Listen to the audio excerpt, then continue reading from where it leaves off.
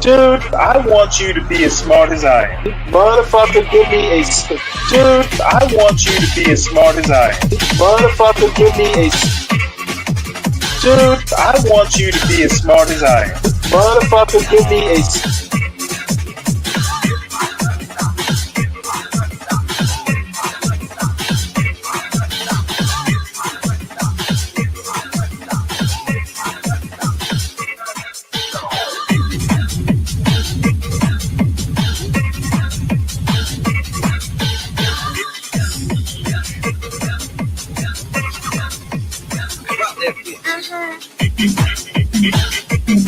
Dude, I want you to be as smart as I am.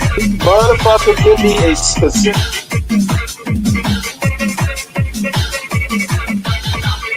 Dude, I want you to be as smart as I am. Motherfucker...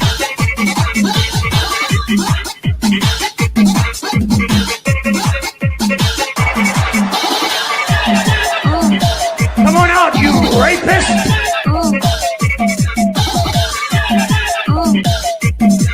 Dude, I want you to be as smart as I am.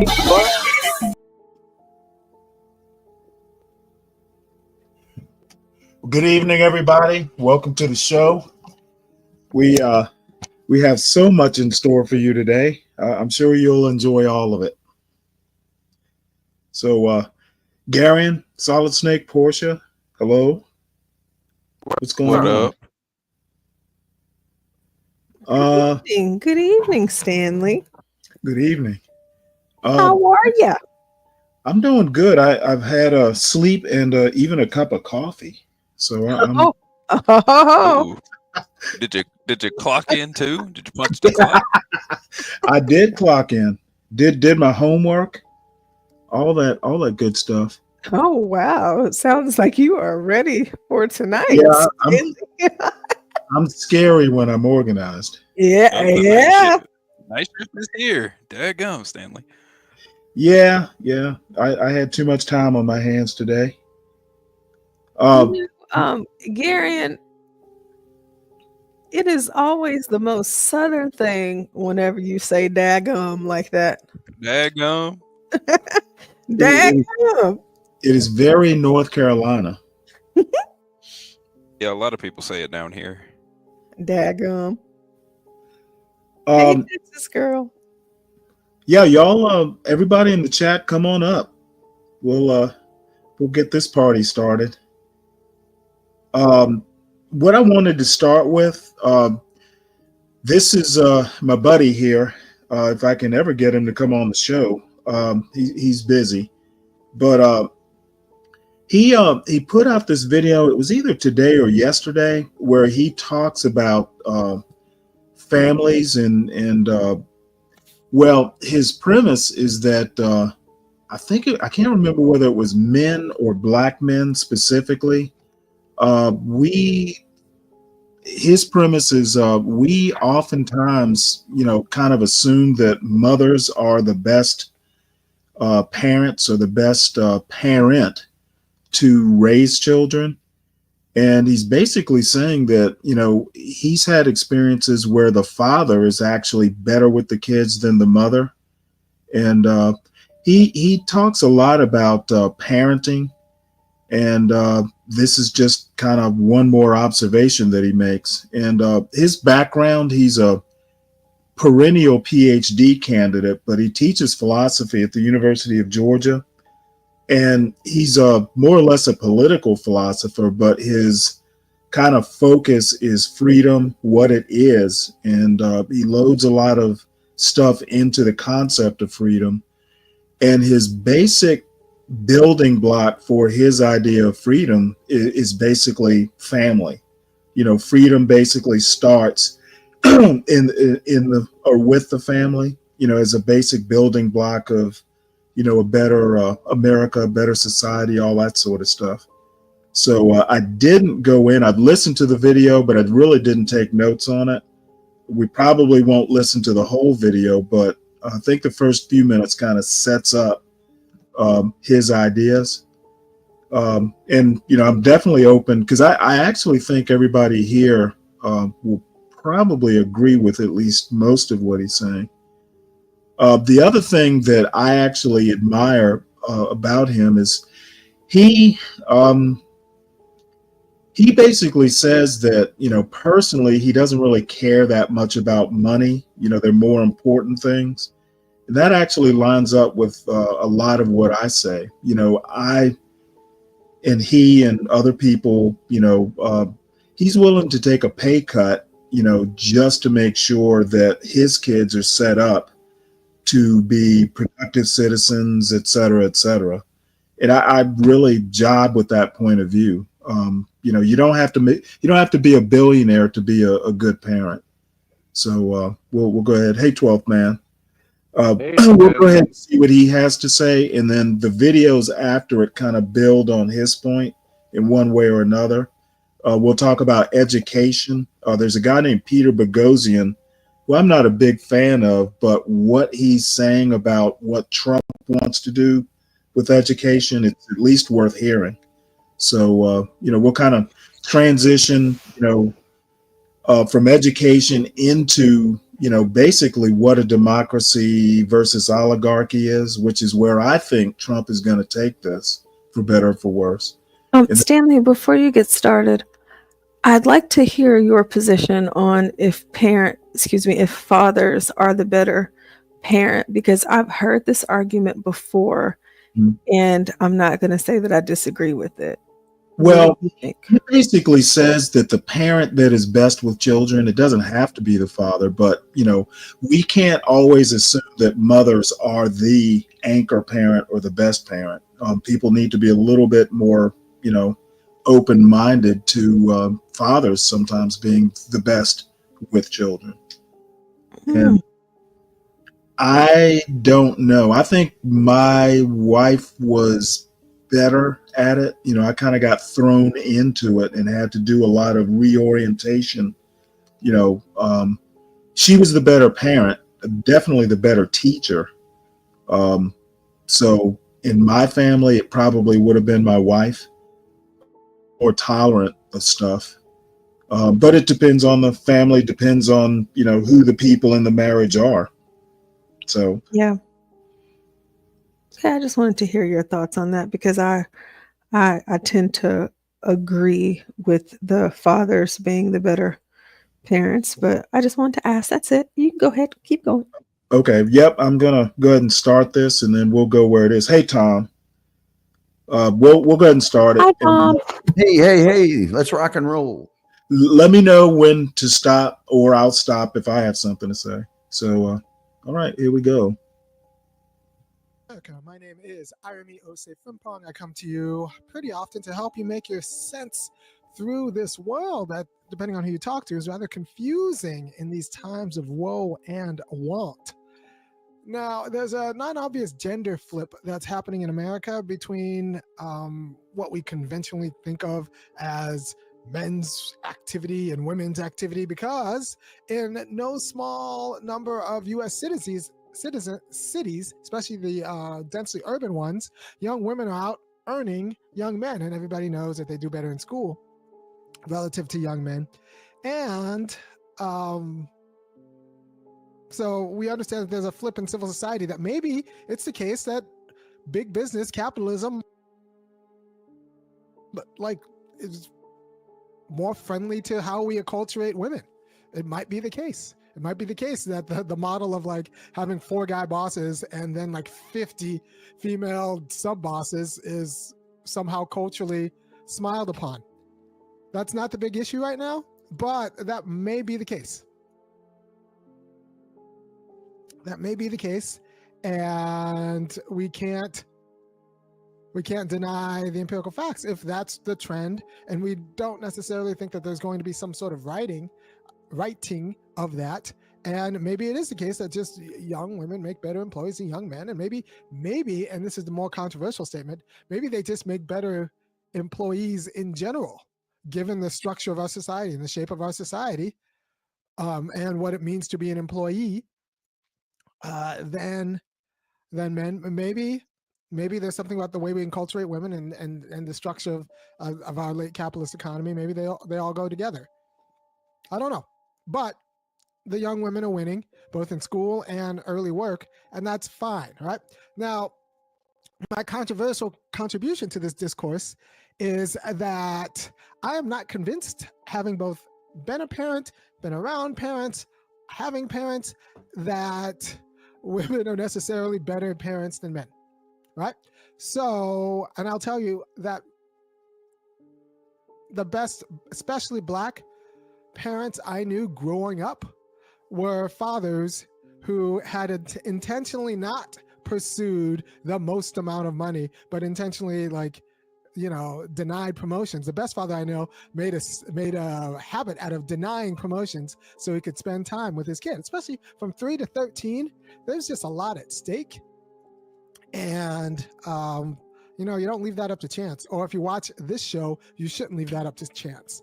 And it may be the case that the way we enculturate men might make them better parents than the way we enculturate women. So I'm saying the flip might be cultural, but it might also be non-obvious. So we might enculturate women in a way that actually makes them better workers.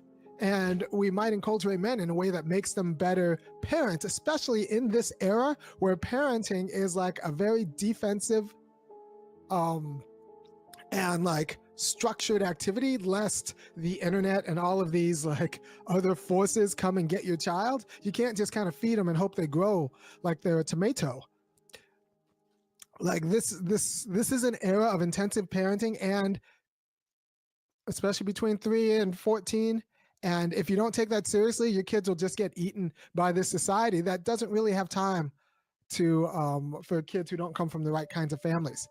And the question is, who makes the right kinds of family in a more regular way? And I will tell you, because I saw this happen in the 80s and 90s when I grew up, Black fathers were very important. I don't want to say that they were necessarily better than their female counterparts, but they were at least as good.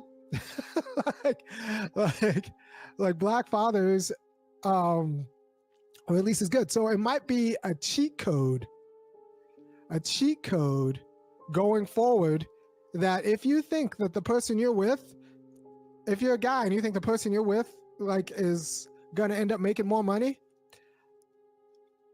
you might just say, go get them, like let them make more money, and then you deny the promotion in order to watch the kids, because it's, you can't take as a given that women are better with kids. Like that's just as ignorant as assuming as a given that men are better in this commercial society, like outside.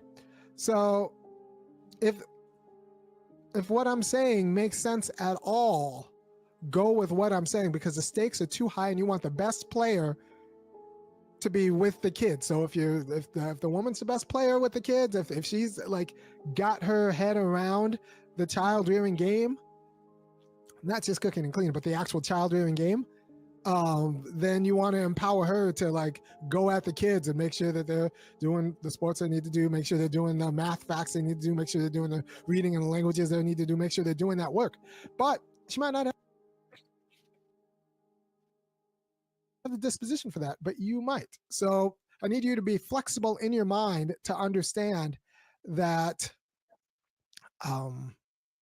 there might be a real gender realignment with respect to civil society and family. And it's not like, maybe it was the case that, you know, the Jacksons would have been fine if it wasn't for Joe Jackson, but a mother, and same with the Williams, and the same with the, you know, John Morant's mom.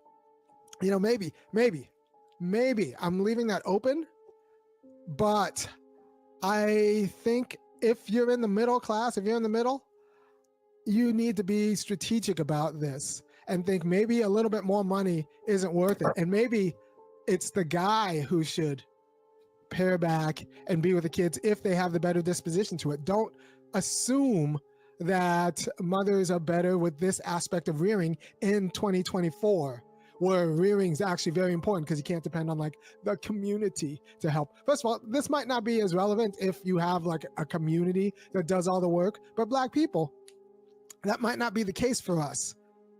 So we need to actually do the work and actually think about how this system ought to be gamed in a world where the gender might be flipping in a stable realignment.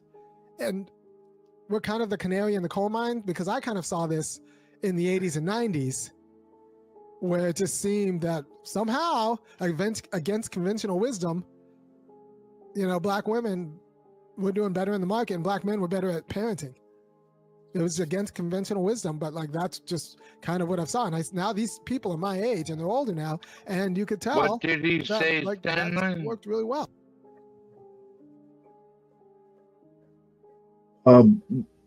He's been talking for about 7 minutes. The last thing he said is his experience is that growing up in the 80s and 90s, his experience was fathers were sometimes, or a lot of times, better with kids than mothers were. And I agree. We need to stop assuming that mothers are the best child rearers. Some women aren't. So, the one thing I like about him is he's not afraid to throw out an odd idea. And Nobleness D, literally says that, the assumption is mothers are closer to the kids, the kids came out of them, all that stuff. But it's not always the case that mothers are the stronger parent. Sometimes fathers are. And if that is the case, we need to be brave enough to, his word is flip, do the gender flip. And, if the woman wants a career and, wants to be, a go-getter, and the father's better with the kids, don't be afraid of flipping the script a bit. So that used to not be that odd of an idea where like the father or the man or the male or whatever was a good father role, take them out fishing and hunting and teach them how to do all the good guy stuff, Used to be back in the day, it wasn't all that odd, Stanley. In my experience has always been, there are strict gender roles. The man does man stuff. The woman does woman stuff. Right. I was kind of lucky in that, my parents were different, but they're different complemented each other. But not everybody's so lucky. Now, there's going to be a problem, in a single mother or a single parent household. Again, my personal experience, in my opinion, my wife was way better with my son. She just, they were kind of, now they were sometimes Tom and Jerry, because they knew how to push each other's buttons, but she was generally more patient and a way better teacher. She had the patience to sit down and, repeat herself. If my son wasn't getting a concept, she was patient enough, to work with him. I'm like, you should pick it up definitely by the second time I tell you. So I had to grow as a parent because I had to. So anyway, I'm belaboring the point, but I think the way I read, the current situation, the man does man stuff, the red pill stuff.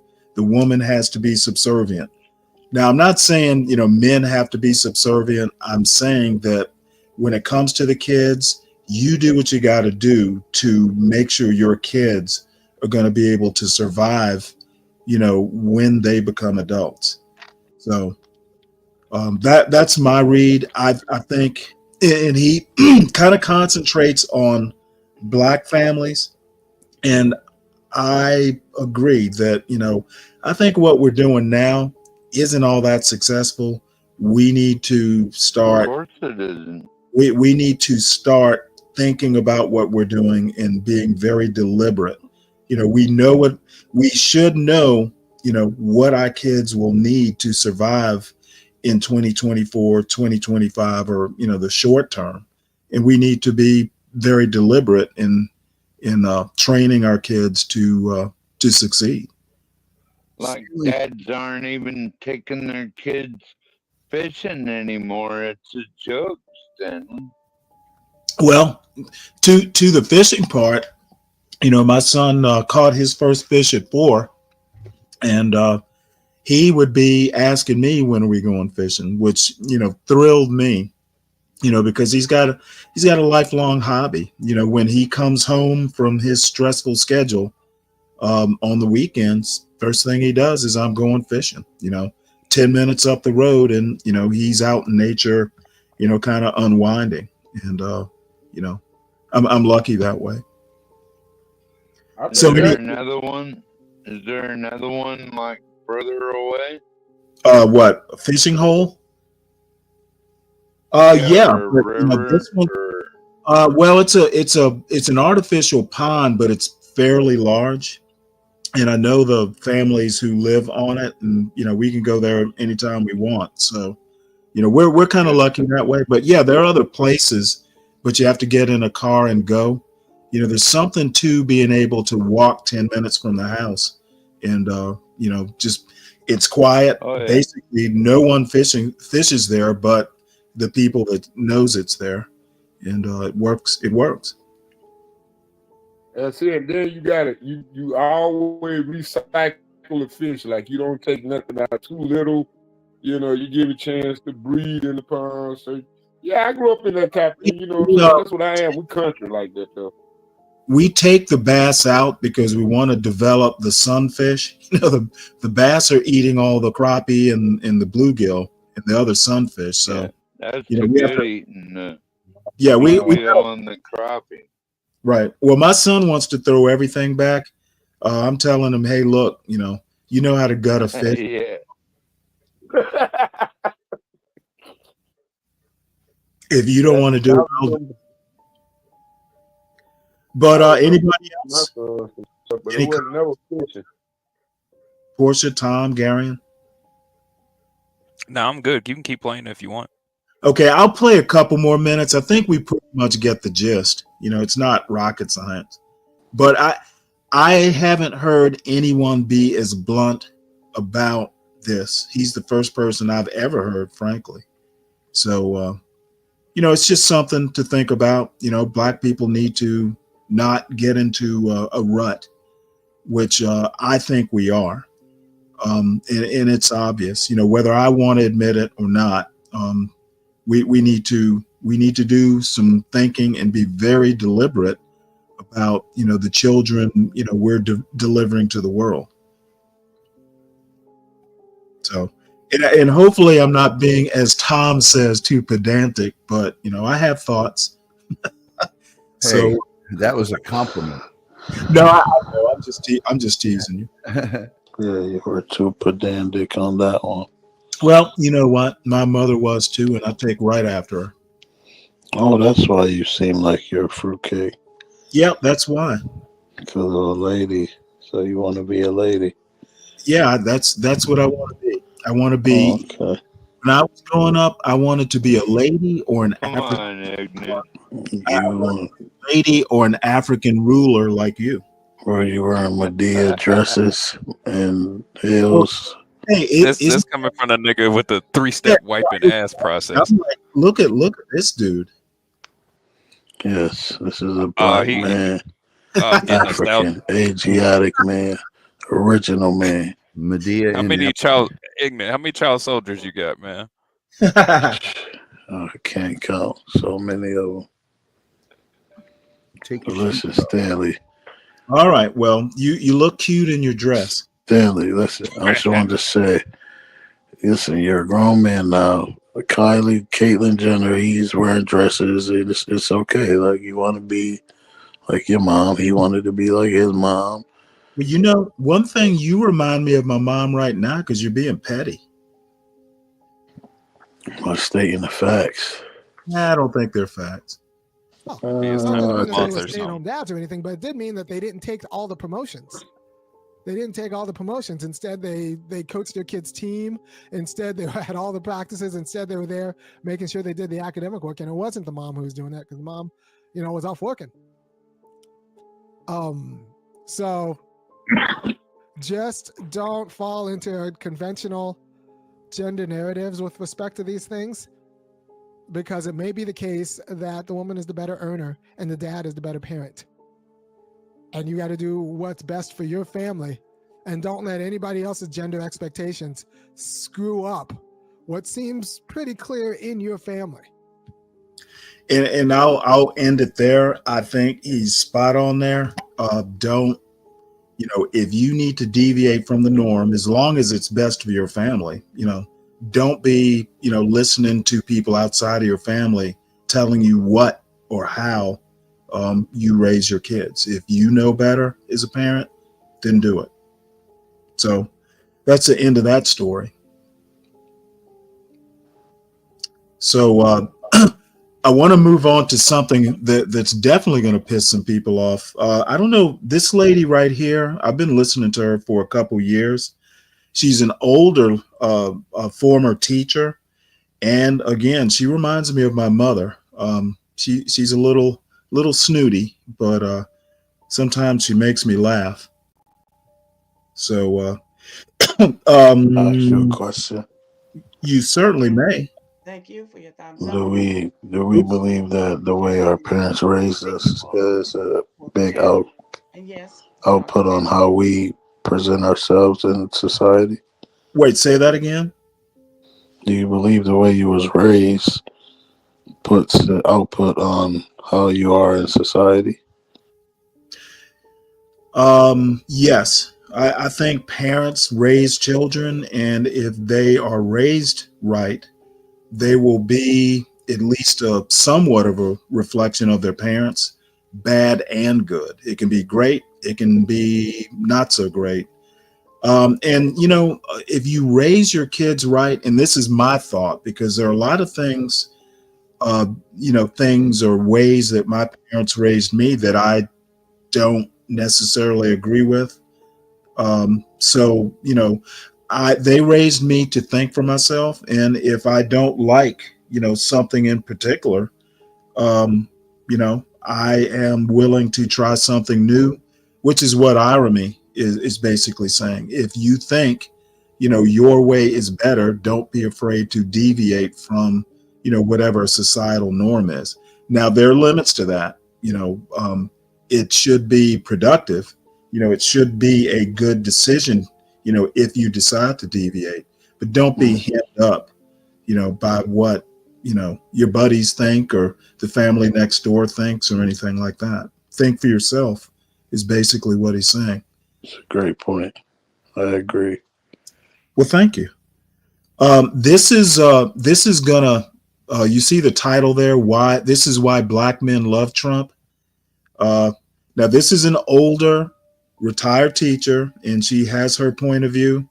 I don't know that I agree or disagree. I'm kind of neutral on that, but she has her ideas, and I think she's worth listening to.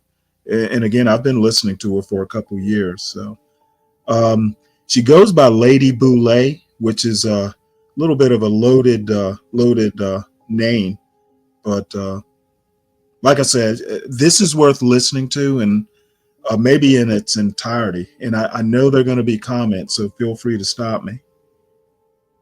As a matter of fact, I expect you to stop me. To love one another, whether we want to or not, or whether we agree with each other or not. I'm going to admit that at first, I didn't see the fascination that some black men have with Donald Trump, because I see him as being the opposite of a black man, especially what I would consider a black man, an upstanding black man that stands for something. And I don't think that those kind of black men are fascinated with Donald Trump. But there is a type of black American man that is fascinated with Donald Trump. I believe, and I could be wrong, that they see him getting away with things that they would never be able to get away with. Wait a minute, And I Stanley. think that they're impressed with that. I think that fascinates them. Don't a lot of black women, aren't a lot of black women fascinated with Trump too? Can we watch a video on that next? Yeah, You got one?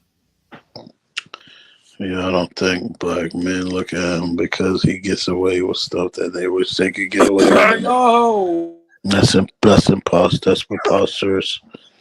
Okay, yo, Stanley, family, what up? Hey, what's up? Just real quick, brother. You know, I always pop in for some wisdom. You know, trying to spill tea, trying to give pearls to wine, spine. You know, swine, wine. You know, whatever. You know how the saying go. You're rhyming. Is this a rap? No, is this white ignorant? No. I honestly, I wanted to mention ignorant right now, right? Here's the thing. I think black people, and I'm not even black, folks. Y'all got to know this. I'm East Indian, right? I'm Punjabi. Most people don't know my people, but y'all just know us as the 7-Eleven folks. But I look up to every culture, and I'm inspired by every culture. And I will go without saying, and this is just my outside perspective of my black brothers and sisters.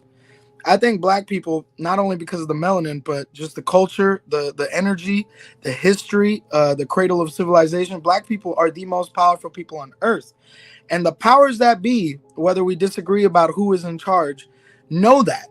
And this is why you have like African immigrants that come to the United States. They don't connect with the black Americans, and the black Americans damn right don't connect with the Africans, right? Like the child soldier jokes, you know, it's all fun, but like, you know, it's like we just take digs at each other and shit.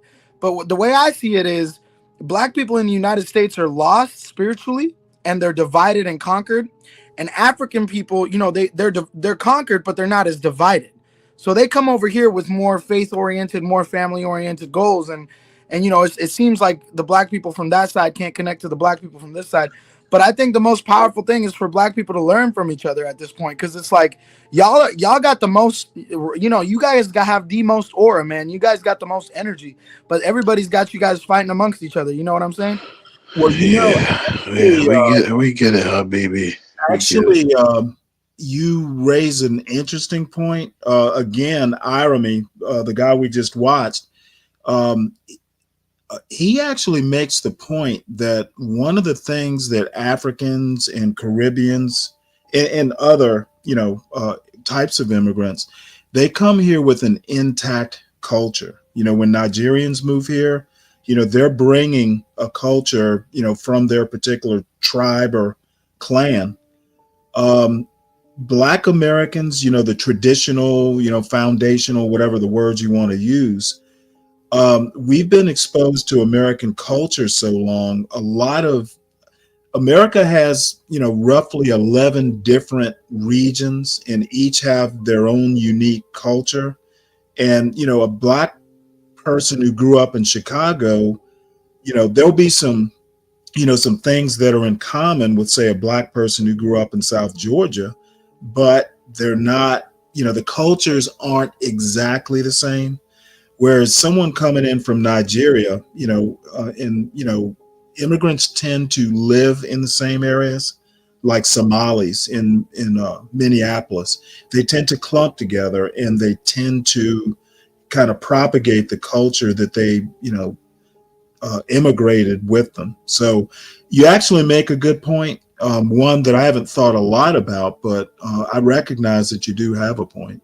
Well, that's the thing, Stanley. It's the same thing with South Asians, right? You got Hindus, you got Muslims, you got Sikhs, and we kind of congregate in our own areas. You're making a very good point. Like that's my thing. Is like, you know, it's weird, bro. Like honestly, I can't believe I'm saying this, but white people are actually racist in a logic sense. Like as brown and black people, we're more racist to people that look like us, and they're racist to people that actually look different than them. You know, like that's just weird to me. Like.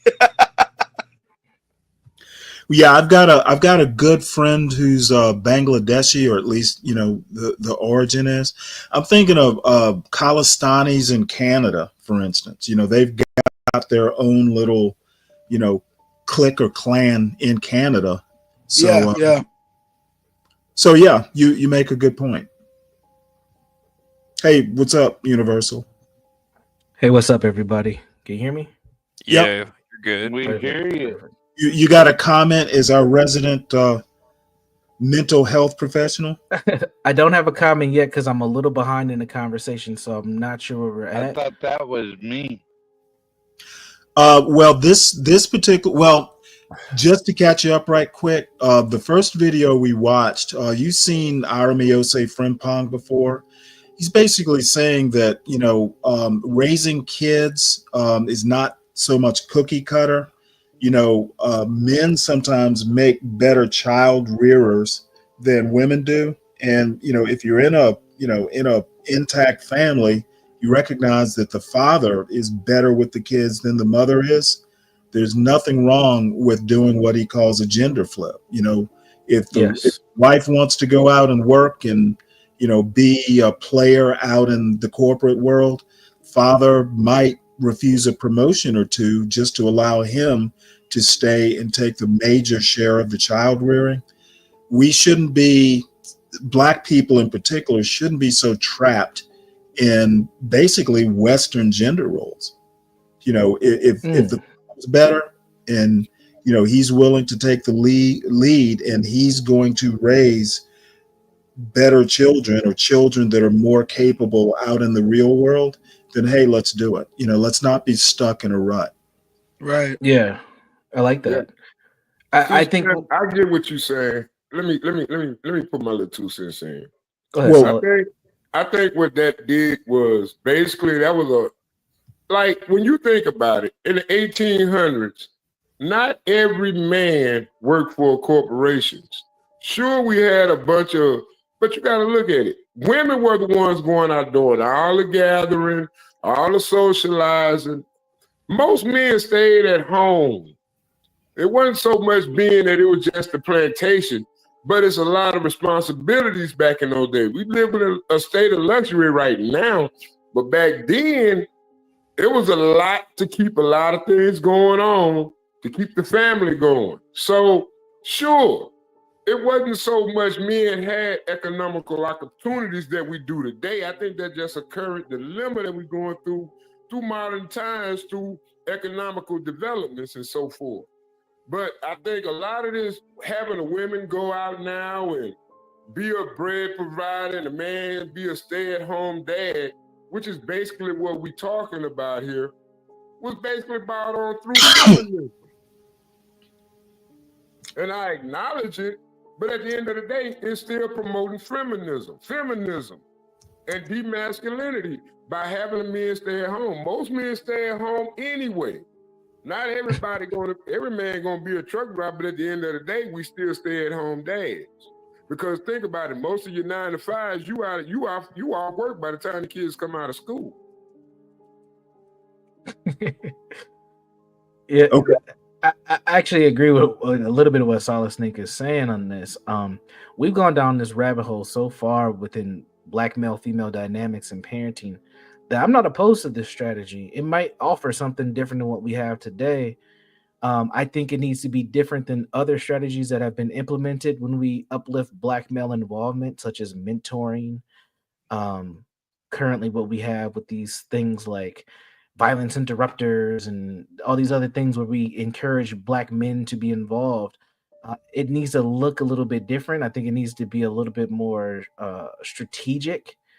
Honestly, Stanley, I wouldn't mind if it had a little bit more of a military stance to it. I think we need some reprogramming of Black children. Yep. That's what I'm saying.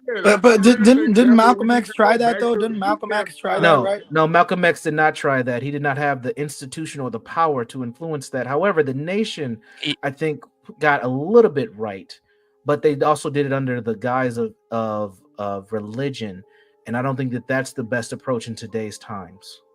Wow, that's a great point, brother. That's a great point. Anybody else? Yeah, I think we need to bring it back home. I have where it really matters. Go ahead, Gary. I was going to say I have a question. How are we going to prevent the sisters, especially the pro-feminist sisters, from sabotaging this movement? I'm sorry, prevent them from what exactly? You're going to work yourself out. From sabotage. I've noticed that whenever don't marry that type of sister. I know that's one thing, but they'll find their way. They'll get their girlfriends to do it. They'll create. I have an idea. Yeah, well, his point is don't let outside influences influence how you decide to raise your family. Yeah, I have an idea how to get the sisters involved. There's 2 types that you need to approach with this strategy. The first type is the single mom who's overwhelmed with her adolescent black males. She needs help. She needs help, and she'll take it whatever way she can. And then the other black female that I would approach is the typical. I'm saying typical with air quotes here, but the black female who's like a middle class, lower middle class professional who's engaged in the educational or academic development and the well-being of black males. Those two will champion something like this. Yeah, but let's be honest. Those upper intellectual, and I could be wrong here. You guys can correct me, but just from my short-lived life experience, the upper intellectual sisters, they kind of go for the more educated men who tend to be of Anglo descent. That's just what I've seen. Yeah, but that's not the sisters I'm talking about, though. So, yeah, they're going to go by proximity. That's who they have available to them. There's not a lot of black men at that top level, so that makes sense. I'm talking about a sister that's probably about a level below her. Let's say bachelor's degree level. They work in social service. They work in government. They go to your church. They can kind of have one foot in and one foot out, and they see the need of they see the need that black men need something that they can't provide. There's not a lot of sisters like that, but there are some that they're championing. They work at the Boys and Girls Club. They work at the YMCA. They help with the church fundraisers, and they help with the booster club for the sports. Those are the black women that I would go to. Anybody else? No, I agree. Okay, now Universal, this next video that we're looking at is, pretty much it's in the title. This is why black men love Trump. This is I don't know if you've heard of her. She's been around for quite some time. She's an older black retired educator. She's a she, and I've listened to her for probably 2 or 3 years now. And this, I heard this today and thought this would be interesting to bring to this space, since it's a, pretty much a MAGA space. So I'll go ahead and start it here. Let's check her out. That he lives outside of the norm. We can't see it, Stanley. We're still looking at the of what you would expect a wealthy white man who stands for something in America to be. Donald Trump is really the opposite of that. He is a degenerate. He does things that any black man, he does things that most men, regardless to their race, will not be able to get away with, and he gets away with those things. And I believe that there is a community of men, and maybe of all races, but definitely of the black race, who really like that. These men like to see him doing these things to women, talking about other groups of people, and just cavalier. Or fucking he doesn't care, snowflake. and he gets away with it. And they know they couldn't get away with it, so they admire that in him. Now, this is how I'm calling it, because I saw this on Twitter, X, and I thought, okay, now I get it. This is why these men are fascinated with Donald Trump. Matter of fact, they love Donald Trump, I believe.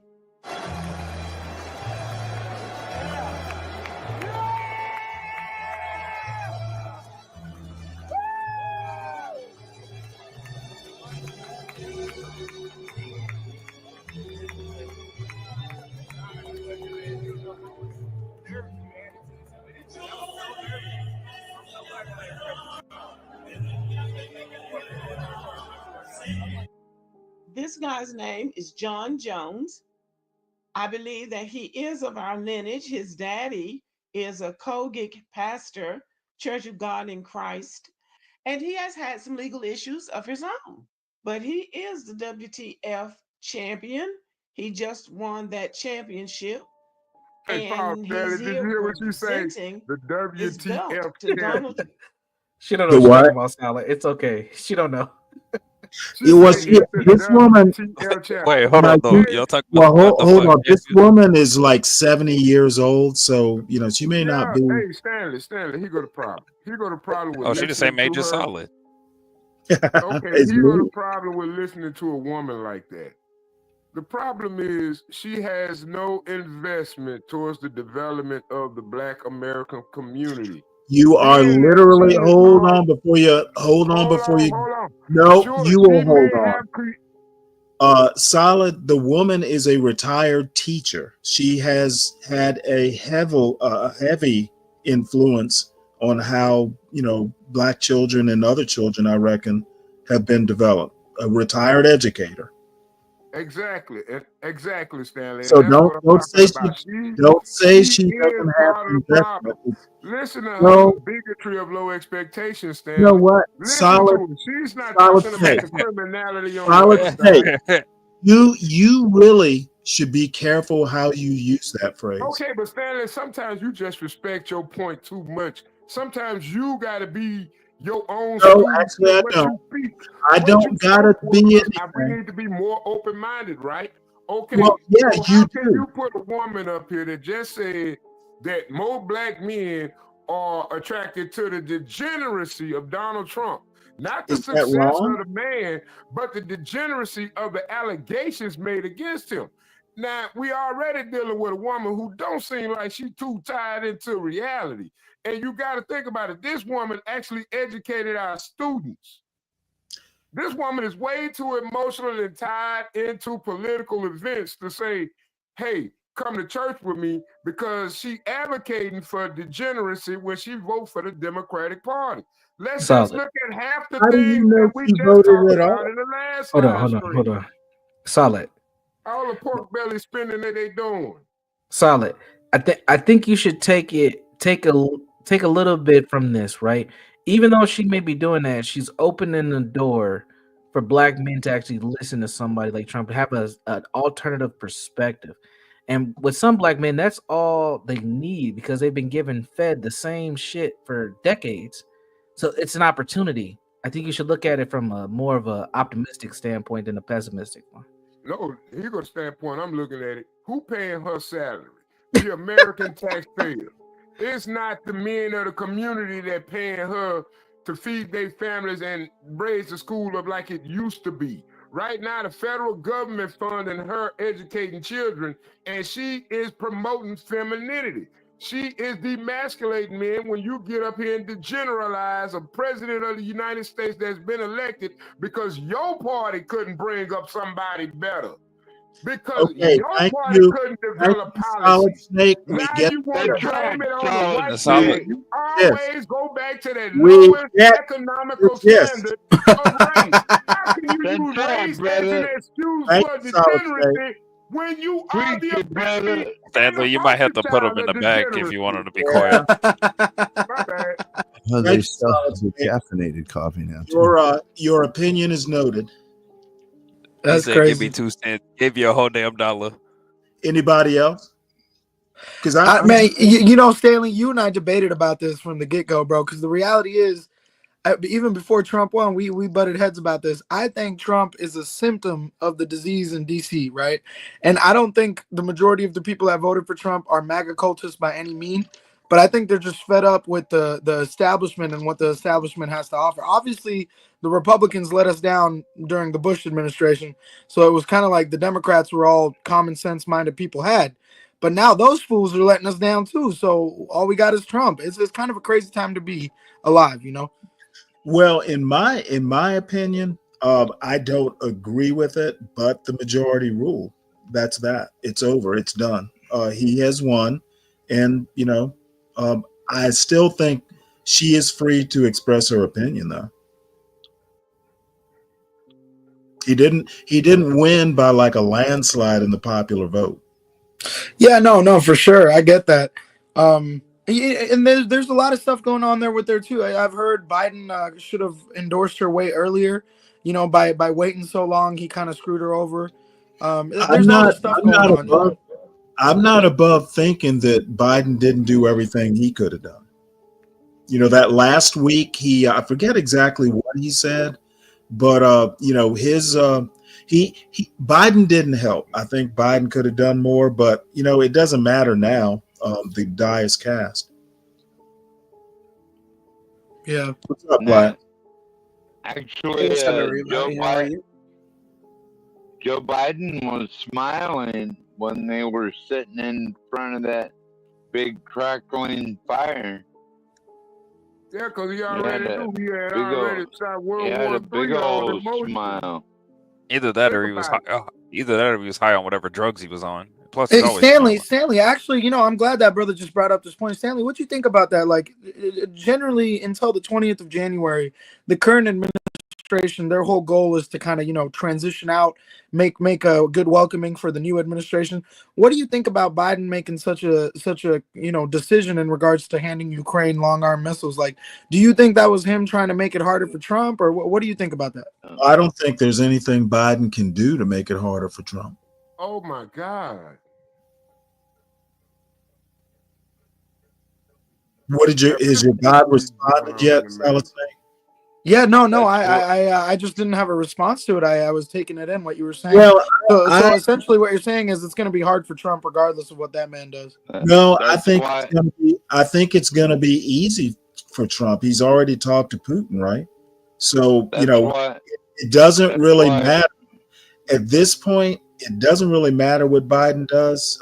He's only got a couple months to do it, and Trump can reverse pretty much anything. Do you understand that they just Hold on, gave Solid another Snake. country? Solid Snake. Hold on. Blacks, Yes, what are sir. your thoughts? My thoughts, a couple of things. First of all, I agree, going back to the parenting, in terms of parents and roles, I first would like to say, just because a woman may be the breadwinner, that does not make her head of the household. So I want men to understand that a woman can go out and hold a professional degree, be a MD, be a dentist, or be a captain of industry, and still have some sort of sense of subservience to the male of the household. I've witnessed it in many ways, my grandparents being one of those ways. My grandmother had a professional degree. She was a psychologist, and in the city of Chicago. Amen, Black. Thank you. And her husband, my grandfather, who is my namesake, stayed at home a lot of the time during that time. I mean, partially because he was sickly, had suffered from tuberculosis from childhood on up. And but he also worked, but he did the majority of the raising of his 4 children, 2 sons, 2 daughters, and was there for all the pivotal moments. And then when those pivotal moments were done, he went and got and became an accountant. But that's the point. Yeah, it takes all types. And when you have something that works in your household, you'd be remiss to allow someone else to come in and tell you what works in your household. Amen. Amen. But can I just, brother, you make a great point, but can I just add to this? Like, I wholeheartedly agree with you. I come from a very traditional family. My mother ran the house, the kids, father brought in the bread, yada, yada. And I think the conventional nuclear family is the only thing that's going to save America. But besides the point, shouldn't we address the fact that there are a lot more men than there have ever been who are more willing to be, stay-at-home dads, or, play video games, or, go live on YouTube or whatever, right? As opposed to doing men haven't changed. We get this rap that we are some misogynist tyrants. That moniker always follows Black men, especially misogyny. We get browbeaten by that term, but Black men historically have been the best fathers in the world, through notwithstanding the times of slavery beforehand. Black men especially, have been that bulwark that has been the cornerstone of a successful household. Men train their children, even biblically speaking. I know not everyone's Christian up here, but I am, and I'll tell you, biblically speaking, that's whose responsibility is for the rearing of the child. It's the man. Nowhere does it say it's the woman's responsibility. It's the man. Yeah. And I think, sorry to interrupt, but I think that follows true with immigrants, especially in this country. Like, as I was stating with my parents being a first generation American, or just around the world, with Asians and all that stuff. You see that in the Middle East. But I feel like here with this open-mindedness towards, philosophy, and we got all this stuff going on in the country now, I feel like it's created an opportunity for men to kind of take the sideline and not achieve the greatness that God intended them to achieve. I feel like as men, I agree with you. I think men should spend 6 to 7 days a week helping to build and protect their society. But I genuinely believe we need to address as men in this day and age. There are more men willing to just laze around and not achieve that potential these days. So it's allowing women to get into these positions and make more money than their counterpart. Well, yeah, men, yes. There is some sort of vein of laziness that has attacked the psyche of America, but that comes from opulence. We are a culture that is service based. We don't make anything here, nothing. And I know, and that's my point, Blacks. That's my point. It's a stretch. I know it's a stretch to say this, but look at the Olympics. At one point, I think that's a symptom of the greater issue. Think about it. America, there was no way anyone for the longest time, at least 50 years, no way anybody was going to be Americans in any of the events that counted. That included swimming, running, wrestling, gymnastics, ice skating. I mean, Russia had to openly cheat in order to beat figure skaters and gymnasts. So I'm just saying, look at what we have now, man. We got somebody like Noah Lyles, and then I'll put this to bed. Someone like Noah Lyles, who's the best that we can produce, and all he is thinking about is putting beads in his hair and painting his fingernails with lightning bolts and all types of crazy homosexual colors. And you're like, God dog, man, is this masculinity? Is this what my child has to look up to, man? My son can even see it, and he's 12. He's like, what the heck, Dad? Blacks, can I interrupt you for a minute? Sure, absolutely. Hey, hold on one second before you go, 12th man. Hey, Portia, you still here? Okay, she might have fallen. I think she said in the chat that she stepped away for a bit. So what really disgusted me was when those two men knocked those two women out in the Olympics. I was like, man, what do women have to look up to? See, that's what I'm talking about. A beat down. Well, we welcome. Hold on, listen. We in this country of America, we basically are devaluing the homogeneousness of our society. We basically disrespecting the history and the culture that created it.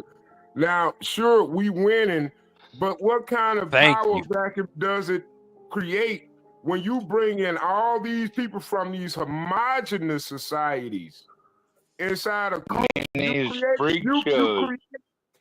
creating a vacuum, whereas you taking away the stabilization and the identity of your country for the benefit and the well-being of other countries that have for centuries been homogenous.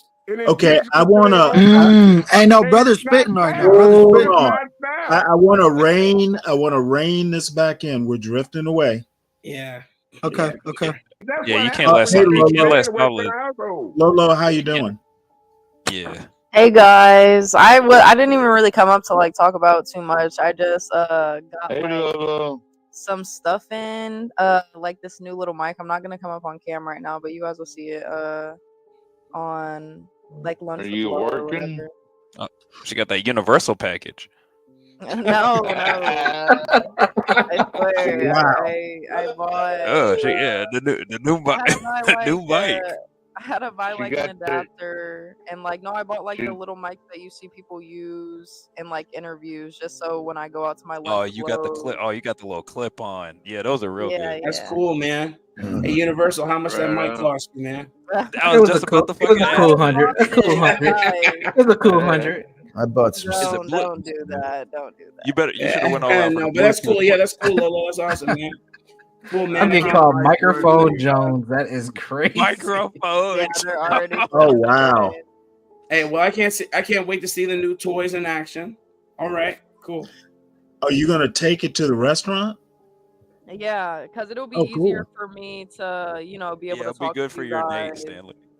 Oh, it's not a date. It's a consult. Hey, wait. Whoa, What's whoa, going on, Stanley! Stanley? I thought Gonna be over here multitasking and shit, getting tips Hold and up. talking to y'all. That's some Stanley, multitasking, yo. Stanley, I are you thought, picking up my girl, bro?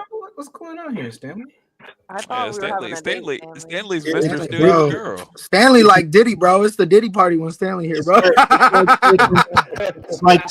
It's like taking your grandpa to dinner. Good, give her baby oil and her So dessert. you bought the mic Stanley, stand. you said that we were No. going on a date. That's crazy. Microphone cross. Lo, you Well, did say you were gonna dress up I for him. thought So when it's a you date. said Right, date, and Stanley said it was a date. I thought when you said Yeah, date, bro. air Hey, quotes.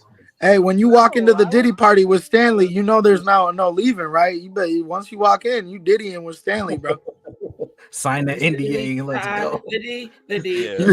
You better sign that Diddler NDA. You got to sign that Diddler NDA. Watch out for the. Stanley Make back sure out that here, contract's laminated so the baby oil All, don't ruin all it. right. All right, but So anyway, beyond that, we wanna back in, and I wanted to drift get back to this angry black woman we're about to hear. Stanley, I got a question, Stanley. What's that? Would you pop the balloon and she walked in the room? Would you pop the balloon? What? Before she said anything, would you pop the balloon? How old you This say lady she right is? here. See, this is why you don't. Okay. Hey, she look like a milk. All right, all right, I folks. wanted to get back to That's a gorgeous sister right there. That's a gorgeous She sister. look like She a is milk to me, man. Well, let's hear what man. Hey, let's man, she should not be unhappy. Oh my She God. just met the wrong man. all right. You Well, got let's the hear back what the Promise to angry God, I'll sister pop it has to off. say. I'll pop it off. I'll pop that shit. She's sick of these thugs in the hood. Calm down, Solid. Calm down. Here we go. Understand nuance, and to the people who are intentionally not hearing what Black women are saying, listen. Your value's too high, woman. I heard someone say Okay, this. Pebblehead. That election was y'all giving us your. Oh no! Don't do this. That's no, the don't Lord. do it. That's the Lord. The NSA watching Stanley. The NSA watching Stanley. Now we're gonna sit on ours. The utter. Wait, let me rewind that back because I need to make sure. Other Black people. So, Stanley, you wouldn't date that woman. Oh, absolutely, I would. That's course all you I'm would. saying. Of course you would, Stanley. Yeah, I would. Shit. Old men like me can't afford to be, choosy. Stanley, you know she's gonna run your wallet Come up on, and then Stanley, tell that you it's woman not gonna look work. good. I promise you, she look Well, like hold she on. could Let be him 40. speak. What about this Let me stop. genocide? What about that genocide? What about this? There has been a genocide on Black women since we got to this continent, Oh my God. Oh my And goodness. she's 70 years old. and it has not stopped. And no one gives a fuck about that. Oh We my are God. losing our Listen lives to this to woman. save yours. We should 20 have saved million each other dead hairline. children, says That's what we otherwise. Y'all have lost Hey, let the sister your speak, human man. shields. Y'all have lost the organizers, the event planners, the mouthpieces of movements, the people who have allowed you guys to sit back and dust your hands off. Y'all have lost that. And now y'all are scrambling Damn, tell him, sis. because you don't know. We were the movement. Without us, there was no movement. Even with the whole white feminism and everybody's thanking Susan B. Anthony, which come the fuck on. She was just as racist as y'all are now. Damn. They used our work back then. Damn. And then left us You're in the dust. racist. And now we're like, okay, y'all want to leave us in the dust? Okay. Y'all go ahead. You guys, y'all got it. And y'all are losing your minds. And you sound like abusers. Black women, against their will, have been involved in a centuries-long abusive relationship. Ooh. Anytime you leave an abuser, the abuser starts panicking. See, you're never going to make it without me. See, I never needed you. See, I know you always hated me. So you're just going to tear our family apart? Isn't this what she's doing? Exactly. Yes. No, she's Hold sitting in on, the, hold on. And I've had Damn. white women She's and sitting in the car Hispanic talking. women. Well, you know, you can't be like that. This isn't the time for division, baby. She's talking to a Y'all specific voted for man. division. Tyrone. Yeah. Hey, I ain't gonna lie. You don't see no Harriet Love Tubmans now? to gaslight us and villainize us. Hey, Stanley, I don't see no Rosa Parks now. I think 2 weeks ago. I apologize They're to all the dead. people in Or the I chat, said They're dead. that but y'all too young for that right there. Yeah, hey, dog. Stanley, She pause it was real quick. attractive. Stanley. losing your relationship the moment you start taking care She was attractive. But here's the thing. I feel what y'all saying. She might be part of the problem, but at the same time, I think she's making a good point in regards to how many female black leaders are there now compared to back then. Like, there's really not any, right? Outside of Kamala, No, I mean, or that's a Oprah. daggum lie. There are. Well, Outside of Oprah and Kamala, who you got? Who you got? Fannie Willis, that one big black girl that tried to sue Trump. Fani. Angela Yeah, Davis. Fani Willis. I keep saying She's not. Fannie. She's not trying to sue Trump. She is suing Trump, at least as of Listen, now. there was another black girl Yeah. who tried to sue Trump as well. What was her name? You're talking the Attorney General of New York, Letitia James. Yeah, Letitia Yes, Jackson. Letitia Letitia James. Jackson. No, it's James. Letitia Oh, James. James? Yeah. But Stanley, I got a question. Why do you think a woman of that age and that beauty and that level, I ain't gonna lie, she could have been Solid, at least stop a 9 doing or a it, 10 bro. on the scale of women. Oh my I can God. answer this question. I'm just She saying, dealt with too many why is solid she snakes in single? her life. Yeah. Hey, and I might be out of pocket with my Punjabi ass for speaking on this, but you think this might also have to Why be she with just all the didn't black settle? men out here? All the black men out here, you know, our black brothers just really just getting it out here. They can't stay loyal to one woman. They gotta have this side mama action. You know, a lot of us Indian Chinese guys, we don't got that kind of confidence. You know, we book a girl, you know, that's all. We ain't gonna have the confidence to tell her, look, you you're my Indian? man. Good, I'm gonna have a couple of sides. But hey, look, I got a lot of black friends, bro. Listen, I got a lot of black friends. Hey, hold Good. on. Friends with baby Hold mamas, bro. on, You bro. know, like Someone mute this their nigga, baby please. mamas are Hey, God is good. Listen. Let someone else talk. It comes Yeah, from I've never in my life seen an discipline, young Indian. man. Discipline. Hold on. What you saying, Black? I said, go ahead. I've never in my life seen an Indian who didn't have 2 or 3 side pieces. That's crazy. You capping, bro. I'm not capping at all. I'm from the city of Chicago. Yeah, no, I'm with from blacks the on city this of one. Chicago, Indians got the baby land mamas where out all the the ass. Punjabis own all the clothing stores. Every single one of them had at least 4 or 5 damn side pieces. And I witnessed Don't you guys allowed to have multiple wives though? And they had children. And they had children by them that they were simultaneously taking care of, and their main old lady knew about it. And as long as they didn't bring them home, as long as they weren't on the same level as their real children, that bitch didn't have a problem. Okay. So I just got fact checked. So it's not a black thing. It's a all men thing. No, it's an all people thing because this bitch probably does it too. Listen, I don't know. I don't know anything about. I don't know anything about any of that beyond what I just said. But I'll tell you Yes, this. sir. Stanley, zoom in on this chick, and Why? I wanna ask, why does she have a Fu Manchu? So if I zoom in, is she gonna be able to hear your question? He said, "Why does she have a?" No, I want to know why she's grabbing her beard. You know what? Literally just her hand position. Hold on one sec. I will drop the link in your back chat, and you can ask her. Look at anybody can zoom in. Anybody on the panel can look at that. Okay, I'm not going to zoom in. What I will do is drop the link so you can get in her. Okay, what I'm gonna do is it's like working in a goddamn nursing home. God damn. You know what?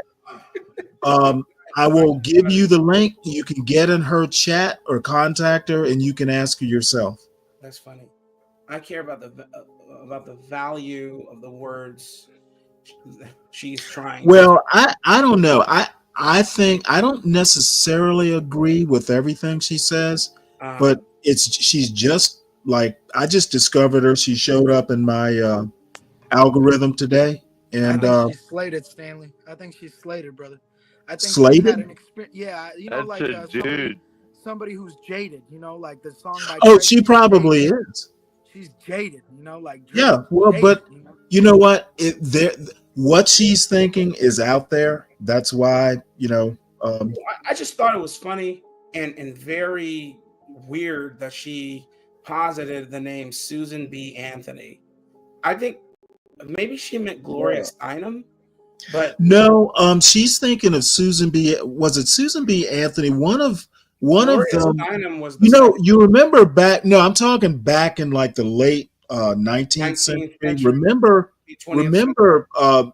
the feminists or the people who were women suffragettes or whatever they were called. Yeah, that's Susan. They had a huge problem with the 16th Amendment. Remember? I'm sorry, the 15th Amendment. Remember Douglas and it wasn't Susan B. Anthony. It was I can't remember her name. They had a huge problem with the 15th Amendment because it allowed black men to vote, but it didn't allow white women to vote, and there was some headbanging. Yes, and it was because of the. That's why she's saying racist. I think that's what she's talking Well, about. she tried to Which say is crazy because a women lot were of the- men agree that women ruin the voting. She was trying to posit that black women had everything to do with this. And she, Well, not with women's Susan suffrage. B. Anthony, but black women historically didn't come into play as it pertains to the feminist movement until Gloria Steinem. Second wave feminism. Well, I would think what's her name? Damn it, Bell Hooks. Well, bell hooks, yes, but I mean, you didn't really see it until Gloria Steinem. Gloria Steinem, that CIA agent harlot, was one of the principal reasons black women decided to be completely. Well, let me ask you a question. I think black women got recruited into it because Yes, essentially, I would say white feminists basically used black women to get to black men. That's why they were recruited. Yeah, that's the point I'm making. I'm saying Gloria Steinem was the catalyst, and Right. Black women were not thinking the way she's thinking now before Gloria Steinem. That was Yeah, right. You're right, Tom. Elizabeth Cady Stanton. I couldn't think of her name. Hey, y'all know what I was thinking about? That Bill Burr comedy episode. I mean, on that SNL monologue, when he talked about white women just stuck their Gucci boot foot put over the rope So and just took on everybody's. I think we pretty much, as much as I like video. As much as, do you want to finish it, or do you think we have the jet? I think we should, but really quick, Stanley. I in the last couple of days, I put it in the chat about the Combahee River Collective. Have you checked that out before? Yeah, I've heard of it. I've never checked it out. Okay, all right, because I think there might be a line with this conversation. I'll put a link in the back chat, but we should finish this video. Okay. Care of yourself and prioritizing yourself, because the people who are benefiting from you sacrificing yourself are going to be pissed.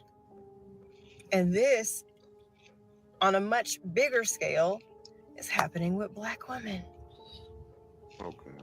Everybody that's angry at us and saying all these crazy things about black women, you're just showing everyone that you are one of the people benefiting from our free labor. Either that, or you are naive and very, very uneducated. I've seen some creators that I have actually enjoyed their content for quite some time join in on this hatred of black women. I'm talking about other black creators. And I'm immediately like, ew, ew, ew. I see who that 7% was.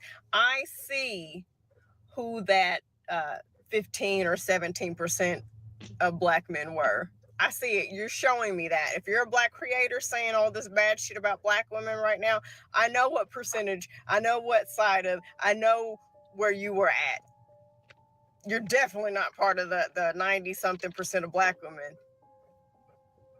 You're definitely not a part of the 83% of black men if I hear you come on this app saying that shit about other black women. I know where you stand. And everybody, we learn big words on this app, so I'm going to use one. Everybody's talking about nuance. But they seem to not have those skills when it's time for black women to do what's best for them. Some of y'all motherfuckers are weird. And one thing I will always do and always have done is stick by black women as someone who is one, as someone who is raising one, as someone who is in a family of them, as someone who is friends to them. I will never be a part of any team who talks shit about black women. Oh, God. And if you're a black person on this app making fun of black women, saying we're stupid and we're dumb and we're this and we're that, you can go fuck yourself, quite honestly. Wow. I don't know. I think Portia is more black than she is. Hey, if you Honestly. Well, 12 man, I'm always kind of dubious when you and others, comment on what is black and what is not. I'm just saying, if you stuck that woman in a room and you had 3 different men in that room of 3 varying wealth levels, she's going to choose the high wealth level that she's going to do the best by. She ain't going to do her best by the low wealth level. What does that have to do with anything, Sala? Sala, what are you talking about, bro? Still single. Okay. There's too many women around here. They all competing for the same damn thing. Ain't none of these women. And what are they competing for exactly? They compete for 12 man. Expectations. They're competing for solid have high food. expectations for your breed, but you steadily bringing in new breeds. Hey, Stanley, what's that girl in the video competing for? What's she competing Well, for? I know, 12th man, I know what she's not competing for. What? She ain't got to worry about it. She's not. So anyway, that's what she has to say. And I know she ain't no 70 years old, Stanley. You can stop lying. No. That was this lady. Oh, I'm finna She ain't say. competing for no doge job, I guarantee you that. Yeah, well, 12th man, your observations on what is black and blackness are always appreciated. She sound like one of them girls that'll put something in your lemonade and your Thank you breakfast very just much, because you never Mr. started. Stanley. John Jones, the greatest of all time. Yeah. So, oh, thank God you wrote the mic down. We pretty much this is the retired teacher. I think we pretty much are done with what she has to say. We got that gist right. What's your comment? The why? Okay, can you hold on a second, Solid Snake? I want to hear your thoughts. Okay, I want you to hold on, please. Guys, are we pretty much done with this video? Yeah. What you mean? Okay. I believe Jones? so. Nah, play that John Jones shit. Pause. Let's see. No Okay, pause, so bro. give me pause, bro. one John sec Jones all day, here. baby. John Jones, black excellence, bro. What?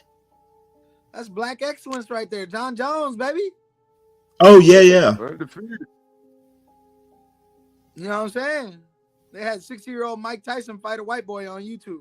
Shameful. Yeah, I wasn't. I kind of feel sorry for Mike, but he'll be okay. I don't. He getting paid. Yeah, exactly. He got $8 That's million. why I I'd be say happy too. he'll be okay. 20 million. I don't feel sorry for that motherfucker. 20 million in his pocket, and he I barely thought it was 8. he barely Nah, took 12 any man's just hits. talking. Everybody's salaries. He barely took any hits. Okay, so what I'm doing here is I'm switching gears just a little bit. Kind of moving on. Are you guys familiar with Peter Boghossian? Yeah, he's a weirdo. Yes. Well, he is. I am. He's a colleague of James Lindsay. I'm not a huge fan of his, but every now and again he says something interesting, and what he's talking about here is literally in the title. You listen to Dr. James Lindsay? Rarely, but I know who he is. Okay, I was wondering. I've Matter read some stuff. matter of fact, I subscribe. I subscribe to his New Directions. He's got a whole website. Yeah, he does new discourse. New discourses. Yeah, I'm fairly familiar. Of course, I don't agree with him, but here's the deal, Blacks, and you know this as well as I do. You can't engage the other side if you don't know what they're saying. I do agree with that. Yeah. So I listen to James Lindsay. I know who Boghossian is. I know who what's the lady's name? She wrote the book that what is it? Make Peace. I can't remember her name, but I'm familiar with that whole heterodox new discourses crowd. Mm-hmm. So, and this what he's saying about Trump's education plans, I thoroughly disagree with, but what he's saying is important to know. So this is a little bit of a direction shift, but not. It's leading up to something. Stanley, you don't agree with dismantling the Department of Education? I'm more interested in what he has to say about the Department of Education, and then we can talk about what what I think after we're done with this video. Now, I skipped it. I skipped it ahead to a point where I thought, we're gonna dismantle it. Can we skip ahead? I have already skipped it ahead to a point to where it started getting interesting. So I've taken care of the skipping ahead.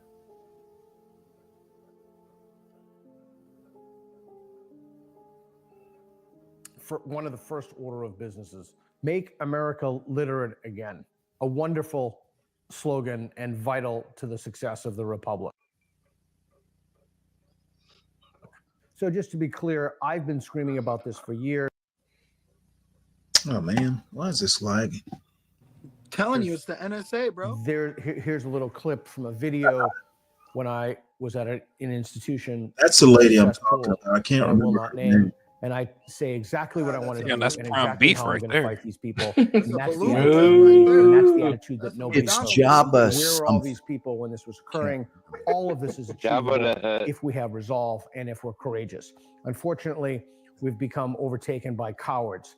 But I suppose that's the case in any society.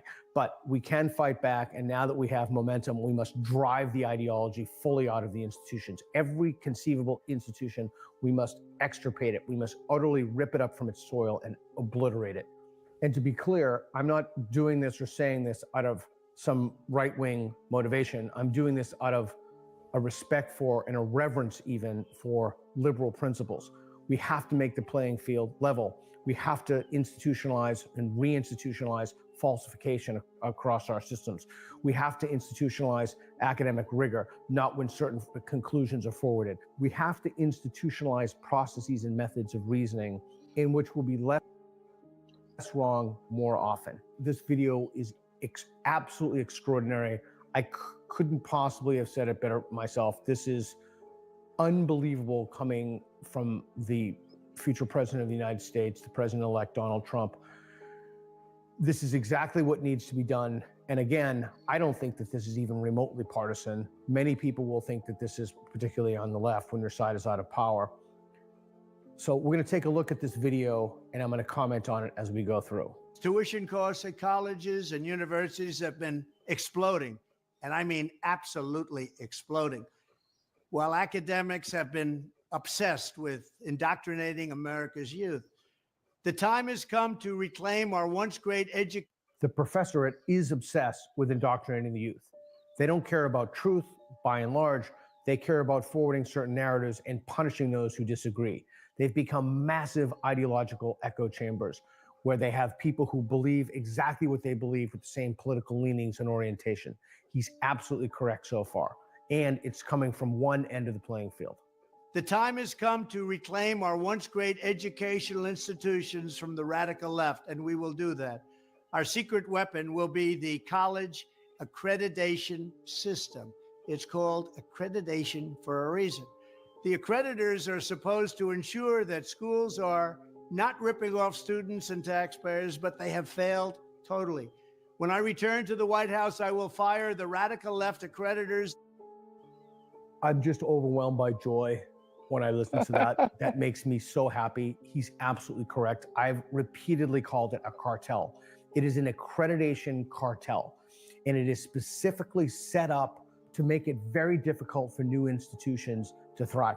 Nobody accredits the accreditors. There's no system in place of checks and balances for the accreditors. The whole thing is a big scam. One big scam. In Trump's first term, he did something about it and he broke up the cartel. But hopefully now he's going to demolish it. We will then accept applications for new accreditors who will impose real standards on colleges once again and once and for all. These standards will include defending the American tradition and Western civilization, protecting free speech, eliminating wasteful administrative positions that drive up costs incredibly, removing all Marxist diversity, equity, and inclusion bureaucrats, offering options for accelerated and low-cost degrees, providing meaningful job placement and career services.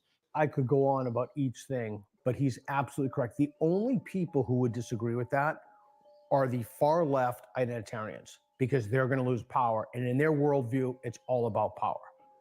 That's the kind of people who are going to disagree with this. But this is exactly what we need to just restore balance in the system. And isn't it ironic, as many have said repeatedly, that it is a conservative, if one would even call Trump that, who will reinstate liberal principles in education. That's the hard pill to swallow for most people. But he is absolutely correct. This is 100% what we need to do to restore an actual system of education in the country. And if you have a problem with Marxism, saying that's too extreme, check out James Lindsay's book, The Marxification of Education. And implementing college entrance and exit exams to prove that students are actually learning and getting their money's worth. Furthermore, I will direct the Department of Justice to pursue federal civil rights cases against schools that continue to engage in racial discrimination. Okay, this is great. I personally don't think it goes far enough, but this is fantastic. Think about all the Asians who were discriminated against in applying to elite schools, Ivy League schools. You needed SAT scores, for example, significantly above non-Asians. I think all of those people we should pull from the endowment. Those institutions should be sued and they should be given to the people who were denied admission to the universities. Look, if this were African Americans, nobody would have any second thoughts about it. They'd be like, well, of course. Well, why would it be any different if they're Asian Americans? They're discriminated against. They have been discriminated against on the basis of their race, and they're entitled to compensation. So I think we should take the endowments of the universities, particularly the elite universities, find all the people who applied, and we'll just divvy up their endowments. This is justice and this is fairness. And schools that persist in explicit, unlawful discrimination under the guise of equity will not only have their endowments taxed, but through budget reconciliation, I will advance a measure to have them fined up to the entire amount of their endowment. This is great. I can't say enough about it, only in that it doesn't go so far as to be retroactive. I think this should also be retroactive for all those people, particularly Asians, who are discriminated against. But yeah, there's nothing to disagree with here unless you think we should discriminate against people on the basis of their race.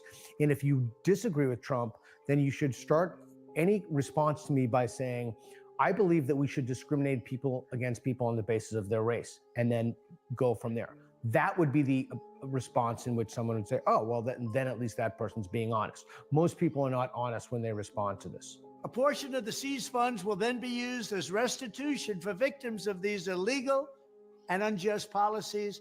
Everyone wants to claim they're a victim. In this case, we have actual victims.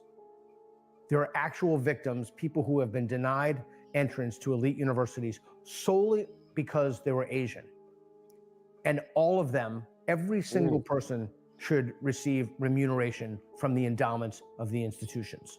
I would literally dismantle the entire endowment and give it away. Policies that hurt our country so badly. Colleges have gotten hundreds of billions of dollars from hardworking taxpayers, and now we are going to get this anti-American insanity out of our institutions once and for all. We are going to have real education in America. Can you pause it, Stanley? Genius. I mean, if what do you think about all that? I think he's full of shit. Well, can you please elaborate for the panel? Number one, the Asian quote discrimination. They won the two Supreme Court cases. There is no affirmative action, at least as we know it.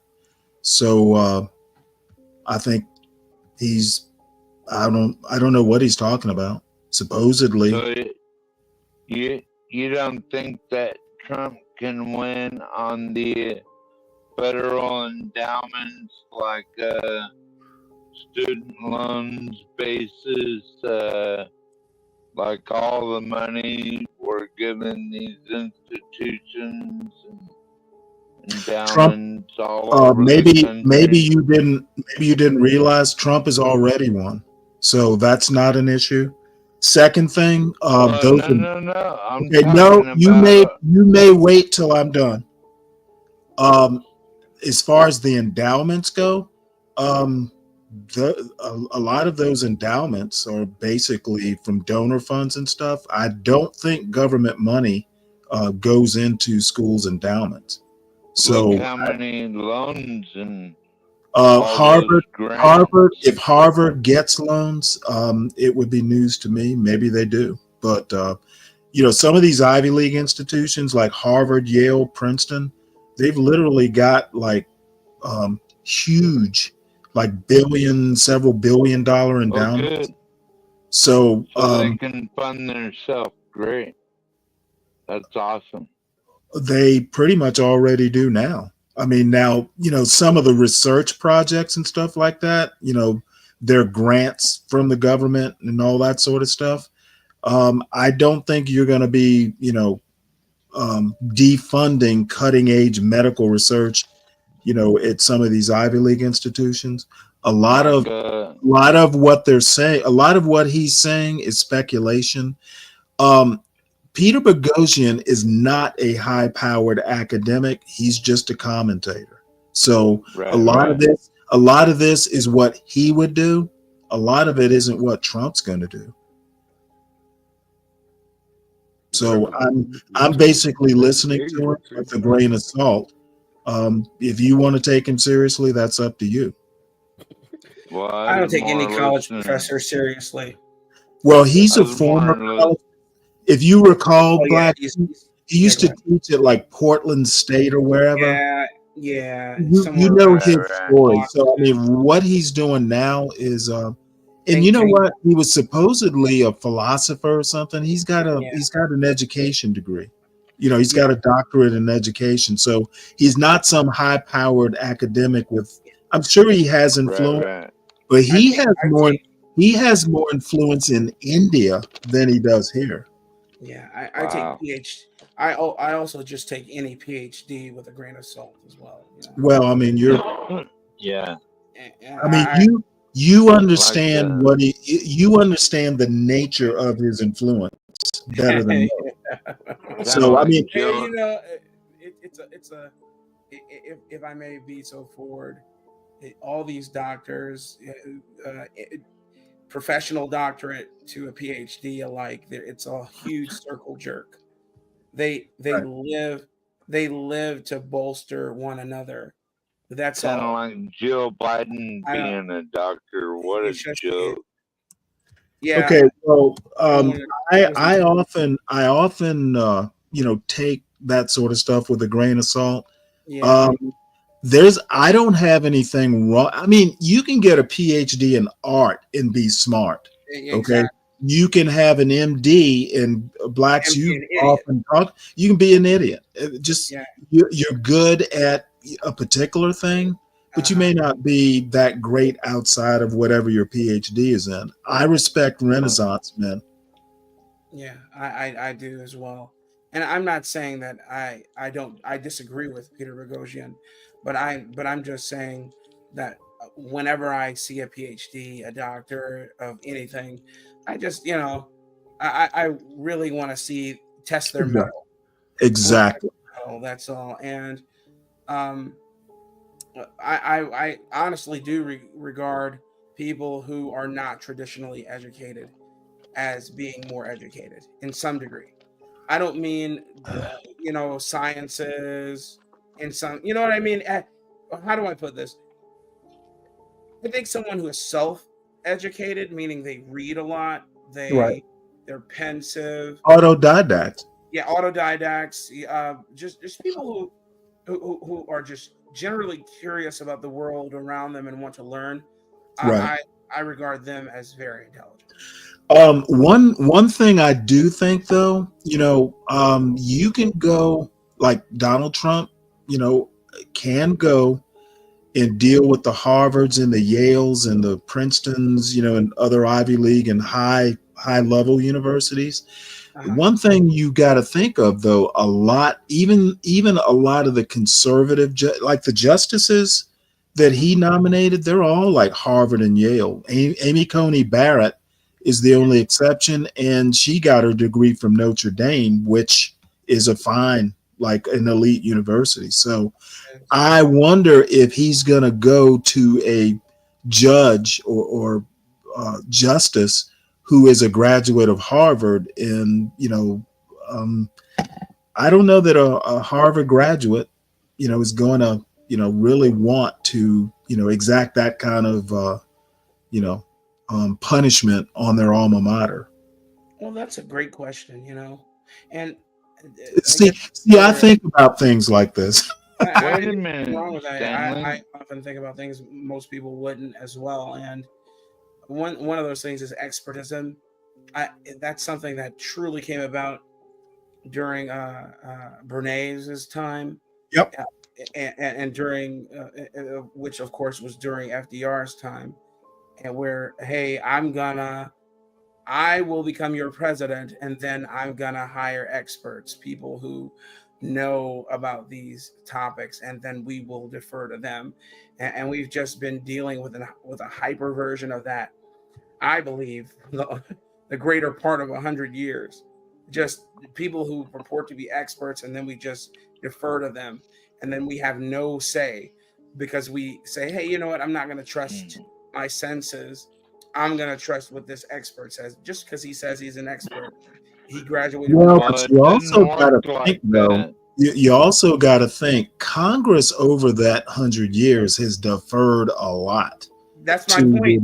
Yeah. Yes, they deferred to expertise, and you're like, wow. I'm like, who's this person? Well, that's why we have a Congress, right? I mean, Stanley? they deferred to PETA, for instance. I'll just use them, PETA. The singular source for ruining any animal fun you'll ever have. I mean, there's a black circus now that the circus, the only black circus in existence, Universal Circus, can no longer use animals anymore because PETA for the last 10 years has been suing them into oblivion because they claim that they've been having inhumane practices toward their animals. There's no evidence of it, but they just don't want anybody to have access to that. You can't ride the horses. You can't keep the elephants, etc. That's all they had was horses and elephants.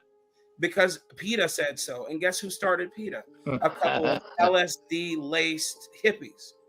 Okay. Oh, and they who don't even maintain offices. You call their offices, nobody's there. So shoot PETA and shoot the hippies. But my point is that those are the experts that they defer to. Those people. They Yeah, don't well, have credentials. hopefully, the thing is, in what Trump wants to do with the administrative state, I haven't heard him say, "Hey, Congress, you need to take back some of this power you delegated." I haven't heard him say that yet. We do hear him say that. I haven't heard him say that either. I won't lie. It's the beginning. I know he talks about draining the swamp. And again, I'll tell you, I'm just not a Trumpite. I'm not a zealot for Trump, but I do agree with him. And I do agree that we dodged a bullet, in my opinion, when it comes to either Biden or Kamala the Ugandan nightmare. But Stanley, as it concerns the endowments, seizing those is a really bad idea. That will drive the cost of education up. Many state universities. I think that if he wants to do it, he should fine them, because then the money has to come out That of. is a fine. Would you shut the fuck up, please? What he said. I haven't talked for a goddamn hour. The second I do, Barney the drunk's got to interrupt me. It's just getting old, man. Seizing the endowment is a fine. Right up. Patience will suffice. And as I was saying, many state universities have huge endowments as well. So now you're seizing state-owned funds. That's a bad idea. The endowments are for the long-term defrayment of costs at universities. That's their stated specific purpose. And so if you want to do something, don't tamper with their long-term success, tamper with their immediate cash fund. That will affect the professors way more than the endowments will, because they're going to cut positions. Yeah. Fuck with their petty cash. Yeah, I agree. Well, the other thing, and honestly, and I, having gone through the process recently, of choosing a college, I honestly think my son had more fucking common sense than I did. Because it wouldn't have hurt my feelings had he gone to an Ivy League school. Right. However, he had other ideas. He went to the state school. It was the best choice. I have to give him that credit. You know what? He didn't want to go Ivy League. So, he didn't even apply. And I was like, when you going to do it? When you going to do it? And that's the crazy thing. Why not take, I don't know, man. A lot of people, they put too much stock in prestige. And that's what I'm saying. You know what? There are a lot of great alternatives. I mean, the state school that he's going to, excellent school, and shit, it's an hour away.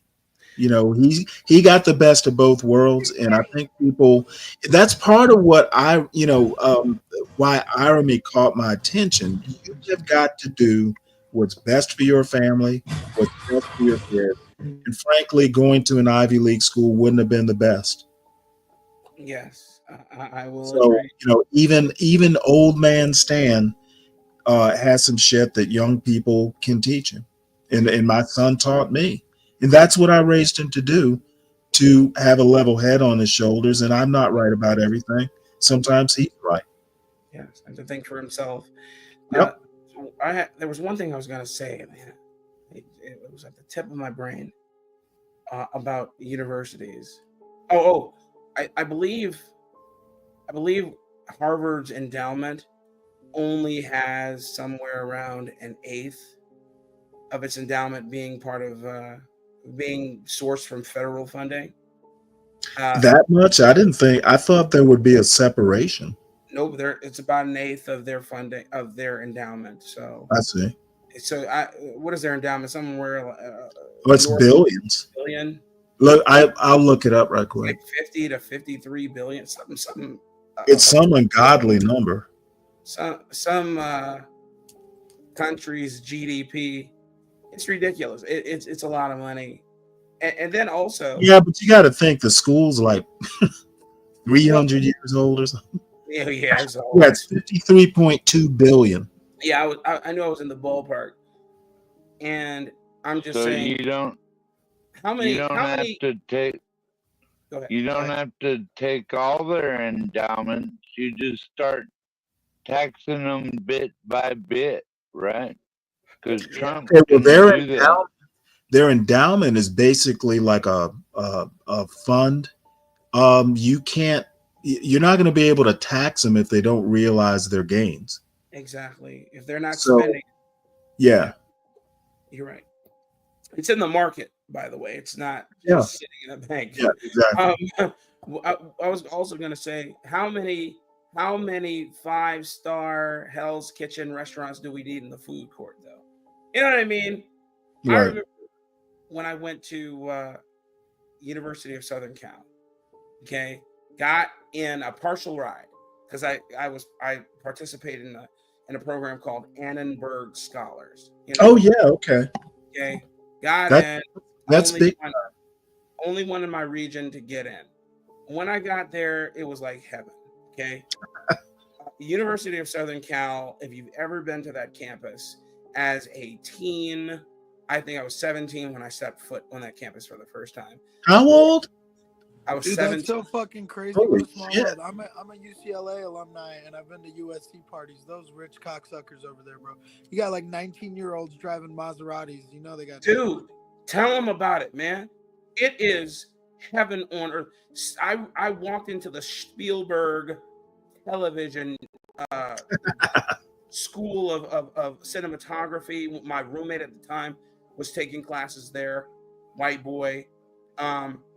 There was anything you wanted to do, man, you could do there. It's ridiculous. And where are they getting the money for Maserati? Mommy and daddy.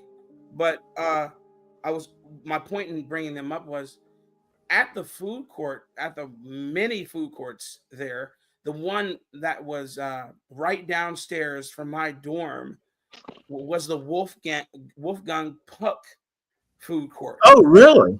Okay. Yes, it's probably not Nice. anymore, but when I was there, it was, and it just had staples from one of his famous restaurants in there. I mean, it was just regular food, to me, but there were staple dishes from his restaurants, and I'm just like, what the heck, man? This is what dreams are made of, man. You think if that's your first experience with a university, everything else falls short. And this isn't even an Ivy. This is just a ridiculously, fabulously rich university that has turned out plenty of Rhodes Scholars, and politicians and all types of people, man. The guy. So I was taking a course in parliamentary debate, and I was taking a course in. Yes, the two guys who were teaching us, they were great, man. And then I was being mentored. We had a course in entrepreneurship, man. And the guys, these white Jews, man, these guys were captains of industry. One of the guys at that time was the current head of Lacoste, and then previous head of Porsche's. My goodness, the clothing portion, their merchandising. He was their former president of that. Then another dude, this bald head white guy whose name I can't remember. I have his card somewhere. This guy was a television and movie mogul whose name he has credits to his name. It's ridiculous, man. And the people they mentored, they were walking us into rooms with people that they taught. You remember that terrible Fox produced Fantastic Four movie with Jessica Alba. Yeah, they were showing Yeah, us. I remember. They were generating the thing. Yeah, check you later, Stanley. Take it Love you, easy, brother. Dude, they were taking us into Trojan Battery. They were taking us to the Dodger Stadium, and I mean, it was ridiculous, man. And we were just, at 17, you can't really take in what's happening. Yeah. I was like, wow. So I say all that to say, these endowments, the money that they receive, man. They just keep building their campuses up and up and up, and barrier to entry is I mean, it just becomes. Well, one of the things that one of the pluses about elite universities is the networking. I mean, you're going to meet people, the networking opportunities, That's a fact, just man. outstanding. But that's exactly what it is, and I gotta say, so I studied law, and in fraternities and sororities, your Phi Kappa Beta Psi's, all that bullshit, you get that, and these people look at themselves above the law. They have this kind of camaraderie, whether it's the women or the men, and they that networking, it really propels them throughout their lives. But what freaked me out more than anything, man, was within the law sector was the Freemasons. Like, they were like military recruits, Stanley. You'd have them fucking in every campus, and when the season for graduation was around, they'd be fucking, oh, why don't you join the Scottish Lodge? Why don't you join the York Lodge? Like, that stuff always weirds me out when they're trying to recruit the smartest, youngest people around. It's like, what are you guys up to? It's like all these conspiracy theories. It's World like, is there domination. Oh, you said it, not me. Hey, listen, my uncle, the one who was in the Navy, Stanley, he was a Freemason. Wouldn't tell me, what degree, but he was pretty high, and didn't advise that I become a Mason. Really? Yeah. I mean, when I told you, man, this guy, though I knew him well, there were a lot of things I didn't know about him, and he kept them close to chest, for sure.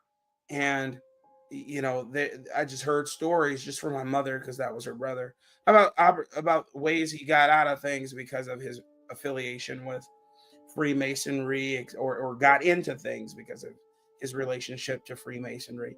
And he joined, I think, during his time in school, but I'm not sure, man.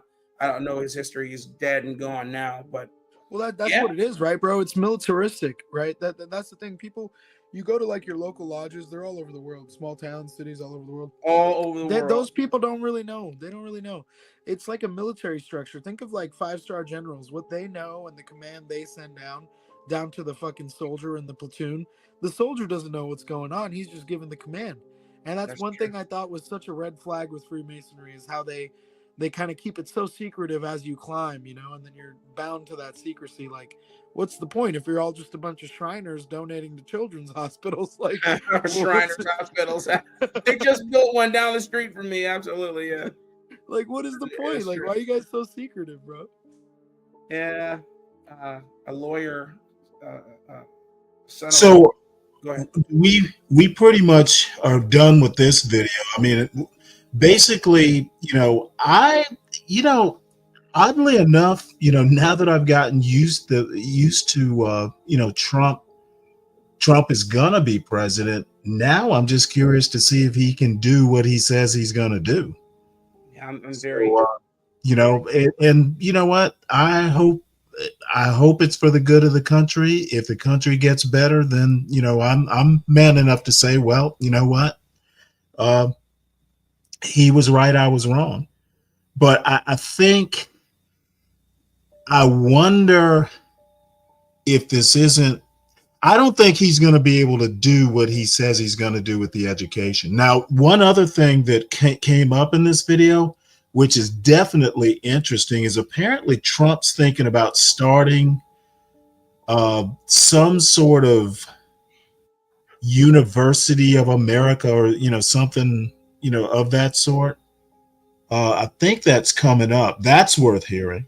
Stanley, what do you think about Vivek Ramaswamy and Elon Musk heading off the GOE, the government? I have concerns about it.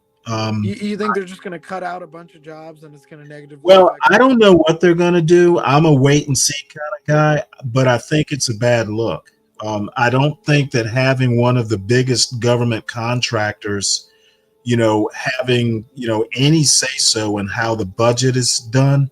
If it was just Vivek, I could probably stomach it. Elon Musk being that level of contractor, I don't think it's a good look. Right. I'm not saying things can be more efficient. I would love to see, some of the redundancy if there's a lot of redundancy, and I was in the Navy, so I know shit can get real redundant and people want to protect their fiefdoms. I'm all for, cutting that kind of waste. I just think I would love to see someone who wasn't that level of billionaire, like a more, I don't know. I'd like to see a blacks in there cutting budgets. Oh man, did I be cutting? Yeah, he needs to make Kanye. He needs to put Kanye West in his Well, category. no, I don't think Kanye is who I would have in mind, but I mean, someone. Stanley, at this point, I would like to have someone responsible and not an elite, counting the beans. I agree with that. But, it is what it is. Guys, man. Kanye, Wrong. y'all sleeping on Kanye West, man. Jesus walks. Kanye West, man. He's insane. Let me find that part about Trump's plans, low-cost university, that sort of thing. That was an interesting idea.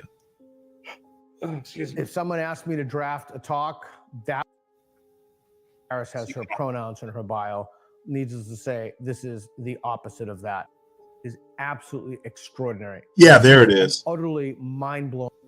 Is absolutely fire them en masse. And like Vivek Ramaswamy and Elon Musk want to do, there will be mass firings, and there are many offices that we can get rid of, but that's among the first to go. This video is absolutely extraordinary. This is an utterly mind-blowing and game-changing video. Under the plan I'm announcing today, we will take the billions and billions of dollars that we will collect by taxing, fining, and suing excessively large private university endowments, and we will then use that money to endow a new institution called the American Academy. Its mission will be to make a truly world-class education available to every American, free of charge, and do it without adding a single dime to the federal debt.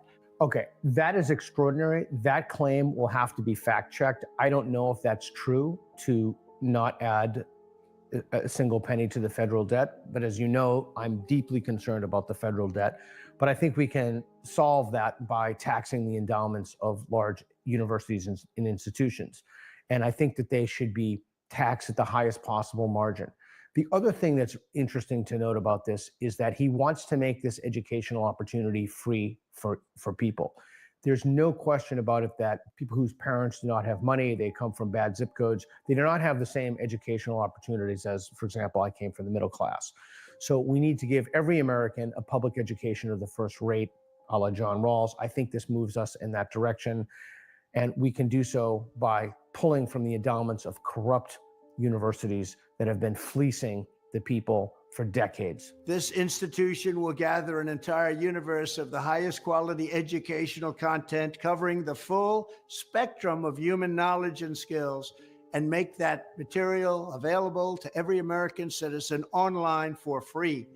Whether you want lectures or ancient histories or an introduction to financial accounting or training in a skilled trade, the goal will be to deliver it and get it done properly, using study groups, mentors, industry partnerships, and the latest breakthrough in computing. This will be a truly top-tier education option for the people. This is a fantastic idea. Again, it's free, it's for the people. I only have two suggested criticisms of this.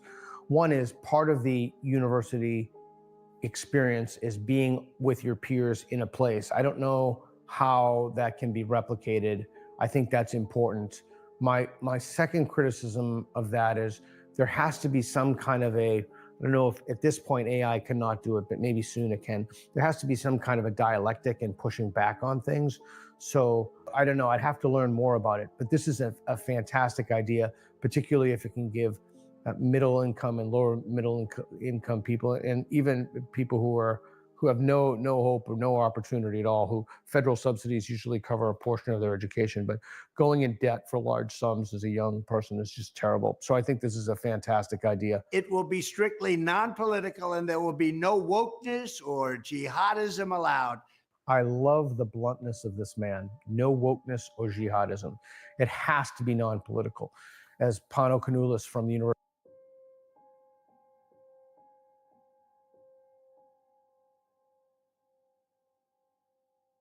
University of Austin has repeatedly said the solution to left-wing ideological takeover of institutions is not a right-wing institution.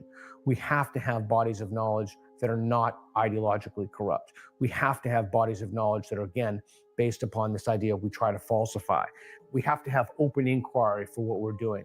We don't have that now. The systems are corrupt. And let me be very plain and speak bluntly and in clear language. The people who have done this to the United States of America, they are the enemies of America. They're the enemies of freedom. They're the enemies of decency. They have done this not only to themselves, they are a stain on the United States of America. And I think this plan is going to go a long way into ousting the ideologues who have overtaken and ransacked our academies. Most importantly, the American Academy will compete directly with the existing and very costly four-year university system by granting students degree credentials that the U.S. government and all federal contractors will henceforth recognize.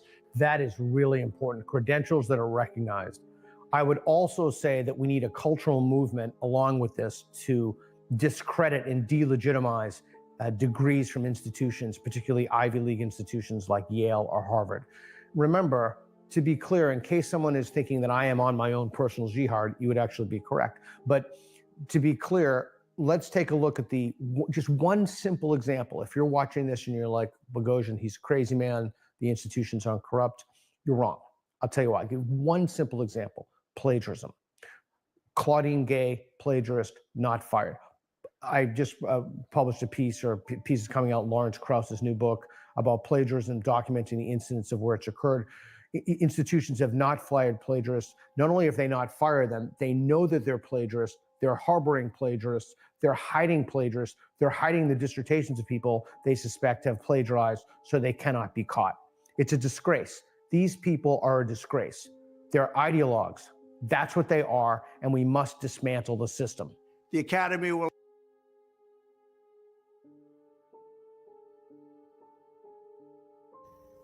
I don't know. When he says we've got to start a cultural movement, in my opinion, that's trading one ideology, for another. I think Boghossian's analysis is faulty.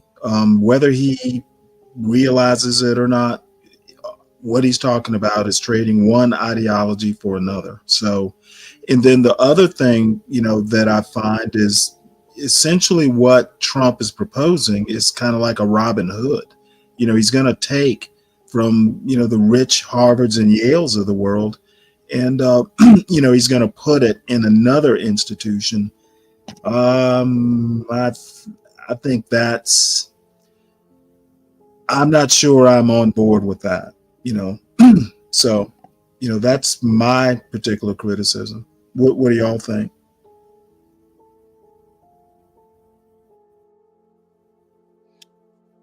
Personally, well, I think the telltale sign is when he offhandedly referenced his opinion to it being his own personal jihad. I don't disagree that we need to kind of decentralize education, because it has very much so been polarized to one particular side, and a place of scholarly learning and for all intents and purposes debate has been shut down in lieu of this decadent left, I'll say, where you can't have any opposing out loud thoughts. You just have to keep those within yourself so that you, quote, don't offend, unquote. I think that the degrees that they've presented and our funding are erroneous, simply put. I mean, they're just needless. Yeah, unless you're going to the university to specifically, I don't know, you plan on teaching at that university, for which there are few positions because once people reach tenure, it takes an act of God to get them out of there, or they have to die. You're just not gonna make it there. Then you're gonna complain and say, university didn't prepare me for life. You know what? When you had the chain smoking emphysema black woman on, whose voice we heard excoriating black men for their for her, what she perceived as a I don't know, erroneous love of Trump because he does things that they wish that they could do. She reminds me of my old guidance counselor. Sounds just like her. I mean, cadence, vocal cadence, timbre, and everything sounds just like her. But one thing she did say that I'm reminded of, she said, when universities don't prepare you for life. Go there if you wish, learn what you can. Said, but the universities, especially HBCUs, and because she was black feminist woman who's been there, done that, especially HBCUs, she would say, they don't prepare black people for life because they inculcate you in this fake, this foolhardy fake, I don't know, black fiefdom, this black world that doesn't exist, and you think that that's the way it is, and then you leave and you get a rude awakening. Right. And, the one thing I would add is, it's kind of like I feel about, K through 12. Oh yeah. It's the thing is if you're expecting a institution of higher learning to prepare you for everything in life, you're expecting too much. Even if you graduate from MIT with a degree in like some like niche computer science or physics, when you get to that first job, they're gonna OJT you to do what they need you to do. You may lean on some stuff you learned in college, you may not. So, institutions of higher learning don't prepare you for everything you're going to do in life. Some of it you got to learn on your own. Yes. And I don't believe, and I just argue, I don't believe they prepare you for any of that. Could be.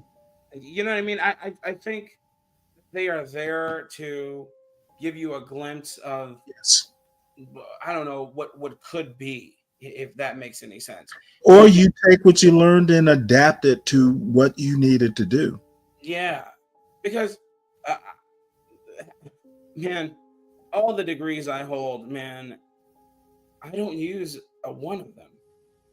If I'm truly thinking about it, I don't use what I learned in those classrooms. Okay, strike that. I don't use the formal, I don't know, learning that I gleaned from their rubric. But what I do use is how I learned how to talk to professors, or learned how to speak with my peers, learn how to deal with adversity. Right. Kind of like the process, learning how to deal with departments. I believe that was more valuable than even the curriculum. Just learning how to deal with those people and learning, hey, if I go and I schmooze this lady at 8 a.m., I'm gonna be able to get early access to this. I've built a rapport with the vice president or the provost, and she'll allow me to, I don't know, go in her office and take a nap in between courses, or give me access to the common areas when nobody else is around, etc. Learning how to finagle with Phineas. Right. So that's pretty much the point I wanted to get to. What Trump is proposing. And, you know, it's all interesting stuff to me. You know, whether he can do it, whether he has time to do it is, you know, that remains to be seen. But And Noble, then can I from end? there, we Oh, go to. I hate Q-Tip, man. I hate him, and I hate this guy, Michael Steele. Oh my I god. love Elie Mystal. I read his last book. It was actually poorly written. You know, it kind of, you know, it sounded good, you know, all the, you know, critiques and the interviews he did, but when I actually sat down and read it, it wasn't particularly, you know, that compelling. Anyway, Nobleness D. I agree. Learning to learn is half the point, but I believe you could have done it gone a cheaper route to learn. Yeah, but I mean, you know, like I said, I think, you know, one of the more valuable things that you get from a USC or a UCLA or a Harvard or a Yale is, you know, the contacts. You know, I think about It's not Al about Gore. what you know, right, Stanley? It's not about what you know. It's about who you know. A lot of times, and that's something that I had to learn coming out of college. And you know, one of my favorite examples is Al Gore and Tommy Lee Jones, of the actor, were roommates. You know, it's an odd pairing, but you know what? That's a contact that One of my favorite. Yeah. So, you know, I think the contacts that you might get at a Harvard, you know, that might be more valuable than the education, to be honest. Well, I agree. We got such luminaries as the lady who thought up and botched Theranos. You know, she utilized her Harvard. Oh yeah. Yep, I know. You know, yeah, I agree with you. I do agree that if you do that, you will. I mean, if you go that route, you will not only glean the quote excellence of the school, but you'll also get a nice or a hefty serving of people that you can put in your Rolodex. your billboard. Yeah. So this video here, I haven't listened to it. I saw it, you know, and I put it up. I actually like Michael Steele. Elie Mystal is funny, but you know, like I said, I read his book and you know, thinking, well, damn, you know, this sounds interesting, and it was kind of thrown together. It wasn't that compelling. I didn't learn anything that I didn't already know. But we'll hear like 5 minutes. I'm curious to what these two are getting up to. Before you go on with them, I wanted to talk about Tommy Lee. I didn't know Tommy Lee Jones went to Harvard. The only story about him was he was discovered while working on an oil rig. That's what I knew about him. He was discovered as an actor while working on an oil rig. In terms of his education, I didn't know. Yeah, I don't know if he finished, but I know he was there. Good for him, man. It's actually easier to get into Harvard than people would ever understand. Yep. So we'll watch a couple minutes of this. Cool. We have said America is better than this. America is better than Trump. Come on, guys. It's the Joe Biden one, right? Come on, guys. Come on. No, Joe, we're not. We're not better. We're not better than this. We are this. And we can never get better than this if we don't confront who we are, if we don't confront what we are, if we don't confront why we want the things. I bet he thought he was very introspective when he that said is that the line. first step to recovery, right? You don't get over being a drug addict by saying I don't got no problem. No. You get over being a drug addict by hitting rock bottom and admitting that you have a problem that needs to be addressed. Trump is not the cause of any of this. America is the cause of Trump, not. See, I agree with that. We have to deal with that, right? And I particularly noted what you said on TV because you were like the only one who did, or one of the only people who kind of got that aspect of it. That this was a demand from this country to have him reinstalled. That's why it's like to me so different than 2016. Not just because like 2016 shock, oh my god, what happened, right? I always used to joke that in 2016 the people who were most surprised were educated black people like us, right? Because we were like, Chad would never do that, man. Right? Like the people in the hood, people didn't have the opportunities that you and I have had. They knew, it's that Dave Chappelle, Chris Rock sketch. Black people knew what white people were capable of. As brothers like us were like, oh my god, no way, Matthew Higginbottom the third, no way, man. That ain't this. That was 2016. That ain't now. America knew exactly what it was voting for now. Yeah. And the Americans that stayed home, they knew also exactly what they were staying home about. And the beauty of that, those folks, this is my interpretation, could be wrong, but I doubt it, was that it was almost like Pontius Pilate. Right? Right?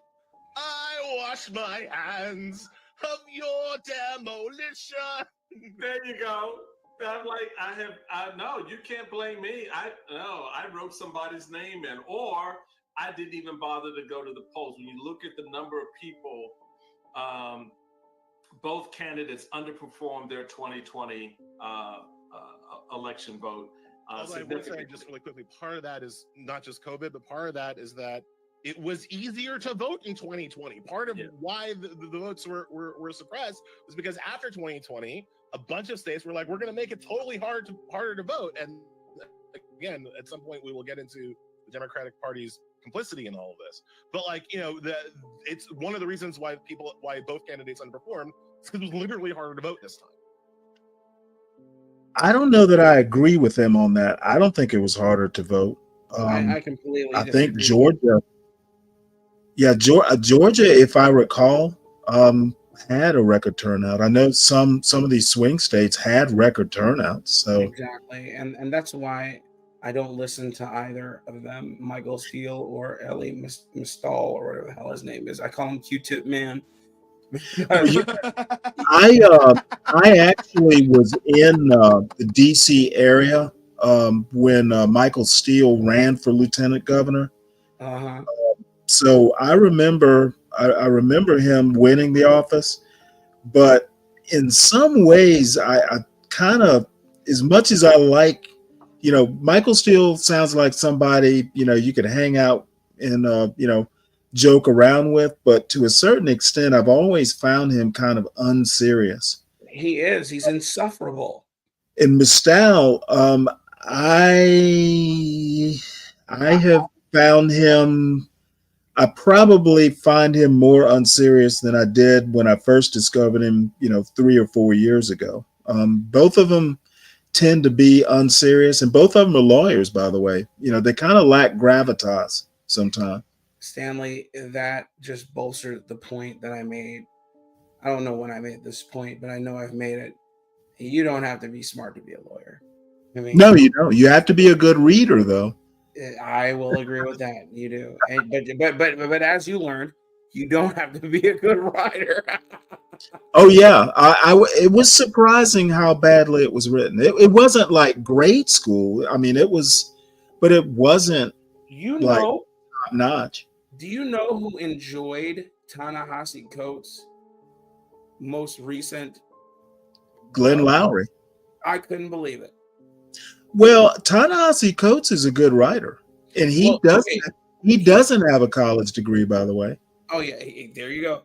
Ta-Nehisi Coates, I will say, is probably a very good writer. However, I did not like anything he wrote in the comic book sphere.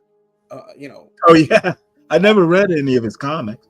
I didn't like any of it, but he just kind of retconned some characters in, and just people took that and ran with it, and then we got what we got. But his book, I plan on reading it. I'm gonna read it because I did something I normally don't do. I believe I agree with John McWhorter, who I generally just do not agree with this man or his views, but I agree with to Ta-Nehisi. Go ahead. Okay. I think McWhorter. I think McWhorter holds a grudge better than just about anyone I can think Oh of. my goodness, he does. Worse than you, Stanley. He holds a Because well, I don't know that I hold grudges as much as I don't forget. I'll forgive, but I don't forget. never forgets. Yeah, absolutely. But the thing is like 4 years ago, Ta-Nehisi Coates Ta-Nehisi Coates has been on Glenn's show with McWhorter before. Yes, he has. And I can't remember exactly what their falling out is, but I think one of McWhorter's big problems is both um, um, what's his name? Ibram Kendi and Coates have gotten more acclaim than McWhorter has. And McWhorter's my age, like within a few months. I think McWhorter basically is a little bitter that, he's not, held in the same regard as Ta-Nehisi Coates and Ibram Kendi are. And I think Ta-Nehisi Coates If I'm has juxtaposing Ta-Nehisi with Ibram, I would say Ta-Nehisi is credible. Yep. He has. Yeah. Yep. He's eclipsed of the three. Yeah. Ta-Nehisi Coates is, Ibram is completely and utterly untenable. This guy, let me ask you a question. Do you ever define a word with the word in scholarship? I saw that interview. I don't think it was as bad as, all that. However, the funny thing about Ibram X. Kendi is he's not articulate. And now his stamp from the beginning, I read that. It was actually well written. Okay. But he's not. It's weird how, it's weird how he isn't as articulate as he is in his writing. And that caught my attention. I'm not going to cast aspersions or anything, but I've never met anyone that inarticulate who was a good writer. Do we smell plagiarism? And see, and I'm not going to say plagiarism. I smell maybe ghostwriting. I agree with that.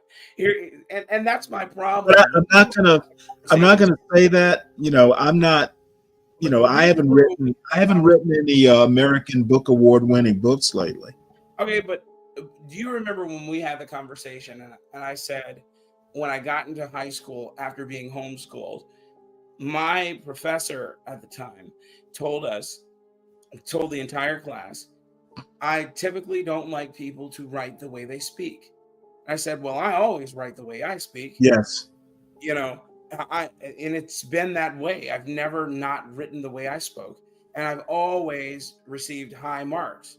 But he obviously doesn't write the way he speaks, because whenever I hear him speak, it's just it's so he's supposed to be a scholar, he's supposed to be a philosopher of sorts, and I just don't get that from him. No, I don't either. I hear an idiot, and I don't. Whereas Ta-Nehisi Coates, when he speaks, you may not agree with what he says, but it's always, well spoken. Exactly, and that's thank you.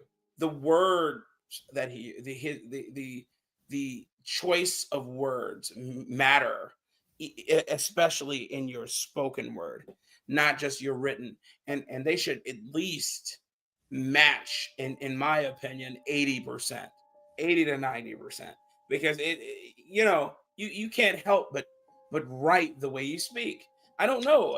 I would think you would. I don't know how you can't. Well, I don't know when you're your writing should be better than your speech because you have time to reword and edit and all that. But you're right, it should be an approximation. It definitely should be an approximation, but I don't get that from Ibram. And the Q-tip man, he's just a filibustering talking head, man. I'm totally convinced Guys is here. Go ahead. No, I agree. Eli Mastal is his name. Yeah, He is there's a reason he's not practicing law. He did go to Harvard. Oh my goodness. That school is the blight. It's kind of like I used to sit in and do performances with a lot of jazz greats. Have you ever heard of Stanley Turrentine? No. He was a saxophonist. Or Hey, Blacks. Hey, Stanley. I gotta get going, guys. I'm gonna keep listening though. God bless y'all. Have a good night. Yeah, it was good talking to you. Come back more often, man. I will do, bro. It's a pleasure. God bless you guys. Bye. There's a song, and that's Stanley Turrentine. Stanley Turrentine is a really good saxophonist, by the way. He plays tenor sax. But there's a trumpeter called Roy Hargrove. Do you know who he is? No, my jazz. I know the greats. I'm not, deep. Oh, no worries. So Roy is from the new school of jazz. One new school between 80 and the 90s. He died recently, a couple years ago. But before he died, and I had an opportunity to play with him. Oh wow! Myself, one of my closest friends at the time, knew him. He's from DC and all that, and he plays jazz trombone. Anyway, when we played together, what was I almost lost my train of thought. Well, I did lose my train of thought. When we played together, it was a phenomenal experience. But what was the point I was trying to make in comparison to? Well, you said you sat in with Turrentine. I sat in with this guy, dude. I'm so tired. I lost my point. So, I just think that the Q-tip man, and his inability to make a cogent point is killing me every time I see him. He's just a talking head. He's loud. He just overtalks anybody who tries to make a more cogent point than his own. And like you said, there's a reason why he doesn't practice law. Hopefully before I get off here, I'll get back to the point I was trying to make about Roy. What? I can't remember exactly. I'm so tired. It'll come back to you. But Stanley Turrentine, man, one of the greatest tenor saxophonists you will ever hear. That's my favorite genre. Jazz is my favorite genre. It has been since I was about 12. I dabbled with not soprano sax, with alto sax. And funny story, I had to sell it so that I could get on a plane. Oh wow! I had to pawn it for $75. My mom was incensed, but I was an adult and I wasn't using it anymore. But yeah. Speaking of which, I have a trumpet I need to give away or something. I have to remember to talk to my son's former music teacher at the high school. Oh, okay. All right. Well, is it an expensive trumpet or is it? No. It's a beginner.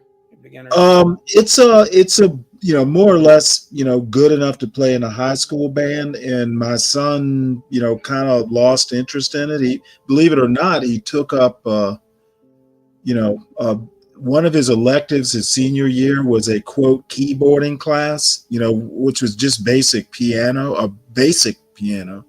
So he kind of lost interest in the trumpet, and rather than let it, because it's literally sitting on a table in the hallway, I keep forgetting to talk to the teacher about just some kid who can't afford a trumpet or something like that will make good use of it. Yeah, just give it to the high school, and then they'll make it. That's what I'm going to do. And somebody will get it. Absolutely, man. But oh man, the experiences. When you think back on life, those are the memories, man. I don't know if I'd ever want to go back, but I know the memories are invaluable. Yeah, I've never had the urge to go back. If I got the opportunity to go back to like 18 or 20 or something, I want to do something else. I wouldn't want to live the exact same life. Yeah, absolutely. I'd probably do something else. Armed with my knowledge, I'd probably invest in Bitcoin. I'd invest in Apple and Microsoft more. Oh, me too. Definitely Apple and Microsoft, but definitely Bitcoin. I'd take whatever little money I'd have and just throw it into Bitcoin. I'd find a way to do it and then reap the rewards. Anyway, I'm going to head to bed. Yeah, I don't blame you. I'm going to be up for a while. At some point, I'll transition into Pop the Balloon or something more amusing. But, I've been thinking about this stuff for a few days now. Yeah. And I had, finally, actually got it relatively organized, which is rare for me. But, at least I had an arc of thought. You did. Yeah, I saw your arc. Yeah. All right, brother. All right. It's good talking to you. We haven't talked in a while. I know. You have my number, so. Yeah, absolutely. Yep. All right, brother. Talk to you later. Bye-bye. Have a good night. You too. Virgo, are you still there? Oh, no. All the productive people have to get sleep, apparently. So, I don't know. I'll listen to a couple minutes of this and then we'll go do something else. Some of this stuff I can hold for another night, I guess. So let's see what these ladies have to say. Can you still be friends with Trump supporters, which is a very relative, at least topic for these times.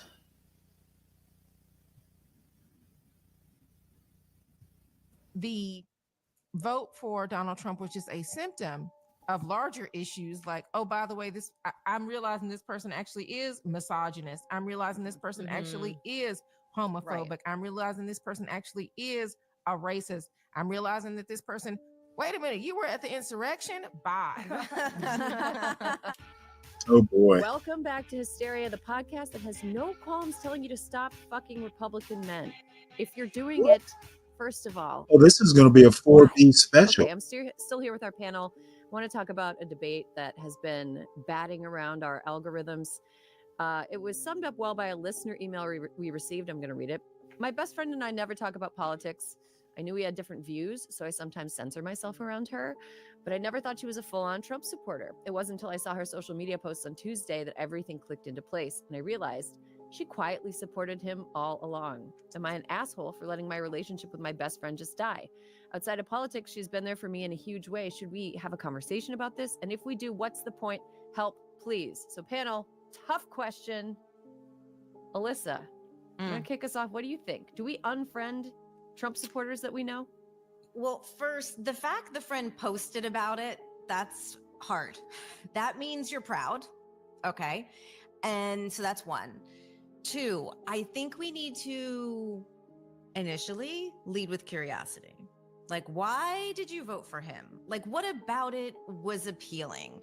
Like, if your friend is like, I think it's hard to understand that she didn't know, like, that there were no warning signs that the friend, like, I feel like if your friend's a Trumper.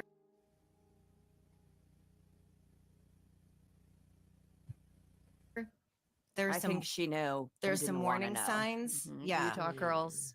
I mean, I think you have to, I think the unfriending a bit depends on like a lot of factors. Like the why is one.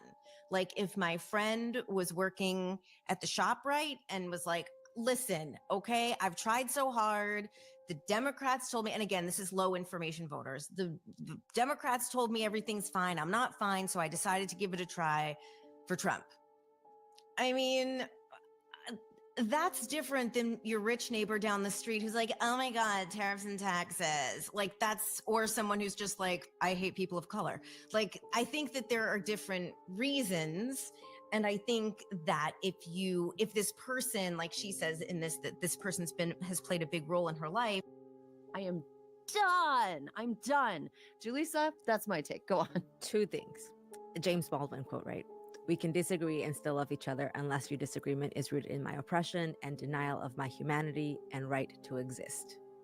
That to me is like a compass, right? Like if you're my friend and you voted for Trump, then you're not really my friend, because he's talking about mass deportations and like, yeah, I'm a citizen now. But by the way, they also say they're going to turbocharge the denaturalization task force. So like, who knows, maybe I won't be a citizen anymore. I don't know, and so that's number one. Like if it's someone, and I have family members who supported Trump, and I am like, you're still my family member, but like I am not gonna be in close contact with you because like every time we talk about this, we end up in a big fight, And at the same time, when I think about like Latino voters, that's a big, huge chunk of people to just toss to the side and say, I'm not going to care about you. You're stupid. You're, how could you possibly vote against your own interests? Like all the things that I have actually said in the past,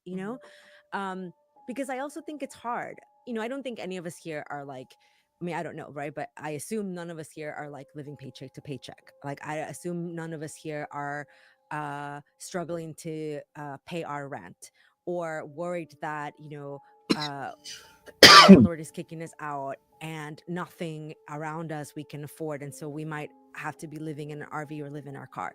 But those are real concerns of people, right? And however wrong it is, Donald Trump has sent them a message that when I'm in office, your life is going to be better. You're no longer going to have to worry about those things, which is totally incorrect. But because no matter who's the president, fault of what has happened to you are like, he's saying that the reasons that it's happened to them is like racist, and people are like, yes, that's it. It's immigrants. It's which is like that is like the one of the oldest playbooks in the messages in the playbook, right? Like blame the immigrants. It's like, no, it's not my fault. You don't have a job. Like I'm sorry, it's just not. Like actually look at the corporations, look at profits, look at all these things. So I think we have to continue to invest in those communities, figure out what the right message is that's going to resonate with them. And so in some ways I have an easier time being like, the community, people I don't know, let me talk to you. But if you're my friend and we're close, I'm sorry, we don't share the same values. I don't want to be your friend. Right. I'm surprised because I'm like, oh, I did this in 2016. I got them out then, and so they're gone. And all there were definitely people posting on my algorithm that was like, we can disagree and still be. And then I would go and unfriend them, and they had already unfriended me. And so that was great to be like, oh, okay. The do as I say, not as I do crowd is really having a great time right now. There was someone in my life in 2016, very, very close to me. Did not vote for Donald Trump, did not vote for Hillary Clinton. The data they needed. There you go, right? So I feel like that was and continues to be a missed opportunity.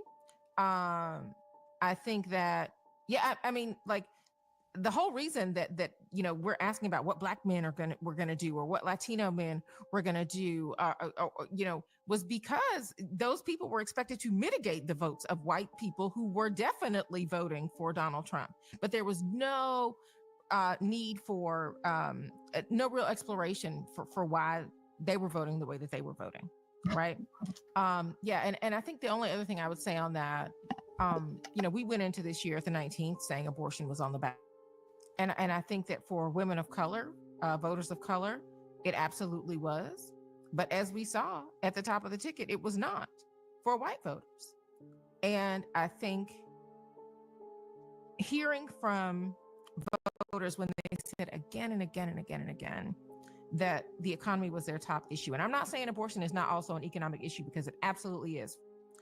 But for them to keep saying the economy is the thing that I care about. And yes, there are I don't believe there's any such thing as a single issue voter, but your top issue is likely your most motivating issue. But that was not always the narrative that we saw, that we went into this election thinking, especially because you did have abortion manifesting like that issue manifesting so strongly in both of these candidates. One candidate who literally ushers in the fall of Roe, and the other candidate who is the, champion of reproductive rights in this country. But those candidates were not, the voters and their concerns were the issue. That was the deciding factor. Well, I guess everybody renew your passports, get certified Legal copies documents of your legal documents. Vaccinations. And, yes, vaccinations 100%.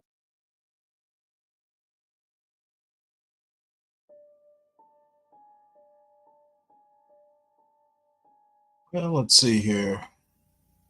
What else have we got?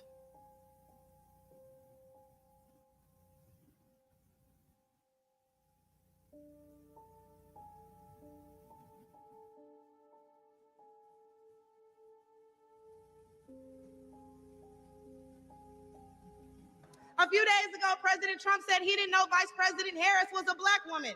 I'm trying to figure out what all the outrage is about because she's only black when it's time to get elected. Did I lie? The same black people who are mad at Trump for being confused about her race, ethnicity, nationality, whatever, are seemingly forgetting that while you're touting her as a savior for black people, she identifies as an Asian woman. She chose her side and it wasn't ours.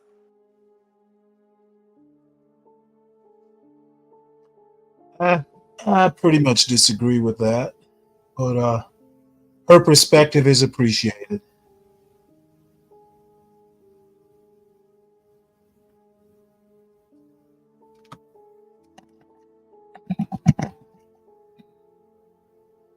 Oh, that's okay, nobleness. I understand. I'm the self-appointed night owl. Be back around tomorrow. So no big deal. And I agree.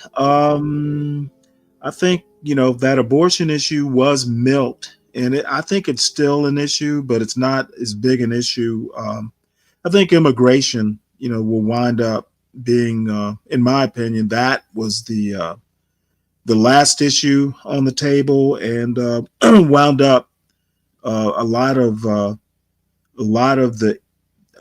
neglect. I feel that the Democrats did during the Biden administration. It came back to bite. So that is that. We're almost past the the election post-mortem phase of grieving.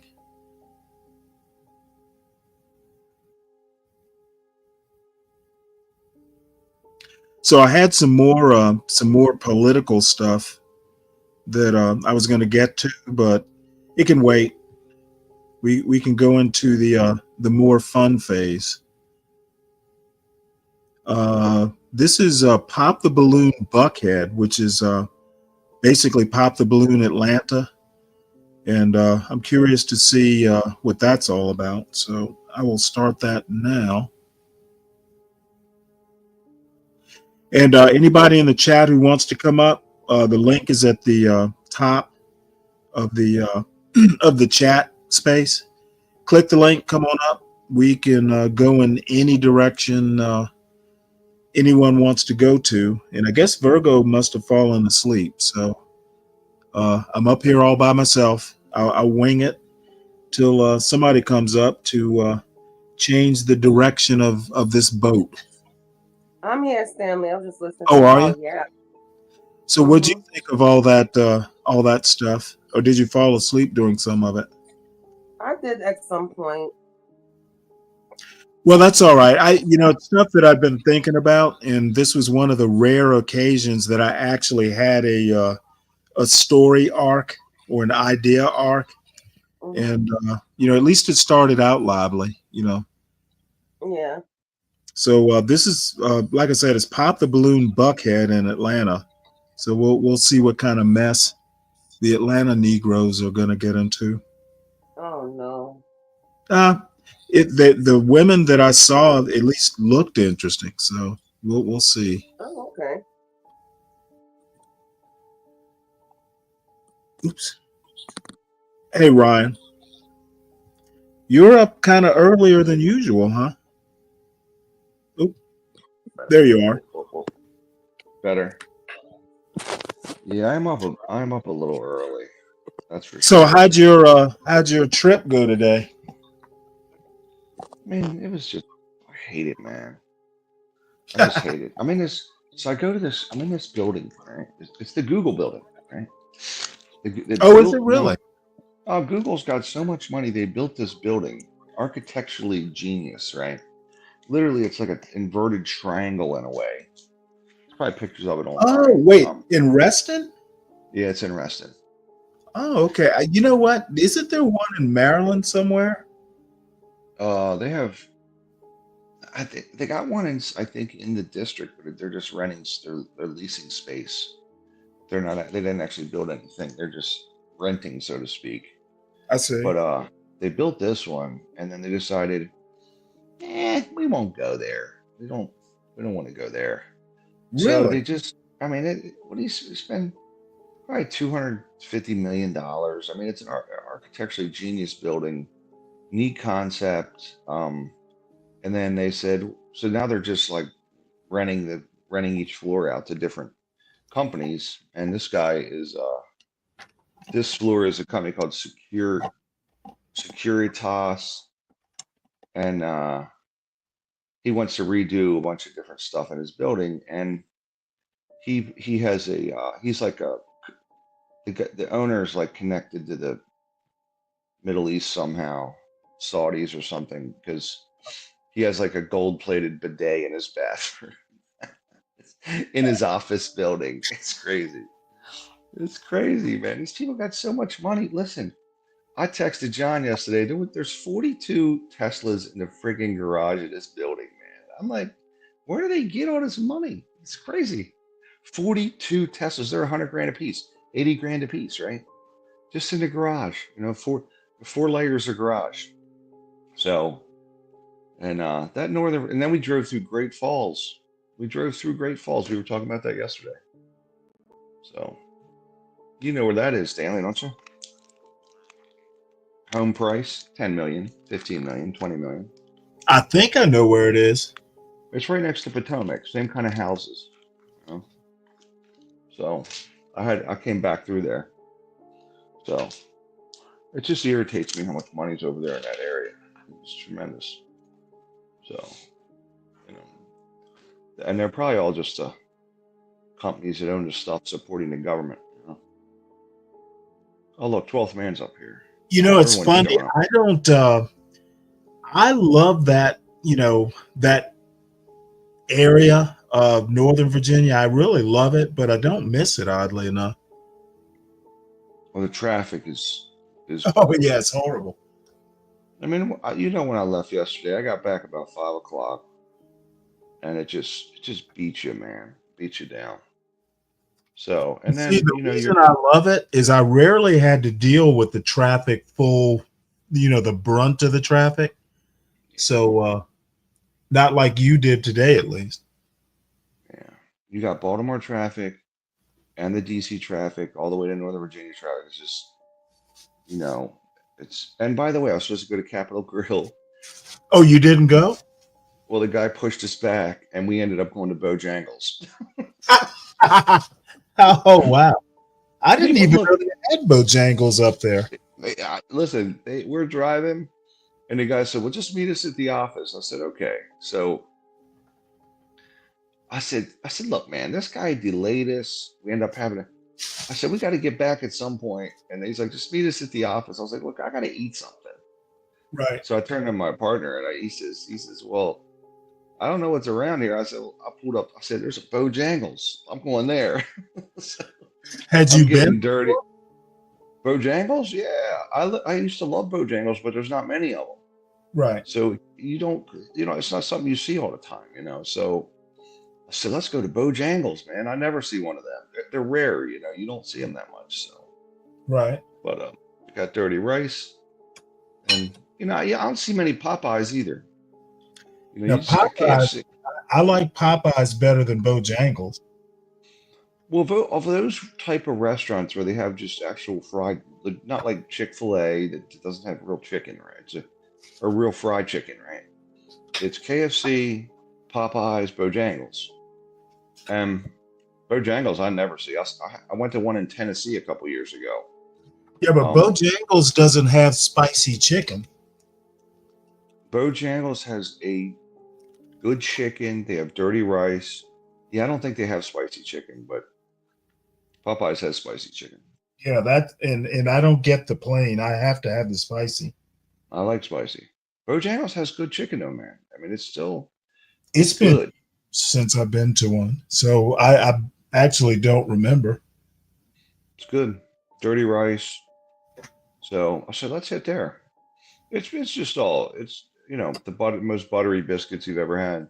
Oh yeah, pretty good. But so yesterday got kind of blown up, but I just was amazed by the amount of money on that Route 66, Stanley. It is just it's just in all these buildings. Listen, they have 5 buildings surrounding this Google complex. 2 of them are under construction. They're still building them.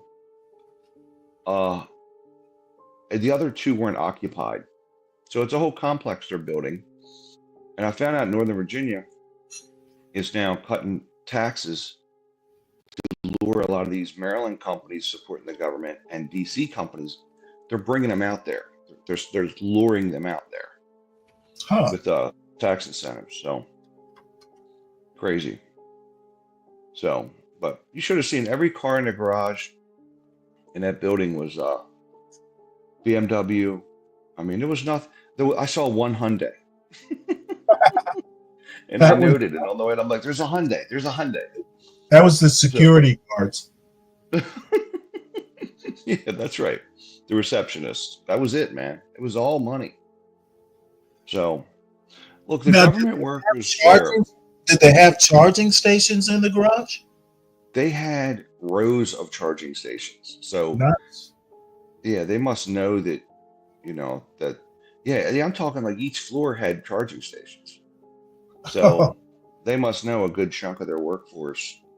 And Google might be taking some space, like maybe they'll take a couple floors, but another company in Northern Virginia, down in Crystal City, they built a bunch of Amazon space, and not just lease space where they do a 10-year lease and move into an existing building. I'm talking they're building buildings here, right? So Amazon had H2, Amazon headquarters number, like their DC headquarters, right? Right. And they were going to build what's called the Spire. This was under contract a couple of years ago. Clark was going to build it. I deal with Clark a lot. It was a building. If you see the concept online, it was a building that had a vertical, pretty much all glass, and I don't know if you can pull that up. I don't know how to put a link in the chat and all that, or I would do it. But the building goes straight up in the air. What am I looking up? It's called the Amazon Spire Project, but it was a walking trail going up into the building, around the building. You should see it. They were going to build this thing. They have it under contract to build it, and then they delayed it. Oh, wow. Did you see it? It's crazy. I'm about to put it up on the screen. What's that? I'm about to put it up on the screen. Yeah, and it's got a walking trail in it. Arlington? Mm-hmm. That's right. Okay. Yeah, Crystal City area, yeah. Arlington, same thing. That's it. They were going to build that. Now, you see that thing on the outside? That's the trail. Looks like a funnel cake. Well, you see how it's got trees going up on the outside of it?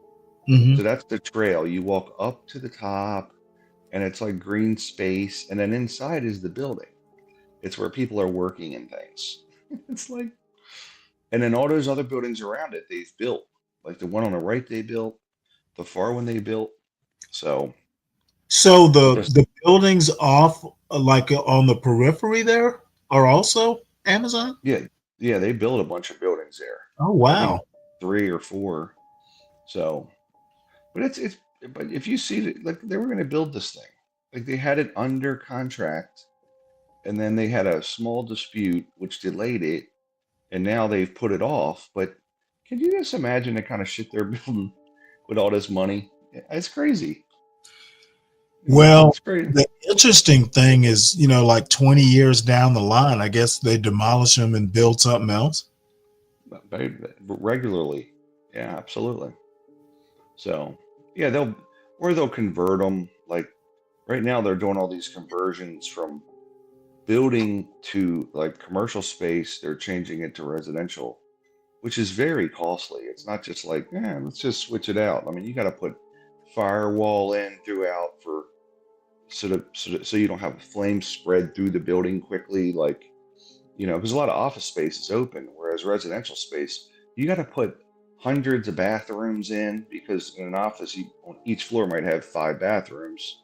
Residential, you'll have 200, or 100 or something. So they're converting a lot of it to residential now because it's needed. Could you imagine like living that close to work? I commented on that. I was talking about that yesterday with my partner. He says, I mean, when I lived in the city, I lived in Baltimore City, I got home in like 4 minutes. So it'd be like Friday at 5 o'clock and I'm home. I just like, I'm here. But then what do? You can't you can't go hike a trail or ride a bike, right? Like there's all kinds of traffic and shit. And I just need I need wide open spaces, man, Well, it's not, even the surroundings. I just don't want to live that close to work. I don't want to be at my desk at a window and, I'm looking up and I see my apartment. I'm with you, dude. I don't want that either. I don't want to see home from work and vice versa. The way you live is the way I like to live. Like you grab your fishing pole and you're on the pond in 5 minutes, like Yeah. I'm a country kind of guy, so I hate the city, man. Like it's misery. Like yesterday, just driving all day, looking at buildings, and then going into buildings, and then looking at buildings more that are under construction. I hate it. So like, it's how a 25-year-old should live. But having a family just blows all that up. I just don't want my kids to grow up, living in a building like that. Yeah, living in a building. Exactly. Living in a building. Yeah. What do you do? I said that because they got all this, and I'm like, what do you do? Well, these people wake up and they go to the gym in the building, they go to the cafe up the street, they come home, like on Saturday, right? They come home, they go to the cafe for lunch, drop $27 for, subpar food. They come home to the apartment or the condo, they call it, right?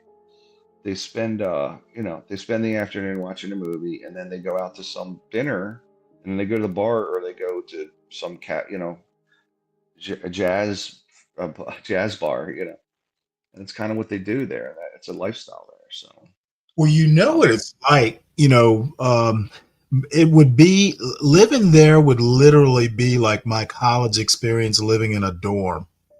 You wake up every morning, you go downstairs, you eat a breakfast that may or may not be good, then you walk to class.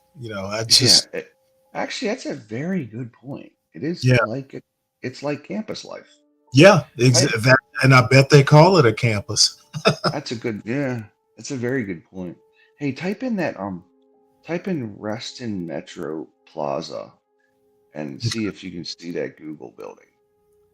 So it's like a inverted triangle kind of, but it's not a full triangle, but Is it Reston Metro Plaza. Okay. Reston Metro Plaza Google. See if it comes up. So you'll see that. And oh yeah, there's a building like this somewhere over in Maryland. It's similar. Hold on one sec. Let me switch this over. Yeah, you see it. So what's crazy is, right? So this, I don't know if that's it. Is that it? That's what came Actually, up. yeah, I think so. You see how it's got that like upside down wedge? Yeah, hold on one sec. Let me see, can I enlarge it? Let's see, it's got there's a slideshow or something, I think. Right. Yeah, see that right there. Okay, let me see, can I blow it up a bit? What is this? So like I'm up on the 9th floor because they're redoing this several floors. Yeah. And you can walk out to the edge of the building, right? And kind of look straight down because of the way that it's like it's yeah, you see so if you walk over to the edge of that right there, you can Mhm. pretty much look straight down. So it's a weird feeling, man. So because it's a reverse wedge, Right. but it's a neat building because Looks like the dumbest building in the world to me. okay, 12th man. it's architect from an engineering standpoint, it's extremely interesting because you've got to tie like it's cantilever decks there. So meaning the concrete itself is suspended in the air. It defies gravity. It's pretty slick. So that's it right there, though. Yeah, I could see myself, 25 years old, just out of college. Yeah, it's fun, man. You see all the tower cranes up, right? They built that whole. There's 5 buildings they built about at the same time. So I don't know if that might be underway right now. That pick right there, because there were several buildings that were popping up. Now this is where you drive. You see this right here? This is where you drive. Underneath it is like a 4-story garage. I see. So, but anyway, it was just. Oh, this is like 8 years ago. Yes. Well, so the first building was done 8 years ago, and bear in mind, again, Google itself was moving in, but now they never did. So now they're renting all this space out. So basically, I don't know what this is, but basically what's happening is so now they're renting. So they're redoing all the floors basically. Holy shit! I didn't see that there. I didn't see that Good there. for Google.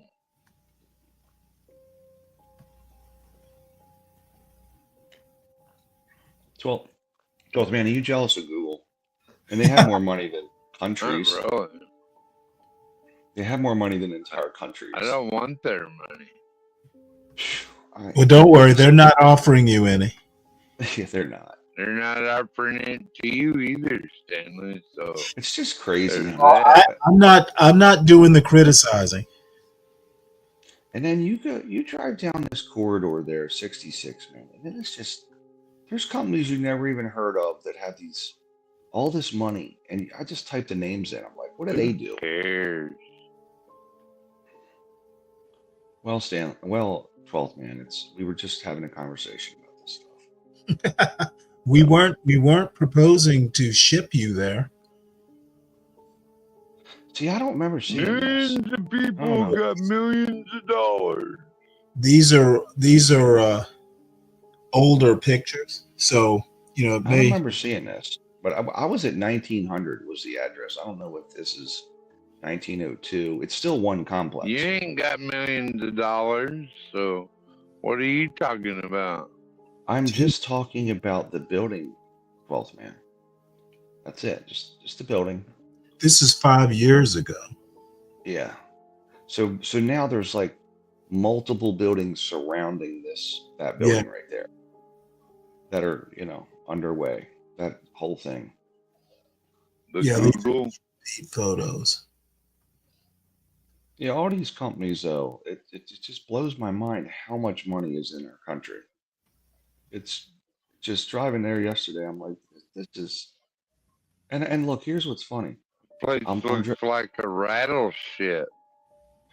A battleship. Yeah. Like a rattleship, not a battleship. I don't know what that is, Sloth Man. Like one grenade could make it fall.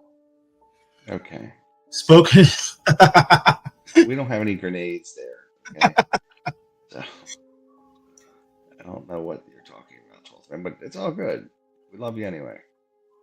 But anyway, yeah, now, so you pull in and you hang a left at that light, and then you go in a garage.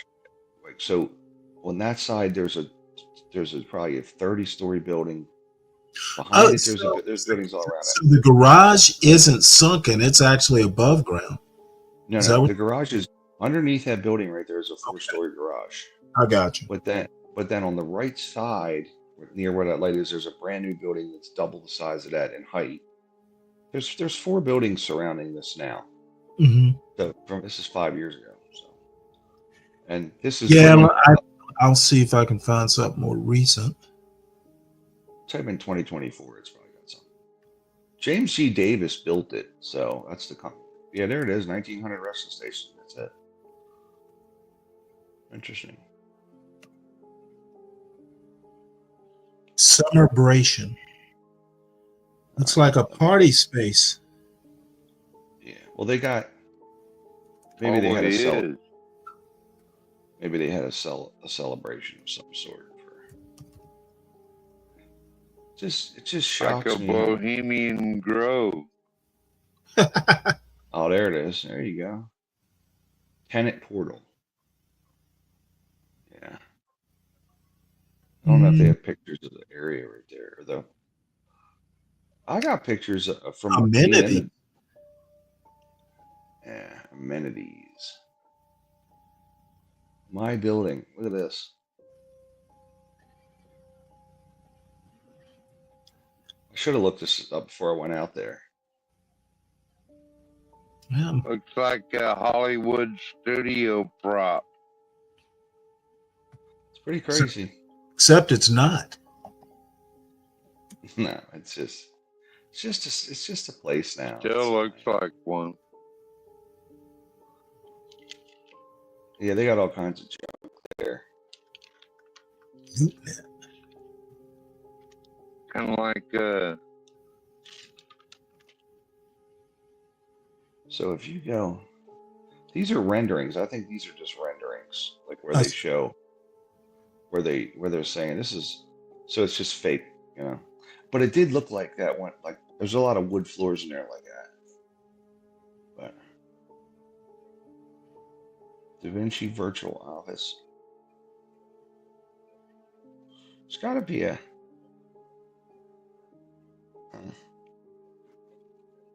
I don't know. I don't know if you see the current one.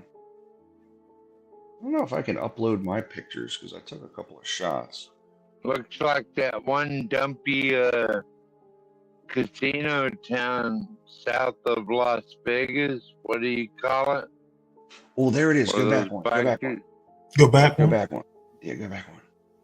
There it is under construction. So you see this here, right? You see that concrete is in the air. Yeah. You see how it's just hanging in the air like that? Yeah.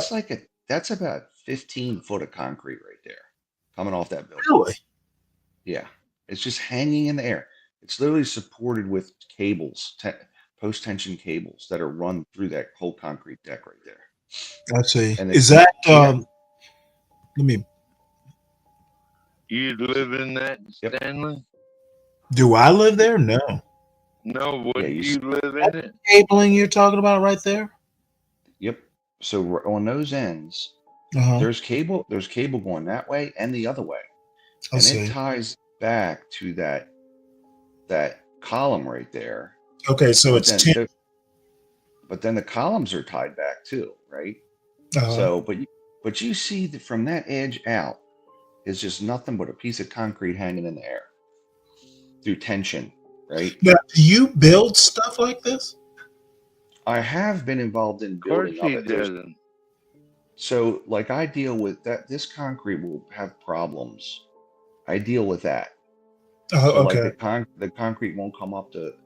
So, you know, but my whole life I've been involved in repair or restoration or construction of concrete. That's my deal. So, but so they'll have problems, they'll have issues, but in yesterday's application, it was a flooring application. But yeah, look on the left side. You see that concrete just in the air? Nothing under it. Yep. It's done with cables. So they have cables that are actually pulling it back to the building, cables and rebar. So it's wild. Master architecture, I gotta tell you. Go ahead. Go ahead, 12th man. Yeah, they got the foreman. Well, I think the Trump towers were much more masterfully built myself. Well, I'm sure you do. That's your expert opinion. Well, look sure at you do, these 12, flaky fucking things, and look how long the iconic Trump towers have been there. Look at these flaky fucking things. They'll be tearing them Trump towers Come down on, before too man. long. 2029, they'll be tearing them Trump towers down. 12th man, count on that. Oh, really? Actually, New York City will be owning them soon enough. Look, this is underway, so you got all the forms there. You would. So, look at that. Look at that flaky fucking shit, dude. Just pipe Are down. you serious? Man, why are you so bitter? Yeah, he is bitter, isn't he? So Did you? It looks like something like they would build in China or something. That's what it looks like. Except it's Virginia. Except it's Northern Virginia. Look at that. What's in there? Nothing. Well, right now there's nothing because Google didn't come there. They're constructing them. Yeah. Oh, really? Where? Well, this was done 5 years ago. Look at this comment. I think 12th man's shed was more masterfully built. Of course it was. I don't know how to respond to that. But this. Look at that one about to fall over any minute. Oh Jesus. Okay. But so this, on the floors they're doing yesterday, they have, it's all glass inside this whole place, like glass partitions for the offices. And, they want to. So the firm that did it polished the concrete. They did a terrible job. It's where they polish it like to a high gloss, and they fucked it up pretty good. So they're like, "What can we do with this floor?" And I'm like, "Pour a topping. You can put a product on top of it." But at the end, I'm like, "You can't do shit. Put carpet in here." So because otherwise you got to take all the glass out. I'm talking about the whole space is glass partitions where you can see each other and everybody else's office. So, and everybody else's office. You see, it's like a voyeur's paradise. Except for the dude who owns the company. And then That really looks like paradise. All right. We're good, 12th man. We're good. So if you think about it, paradise, ladies, come on. So if you think about this, Come on, ladies, does that look like paradise? The central columns in the building go up. They got to be super reinforced, and then the top floor goes out further than the foundation. So you're talking about having to really put a lot of tensile strength to pull that together to the central column. A lot like a bridge is built, right? Like a bridge goes up, the columns go up, and the deck is actually hanging from those columns with cable. If you look at a bridge, it's not like stacked on top of each other like certain bridges. Most bridges now are cable. So the columns go up, and then the cables are suspending the deck itself. I see. Right? That's how they build bridges now. Cable stay bridge versus the old style bridge is like a truss bridge where it's all stacked on top of each other, and then they're the ones that fall apart. Yeah. So anyway, it was just some interesting stuff yesterday. So, good 10 hours. Live in something like I don't know. It's not me, for sure. I like Stanley's setup. He can go fishing in 5 minutes. So. Well, it's about 10 minutes. Still, man, So can I. You got bass in there. You got a hodgepodge of stuff. Spend an afternoon. Sounds great. Good place for kids. I'll take that. Yeah, as a matter of fact, every now and again, back in the, say a year ago when my sister's kids were home, be me, my sister, and 4 kids. You take them there. Yeah. That's great. But they're all in college now. It's a connection to the food supply in a way, right? And the land, So because if you try to raise a kid in this building, like that building we were just looking at, right? Well, you think your food just comes from the grocery store. You don't understand that it comes from the land, So. Oh, how'd that happen? Stanley, my wife wants to travel. She'll say, "Hey, let's go to New York." Fuck New York. Let's go. She wants to go to these cities. I'm like, listen, I don't want to go anywhere near the city. No, I don't want to be in a city.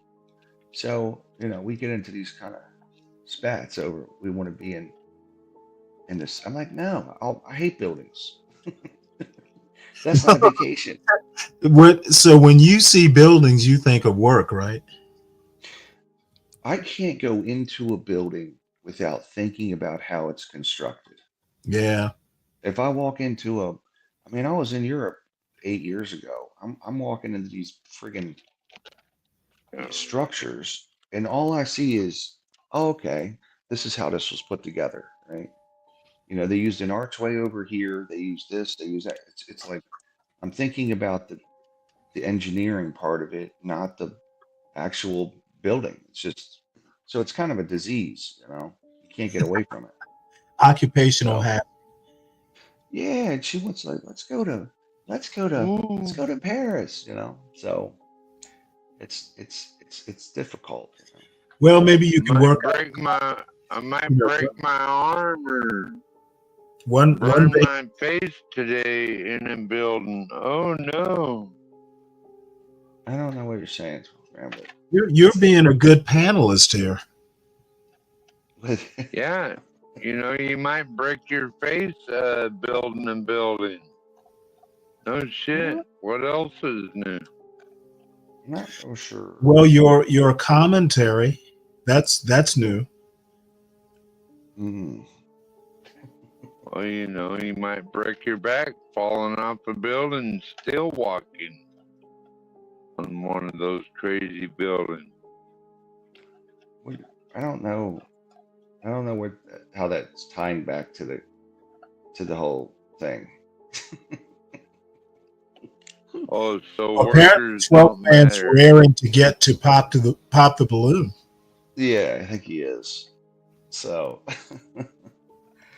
I'm sorry, 12th man. I just was talking about my long day today. So or early. Well, I've actually I fell asleep at 8 o'clock, so here I am. Yeah, well, that the same thing happens to me. Fall asleep, wake up, wanting to do something. Yeah. So, Tom cussed out 12. Oh, you missed that. Oh, what happened?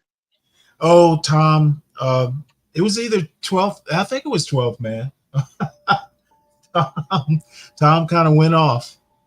Why did he? You know what? I don't even remember. We were all talking about something politics related, and Tom sat there for like it. Black women for Trump. My God, Virgo, what on earth? Where's Virgo? Is she coming up? Yeah, well, get up here, Virgo. He was. Come on back up here, Virgo. We'll get around to pop the balloon. Oh no, I've So 12th man is boxed wine. Virgo must be doing Come on, Stanley, don't pick on us. No, what? Now you we heard need what I said. Now we need I is didn't stutter, motherfucker. no, you slurred. Jesus. 12th man, all we need is Solid Snake. We'll have a cacophony. It was watching you try to keep that group together the other night was just the best. I'm sitting there going, oh my God, this is great.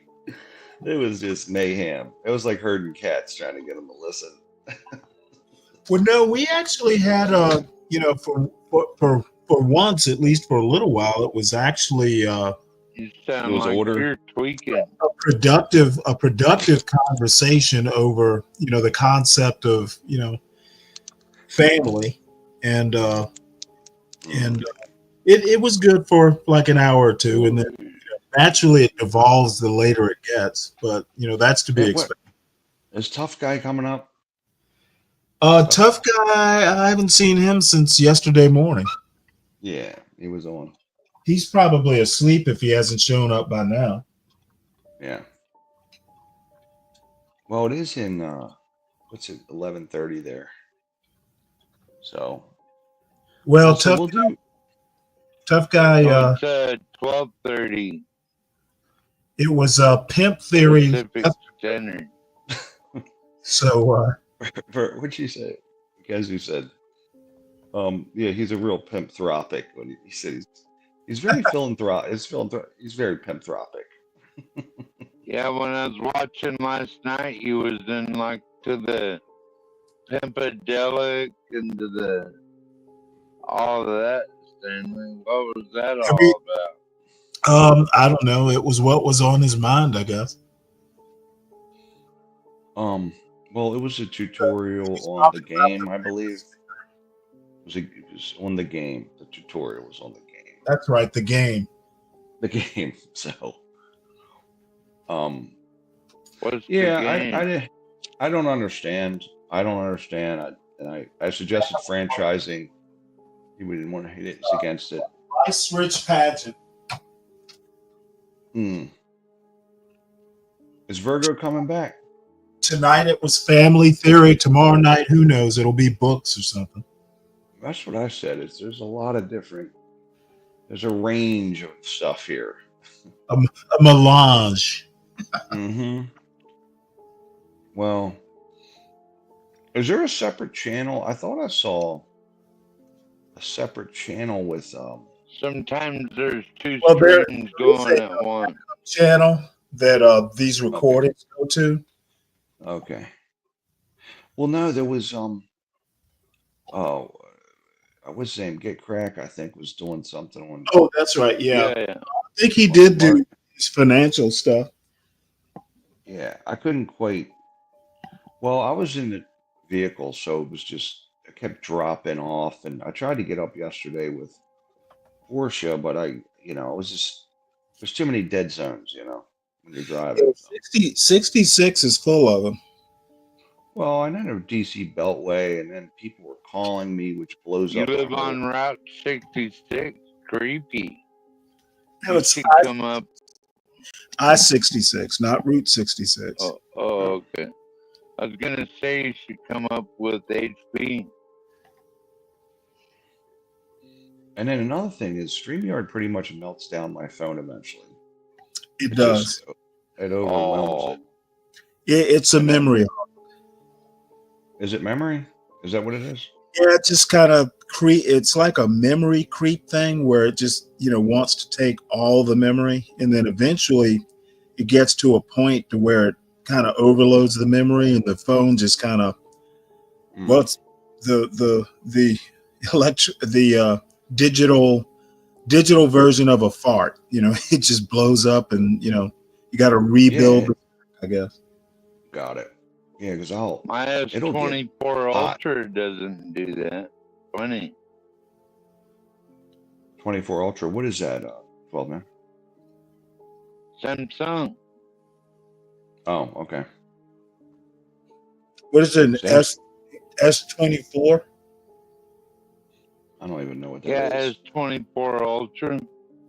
It gets mildly warm, but as long as I'm not running a bunch of shit in the background, it don't do that. So what's Alaska do? Do you have like satellite or something? Is it what's it on Figure it satellite? out. I don't want to figure it out, 12th man. That's why I'm fucking asking you. Well, I think he's doing cell towers, like 5G. Yeah. Well, they're. I mean, I have an iPhone, but it's an older one, so. But I got a new one on the way. Well, Better Jay, get a new phone, buddy. I don't. To be honest with you, I just want more memory. I don't even. They keep upgrading shit. I'm like, I don't even know what else can it Old do? I phones don't need suck. it to do it. That's the way it goes. So I don't need to do gotta anything get else. a Don't. new well, phone, buddy. some people basically have their phones and don't really even have a computer. You know, That's depending on me. what you do, you know, you can pretty much do spreadsheets and all that kind of stuff on your phone. I do it on my iPad. Yeah, I can connect my phone to my monitor and do everything I need to do, pretty much. I put YouTube on my TV half the time. Like you can watch it on the TV, smart TV, you know. So Yeah, I don't like using smart TVs because I don't like the browsers. Like my smart TV actually, you know, you can actually do like, or am I thinking of the Xbox? The Xbox actually has like Microsoft Explorer. You know, you can kind of use it, you know. I'll tell you what, man. I don't use it for computing. I just use it for TV, right? Right. But I got a Me too. Sony. I got a Sony, and it is great, man. It is the interface is great. It's and I got a nephew that works at Best Buy. He's Oh, wow. he said the Sony. He goes, look, man, I know TVs. He's a Best Buy. He works there. He's young, you know. He said the Sony's got the best interface. I said they're a little pricey though, just for what you get. The size, like the Sony's more for the money, right? He goes, get a Sony, you won't be unhappy. And I bought a second Sony Sony since then. phone? Sony, a TV, smart TV. Oh, Great interface. It integrates to whatever. everything. They all work. Well, I had a Vizio, and that's in the dumpster now. It was an older one, but it still just sucked. It didn't work with half the stuff, So, Sony, I'm real impressed. These electronics are pretty much planned obsolescence. You got 6 years, I think, and then it's just junk. I thought you were talking about for an action cam because I've been thinking about doing more like a live cam video, kind of like Ava and some of those other people do. And I was thinking about a Sony live action cam. Getting one of those, that way I can just pretty much just clip it on my vest and go. You get a GoPro or something? You can get a GoPro. Yeah, but it's a Sony. Okay. I got an underwater GoPro with the housing and all. Mhm. And I got this to do. Me and my wife snorkel a lot when we go. We love snorkeling and do a little free diving and for underwater stuff. And you don't use it very much, you know what I mean? So I think I could have got an iPhone housing and done the same. So I don't know about these action cameras. I don't think I have enough action. You know what I mean? Maybe riding my bike, but I'm not riding down some of these videos with them riding down in Colorado, like these biking things, and they're jumping off of shit. It's all mountain climbing. It's a lot. There's not enough action in my life. I'm not doing all that, but I'm talking about just walking down the street or doing anything. You know what I mean? Like, just film yourself like I'm about to go to Anchorage next month again. And I don't know if Stanley was there. Like, Well, it was for some of it. For some of it when I was there last month, and I was hanging out with homeless people and stuff. Isn't it perpetual darkness there now? I'm gonna be doing that again a little bit. So, how much I'm sunlight are thinking- they getting now in Anchorage right now? There, 12 man. What do you get about 3 Well, it's hours a starting night? to go down at 4 o'clock, 4 4 p.m. Sun going down. Oh yeah. What time does it come up? About Noon, 9 or 10, something like that. So in Anchorage, what do you get? You get what? It doesn't. It's not that far north to get 3 Find hours. out what I get in Anchorage. Okay, you don't know. Oh yeah, I know what I'm going to Anchorage for, but I might get more than what I bargained for. You never know. No, he's talking about sunlight. Yeah. Oh yeah. Oh yeah, yeah. Sun up, Basically, sun up, sundown. yeah. What do you get, 6 Basically, hours? 10 o'clock sun up, 4 o'clock sundown. So 6 hours. 10 a.m. sun up, 4 o'clock sundown. I know in northern Europe, like up in Finland and shit, like they get like 2 hours a day, man. just can't imagine that. Never Well, seeing the but then sun. it's the reverse in the summer, though. Yeah, I mean, even that. Like, how do you sleep?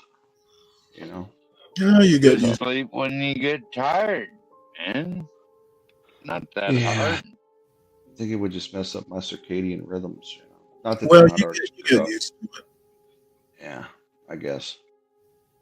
So It's like in the summer when it's light all the time, you just go to sleep when you get tired. It's easy. Yeah. Just get used to it. After you've been here 20 fucking years, it doesn't matter. So what about the? So do you hunt up there, or do you go hunting in Alaska? Oh yeah, we So what get moose and fish and all that shit. That would be the best thing about it. So, you know, I read that Alaska, like the north part of Alaska apparently is the mosquito capital of the world. Oh yeah, that's our state bird is the mosquito. You didn't know that? I would never think that. I would never think that. That's our state bird is the mosquito. Do you get a lot of mosquitoes where you are? Sometimes. Yeah, like swarms of them. I'm talking just you can't see. Not It's a that cloud. bad. Nah, it ain't that bad, bro. I saw a They video. get bad. Then I just get chickens and they run around and eat all the mosquitoes. It might have been Then in I the northern eat part. the fucking chicken. But it might have been the northern part in Nome, or I think it's Nome, whatever the northern side is. But it was like a cloud of mosquitoes, just everywhere. You couldn't even film. Yeah, you know? that's a lot further north than me. Huh.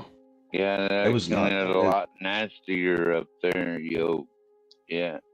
It was crazy, man. It was like Naked and Afraid ×2, man. It was bugs everywhere. So I just think it'd be too cold, but there it is right there. Look at that. Look at that shit. That's all mosquitoes right there. That's Alaska. Says it's getting bigger and badder. I mean, what the hell do they eat, though? Mosquitoes to carry your little ass away, Stanley. How do they survive? What do they eat? Like, what do they eat? Blood. Nothing there. Eat you, motherfucker.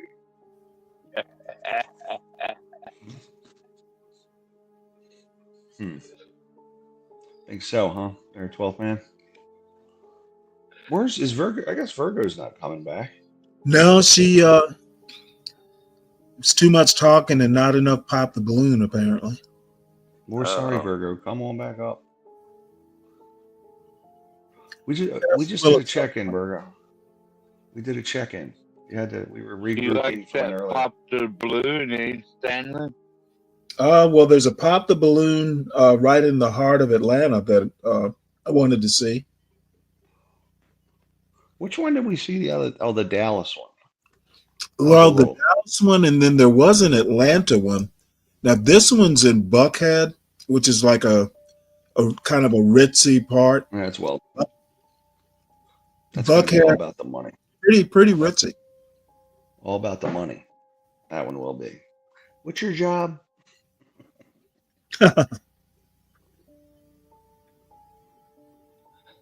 Well, you know what I'll do, Stanley, when you play Pop the Balloon? Say that again? Well, you know what I'll play? You know what I'll do when you play the Pop the Balloon, right? What's that? Watch? Well, maybe for a minute, but you know, Fox and Friends will be on in about an hour. Yeah, it's definitely sexier. It's all. Yeah, I like Fox and Friends. Jeez. They'll be on there with all the latest news. Yep, all the latest bullshit there. It's not. Fox and Friends is nonsense. It's like. What do you mean? It's MSNBC of the right. It's ridiculous. So? At least their women are hotter. Than MSNBC, I would agree with that, but that's not really a high bar. No, he's talking about Fox. I think it is.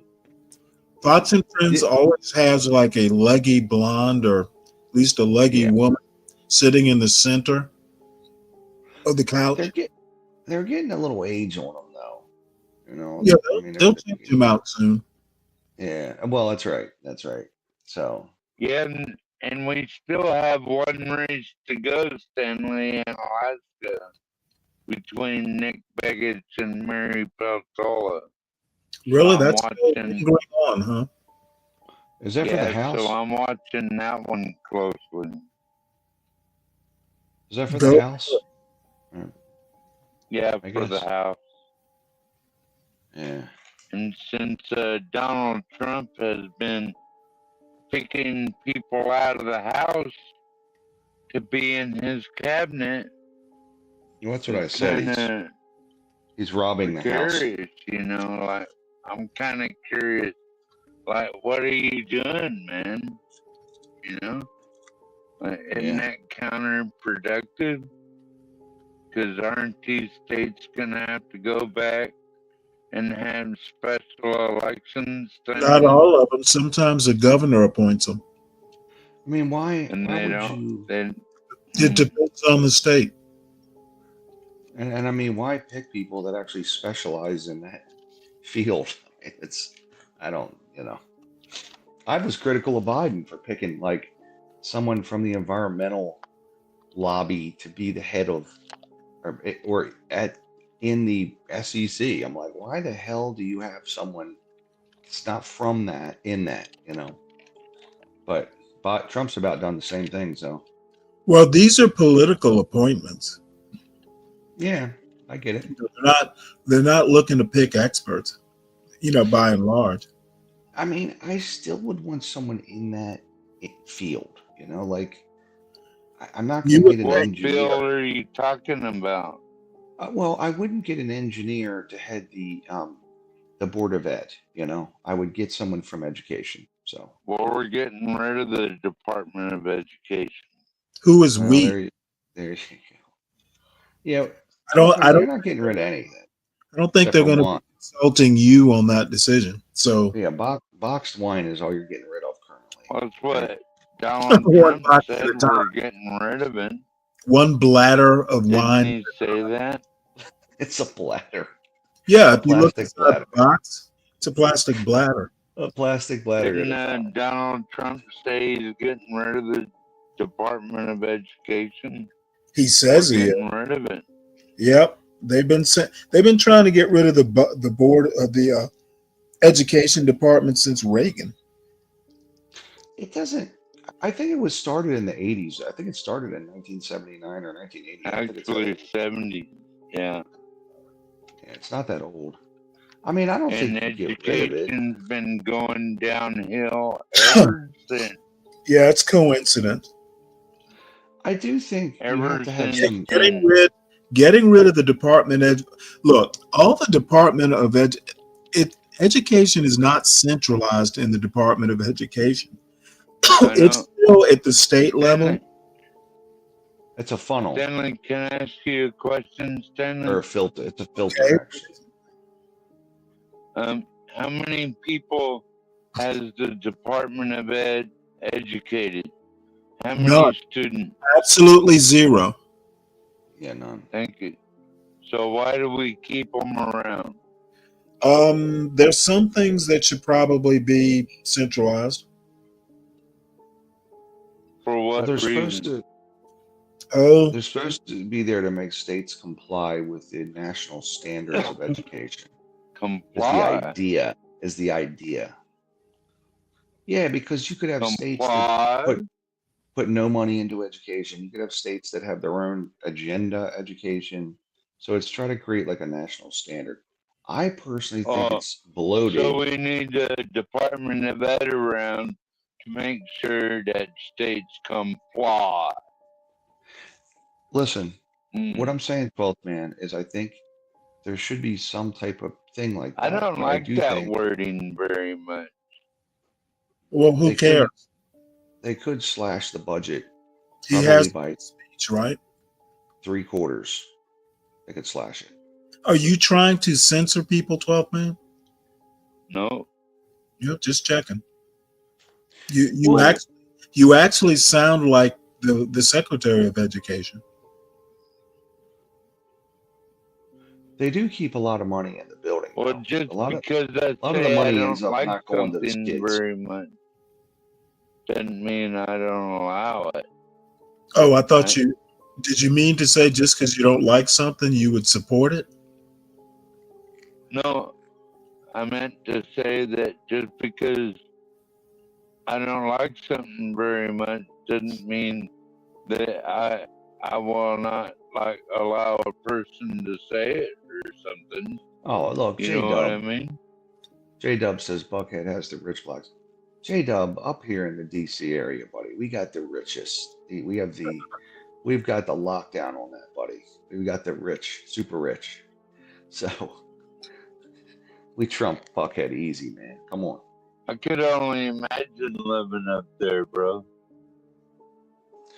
Well, it's That's gotta be capital. cutthroat being a white boy up there. It's the capital of the world here, buddy. Just remember that. DC. Capital of the world. Be safe. That's all I can say, man.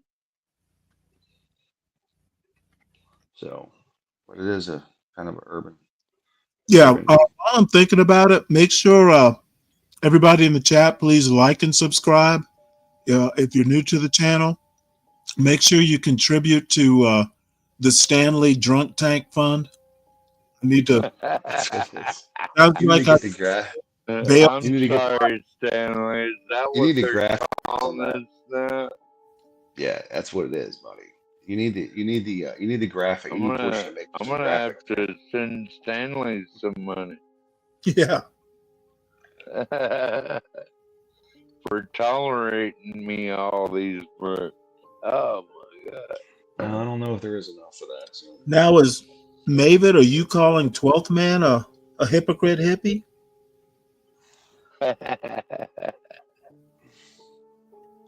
Yeah, I don't even know who's in the chat. Let's see what they got. J-Dub, Mavid, and I'm sure they're piling and on. 21 other souls. How many? Yeah, I live in the whole area. 23 total. My whole area is full of hippies. Watch out.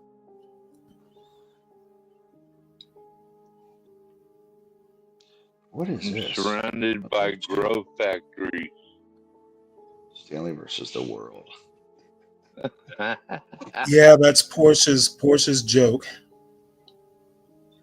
Well, it does turn into that sometimes. It does. Let's see. Hypocrite hippie 12th man. Yeah. Well, I think the Department of Ed can be rolled back because you could hire a lot more teachers with the same money. But I Yeah, don't say yeah. get rid of it. I I agree. say Thank you. like you could double the teachers and half the classroom size. It's probably better for the kids. But you know And that's don't. not going to happen even if they eliminate it. Well, that would be my mandate. I'd say, listen, if I was president, I'd say, look, here's what we're going to do. We're gonna cut the funding on this by 3/4 and hire that many teachers with the exact same money. Cut the administration cost. I read that like And that 45% of the money stays in the building to pay for the people in the building, the administrators. That's why education's so expensive now. It's all administration.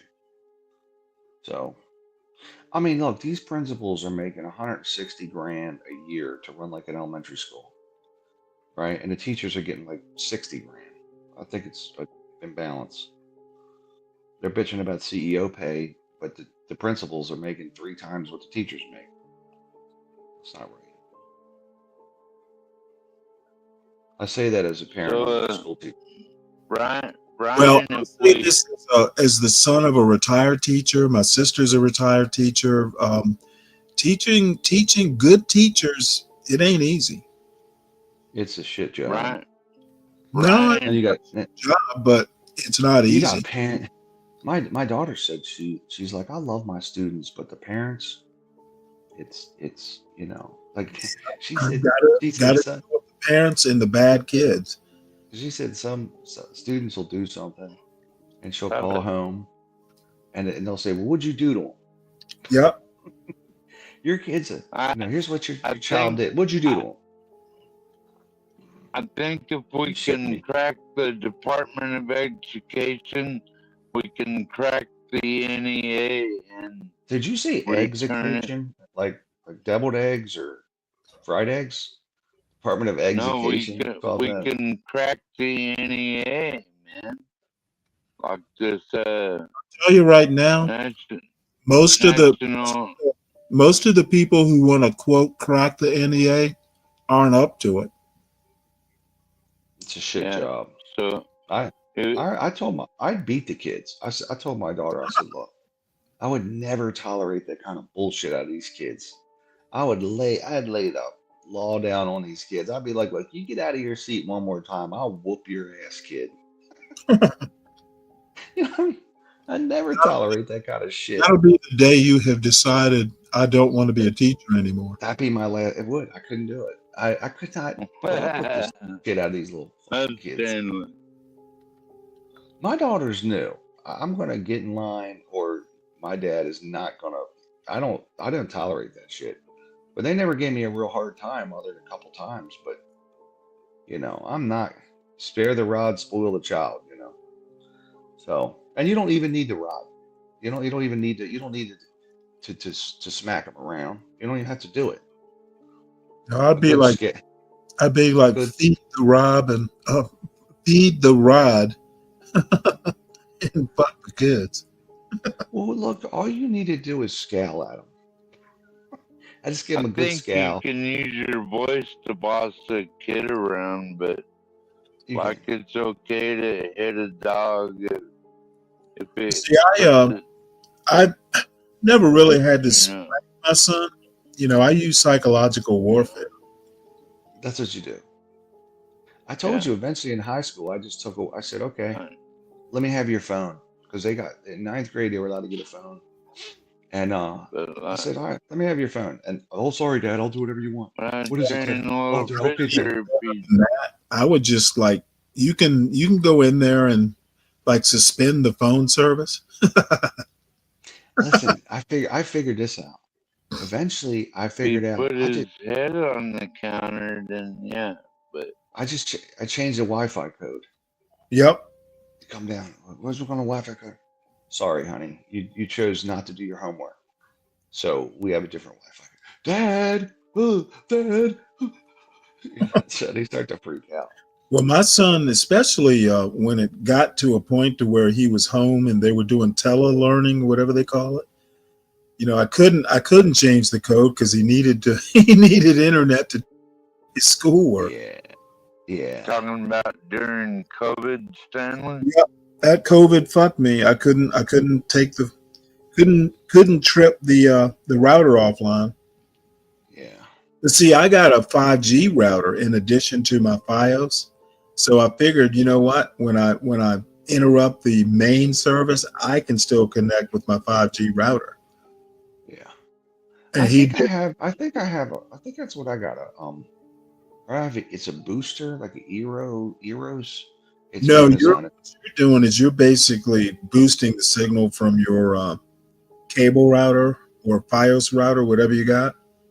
The 5G router is basically a phone. It's got its own phone number, but it's a phone number to do nothing but data. I gotcha. I don't know what mine. I just know I got that Eros because in my bedroom I can't. It's a weak signal, and also in my bedroom I got a real little TV with a Fire Stick, and it wasn't working. So I said, all right, well we'll get this other thing. It's good now, but yeah, I think it just makes it extend. It's an extender. Yep. So basically a repeater. It takes the signal and boosts it. Okay. Yeah, it works though. It's pretty good. And then depending on where you are in the house or in the basement, it'll go to the whichever one is the best one at the time. Right. So, and it's actually cool because I can use it out in the yard some too. But I have the main router in the basement, so that's the problem. If you put it on like the first floor, Oh yeah, you don't want to put it in the basement. It's too much bullshit to run it up through the house, though. It's a pain in the ass, and you Right. gotta fucking drilling through shit. Oh my god, I don't want to do all that shit, So I mean, I got a hole in the one end of the house, in the one room where I got all these fucking cables pulled up and through the damn floor. It's just, it sucks. But so yeah, it works pretty good, and then I can use it in the garage, which is nice because I'll go out there and work out or I'll be doing something in the garage, so. But I don't know. So I don't know what this Trump's got a lot of ideas. I just heard him talk about education earlier today. He's talking about some kind of new education system or I don't know. Yeah, basically a national university. Yeah. He didn't call it he called it a national academy or American academy, but something like that. He's thinking about it. I don't think he mentioned the word education last go around. So. Well, we watched part of it. Peter Boghossian, kind of reacted to the Trump video. So Stanley, I was wondering if you cared to watch the state of emergency thing on Trump by the New York Post. There's this nice young lady that reported it the only tonight. time I listen to the New York Post or anything from them is when Portia or John want to do it. That's the one conservative leaning publication that I don't even bother with. I go to the Washington Examiner or the Washington Times. All you gotta do is do Trump. I know how to access it. I just choose state not. of emergency. I choose not to. I think that is it's not a state of emergency though, right? Like it's not really a state of emergency. They're already deporting themselves. Good for them. It'll save us some money, right? Well, yeah, contrary to popular belief, Stanley. There is an asylum court currently happening, and Biden has deported several million people since he took office. So the conservatives don't like to say that. He said several million. Yeah, he's deported people. It's not like everybody's thinking that he's How not many? currently deporting people. I don't know the number, but it's a lot of people. You said They go to several court. million. It's my understanding it's several million people since he took office. I don't know the number. Don't talk out your ass. Okay. Okay, 12th man. 12th man, I think most of your conjecture and conversation. Yes. No, you can't talk out your ass, right, Stanley? You are a Fox News propaganda machine, okay? Oh, All really? your talking points, you don't really look into it. Well, I actually no, try to. you just said. He's mimicking. He's mimicking. There's been several that. Friend Blonde. Yeah, that's it. What's your name? Faulkner. What's your name? It's Peter Ducey up here. He's the prettiest blonde of them all. I'll look it up since we're here. But they act like the immigration system. How many did Biden deport, motherfucker? 6 million. It wasn't that many. How many people? I don't believe that. No. How many people has Biden deported?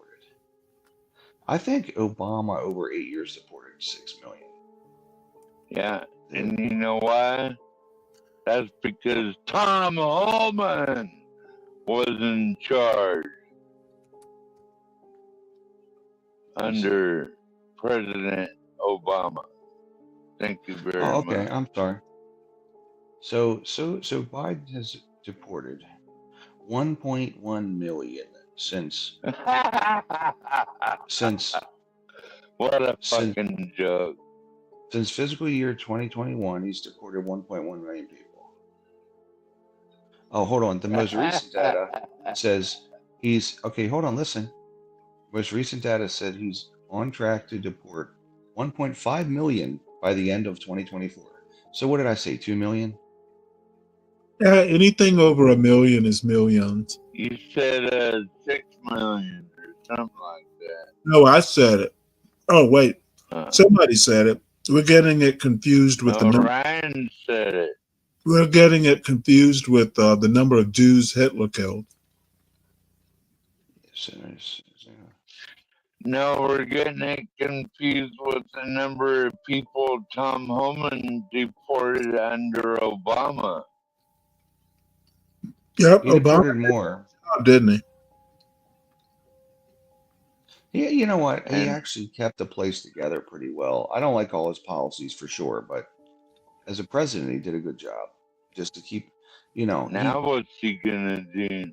He's gonna tune it up a few times more.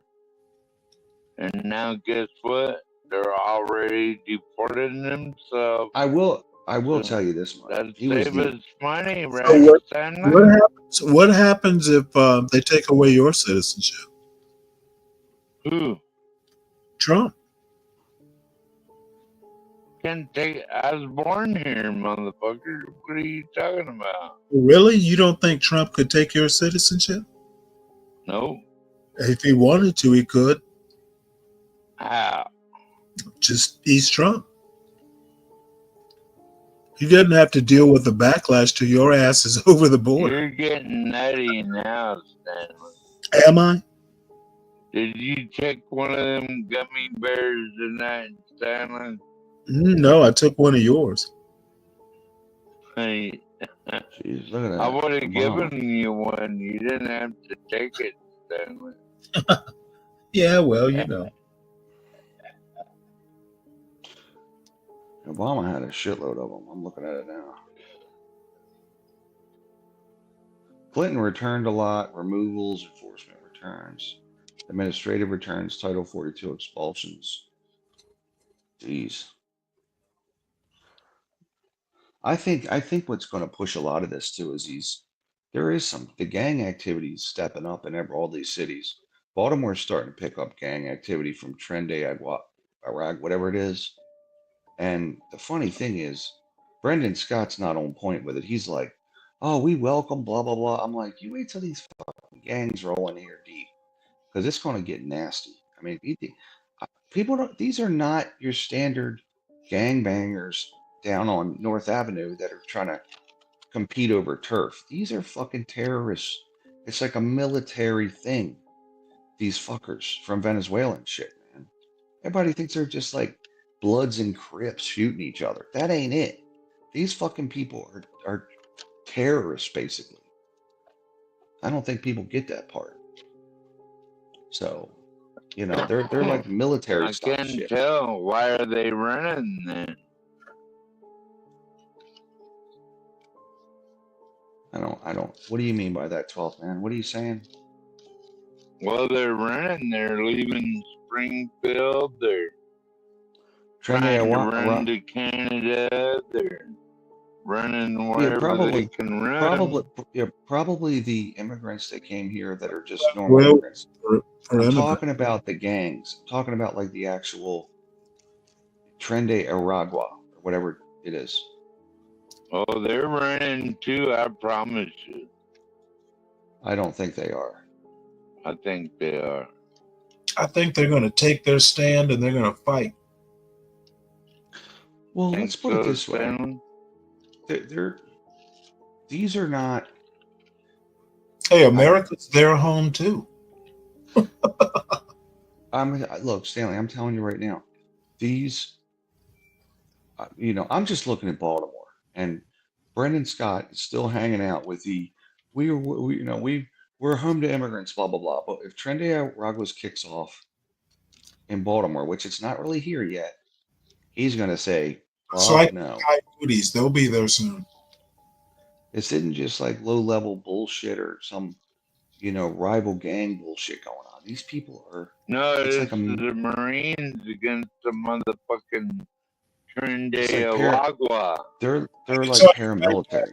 Marines will not be the force that deals with it. If it's the what Trump say, state of emergency against these motherfuckers, I guarantee Well, the first you, thing they're going down. It ain't gonna be us going down, and it's gonna be them. You think they're gonna trip up because they're drunk? The first Yeah, thing is maybe. he would dispatch the National Guard, not the standard soldier. And he would take. His ghetto point of view. Militia. I can guarantee you right now. I will believe that Trump will be able to. Coast Guard. I will believe that Trump will be able to do the state of emergency and mobilize the National Guard when he does it. It's not going to be as easy as, hey, I'm president, do as I say. Number one, the National would have to. Oh, yeah, I do want to bet. Trump, the National Guard, Trump would have to nationalize them, which is going to be problematic. You know, hopefully he apportions some money for it in the defense budget. National Guard is generally under governor's control. That's right. Trump has to do a next step in federal. I said nationalize. I meant federalize. But I think he can only do that for foreign conflict. I don't think he can do it for local conflicts. Sure. Imagine all those officers back on the force after being fired for not taking the COVID. What officer? Not taking the COVID injection. Okay, now, they're probably all back on the force. What now? Officers are probably already on other police departments. That's right. Now what? I'm right, 12th man. You don't have to remind me. 12th man, you almost have like a seventh grader's view on how this all works. Like there's laws surrounding all this shit. Okay, Trump can't just do whatever he wants. All right, he can't just, hey, let's do this. He can't make law. Oh yeah, he can we can get criminals out. Okay, stop saying. Immigrant. You know what? You're being a stolen valor MAGA. You're not doing shit. You're gonna sit back. You're gonna sit back, and in your case, you'll be watching, but at least you'll be a cheerleader. But let's get the word "we" out of your mouth. You ain't doing shit. Yeah, except for slurping down buckets of wine up there in Alaska, on point, right across from Yeah, Russia. and watching Trinidad That's what I get said. kicked Watch, out of this the best country. you're gonna be able to do is toast. I'll be watching it on TV. The best Motherfucker. you're able to do is sit on your couch, watch the actual, like, powerful people do it. Oh, real. Oh, George Soros. You Black don't Lives think Matter. you don't think I'm fooled, but when you say we, okay, motherfucker, you aren't doing shit. Nope, he's not. What are you When doing? Trump is What are you doing? I'm doing the same thing you're doing, not doing shit and flapping my gums. What do you? What is your occupation, 12th man? I'm He's a- retired in the woods. Yeah, retired in the woods. That's not a plan of action, and you're not an action man. That is my action. Stop with the we. All you really That are is my. I all already you have really my action. all I you live are, in the woods. I have. all you are is a cheerleader for Trump, except you have a beard. I have all I need. What do y'all got? You have all you need. You got a box of Poncho wine. in town. You got a box of wine. You And got when a dog. You got a the shit box of is wine, the pen. boxed wine, a dog, and a slurred vocabulary. When the shit is the pen, what do you got? A What do you motherfucker. got? I'm not talking big shit. When the shit is I'm the not pen, what do saying, you got? I'm not saying we are going to declare an emergency. I'm just reminding you, all I'm Stanley, doing, 12th man, and I'm doing you a favor with all due respect. I'm teaching you your place before Trump does it. Because if Trump does it, he's going to hurt you. well, I'm telling you right now, man, you better learn your place Hey, before Trump place is puts to you in your place. my place is to mock your stolen valor. I don't have any stolen Yeah, valor. you What the fuck You are keep saying we. You keep saying we like you're in that national security huddle. I am. You're in the stands. You're in the stands with the rest of us. I am in a national security huddle. You know what? Ask anybody. You're a national security cheerleader. You and Marjorie Taylor Greene are gonna sit on the sideline, fucking being blonde and pretty, or kind of pretty. Yeah, He's you not. I've seen him. need He's to not. get over it, Stanley. Oh, I'm not. You know what? You need to get over it. You're acting like you're fucking G.I. Joe or something. I am G.I. Joe. No, you're G.I. drunk. G.I. drunk. G.I. drunk. That's what I'm gonna start. That's what I'm gonna start calling you, G.I. drunk. Yeah, let's go. That's awesome. G.I. drunk. Nope, I'm sorry. I came up with something that made Ryan laugh, and I'm gonna. G.I. drunk. That was a good one. Stanley. G.I. drunk. G.I. drunk. You need to change your name, 12th man, to G.I. drunk on your icon. It's a good one. Only if you catch at me $100. What about where's Solid Snake? I don't see him up here. What's he doing? He must have to work in the morning. Yeah, he needs to bring us up here so I can give him a name too. He probably running the store right now. Call him Solid Slur. Slurry Snake. Solid Slur. Solid Slur. G.I. drunk. Sound like the ambiguously sober duo. Solid Snake sound like you're running a whole warehouse or something. Lawrence, American man is out saving America. Well, I think I ain't but seen him in a minute. he doesn't call up hammered though. I don't think he doesn't. No, I He's think he he's did the other sober. night. He did. I think Oh, it was was. he? I think he was. I can't He was tell. into it, huh? Yeah. I don't even drink. I don't even drink anymore. So We got Good for you.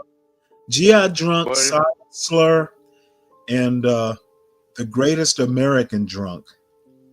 Great. Are you taking that from the Greatest American Hero? Do you Are remember you that proud show? of yourself, Stanley? You know what? Actually, it's on. It's either on Netflix or on Amazon. You And remember that show though from the 80s? I do. That's so funny. I'm older than you are. Well, the funny thing is, the guy that starred in that show was in Blue Lagoon, which was a show that when I was a kid, that was it was like on HBO. We didn't have cable or nothing, but my neighbors had it. Wasn't Blue Lagoon? He was in that movie He with was in it. Brooke Shields. That's it. And I remember I got in trouble because I went over to the neighbor's house. I was like 8 or 9 or something. And my mom found out I watched it and they had nudity in it. My mother was fucking off the hook, pissed. No, that was some good nudity. Brooke It had Shields. nudity in it. Shit. I think it showed some tits. Yeah, it was today's standards. It was pretty tame. Well, this was like 82, right? Yeah, So I was in 82. I was a junior in high school. yeah, I got lit up. I was like 9 or something, and I got in trouble. And then she went off on the neighbor. You're Oh, my showing my kid nudity. My mom was real tight, so real uptight. Brooks, I hadn't thought of that movie in years, but I tell you what, Brooks, it was beyond hot. It was like, man, I wanted to tell my mom that wasn't the first nudity I saw because I was at the neighbors and saw a movie called Swamp Thing. Okay. And I remember to this day, Adrienne Barbeau came out of the water and I could see her. It was just nude. Yeah, it was just a nude set of titties. I'm like 7, right? And I was like, you should have told your mom, hey, it's not the first time I've seen nudity. I've seen seen my friend's mom. Yeah, that's right. That's true. She was parading around the house naked. Yeah, that's right. Well, I got in trouble, and then, but I wasn't the first set of tits. I saw Adrienne Barbeau. 7. Information we didn't need to know. Brooke Shields has nothing on Adrienne Barbeau. She didn't. And Adrienne Barbeau was also in Smokey and the Bandit. Remember, they'd lower their outfits. Remember in Smokey and the Bandit? I don't remember her. Of course, I remember Sally Fields. They had the Lamborghini. They had the Lamborghini in Smokey and the Bandit, or was it a Lamborghini? They had the fast car. Adrienne from Maude. Oh, hold on. Cannonball Run. Maybe it was Cannonball Run.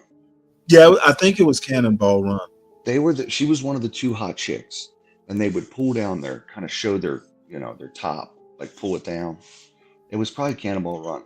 So look at all these old movies, man. Jesus. I was a little kid watching these fucking movies when I couldn't get away with it. Man, I remember, Daisy Duke. And, she wore like pantyhose with those fucking shorts. Yeah. Daisy Duke. Hey, Stanley, you better put on your Daisy Dukes, buddy. Why? What the fuck, Daisy Duke? Jesus. Why would I do that? What? You got a pair? Why do you think I even own Daisy Dukes? No one owns Daisy Dukes except for people in the homosexual community.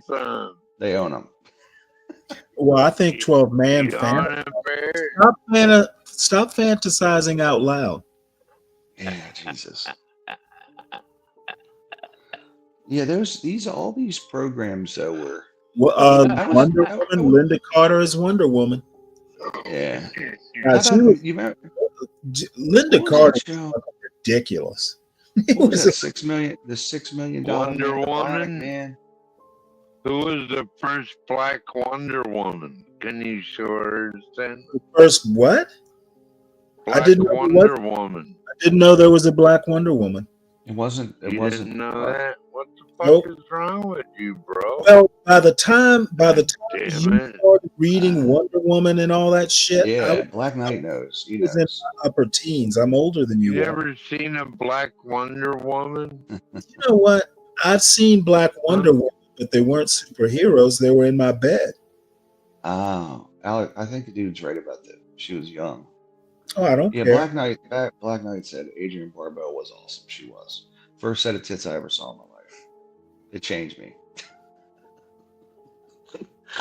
School went out the window. Brooke Shields was only 15, huh? Yeah, that's what the issue was. She was underage. Shit, I don't care. So, yeah, 'Cause but that was she- Richard Catt, who was Greatest American Hero several years later. Brooke Shields is my age. Well, I guess I was. Dolly Parton was the first set of tits I ever fell in love with. Was Dolly Parton. It was the most beautiful set of tits ever.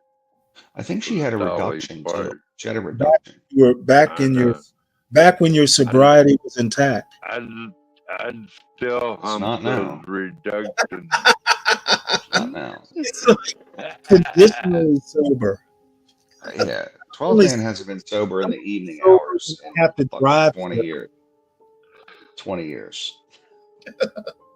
I think that's Alaska. It's chronic alcoholism and seasonal depression all rolled into one. And mosquitoes all rolled into one. So, but they're also 90 miles from Russia. So, seasonal affective disorder. Yeah, that's what they have. That's what I say about people in Pittsburgh and Buffalo, because it's just overcast all the time. You know. Yeah, that's just what we need. A bunch of big city. There are only 2 seasons in Buffalo. You know, that's just what we need. A bunch of big city. That's their only 2 seasons. Overcast.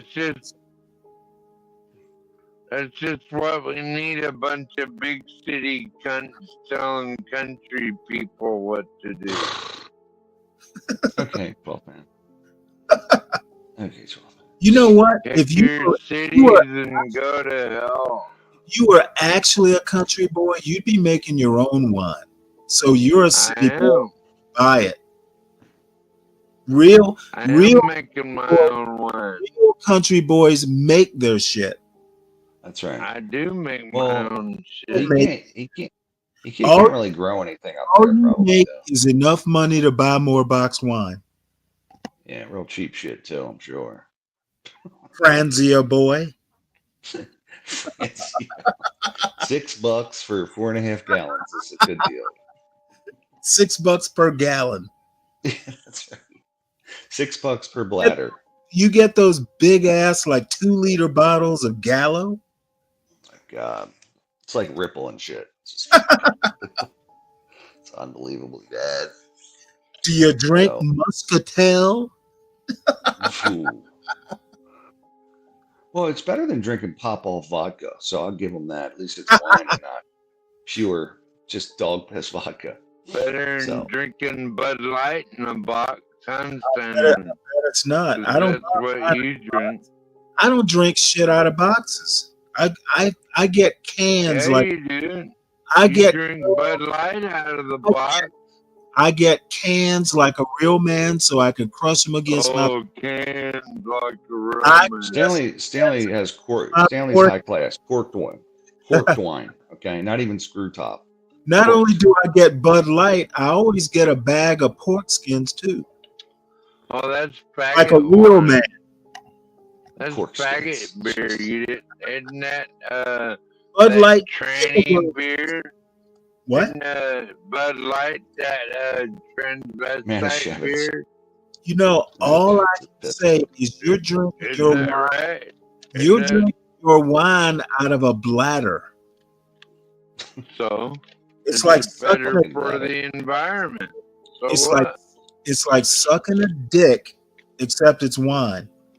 Oh, No, really? They literally said. Beer too, Stanley. Oh, you suck that bladder dry, don't you? Probably. Well, I drink beer too. He sucks every drop of wine out of every drop out he can. You could go back to the last show and where I was in the liquor store That's with right, Fortune. Lou. I'm a real man. Everybody. I'm a real. Do you go to Lou? Do you go to different liquor stores so they don't know you're an alcoholic? Transvestite beer, don't you? There's only one liquor store in his town. That's actually a good point. They know. Actually, Here it comes. have liquor I love stores them. everywhere. As a matter of Love fact, it. when they're closed, they just leave it in a box outside the door. Actually, liquor stores everywhere. It's like a They cash sliding his fucking door. check there. There's like He a signs his sliding check over door right where there. you put the bills. It's like just My you're on money gets control. deposited into my bank, Ryan. You're Thank you're you on the very honor much, you little faggot. They leave the wine outside, and he's on the honor system because they know he's going to be back at some point. That's it. Oh, He's going to be fuck out that off. same night. Sorry you had Y'all to. are, I'm sorry you y'all had are just jealous because you don't live as free as me. Motherfucker, That's you're not all. living free. That wine isn't free. What do you mean? That wine is not free. You live in a little white neighborhood. Yeah, I live on you know what? 20 acres. And like I told Be Brave, you don't. Just like you, Ryan, you live in Washington, D.C. See, I you like don't own shit. I like But listen, my I like Stanley, I like how my many acres? How many acres you own, Stanley? my white people are nice and they're not always drunk. I like my good. white. You better stay away from me then. Goddamn Skippy. in Alaska, they have to pay you to might stay be there. driving The a government pays people to live be there. around you. Bullshit. How many acres you have up there, 12th man? 20.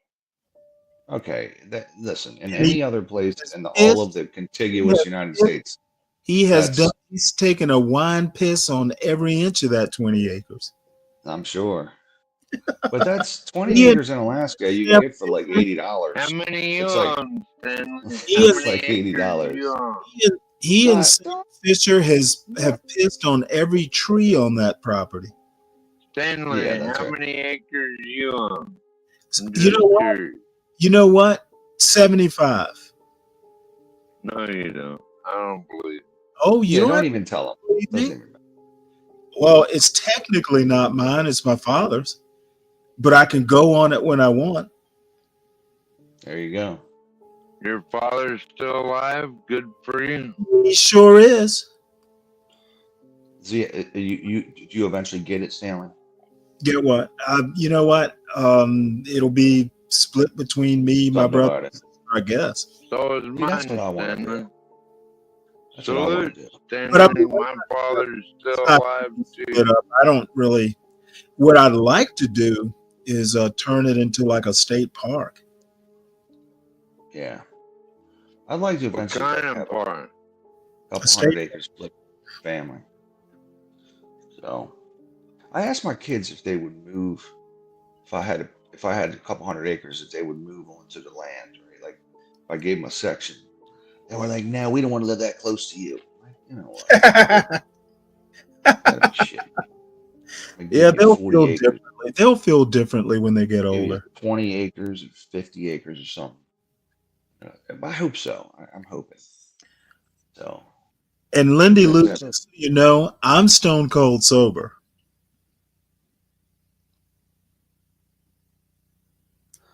But I'm dreaming of Bud Light in pork skins. Maybe later I'll go out and get some. Lenny Lou needs to pull up. At least Yes, she we'll have does.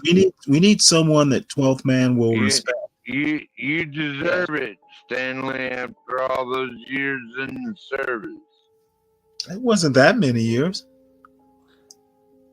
But how many did you do again? I forget. A whole 5 years. Well, that wasn't very long. Mavid said he could. I literally just said that. That is fucking ways, Stanley. Yeah, he's got moose on his land.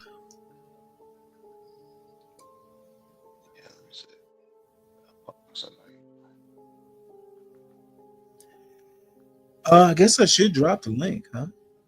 Yeah, drop it. Put it out there. Let's get some. Well, Let's it's get some at activity. the top of the chat. It's a pin. All right. Coming up, Lindy Lou. I know you can't sleep now. Yeah, and you know, Ghetto's in the audience. He's God gonna damn pull up. I do want pork skins. Pull on up. Get some activity up here. Hey, you know what? I am not above. All I need are the white socks. White socks, pork skins, and beer. Pork skins. You like pork skins? Oh, I love them. I mean, I've had the hot ones are pretty good. Cause Yeah, a little bit of indigestion though. These are hot. I Heartburn. don't get into like vinegar and salt and all those like exotic flavors. Oh shit! Give me the hot ones. That's good. They're good on occasion. I got real fish sticks. I would think in Alaska you wouldn't have to get fish sticks. You could just get fish. Yeah, he's a real country boy. Yeah, fish sticks. He's got like Morton's, Like- Gordon's fish sticks. Oh, They come right out of the ocean, right over here.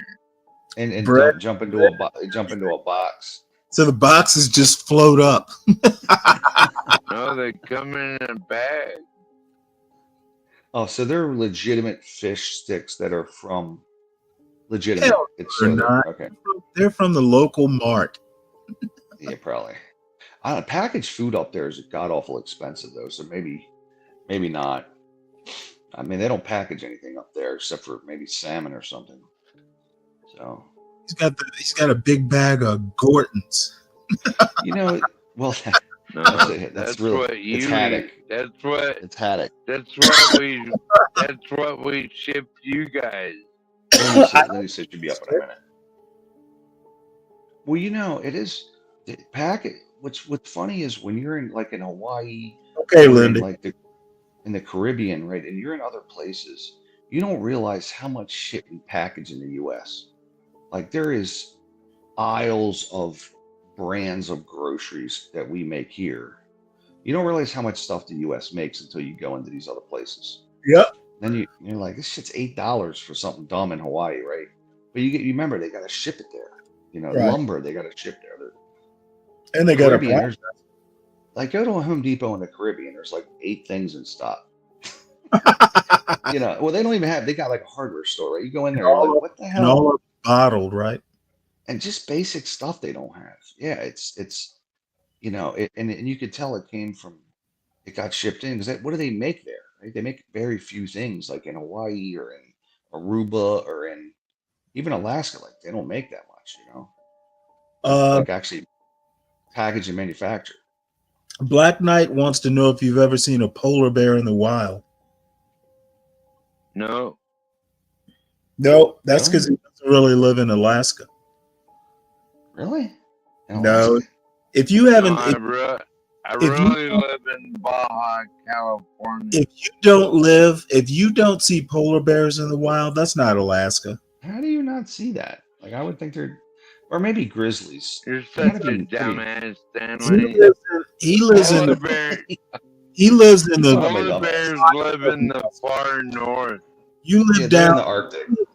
you live in that part of Alaska that's the women's section. You call him a dumbass. Polar bears live in the far north, Stanley. And you I'm don't. trying to explain You it don't. to you. You don't is my point. You live in the pussy section of Alaska. Oh yeah, that's me. I live in on the Kenai.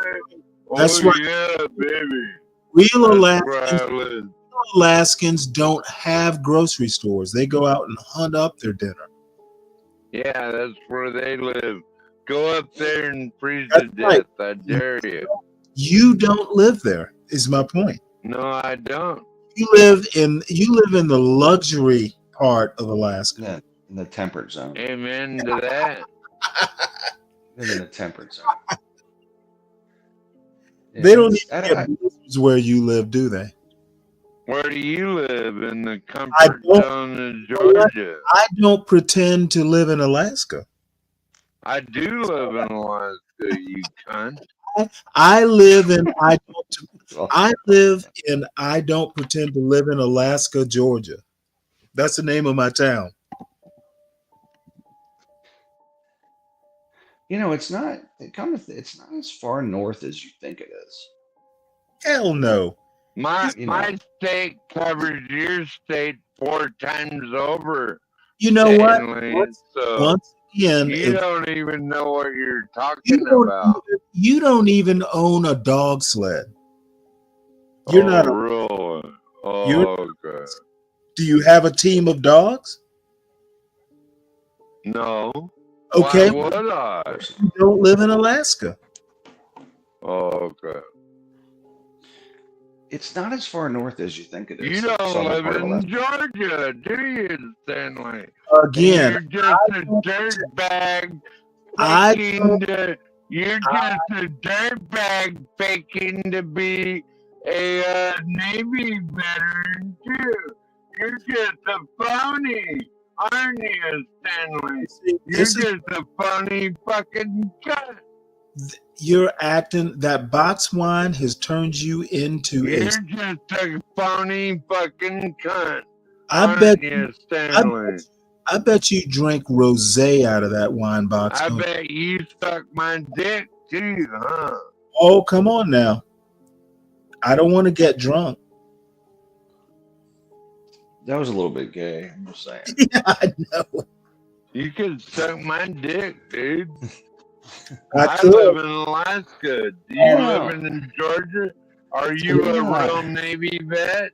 Well, we know that there won't be polar bears sucking your dick because you don't live with them. No, because I don't live in that part of Alaska. You don't live in Alaska.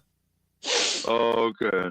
The real Alaska has polar. I think Portia and HB know better. Okay, you know what? Do they? No, I'm sure he does. It's just a weak. When you're passed out from your bladder of wine, you don't know what they talk about. Oh, really? What do they 12 talk man. about?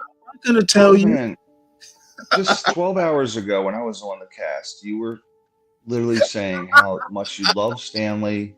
You couldn't wait to talk to him again, and now you're calling him back. Stanley. What the fuck Negative are you stuff. talking about? You said he's a cunt. You called him names.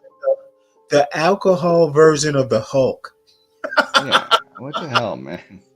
He drinks some wine and he becomes a raging monster. Yeah. What? Why this sudden change?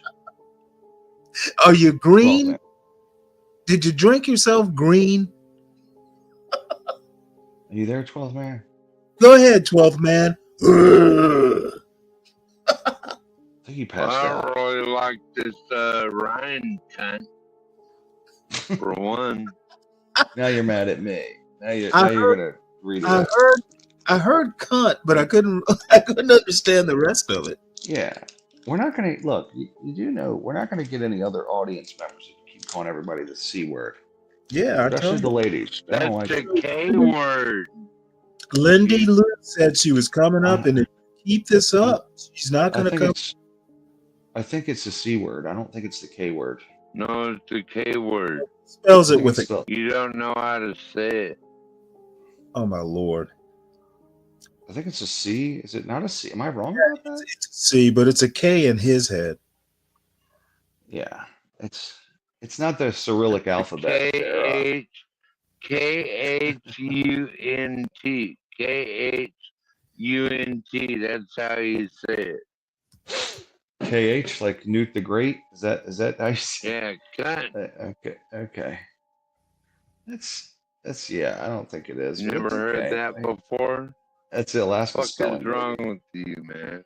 That's the Alaska spelling. Okay, obviously. That's how the Inuits spell it, I'm sure.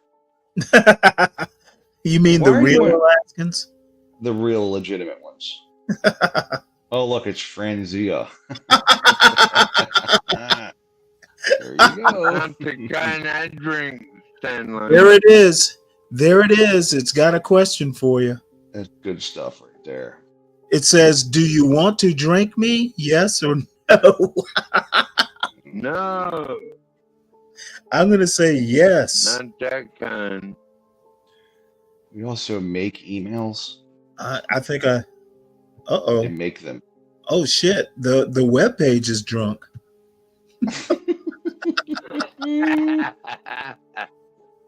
Oh boy. I'm sure this is a finer. They have either red wine Stanley's or best white. website. Friendia. Just Well, pure dog piss. I'm doing it just so you feel comfortable. Just looking at it will make you drunk. Yeah. What are you talking about? I'm already drunk. Look, Hey, you can have it. I'm Christmas shopping for you. You can have it with beanie wieners and Would you like a sweater for Sam? Wow. Sure, buy him one. You can do what you want. Wow.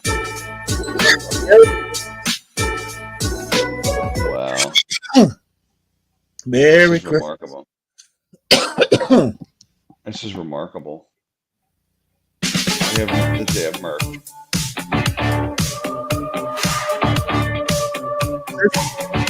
This what was going on at your cabin? Yeah. Stabbing a pumpkin and drinking wine. Sounds so Halloweenish. I can't believe they have merch. Oh, of course they do. Why wouldn't they? Just even the drunk Franzia drinkers, they can't go around naked. I feel like putting my dog in a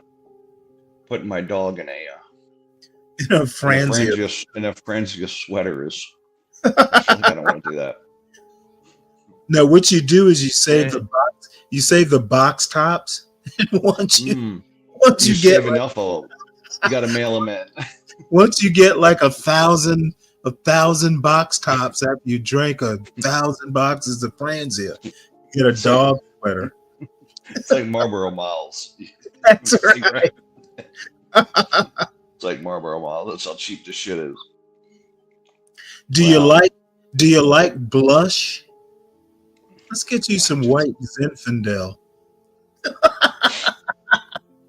Wow. Are you getting thirsty? It's just flavoring. I got plenty of dark and luscious right here. Dark and luscious. It's not even from grapes. Hey, Lindy Lou. Welcome to 12th Man's Wine Party. Okay, so Franzia is not bad wine. I've had it. I'm not saying it's bad wine, especially 12th Man stocks up. We're gonna after 1,000 box tops, he's gonna get Sam Fisher a sweater. That's right. Did you see the Franzia sweater? No, Stanley, you said you was gonna get Sam Fisher a sweater. That's right. I'm sober. I have to remember that shit. Let's see now. Oh, they got recipes. You like pigs in a blanket? Pigs in a blanket and wine. I feel like they're not. Oh. I know that's a white trash. That's a white trash night right there.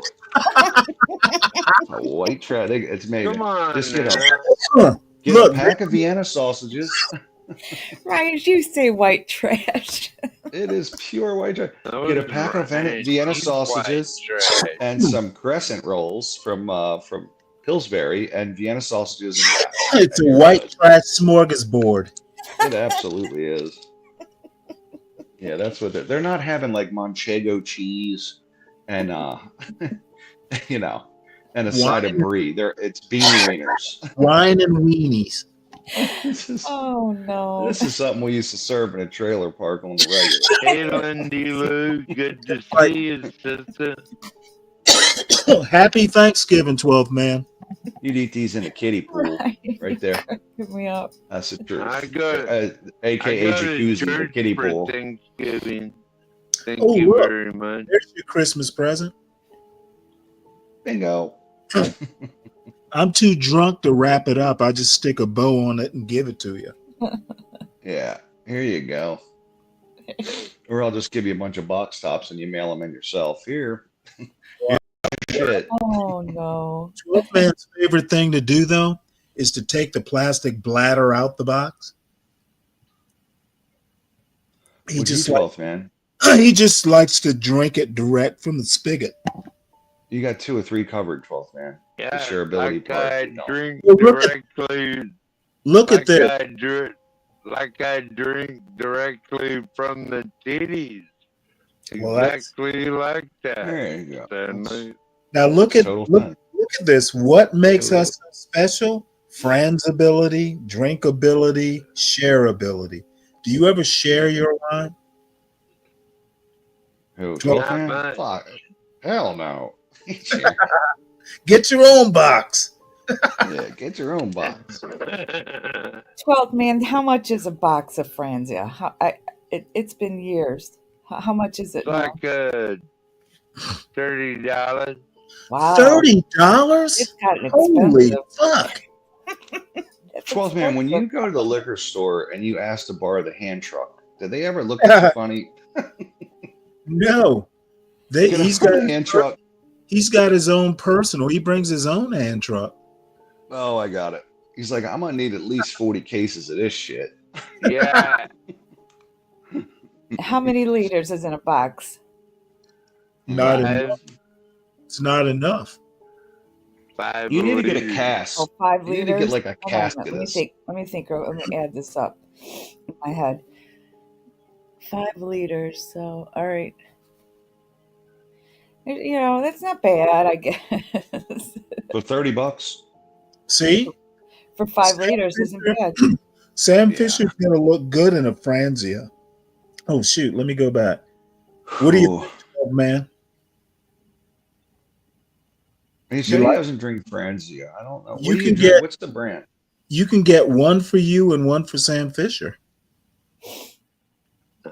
Dog don't drink, Stanley. You But dummy. he can stay warm in a Franzia sweater.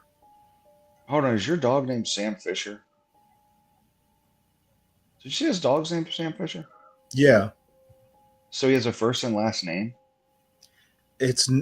Tell him it's a character in something that he read. I think it was one of what's the dude's name who wrote Hunt for Red October? Tom Clancy. It's a Tom Clancy novel character. I guess I'm just trying. So, but you don't call him Sam, you call him Sam Fisher. That's I just right. find that to be a little The off. dog insists. His dog is very formal. So if you just call Well, him Ryan, I Sam, can't he's say like, much because I had a dog that I gave her a first and middle name. Her name was Lucy Lulabelle. Lucy Jesus, Lou? that's quite a. Lucy Lulabelle. It wasn't Lucy Lou? No, it was Lucy Lulabelle. Okay. But I don't know where I got probably it from. called But I her just started Lucy. calling her that. You probably called her Lucy. You probably called her Lucy, though, I assume, when she was out back and you wanted her to come in. No, you got to say the full name for the dog to like To respond. know that you mean business. Lucy Lou. Yeah, be That's like, right. Sam Fisher. Then he comes back. When my wife used to get mad at my son, she would call him by his full name. Yeah. That apparently she thought that conveyed that she meant business. 12th man, that dog comes back so he doesn't freeze, not out of choice. It's survival. It's literally You're a dumbass, dude. In the wintertime, you don't even have to call the dog back. He's just like, fuck it, I'll tolerate this to stay alive. Dude, I've been up here 20 fucking years, dude. And I've been through 3 dogs, dude. And you How many believe of that? to eat? Yeah, eventually that's what You're a happens. fucking dumbass, too, Stanley. Hey, you know what?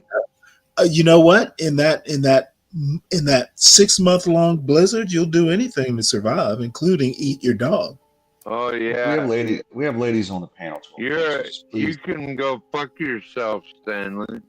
That's Oh, come what on. I think. What kind of language is this? You do realize that we have ladies up here? or have you Oh completely? boy. Well, See I'm kind that of used to some of that. that Why are you Alaska so that Alaska's just turned you into a savage. Wendy Lou? You're up early this morning? Is this Y'all ever go to been up here work with or? Tough Guy and Ignorant? Oh boy. Yeah. Yeah. Yeah, that's this is a picnic compared to those two.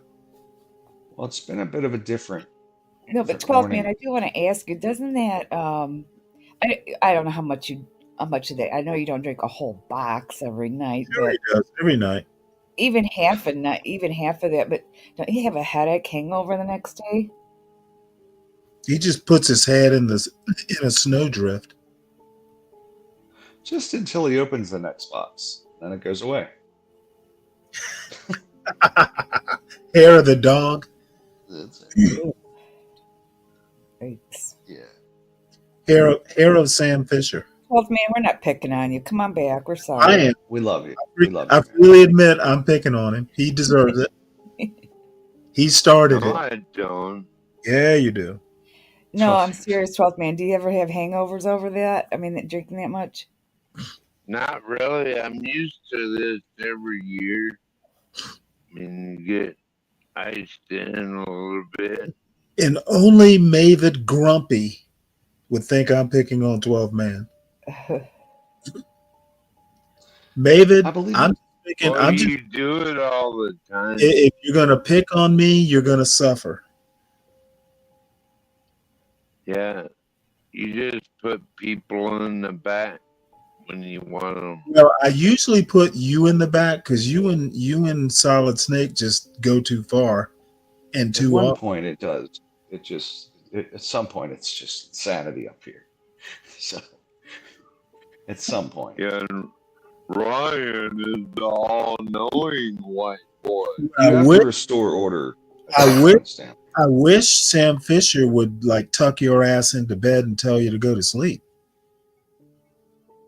When do you go to sleep? You know what? Since I'm not gonna wake up with a hangover, it's whenever I decide to go to sleep. You sure about that? I'm absolutely positive. Look, now I think we Sure lost you're Lindsay. not gonna wake up with a tranny Bud Light gay beer hangover. Bud Light what? We Gay ran beer Lindsay Lou off. hangover. What happened? That is a gay beer, isn't it, Stanley? You know what, The dude? Bud Light gay Dude. beer. Oh, come on, 12 man. You drink Chablis. No, I drink dark and luscious. That's what I drink. Yeah, well, you know what? You Oh, can boy. say anything you think you can get away with. We all know better. You sound like a Chablis drinker. See? You Let me sound let me like show you. All right. Let me you show sound you. like a Chablis. Bud Light Put him in the Here's transvestite what you drink. Put him in the back. All right. Here's what you drink. Put him in the back. See it? He pronounces it Chablis. He says, "Let me get.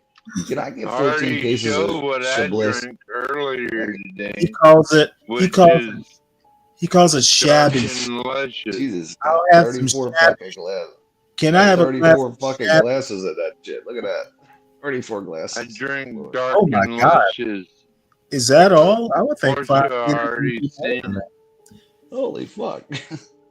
He doesn't do glasses. He just drinks straight from the spout. You're So Lindy, full are of you up? shit. You're up here early, Lindy. And you're what's full the of deal? You wine. got work? You going in this morning or what? No, I don't know why I'm up so early. I really don't. I think no, my department. Here's the thing: my department is closed down for a couple weeks, so Well, that figures. they put me in a different location, work for a little bit, but now I'm not working there, so I'm just kind of been home right now. So my sleep Good, that's schedule more is really time off. with the with with you. With you. So man. no, I don't have to work today. I don't know why I'm up this early. look at Mavid. Mavid says that I sound like a Bud Light transvestite. Was that rhyme intent, Mavid? Were you trying to be artful? Jesus. So we were making progress, but now we're getting off track again. Oh, that's all right. I go where GI drunk leads me. Oh shit. So Lindy, maybe I think I do that when I'm not working consistently. Like I get days off, I start to just get it mixed up with the sleep patterns. So plus I take naps and shit. It ruins my overnight sleep. All right. Well, I'm done looking at the love of your life. You mean John Barleycorn? more like Gilbert Grape. Yeah. That was a good movie. Who's Eating Gilbert Grape? Sorry, that was just a random thought. Sorry. No, it's good. It's good. Who's good movie. Who's squeezed Johnny Depp? Gilbert Johnny Depp, maybe. How you doing tonight, Lindy Lou? Well, it's almost 5 a.m. my time. I know it's only midnight. What, midnight, 1 o'clock your time? It's drunk. Yeah, it's 12:09 my time. Right. Wow. Jesus. It's 1 drunk. o'clock. It's drunk o'clock. Yep. What time is I'm it? Your time, Stanley? I'm at 5 a.m. Stanley's at 5 a.m. Yep, we're all at 5 a.m. Yep. You're in the east. Back east, if you will. Ryan, what part of the country you live in? 5 o'clock somewhere. DC area. DC Metro. DC Baltimore. Oh, okay. Well, you live near John Galt, huh? Yeah, actually, 4 hours early. Ryan is John Galt. John Galt. No, that's he's right. The not. white John Galt. No, I I knew live near. John Galt. He's in South. He's actually in the district, though. I'm outside of the district. He's in Southeast. So, but we kind of. It's funny because we were talking, and I'm in Southeast fairly frequently. I got a job there now, at the Darth Vader building. Are you gonna have to go back there? You're gonna have to commute? No, I go to DC about once or twice a week for projects, and then the other days I do not. So I have to go down Thursday. You live in the project? No. I live in Baltimore Metro. I'm kidding. Oh, okay.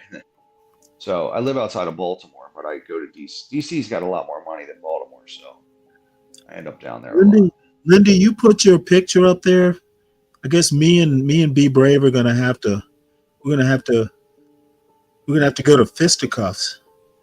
It's me and my kiddo. There you go. See, let me be Mr. Charming and say, well, which one's the kid? Oh yeah. There you go. Is that your sister? Oh no, there's no fisticuff. Not with Be Brave. Absolutely not. Do you go at Be Brave too, Lindy? What? You go at him? I mean, everybody goes at Be Brave, so it's go in on him. Be Brave does the better part of valor with Lindy.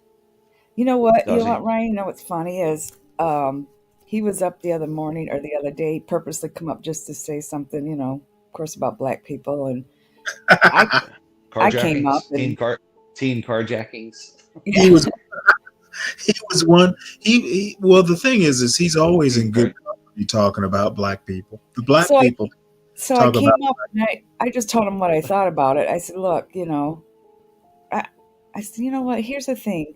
Be brave. I'm not saying like some of the stuff you're saying is wrong, or anything like that. I said, but it's not your place to say it. It's not your place. Ryan, that's what I said to him. I'm sorry, I got people here. I got people on the sleeping, but that's exactly what I said. I said, listen, I don't like people that pile on. I said, and you're white. Yeah. I said, and you should not be piling on like that. I said, it's not. I said, you don't see me, or I even said your name. You don't say me and Ryan. And I said, it's not for us to just pile on like that. My God, we've got John talking bad about black people. We don't need more. Yeah, we could be talking about. We could be talking about puppies, and Be Brave will talk about the black community. Well, it doesn't matter what the subject is. In Be Brave's defense, he's just following the leader. You know, Oh, Okay, now. come on. there's a whole lot of there's It a gets whole. it gets a bit tiresome at some times. I Well, know, but no. even if I agree with some of the things that he says, okay, even it's just I don't know. But Well, the Well, it's problem, I'll get to the problem point. The is, point I'm trying to say is everybody in the chat agreed with Be Brave. They did not agree. They were yes, like telling me that I yes, was that's what this. I'm saying. Be Brave's main problem is Like, all right, fine, I won't say anything. he isn't as funny or as horrible about breaking down black people. You know, John Galt and Portia, all of them are much better at it. well, Yeah, but hold Stanley, on. I think the whole point is it's not that what he's saying is wrong. Because I Well, pretty no, a lot of much it, believe is not only wrong, it's like ignorant level wrong. but here's the thing, he just turns this is my problem. He turns any subject that we're talking about into it's like he's obsessed. Tyrone, you were on Be Brave's channel on Sunday. I talked directly to Be Brave about my thoughts. Did I not tell him that he was anti-black, Tyrone? You were in the chat. Stanley, there's a full panel, and you're talking to Tyrone. Right now. As a matter of fact, I enjoy it more when Be Brave is here and talking shit about it. You got to land with Be Brave, where you just accept who he is and where he is, right? So No, me and I don't agree on a plethora of things. I don't have to accept who he is. Let's say, Just all right, you are who just you a are. lonely Viagra popping man. I thought You're just not gonna change you liked him, Stanley. I do. I don't know. I just have this feeling as a white Matter of person fact, that I'm you can't harder on the sit people I on, pile like. on with, jump on, and it's just not our place to just. Oh, come on You now. guys know what I'm trying to say. I'm not going to say it because the whole chat's No, Lindy, you can make an observation and that's fine. Nobody's What going to an judge you. observation. I told him, I said, it's not for us as white people. I mean, we can speak what our truth is or what we feel like our truth is. And I might even agree with some of the things that you say, but just to keep on, you can't. And that's my issue. It's like, I mean, like I said, we can be talking about furry puppies and here he goes. He brings race into every conversation. He will find. I tell him, I'm like, that's what the liberals do. They literally drag The race. liberals. I mean, he's like a Joy Reid. It's like, what are you, Joy Reid? Everything's race. That's what I say to him. He's like a prettier Joy Reid, right? He's a prettier Joy Reid. He's not a prettier Joy Reid. So he's not a. But really, I'm like, everything can't be through this lens, right? Yeah, right. And if the subject is at hand, I don't mind him speaking exactly. Exactly. Yeah, but sometimes we're like, he just comes off of topic. It's okay to be hateful and just rude and wrong, as long as the subject's on as long as it's on the right subject. No, that's not what I'm saying, Stanley. That's not what I'm saying. You're saying. Everybody's entitled to their opinion. No, everybody's entitled. Not. Okay, Stanley. I'm not the government. Mister, you can't be smarter than me. Oh, I never said that. I just assume it. Well, I'll tell you, the chat disagreed with me. They thought I was just like, oh, you don't know, black people need to hear this and da da da da da. And I'm like, all right. I agree with you, Virgo. Thank you, 12th man. I have a hard time. And 12th man, I'm gonna have to remake that song by UB40, Red Wine. I'm gonna have to call that song Box Wine. Okay. Yeah. Remember, we're supposed to do Ebony and Ivory too. Yes, and before we do that, 12th man, I have to do my remake of Red Wine, and it's gonna be called Box Wine. Okay. Yeah, I was hoping you'd insist he be sober. Well, that too. Yes, Stanley. I will be. And 12th man, you're paying $30 for that box shit over there. Yeah, that shit is like $12 over here. Exactly. It's like you're paying double what it's worth. It's probably only worth $6. We're paying $12. Yeah, probably worth $6. What can I say? You gotta have it. Make your own wine. Well, Well, shit, you can't grow grapes over there. You have to import fruit too. Oh shit. There's plenty of stuff you can ferment to make wine with in Alaska. Make some gin in your bath. Make some gin in your bathtub. Yeah. Seal blubber. Are there blueberries up there? Why not? Yeah, Or any kind of berries. Dandelions? I had a friend who used to make dandelion wine. Which How do they was, do it in prison? They sneak all the food in. Make some moonshine. Funny, you guys. Keep making fun of me. oh, we're not making. Nobody's making fun of you. This is called constructive criticism. 12 man, I'm not making fun of you. I am. I just think you're spending too much money on the boxed wine. That's all I'm saying. We're looking at it from an economic standpoint. That's too much money for boxed wine. And if I go to Total, for the price you pay for one box of wine in Alaska, I can go to Total Wine and get like 3 boxes. That's like the Walmart of liquor stores now. Yeah, it is. It is. Putting everybody out of business. Right? Yeah. You know, I just got me a case of Yingling. Damn. A 24 bucks. Far out, Virgo. Yeah, we've been stressed over here, man. Oh shit. I'll tell you this. Glad you got a chance to chill down there, though. Be Brave kicks up views, man. He does. He does? He absolutely. Because he whips up controversy. He whips up controversy. And then everybody He's never been outside of his own town. I mean, the dude's a joke. I don't think he's been outside of his block. He's living in a virtual 20 acres in the middle of nowhere on the side of a mountain. In his head.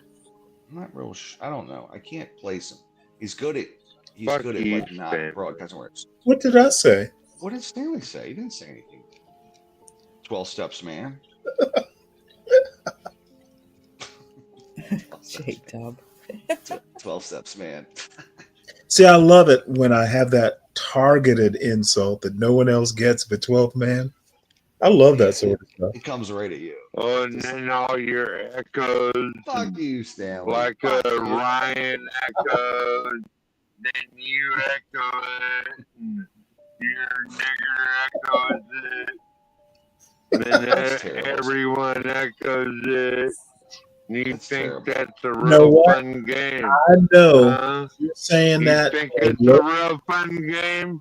You don't think I live in Alaska? I understand that you're saying this desperately in a lonely coal cabin in the middle of a snowfield. Oh, good. That's like Jake. How do you know that? Have you doxed me? I can hear it. I can hear it in your voice. Plus, I'm looking at that picture. What picture? Oh my God. Have you gone over your limit? I'm literally looking at your avatar. Oh, well, that one? Yeah, that was from 5 years ago. You look That's cold. 5 years ago. So what? And it's still cold. It's probably the same snow on the ground. It never melted. Stanley brings him out. He brings him out. Oh, he brings him out. Are we gonna do pop the balloon, or are we gonna keep talking skyscrapers? Smoke Man lives on permafrost. It's always white up there. Listen to that dude's voice. Oh, he brings him out. Dude sounds like a cockroach. But they don't have cockroaches in Alaska. It's too cold for cockroaches where you live, right? Yeah, not where your Ryan Gay Boy lives. Evidently. You know what? It's too cold for gay boys up there. Where you live in Nah, gay boys generate a lot of heat amongst each other. I bet you that motherfucker's afraid to. And I know they're generating heat. He can't walk outside of his house, dude. I guarantee you, man. I don't. But I look out the window and I don't see snow. Good for you.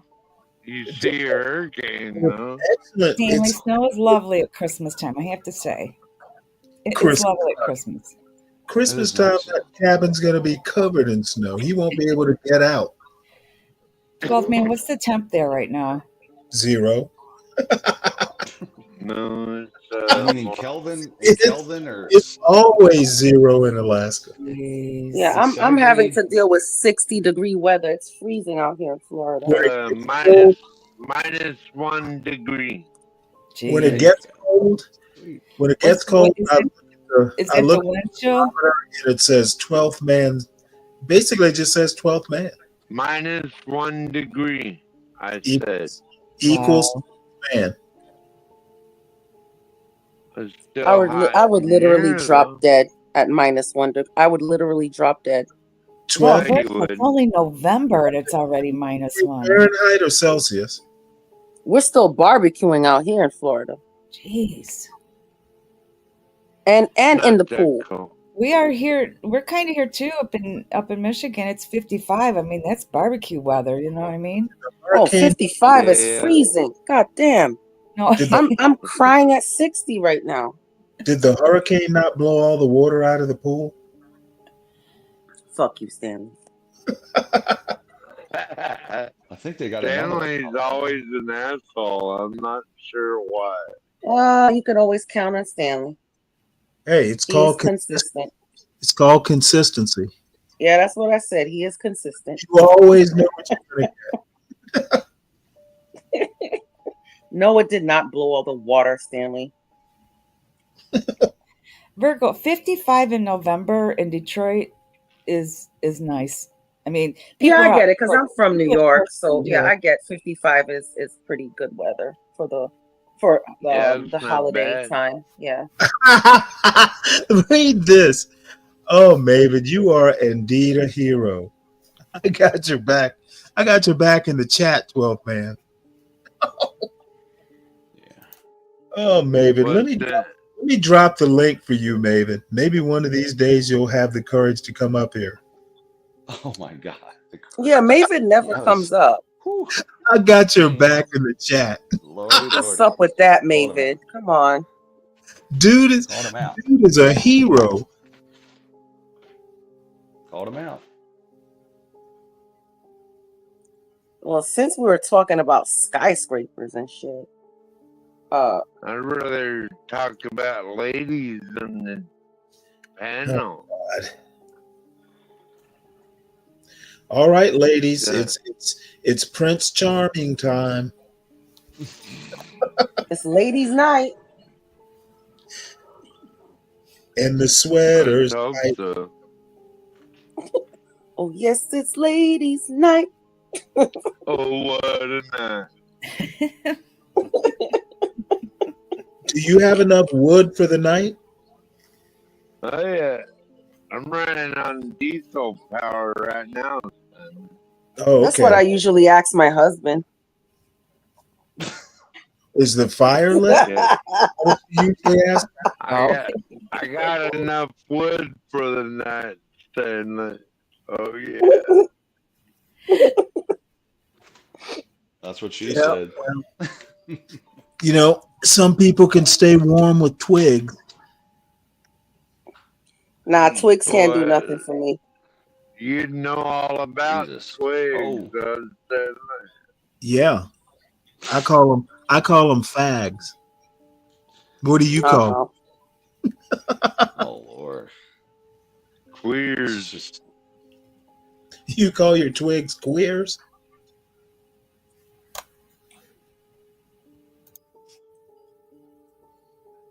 Pause. Pause. Long pause.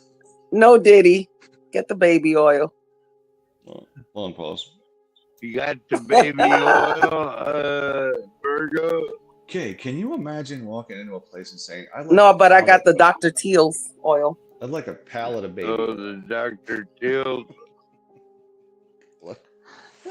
I'd like a pallet of baby oil, please, to go. No, that's the sort of stuff you order by the pallet from Amazon. I think that's what Diddy had a pallet of baby oil. A pallet. It's like He had thousands of bottles of baby oil. I mean, imagine how you buy that, right? Like I'd like a pallet of baby oil, please. Just load it in the back of my car. I guess you got to have it delivered. They put it in the load it in the back of my pickup. If you're using a freight my elevator for baby F-150 oil, pickup if you're truck. using a freight elevator, you might have a problem. Can you run your truck off of that? Good Lord. Diddy was trying to run his household off that. They loaded it with a forklift. Good God. How's that come out in court? Like, yeah, so what was the baby oil about? Yeah, just, a few extra tubes. Extra smooth skin is what it's all about. I was gonna fill You up guys the think hot he's tub ever with going it. to get out of this? Fuck no. No. I convict him just on the baby oil He's alone. got more money than O.J. Simpson did. That's actually true. That's a good true. point. Yeah. So what are we gonna say for this case? If what don't fit, we must acquit. With OJ was the glove. If the condom don't fit, we must acquit. There's a lot more on this guy. I mean, if he's using baby oil, I don't stuff, think he was using condoms. if the To be condom honest. don't fit, Witnesses. that's no time to quit. I don't know how you Too get out. legit He's gonna have to a million quit. witnesses. People rolling on him. He's done. He's done. So he's done. And there's too much evidence. Too much evidence. He's got a lot on him. OJ had very, very, a glove and a witness, and what do you have? Diddy's got just. Well, yeah, what he had was a jury that liked him. Well, he had, and the thing is, he was beloved, pro football player, announcer, movie Earth guy. commercials, Naked Gun 33 and a half, or whatever it was. Diddy's been quiet for a while, right? So he's not getting off. Well, he's in jail. They probably got a mountain. It's in the Diddy section. I thought he died. Who? Diddy? Didn't O.J. Simpson die? Yeah, he died did. in jail. He died in jail. No, he didn't die in jail. He just died like a couple months ago. Yeah. Yeah, he was older. Oh He was shit! like I 80. forgot about that. He did die. Yeah. Oh, older. He was OJ. older though. HB he Twins led in a the full life. building. He led a full life. I HB forgot to mention that. needs to come up. Yeah, that's right. I did make a Virgo joke about Vanessa Del Rio. I forgot. Yeah. Do you know who Vanessa Del Rio is? I do not. Virgo? No, and how do you know? Oh, well, HB, how do you know I look like Vanessa? Who is Vanessa Del Rio? It wasn't him who made the comment. I did. Well, who's Vanessa Del Rio? Well, let me show you. Look, whose feet is it? If I have a twin, I want to know who that She has a twin is. tooth out of her forehead.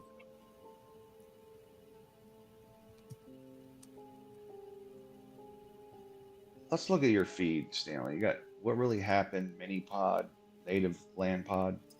My feed? What feed? Yeah, and your YouTube feed. I'm looking on the right, Bob. It says native land pod. No, it's I think it's a YouTube show and podcast.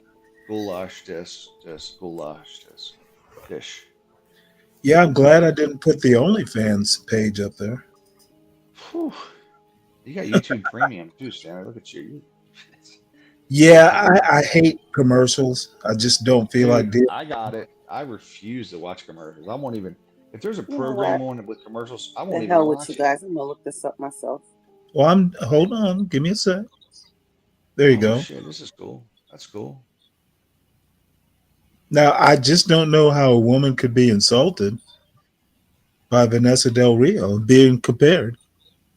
Yeah, you give me something for that. You like Virgo? It got real quiet. Lindy's got nothing. Virgo's got nothing. They just got real quiet. She's rubbing her concerned chin. starting to. She's rubbing her chin, trying to figure out whether this is an insult or a compliment. Where's You Mr. know, Stone? She is pretty.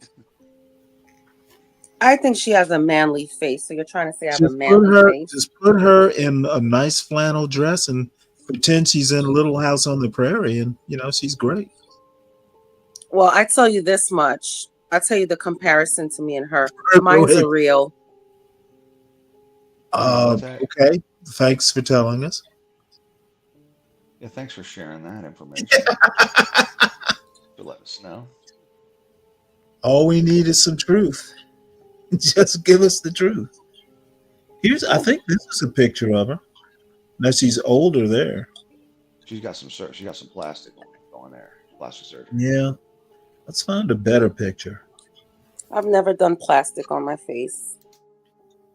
Wow. Yeah, you can tell she's had some work, but I don't know if she's probably over 60. I wouldn't. I would at least give her dinner. Man, I got a hard time with this plastic surgery and this. It's just. Well, I think the thing is the flash isn't doing her any favors. I just think, although there she's with Ron Jeremy, that's good. Oh yeah, Ronnie boy here. So, okay. See, that's the great thing about being a porn star. Women don't mind if you paw them. Wait a minute. She was a porn star? Oh, did I leave that out? There you go. You're being compared to a pornography. Oh, so you're comparing me to a porn star. Well, wait. She didn't just do porn. She did some actual movies too. Oh, what's that guy's name standing next to her? Ron Jeremy. That's Ron Jeremy. Look, she recognizes him. What was his nickname? Long Dong Silver or something Lindy, like that? Lindy, I'm just wondering, how do you come on now. She not only is she as pure as she is driven. How do you recognize Ron Jeremy is my question. Well, she didn't. She had to. No, he's an actor. She couldn't place the name. He does act in. I watched a biography on that guy. Really? Did you like? What'd you think? I said I watched a biography on that guy. I'm sorry, I'm talking low because I have family, but people are What'd you sleeping out here. You saw the Ron bio? Have you ever seen any of his movies? No. I don't watch That's not true. That's well, you are an adult. I don't watch porn. You don't? Never Have you ever? Oh yeah, I've seen it before. That's why I don't watch it. Too excitable, are we? It's disgusting. It's very fake. Oh, look at you, Ryan. It's just very fake. It is. It's like, It's very fake. A lot of. Why do guys need that to get going? They don't. Very staged. It's a luxury, as a matter of fact. If a guy needs that to get going, I'm out. Are you sure you'll be out? They Maybe might I not. saw Oh, I'm positive. I'm out. They might not let you out. I saw it once or twice when I was probably in my 20s, and I was just like, "This is disgusting." I should be your eye candy. That's it. Oh, sister Lindy Lou. I think that That's all right. It's like, nah. Ooh, she's got a DVD set. Ooh. Hey, Lindy Lou, I heard you said that are you living with family or they're just here for the holidays? No. Right now, they moved back from Chicago. They've been gone for 5 years. It's their home I'm living in. God damn, I can't. They've been in Chicago. Yeah, this is. I'm sorry. Go on ahead. No. Go ahead. Finish. No. No, you finish. They moved to Chicago, and they asked me, because my lease was up in my apartment, they asked me to come over in their home or their condominium, and everything just worked out, you know what I mean? But they just moved back from Chicago a couple months ago. I am missing a whole lot. I haven't watched porn in like 30 years. Well, long story short, Lindy, after the storm, we all had to huddle together and we rented an apartment. But good morning, HB. Good morning, HB. Morning, HB. So we all had to Morning. I huddle heard Lindy. together. I Yes. heard Lindy Lou talking about porn. I had to hit the link. Oh, Yeah, Jesus. yeah. We definitely Oh, were hey, into it. not We only were was into she it. talking about it, she was talking authoritatively. And she Yeah. recognized some characters, so it was interesting. Well, Yeah, to so be fair, Ron She was Jeremy having is famous. flashbacks. Yeah, Ron Jeremy is famous. He is a famous guy. He does a lot of cameos. I think yeah, he died. I think he died too. I think he died in prison. yeah, good riddance. Really? Are Yeah, you I'm pretty sure. serious? Yeah, I he got wonder. accused. He got accused for. I think he got accused of raping a couple women. Well, Great, great. if Yeah, he I was don't. in jail, he was found guilty. Yeah, yeah. I don't really believe it. You know, I Oh think he no, just came. a He porn just came star from a would different. never do something like that. Yeah, why would a porn star rape somebody? Yeah, come on, man. It's That's just Anyway, Lindy, yeah, to be quite honest with you, we moved in all together. I gotta be quiet now. We moved in together to like save money before our houses were ready to move back in. But now there's an apartment available next door, and I think me and my husband is gonna go rent that one. Now, were Because you I not can't, out a wall? Were you making it Lindy, a big I apartment? cannot, I cannot, I can't do it anymore. I really cannot. And before it gets It's to the not point, easy. It's not easy. But I haven't lived with parents for so long, and interesting. it's tough right now. I mean, to the point where they don't To knock talk on our next to you. bedroom door. And shit, I just got over my surgery, so I'm ready to go. I don't want to tiptoe and be Would you quiet. say they bust down the door? No, not bust down the door. They don't knock on the door. They Come just into the walk in. bedroom. Oh my God! They just walk in. Yo, Yes. there's Do some they fucking forget you're there? bastards. They're assholes. You got some asshole in-laws, Virgo. No, I'm I telling you don't right. know. I don't think. Here's the thing. Nah, HB. I nah, don't think nah, that. nah, nah, nah, nah. That's No, I that's don't y'all think need they're to. assholes.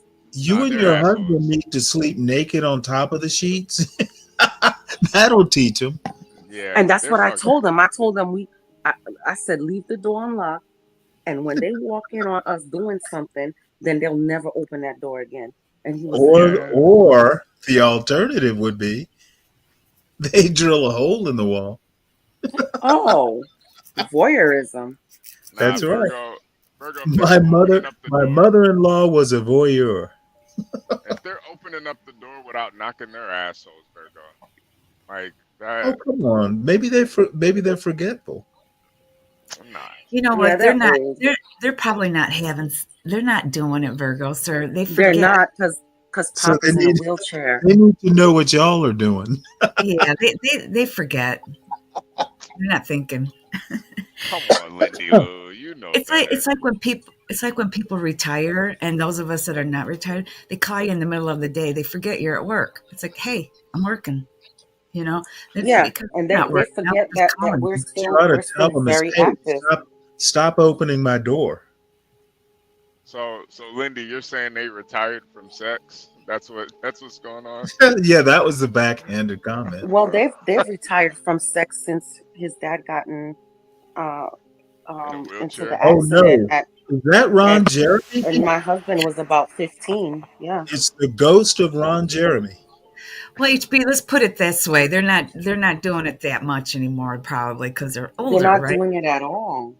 How Or do you at all. know So they're they not? just forget. Are you Because she breaking into their bedroom? no, because she told me. What? Oh yeah, you need to move. That's much too much information.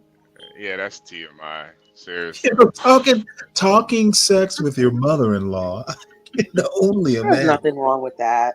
Oh I'd yes, throw there up. is. I'd fucking throw up. Yeah. You need to move as quickly as possible. I mean, and let's be honest, that talk happened when I got pregnant. Oh my God, that's even worse. Hopefully the baby didn't hear you. Oh, we lost the baby. Ah, sorry. artist. I Well, told you I about my joke with it's my miscarriage. Virgo. It's my brother and his wife and my sister-in-law, and I joke around with them. I've even left them notes. I said, "I'm leaving for a few hours. Do your thing. Make sure you get all your thropping done Oh by the my time I get God. back." I mean, I write him notes or I'll say something to him. I said, "I'm leaving, so y'all get your stuff done. Do what you need to do. Just Well, get it all it's done." not only that. Like He right now, I'm said, on I leave a freaking. note that said, well, no, we did what we had to do on your bed. Well, Lindy, it's not Lindy, even. can It's not even wait, that, Lindy, Lindy. can you write me a note like that too, Lindy? That Lindy, it's not even that. Like right now, I'm on the oh, patio. Like I can't even like. This is why I haven't been logging on because it's like we always have to be quiet. They want to eat what they want to eat, some Right. geriatric food. Like I don't want to eat Geriatric. bangers and mash and German food all the time. That shit is Hey, nasty. Just salt and HB, pepper. that would be the sex doctor's excuse. yeah. Man, Virgo, if I were you, I'd go live in a freaking motel, man. Fuck that. No, we're So, gonna take. Well, here's the thing. There's a 2-bedroom available next door, and then 3 doors down there's a 1-bedroom. I Get think it would be the one easier bed. for them to get into that 1-bedroom. Oh, you're going to make them move? nah, you Oh, guys gotta move. You guys yeah, gotta move. You guys gotta move. that's Don't bordering be. on elder abuse. Yeah, don't be a Oh, dick. did you say elder? No, we're not. But here's No. the thing. It was my husband's suggestion, so I'm let him do all of not the that. bad guy here. I'm not the bad guy. Well, that's But okay. he knew how I felt. Yeah, Okay, well, it was getting a little that too much. that does make a difference. It was getting a little, and I love them to death. Trust me, I do. They're wonderful people, but I know. Jesus I Christ, know what I you're don't think saying. we can live together. I know.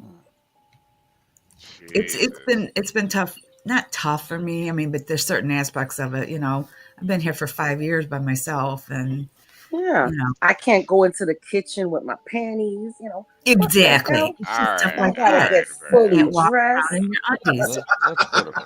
Well, that's a huge, that's critical. I'm just imagining you walking in the kitchen in your panties with the day of the week on them. Yeah. I do have a set of those actually.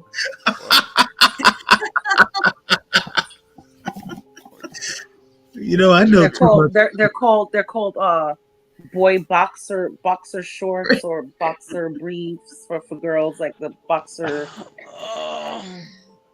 Hey, Okay, I would ask you what makes them girls, Boy but short. Yep. Virgo, Tyrone said they're freaks. Maybe they're trying to walk in just to, hopefully they can see something. Have you thought about that? No, I mean they walk in like for stupid reasons. Like they'll come in and tell my husband, "Hey, are you up for work?" Like, goddamn, we have an alarm. oh, they're waking you up for work? Oh my Lord! Yes. They're Is he having 12? flashbacks. They still Yeah. They care. That's Virgo, yeah. how old are they? How old are they? 65 and 60. What? Oh, they're Oh, I not that thought they were old. like They're in not their that. 80s You should or be doing something. that. Yeah, they're not that old. No. I'm telling you, they're being assholes, Virgo. I thought they were in their 80s or something. Yeah, They're no, not that's assholes, though. No, they're not they are. assholes. I'm Virgo, you know, almost 60. You mean it's gonna be like that? Yes, Lady, man. do you cook or kinda, do Oh they my cook? God. Who it's kind of cooks? I already just like can't that, take it Stanley. anymore. That's worse than You, Pop the Balloon Senior Edition. who I just cooks? can't take it Virgo. anymore, man. I'm Virgo, do like, you oh cook my or do they God. cook? They cook for you? No. We cook, but they dictate what we cook.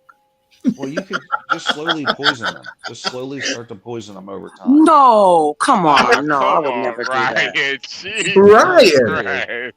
Wow. Come on, No one will Ryan. ever know. Jesus Christ, Ryan. But Hey, it where's is 12, something to consider, Ryan. where 12th Ah. man go? It's awful. 12th I man, think about that really hard. Oh, 12th man that's got funny, arrested. Tyrone. 12th man got arrested. Tyrone says that they were trying to see the making of a tuna melt. Oh, Jesus Christ. Oh man, that Yeah, and melt then like cheese, the that other day, sweet melted cheese. they requested some sort of soup that I've never even heard of. I don't know what it's called. Was it It's called a Italian bronze. wedding soup? No, it's a Brunswick soup or Oh, something. Brunswick stew. Yeah, This shit that's a was thing. disgusting. It's a very British thing. It's a very No, British. it's not. It's like barbecue soup. Oh, is it? Yeah. No, it was Never beans had in there, burgoo. spinach. It's like burgoo, but not as much different types of meat. No, it was No, it was spinach in there, some beans, white Spinach. beans, red beans. Oh, Jesus. Or maybe it That's wasn't horrible. Brunswick stew. Maybe it was like a something else. lentil. I Was it don't like know. 5-bean soup? No, it wasn't 5 beans. It was like the white beans. It was red beans in there, Oh, cannelli spinach, beans. sausage, Cannellis. Hey, yeah, cannellis. and cabbage. And That was I the was like, that "Ugh." was the old folks home soup of the day. And then Yeah, I have dude. to go to Wawa's to get me a sandwich and sneak it into the bedroom and eat it. This is just like being a teenager. That's Wait, weird. wait, Exactly. wait. I gotta tell Lindy Lou what Wawa's is. Hold on a minute. Let me turn my volume up. Hold on. Okay, go on ahead. Wawa's is like a gas station department store on the East That's Coast not a and down department south. store. It's Well, just not a department. It's a Yeah, grocery convenience store. store. It's a convenience Convenience store, store. man. Yeah, convenience It's store. like a Gas station. Like a upscale 7-Eleven. Yeah, it's like Yeah. a sub. Yeah, upscale's a good point. A good word for it. And it's called Wawa's? It's like Wawa's, the Whole Foods of gas Where's stations. Lindy? Where is she? It's only on the East Detroit. Coast and it's only on the East Coast Oh, and I down don't know what's south. out there. Okay. 7-Eleven. They have They don't it's all truck stops in the Midwest. Pretty much. And they make a good sandwich. I get There's the no ham and showers there. cheese There's no showers, Lindy. with You can't shower lettuce, pickle, lettuce, tomato, onions, and Yeah, sub there's no oil with the in mayo. HB, But HB got that. I HB did got want to. that one. No, they got a lot of. There's way more truck stops in the Midwest than on the East Coast. Tyrone says there's a Wawa in Tennessee. That's interesting. Really? Wow. Shit. Wow. That's probably as far west as it gets. Yeah, it's And probably then here's the thing. Like that's Wawa. last night I made some bourbon chicken, and I usually put red pepper flakes in It it. was chicken But and since bourbon. huh? It's chicken and bourbon. These Yeah, are bourbon hold on. chicken, like the food court. Are these Food court Hawaiians? chicken and These are bourbon. Hawaiians, correct? These are white people, right? Yeah. Okay. And Oh, since yeah, they no don't, salt, no pepper. yeah, they don't eat They spice. I think mean, they pepper's like the spicy. They're bourbon. like, Hey, this is spicy. there are no black people in that house, Brian. Listen, I'm black. no, but there's no salt, no pepper, no Forgot Yeah, certainly you're a nothing hot. That's why It's a very Kamala bland lost, dish. Virgo. that's like It's a very you're bland you're dish. Kamala black. That's why she It's a lost, very Virgo. bland dish. We want it We as all bland as have to possible. learn. We gotta We learn, want to taste Virgo. the spinach. My whole ethnicity came from slaves. Stanley, what are you talking about? Let's not do this. I did want to Oh say. no, we won't do that. I've already dispelled that dream of yours. Wait, I did want to say to Lindy There were Lou. no slaves in your background. Y'all just mad because we defeated the French and y'all couldn't defeat Why would I be Americans. mad that Haiti defeated the French? Why would I be mad? Well, that's the Well, only sir, reason Haiti's why you hating. Because I'm black just like You you, know what? Stanley. I think you were the French. Oh shit! I wasn't Sacre really bleu. playing Haiti at this point. It's not doing well. Don't you speak? Sacre bleu. Hey, don't you speak French? 12 man, get back up here, man. Get back up here. Yeah, come Wait, on, what were you saying to man. Lindy? What were you saying to Lindy? I'm not done with you. I'm sober and I wanted to mean. say to Lindy Lou, can you hear me?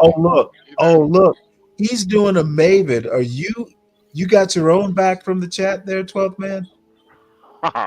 Lindy Lou, are you still there? I'm here. Yeah, I'm here. Okay. I just wanted to say, I know you said before when you watched porn back when you were in your 20s, it was I kind watched of it disgusting. Yeah. Yeah, okay.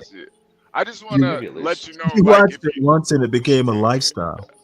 if you watch it now, it's a lot like the production's a lot better. The women are a lot hotter, so you might want to. Yeah, it's a lot realer. Yeah, yeah. A lot of No, roast beef, punani. No. There's it's no not roast it's not beef. real. But Yeah, also, listen, if you watched it back then, let's just be honest, you had to go out to the store and rent a Yeah, VHS tape. like Mark yeah, It's Robinson. much yeah, harder. yeah, You had to obtain the actual tape at that point. yeah. It's like Oh 4K now, Lord. Lindy. It's way better now. And then if you ruined the videotape, you had to buy it. Yep. Yeah. You So guys, you you guys overly remember? rewind it. Well, I know Ryan and Stanley, and probably Tom. I don't know, maybe all of you remember when you used to go to the video store. They would have that one section. Usually had like a Oh curtain yeah, in front of it. Yes, a Yeah, yeah, yeah. curtain, and Yep. then you go in the Yeah, back. Yeah. TVs. Yeah, but then Funny enough, I've before never you came rented out, you one. were scared because you were looking oh around like, I don't yeah, want anybody to see me. You oh yeah. might run into your like And as grandfather kids, or you uncle knew or something. when your parents sent you to the video store, you knew to stay away from those men that was behind the curtain. Exactly. You don't look like a weirdo. Yeah. No, Exactly. I'm serious. You guys, hold on. Give me a second. I'm gonna play with my volume for a minute. So see if You I can mean listen to my the computer. men in the trench coats? Yeah. Yeah, man. You don't want to go into these places. Yo, And we I had can't. before Doors. I was too young. Blockbuster. I was Before too young back Blockbuster, we then. had like the family owned video stores in my neighborhood, like the I mom was and too pop young. video stores. Blockbuster Wait, didn't have Stanley. those sections. Wait, Stanley. I don't I think they was had too that young section. back then to actually like get those adult videos. Did the guys actually go and go behind the curtain, get an adult video, then bring it up front? Is that really how it went? I believe so. Yeah. Yeah. Also, Jesus at those stores, you could get Christ. like hot wings. You could get like And I hot wings. think I think they actually used to be in like special cases or something. Yeah. Yeah, they Oh, did. okay. So it wouldn't be as embarrassing. Like Yeah. Yes. to rent it out. I think Okay. that oddly enough, I've never rented one. The Yeah. one year that Lies. That's I watched lies. a lot of that stuff, my roommate, was Oh into yeah, sure. porn. Yeah, they would have the Collecting. picture.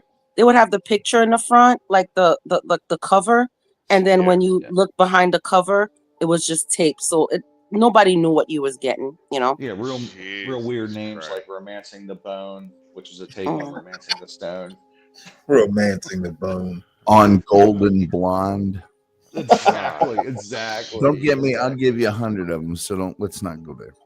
Jesus What's that? What's that They're movie with right next to the antique books, right? What's that movie with Tom Hanks? Ryan's Saving Ryan's Saving Private. Ryan's Private. yeah, Saving Ryan's Privates. Yeah. There you Saving go. Ryan Privates. Wow. That's right. That's right. Talk about pervert. Bingo. Stanley started that one. Whoa! I think that's Lindy Lou. Let me see. That's Lindy watching a porno. Yeah. Yeah. Oh. You've guess, got mail. Only male is MALE. I know who Lindy, you did got last Lindy. summer. The Booby Lindy, Guard, Ocean's 11 Inches, E.T. the Well, help me. How do you know The all these? postman always does what I twice? used to work for Hustler magazine. That's how I know. No, did you really? Good Oh, lord. Yeah. Oh yeah. Speaking of Hey, Ron Lindy. Jeremy. Wait. I want to tell Lindy. Lindy, I muted you because there was a bunch of feedback from your mic. There was a bunch of feedback from that porn movie. Yeah. She said she was adjusting her volume. I think that might mean something Yeah, else. she was. Yeah, no, I understand. I'm playing. Okay. I'm She playing was. around You're, with it. I'm trying to you're see. playing around. That was from What?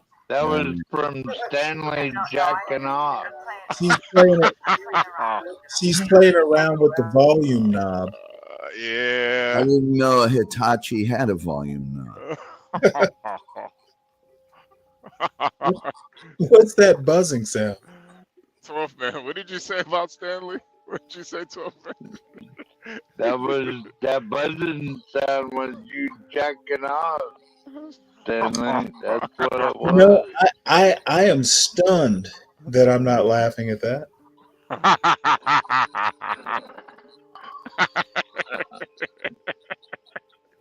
What up, HB, my homeboy? What's going on? you gotta tell Stanley there's no polar bears in Alaska, man. Who does he think he is, man? There were polar bears in Lost. You heard that? You heard that part? If you don't live, you don't live near polar bears, and you've never seen. You don't live in Alaska. HB, there were polar bears in Lost. Yeah, Lost was a I hated that show, man. Really? Really? Yeah, I hated that shit. I It got started into out it. good. It started out good, but it got Yeah, it really did. retarded toward the end. Figured you would have got it to it, Stanley. It got so stupid towards the end. Stanley is John Locke. It did get weird, or actually stupid towards the end, but I forget I got into it totally by accident. You know, it's like I watched one episode and couldn't stop, so I wound up binge watching all 7 episodes or whatever. Yeah. Nah, that's definitely. Stanley is the John Locke. I'm Should have watched definitely. the part where they ate the. You know what? I don't remember. Was he the older guy? Yeah, the older cripple guy. He's the dipshit that every time they were about to get off the island would blow something up. He sabotaged it. Fuck everything up. But I'm Sawyer. Yeah, that sounds. Who is the guy who had a nickname? Was that Sawyer? The guy who had a nickname for everybody? That would be Sawyer. Yeah, that's Sawyer. That was. You know what? He was probably my favorite character. Oh, I love Sawyer. Yeah. Yeah. He's the one that took the marshal's gun at the very beginning, and as Virgo says, when the polar bear charged through the jungle, he shot it, and they got mad at him. What are you doing with that gun? I don't know. Found it on the plane. Thought it might come in handy, and guess what? I just shot a bear. Yeah. HP, how many miles you drive today, brother? He used to call Kate Freckles. I got about 500. I'm headed back down south. For the day is gone. I'm headed back down south. Miles, bro. Oh man, that's not shit, man. I'm headed back down south. You going to Florida? You guys, do I have an echo? Oh, you sound beautiful, Lindy Lou. Is there an echo, guys? No. No, Lindy, you sound fine. You sound better than fine. Yeah, you sound really good, Lindy. Hold on. Is that your daughter, Lindy? Hey, is that a new dress? I can't. I gotta change something. Hang on. Yes. We're hanging on. Don't worry. We're fine. Gotta watch. Stanley over here simping and drooling. Stop hating, Virgo. I'm not hating. Come on now. I'm teasing. I'm just drooling. We know you're past. We know you're past. Virgo always on the watch out. You better stop, Virgo. Virgo, Why? You look kind of like you do kind of look like younger Vanessa. Your mother-in-law has her ear to the door. Yeah. I'm outside now. Shit. The other day we had to have a meeting in the store because our storage room is next door to the apartment. So we had to go.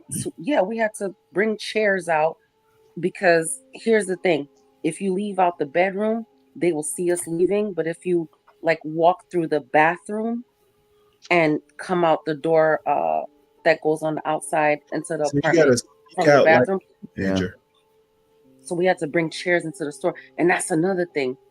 She won't knock to use our bathroom. Oh my lord! I'm telling you. Yeah, because sometimes Pop. I'm telling you, Because sometimes Pop, he takes a long time in the bathroom because he's in a wheelchair, whatever. So Is that it like takes a a long communal time. bathroom? No, we all have our private bathrooms, but Okay, I was about to say, are you living in one of John's buildings? and then she's like, no. And then she's like, oh, can you lock your door from the bedroom? Because there's 2 doors to the bathroom. There's a door from my bedroom, and then there's a door on the outside. And I don't lock doors. I'm not used to locking doors. I haven't lived with parents for years. She just For tell decades. her, just don't turn the knob. Why are you single, Tom? I don't know. She might catch me on the shitter. I'll tell you that much. Yeah, right. You know, Tom. but you want her to catch you. Yeah. That way Or she'll she never. might catch us both in the shower. Hey, Virgo, you guys should go fuck in the storage room. Oh God. Are you staying with them or are they staying with you? We're staying together. I got you. Yeah. Bad move. Yeah. You need to sit them down. There was Tom, a hurricane, Tom. Yeah, Tom. They're victims of the hurricane.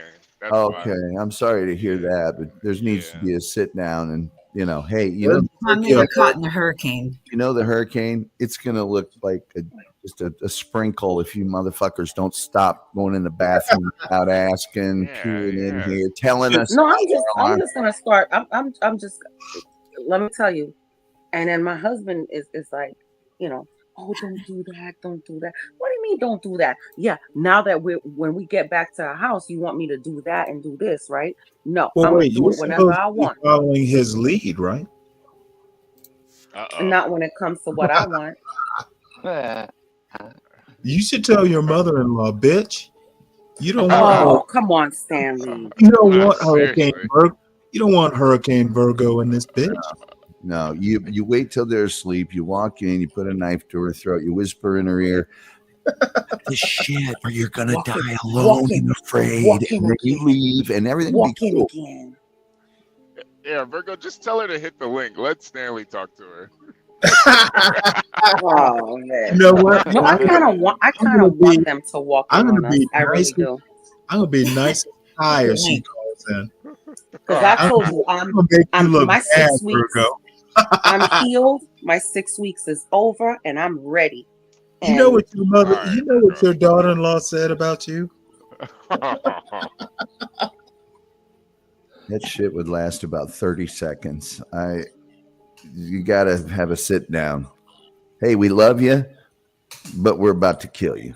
And then it's not only that. Thanksgiving is going to be very awkward because, well, the first part of Thanksgiving. First of all, his family's having Thanksgiving at 11:30 in the morning. That's Thanksgiving brunch. Yeah, that's My God. I'm not going to eat anything, to be honest with you. So you're not going to. Yeah. The game doesn't start till noon.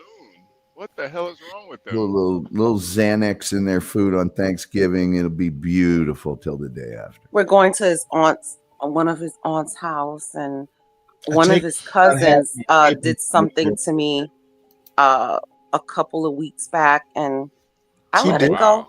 She did. I let it go. Yeah, she did something, and I went to my husband about it. Did it involve quaaludes? Yeah, was it sexual? She did. No. She did a Do you Bill really want to hear? Because my husband thought I was being silly about it, but I was I let it go, but I didn't let it go. Like deep down inside, I didn't let it go because I said to myself, I gotta watch this bitch because what she did was fucked up. Well, why don't you just take it all out on your husband? Yeah, seriously. Because we try not to argue and fight. Oh no! You don't have to argue and fight. You just need to get even. And when he asks why, sick my cousin on him. No, when he asks why, you just go ask your ma. I like to fucking fight and then fuck Okay, afterwards. so you guys tell me if I'm wrong, right? You guys tell me if I'm wrong for being offended, right? Well, man, what's wrong with you? Not a damn thing. You guys tell me if I'm wrong for being offended. Wrong with that? Go ahead, Virgo. Go ahead. I'm just going to say you're not wrong before you even say anything. Okay, so when the first storm happened, Helene, nothing happened to our house, but their house was destroyed from Helene, right?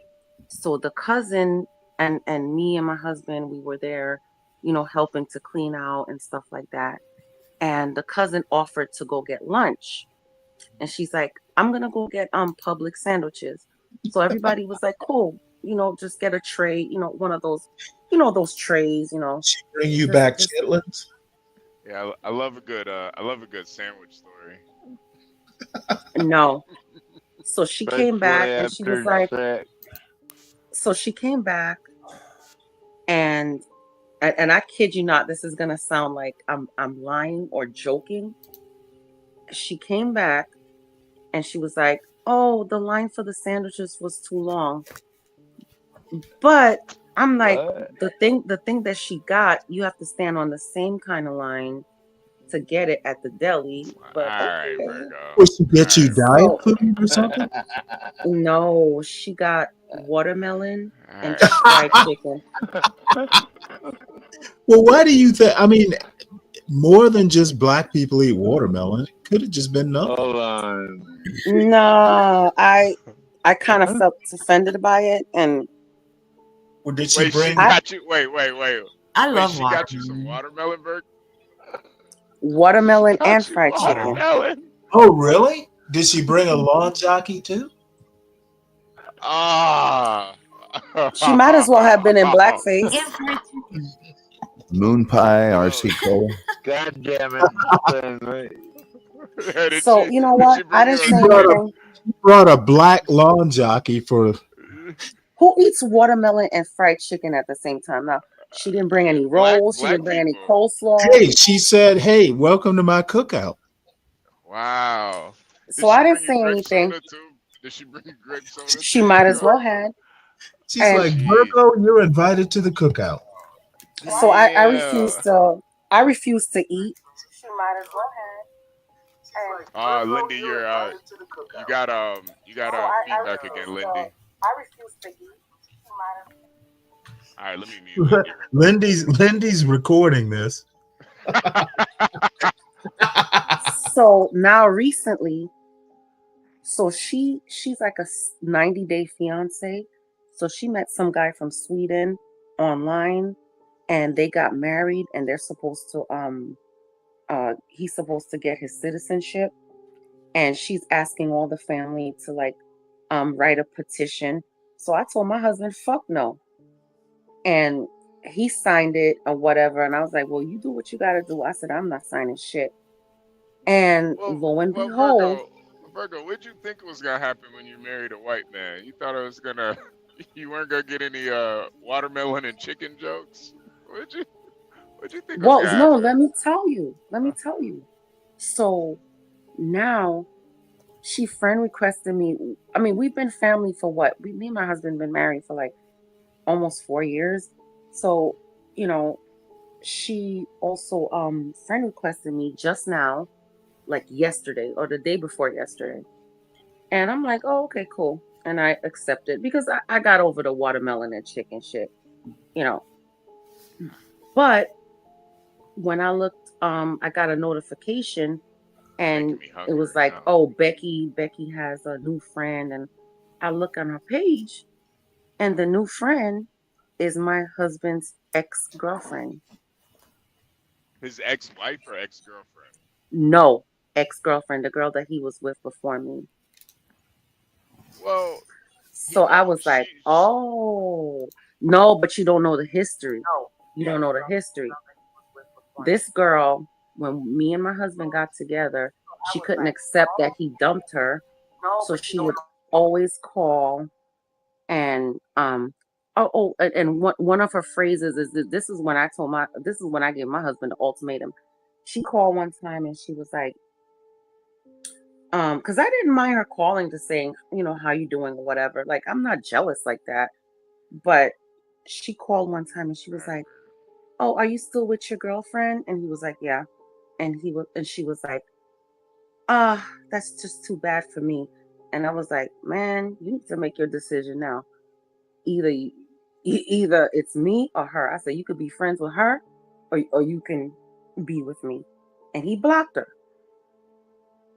But she wiggled her way back in and she called the mother-in-law trying to find a job at the hospital. Now, grant you, she's a failed lawyer. So what job are you going to get at the fucking hospital? You want to go to dietary? Like, I knew what this was about. And he had to have a sit down with his mom, like, don't entertain her anymore. And then now all of a sudden, I want to get his back to the cousin. chicken and watermelon. Yeah, you kind of hungry now. Hey, Pete, yeah, I'm getting hungry too now. I want to get back to the chicken and the watermelon. She could take that. She could take that chicken and watermelon and shove it up her flat ass. No, wait, was it a whole watermelon or was it like watermelon slices? It was slices. Ah, Jesus Christ. It was a watermelon with a face carved in it. That's the funniest thing I've ever heard. No, it really is. Like It sounds like it's something Joe Biden would say. It really is. Yeah, Joe Biden would bring you over to a black family.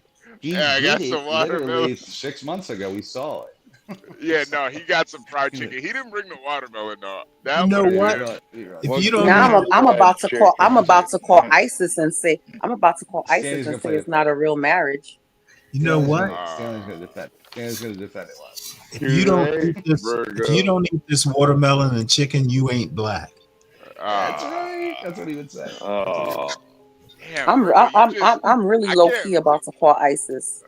Virgo, I can't believe you just took that. Like you just let her sit that watermelon and chicken in front of you. Well, what was I supposed to do? Fight her in front of all these white people and then look like the angry black woman? You were supposed to stage a protest. You should have said, "What do I look like, a jigaboo to you? What do I look like, a goddamn Uncle Tom?" Like you should have said something. Like, do I look like Kizzy to you? Is this rude? No, I know how to strategically play my hand. I really do. Yeah. Just tell her to trot her. And I'm gonna play it very well. Like I said, when ISIS come knocking on their door and take that motherfucking Swedish motherfucking away. Yeah, not ISIS. ISIS would be a very different situation. Whatever. ISIS will take all your white asses out. Yeah. And our black asses too. We're all There's no black people in that house. Jesus Christ, Virgo. Man. You're just making me. Remember, Muslims don't care if you're black. No, or I'm not white. saying that white people can't eat watermelon and chicken, but it was just because I always had my suspects about her. She was always like a sly. She always would say like sly things under the table, like something about her made me go, And when she came back and she was like she couldn't get the sandwiches, and then she came back with fried chicken that's and bullshit. fucking watermelon. I was like, man, bitch, Throw the watermelon and the fried chicken out. You said you were getting sandwiches. Trot your happy ass back there and get some and stand in the fucking line. Virgo, Go ahead. I'll wait. Virgo, we were busy. We were busy like getting stuff done at the house. Well, you're gonna be one short because she's going back for sandwiches. Hey, Stanley, look at Black Knight's message. that is brilliant. No justice, no two-piece. Come on now. No two-piece dark. And the sad thing about it is, when I saw that, I wanted it, but I didn't want them seeing that I wanted it. I know you did. Couldn't you Some have got Publix fried chicken? I know you did. I just never will. Yo, that's the most degrading. Some nice ice cold watermelon on a hot day. Eating watermelon and fried chicken in front of white people. That shit is. It was degrading. honeydew melon. It's wild. Melon and bacon. Oh man. I love me some ice. I should have juked and jived while eating it too. I know. You should have said thank you, boss. Thank you, I boss. would have at least had mac and cheese and some greens. Good God. Yeah, a case of beer. Oh man, that is brutal, Virgo. She got you. Yeah, so watermelon Thanksgiving is going to be very awkward. Yeah, you know they're gonna bring watermelon and chicken for you for. You should have just said, "Where's the 40 ounce?" Right? Where's the St. Ives? Where's the Schlitz? Where's the Mad Dog 2020? Right. TJ Swan. Where's the Martini and box Ross. one? Virgo, you Where's remember the box Champale? one, Stanley? I'm Do I sorry, remember what? what, Stanley? Champale? Oh yeah. Oh yes. Where's the champagne? Where's the frenzy at? Oh no, that's just I think you drank it. That $33 Frenzia 12 man That's that you just could pay $12 over here in freaking You got Florida. a big ass Saint Bernard with a Franzia box around its neck. As long as you can afford to feed it. Not a Saint Bernard, Stanley. Yep. Jesus Christ. It's a tough spot. It's the Alaska rescue dog. Wait, Virgo. So when you told your husband this, what did he say? He was like, I'm overreacting. He said that's mighty white. That's mighty white of you. Yo, Virgo, you're in an abusive relationship if you think. I am not in an abusive relationship. Come He's on. telling you You're taking it too far, HB. You're taking it too far. Yeah, that's right. That's right, Majestic. She should have said, "Where the hell's the grape Kool-Aid?" Great. He said, "Hey, Kool-Aid." Hey, you know, it's his fault. He's putting you in a bad spot, having to be the bad guy. He had to put the hammer down on those people a long time ago. You're not overreacting. Yeah, start smashing them grapes, bitch. Virgo, they used to have like postcards with little black babies eating watermelon. I know, but here's the thing. My husband is not very confrontational, but let me tell you something. Wow. He's not gonna stop me when the wrath of Virgo comes out. He's just gonna step back and let me do me, and that's what I love about him. Virgo. They forgot the cotton gin. Virgo, has she done like these kind of racist innuendos before to you? I mean, has it happened before? Not racist innuendos, but well, they you know were, what I mean. Maybe that's not the right word, but you know what I'm saying. Has she there were made other innuendos that made me go, right. Like, where is she really coming from? Yeah, And to be honest with you, she's the only one in the family that's, and you know, she was born and raised in Ocala. So if anybody knows Florida, No, you know boy. how Ocala is. That's where that 24-hour strip club is. Last Christmas, did she get you a bonnet? I wish she did. I wish she would have put that in my stocking at Christmas. But just remember, we only see these people Christmas and Thanksgiving. Right. Just to be clear, innuendo is the Italian word for suppository, right? Mm-hmm. Okay. What? Innuendo. It's the Italian word for suppository. Oh, okay. I had no idea. Yep. I didn't know that.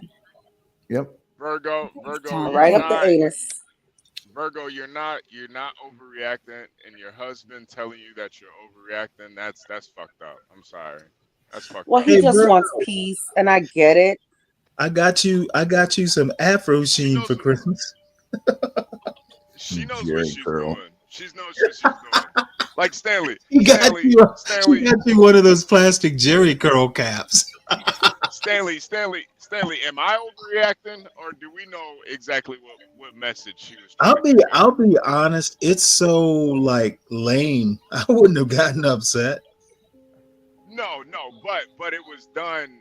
I mean, if you're gonna do that kind of innuendo, be more like creative than watermelon and chicken. Come on now. Right. And you know what's another thing too, HB? My husband knows that I'm not like one of those blackety black, like Black Lives Matter, black women, like I'm down for the cause. She should have got you like one of those big buckets of chitlins. Yeah, so it's like no, if there was something if it was something that was blatantly racist, like if she would have said the N-word, oh, absolutely. He wouldn't have said that. I'm overreacting. That was blatant though. That was blatant. I think it was passive aggressive. She should have gotten a family pack of chicken and asked you to fry it. like you, I like think I you. would have been less offended about that. You're You down know in what? Florida too, man. Come on, Virgo. You know better than this. Come on. Asking a black woman to cook me some chicken, that would have been funny. You know what? But I'm not gonna be mad at my husband because his cousin is an asshole. You understand what I'm saying? I'm not gonna No, cause rift in my relationship. no, I get it. I just think him telling you you're overreacting, like that's kind Yeah, of that's a little much. that's I'd have put on that black glove in your nightstand, and Yeah, break- Virgo. But he does. I'd But have him. what I am gonna say that he does support me and me not endorsing her 90-day fiance. you should have gone skull, brother. like And I'm gonna you're call not ICE. you're not overreacting. I think it was just like you said. It was passive aggressive. It was a joke that was, You think It's not that passive. It really isn't. Yeah, it really isn't to me either. I think If she they was sending thought a it was clear a message. joke, And that's I even. don't know. And here's the thing too, because her husband is Swedish, so I don't know if he Googled what black people like, Now I can tell. Now and watermelon and chicken just came to mind, and maybe Virgo, he this suggested it. this is like 100-year-old like this a is trope. some this is like 100-year-old trope. It's nothing new. Yeah, This is all I'm saying is I didn't like it. I didn't appreciate it. I felt offended, and I can get over it, But me getting over it doesn't mean that we have to be buddy buddy. Now I You have to understand? Swedish though. I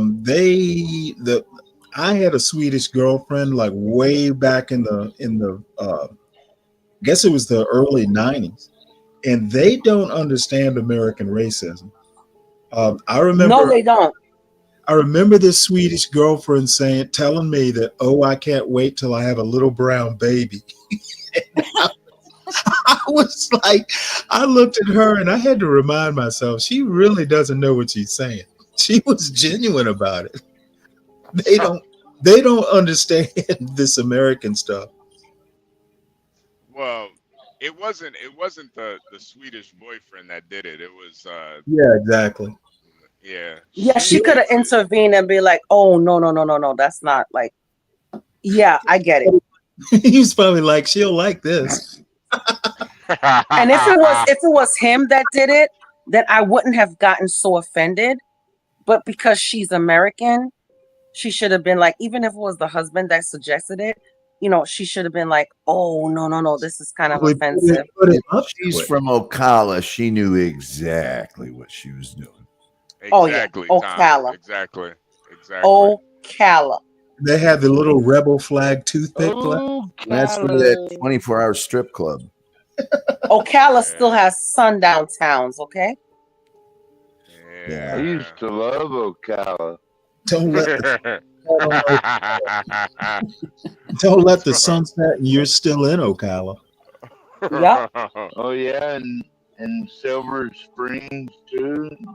Mm-hmm. Yep, Silver Springs. You got that right. Spring Hill. Yeah. We had the best Chinese and everything in that town. They still have. Now you have parts. You have parts where blacks live in Ocala. You do have parts, but the parts where it's only whites, I wouldn't suggest you going out there even in the daytime. To be honest with you. Does a train track separate them? Where whites go? Oh Lord. Is there an underground or where blacks go? There's an underground railroad out there. The railroad didn't go that far south. Yeah, no, you're right, Stanley.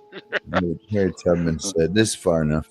I never knew any Even difference. I don't cross that border. I always went where I wanted. Yeah, go where they sell the wood alcohol. Damn, Virgo.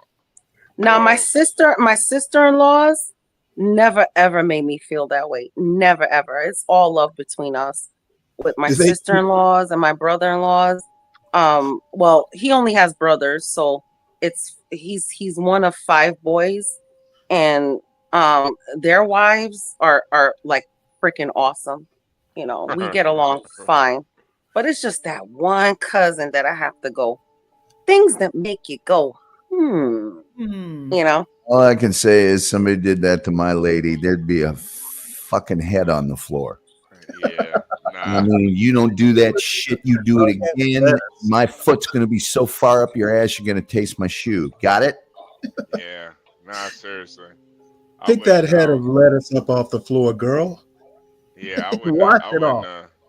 Nobody went out and got you hamburger helper without any hamburger. You didn't do your shit. You come back here with. But what I can say is that they're not welcome. They're not welcome. You know, I'm not gonna invite them to anything that we have at the house once we move back into our house. That's right. He's fine with it. Downtown. He just my husband just likes peace. Virgo, if I brought a white woman home for Thanksgiving and somebody put raisins in the potato salad, I would have stopped. I would have been pissed off. Like, who the fuck put these raisins in the potato salad? You guys don't make me play my raisins in the potato salad from the Black Pork Show. It's big. Casey would have been like, "Bitch, pick those raisins out of this." Yeah. Who made the potato salad? Who the fuck did this? You guys trying to be funny? Trying to smart my white wife? Get the fuck out of here. Nah. Nah. I wouldn't have been going. Put some walnuts in your potato salad. Who put that mayonnaise in this salad? Yeah, Who nah. put that mayonnaise in this frosted flakes? They put that mayonnaise in fucking everything. Mayonnaise and frosted flakes. Oh, geez. Well, you know what? Tom had a good idea. Make some tuna hamburger helper or something like that next time they come over. There you go. Feed it to them. I love me some tuna casserole. Like a tuna dip or something. I don't know what white people. No, do make that. those Franzia, those little Franzia pigs in a blanket. Yeah. That way next time he don't get no raisins in his coleslaw. 12, man. I do like cranberries in my turkey salad.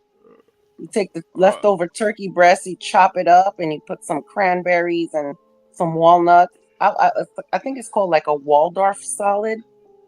You know, That is pretty good. You really should bring some Franzia to the Thanksgiving dinner. The Thanksgiving lunch. A nice box wine would definitely. No, you know what? I'm gonna bring some canned. I'm gonna bring some canned green bean casserole. Oh, there we go. Now Some we're canned talking. cranberry sauce. What about some Now we're spam? Did you talking. guys ever eat spam growing up? I tried Spam? it Oh, I once. love spam. I tried it hated once. spam. Yeah, it's gross. I tried it once. I'm bringing the bourbon smoked turkey. Without the turkey. Oh, he's just bringing some smoked bourbon. It's got a smoky flavor. Oh, 12 man. Yeah, 12 man would never do that to you, Virgo. You're being abused over there. These mind games are fucking brutal, man.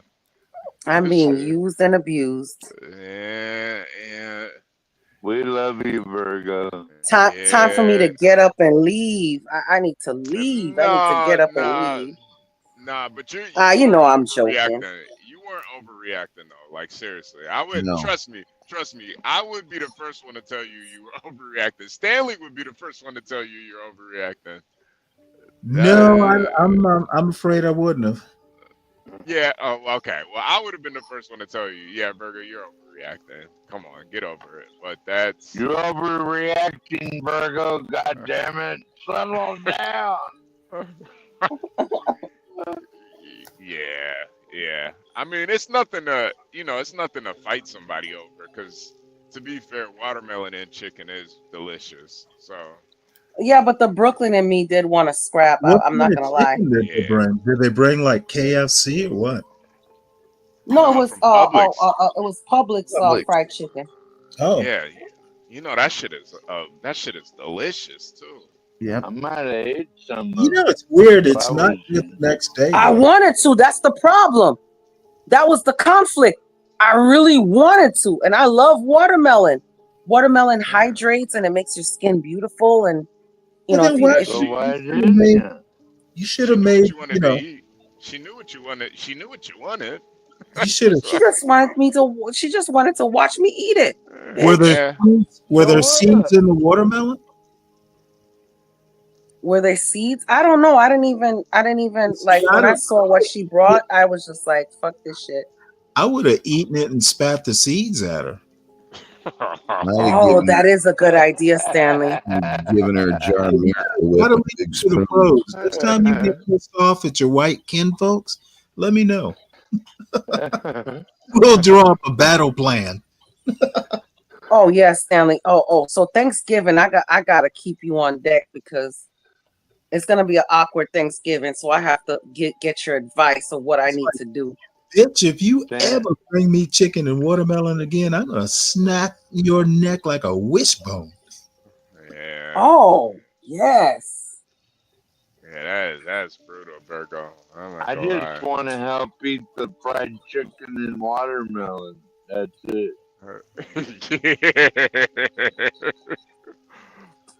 Yeah. Eat the chicken and just drop the bones on the floor or something like that. No.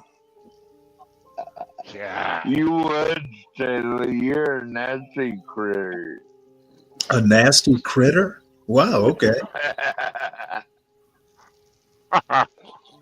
Oh yeah, Stanley. I did want to give. So polar bears are in the Arctic Circle. They're not down in Alaska, man. I know. It was a joke. HP. Okay. All right.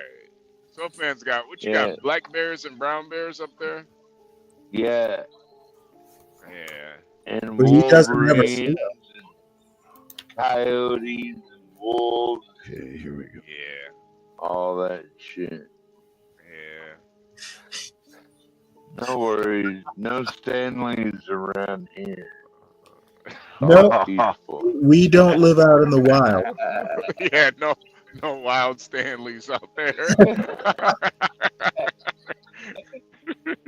We are strictly domesticated. I should have told her ghetto ass that I don't only eat chicken and watermelon. I also eat beluga caviar.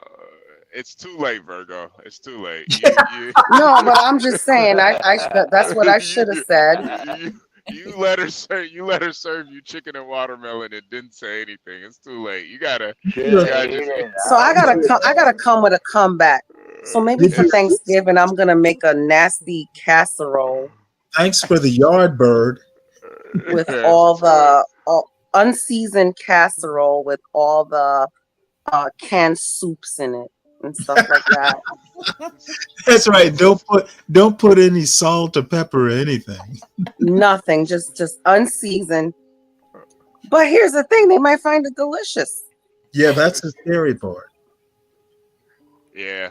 See, they're not gonna be offended like you, Virgo. They're just gonna eat that shit. Wow, that's amazing. Some canned. Because I know I don't make my green bean casserole canned. I make it with fresh green beans, fresh mushrooms. I even make my own mushroom sauce. Stanley, she's gonna be like, yeah, black people really can cook. Wow. I fry my shallot. We're gonna do Thanksgiving. I'm gonna give this to my chicken. Wow, what? I might just take the chicken right out the package and just toss it in the pan without even washing it, you know. And boil it. Boil the chicken too. That's right. Yeah, just boil it. Just boil it. Make them poached chicken. Not all white people are incapable of seasoning potato salad properly. I have been vouched for. Yeah, but it sounds like those white people would. Oh, definitely.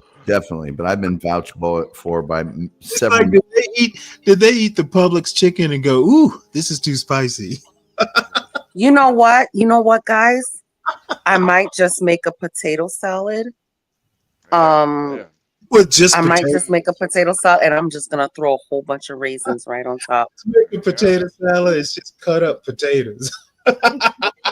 Just for you, HP, a bunch of raisins right on top, bro. Yeah.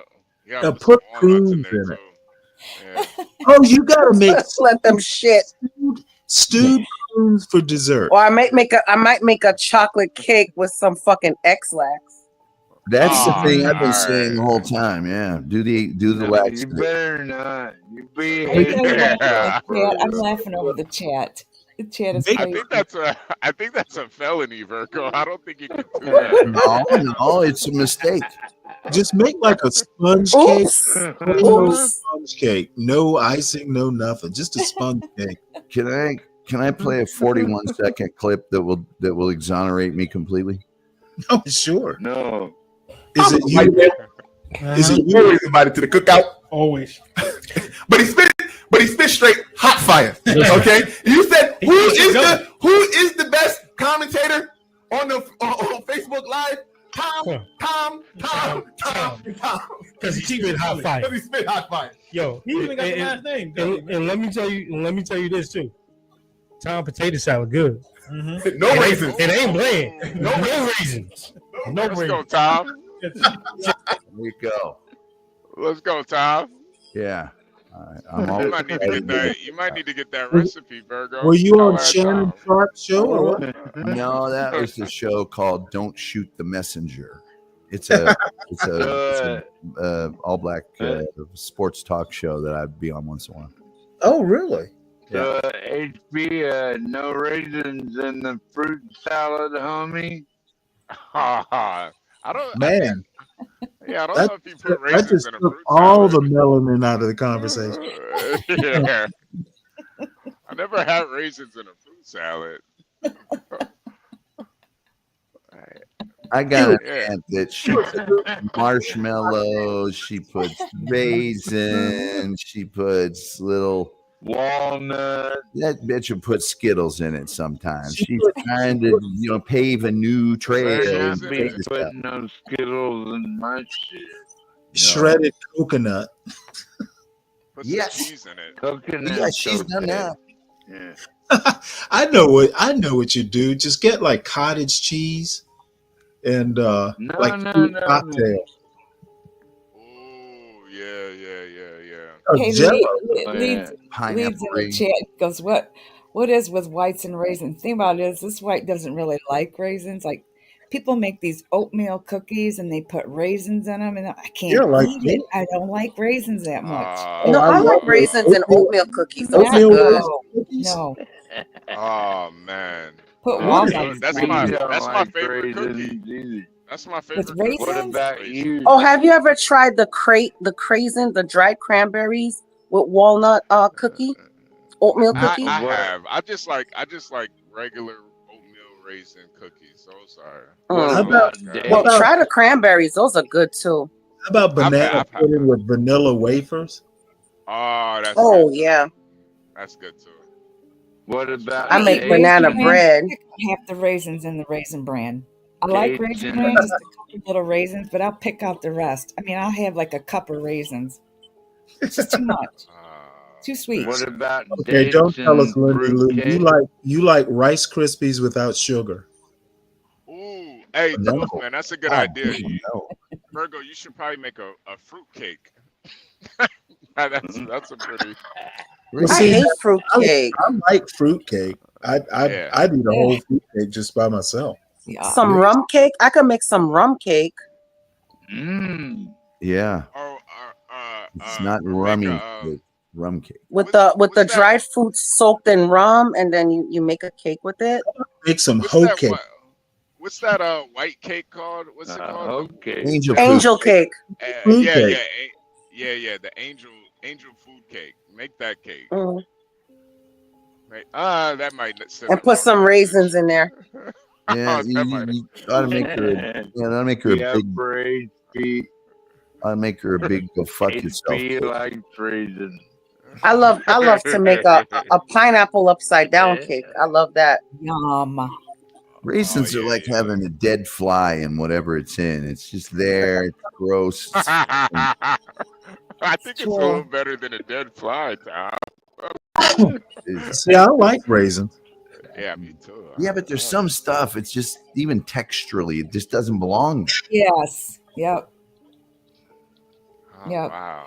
I like a I little bit don't of like raisins, but I mean, raisins. gosh. You learn something new I mean, I every day. love Raisin Bran, but I'm expecting it. You know, I don't expect it Yeah. in Jello. I don't expect it in on a steak. Oh, That's the God, first Oh, thing. Jello Potato would be salad. crazy. potato salad. Ugh. Raisins and I ran Jello out of sounds.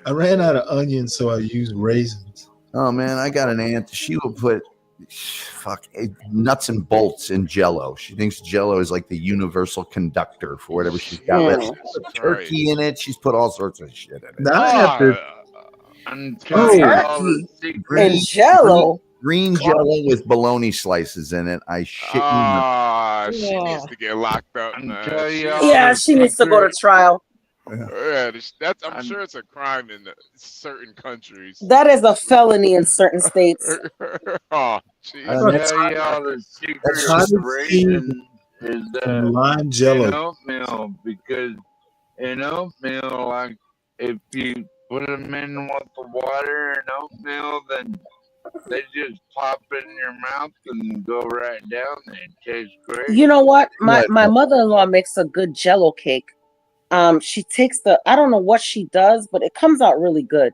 And I didn't like when I see her making it, I'm like, what the fuck are you doing? Take But when the end product comes out, it's really good. She takes Jello and she takes like a cake mix. She mixes it all together and it just becomes like a Jello cake. Oh, And how about when you go over there, take beans on toast. That's about as white as you can get. oh, Yeah. they're not British. They're German. They're not Yep, British. take them back to their roots. Whoa, they're Yeah. German. Yeah, I've got I make some 7,000 schnitzel. I've got 7,000 jokes for you. I'll send them. I to make some schnitzel I'm with more raisins. kind of Mexican. I like huevos, rancheros, beans on eggs in the morning, you. Be asking them if and Ugh. cheese. Make the bologna sandwiches with Wonder Bread. And and mayonnaise. yeah, Yeah, that's right. that's a big thing. That's not a they Oh, I made some fried That's bologna not a sandwiches punishment. the other day for lunch. Fried bologna. Virgo. Oh, I You love that fried shit. bologna. Yeah, Virgo. Yeah, Yeah. I went to the deli and I got them like really thick, like really thick cut, and A it was bologna? just Jesus and it Christ. was just me and Pop in the house. Get him some brown schlager. You gotta, yeah, exactly. I was thinking liverwurst. Yeah, brown. What is Oh, I love this is how I liverwurst. Thinking liverwurst. Jesus Christ, Virgo. You're like what's that movie fucking Key and Peele made? The first one. Oh, yeah, I know. Get Out. Yeah, you're like in a Get Out movie right now, Virgo. You're Nothing eating wrong with bologna. a good Oh, come on now, liverwurst HB. sandwich. Jesus. Nothing Christ. wrong with a Bologna? good liverwurst sandwich. So, That is exactly what I'd expect you to say. Yeah, and I eat. Man. Actually, I make liver. I actually made it tonight. Because Oh, they wanted. What did my husband make tonight? Give I them don't know. tongue He made sandwiches. something, and I just wasn't having it. I had enough, so I took out some yuca.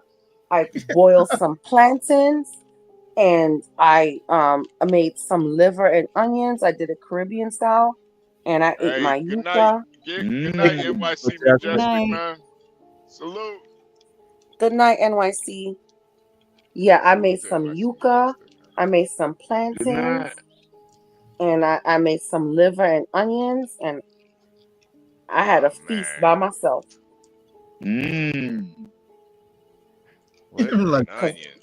Man, they're German. I'd be goose stepping all over that goddamn place. I'd go, hey, I'm going to Wawa. Would you like me to kill some Jewish people first? I mean, Oh man, I wouldn't let up. oven come roast. on. And I'd be like, don't be blitzkrieging your ass into our bedroom. The alarm goes off. And by the way, would you like me to turn up the I gas? don't think so. Yeah. You should just show up to Yeah. Thanksgiving with a little Hitler mustache. Yeah. What did they have? What did they have tonight? I think they had pierogies with like sausages, and I wasn't feeling that. Constantly ask to see their papers. I would like to see your papers. You have your And then my husband plays into that whole role of whatever his parents wants to eat, and that's what we're gonna eat. And I'm like, all right, I'll just make them my own stuff. Beanie weenie. You're in an abusive relationship. Now we can agree. Like, there's some dishes that we can agree to.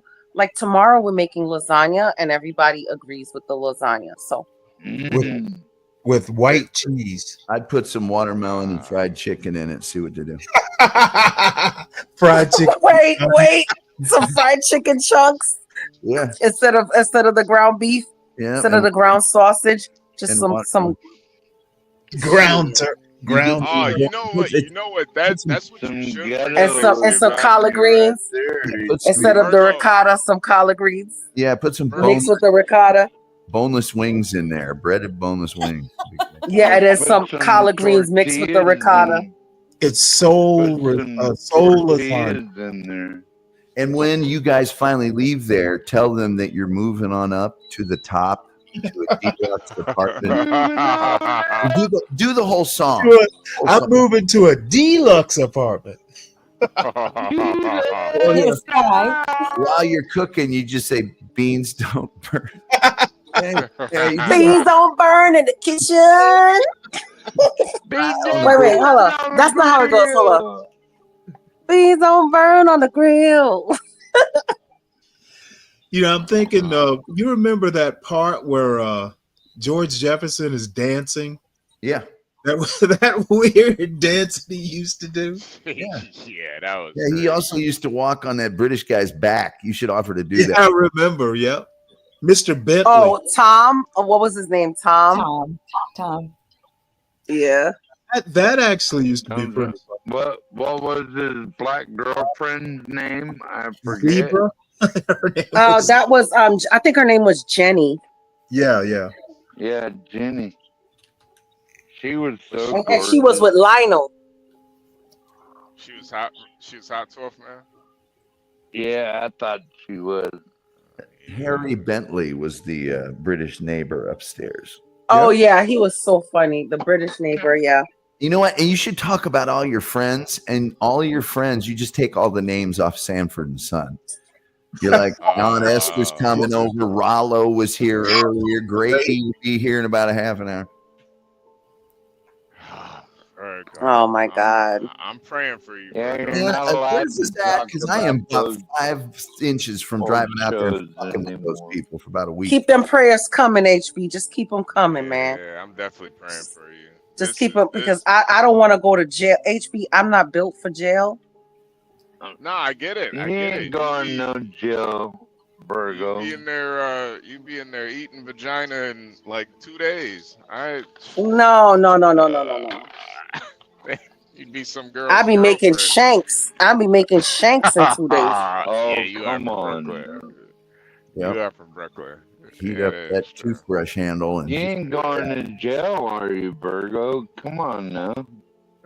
Nah, I fuck a bitch up. Bring me some fried chicken one more time. So, you know, for Thanksgiving, you ought to take one of those big jars of pickled pig's feet and another of dill pickles. Set it right. Maybe I should bring, and I've never made chitlins. I never ate chitlins. Maybe I should bring some chitlins and tell them unwashed. Tell them it's the first time you ever made it. Just fucking cook them. Just cook them just right on top of the stove. Fry. I don't know. Deep fry them. Put them in the pressure cooker. Put them in the air fry. I don't know how to make them because I've never eaten them in my life. You need to cook them in their kitchen. Can I ask you a question, Virgo? Have you seen the movie The Help? Oh yeah. Yeah, I can make them a pie. Trust me. You better make them pies, and if you can, get your husband to help, because that's going to be nicer for them if he helps. Yeah, but it has to be a way that they're the only ones that eat the pie. You she's the only one that eats the pie. you put on a maid's on outfit. a diet. You put on a maid's outfit, they'll love that, and then you serve it. You know what? That would be funny. I swear to God, that would be funny. Black hair, or don't really do it and tell them you did. Yeah, Virgo, this is brutal. This is brutal. This is abuse. It is. It is. It really is. I'm being abused. Somebody save me. I tell you what, I'd be telling them, look, I know you're her people, but anybody disrespects my woman and my dwelling, make them that's it. Yeah, not especially. Yeah, nah. I couldn't. Jesus himself. I mean, you better grow wings, because if we're on the second floor, Now you want me to go into the bedroom and smack my husband up. No, So maybe that's what I'm gonna do. In here, I'll have a talk.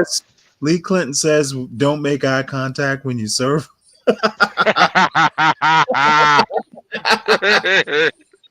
Or you know, Virgo, it's just him saying that you're overreacting. I think that's the only issue I have with it.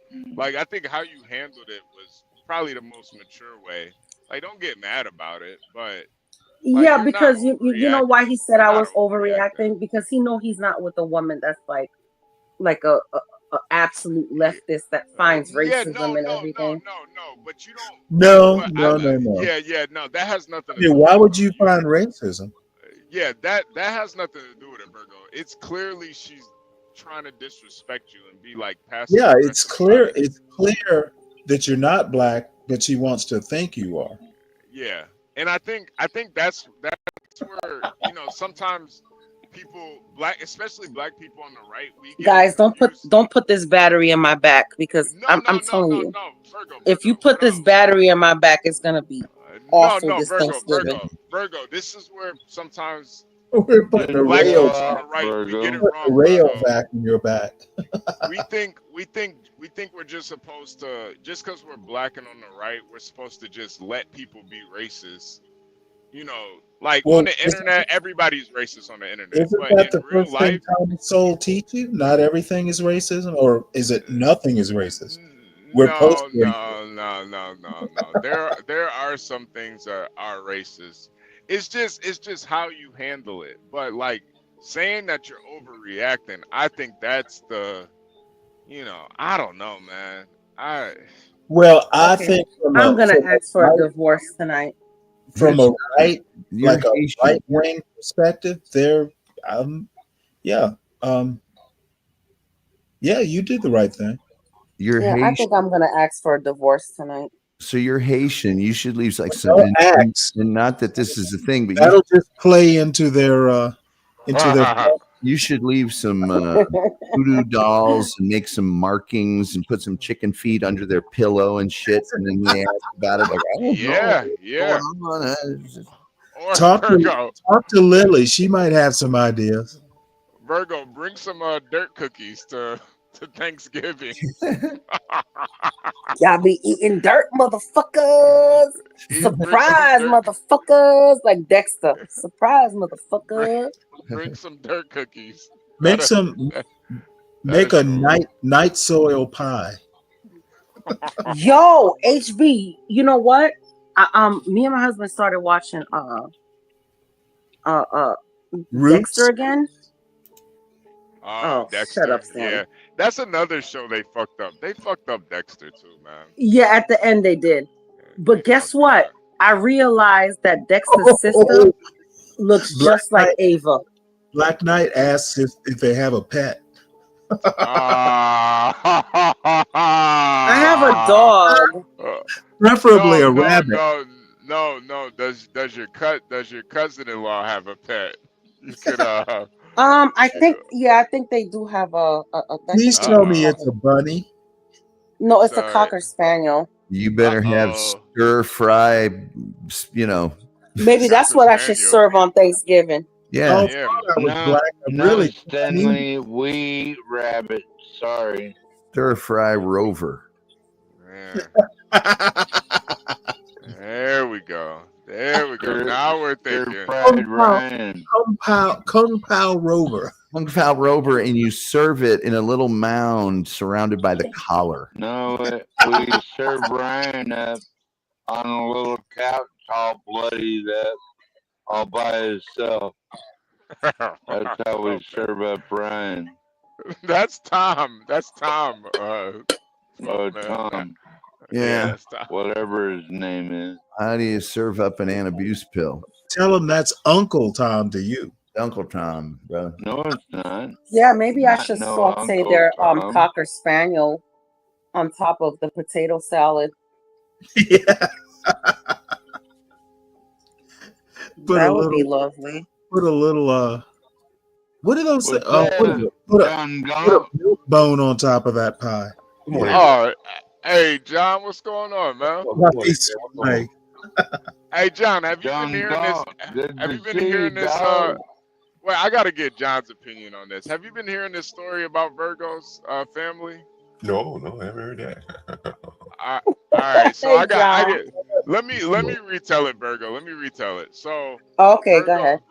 Virgo's with her her family, and her cousin asked her if she wanted something to eat. My husband's cousin, or her cousin-in-law. Her cousin-in-law. So her cousin-in-law said she was gonna go to Publix and get her a sandwich. So this bitch came back and brought. She said the line at Publix was too long for the sandwiches. So this bitch came back. This bitch came back and brought Virgo fried chicken and watermelon.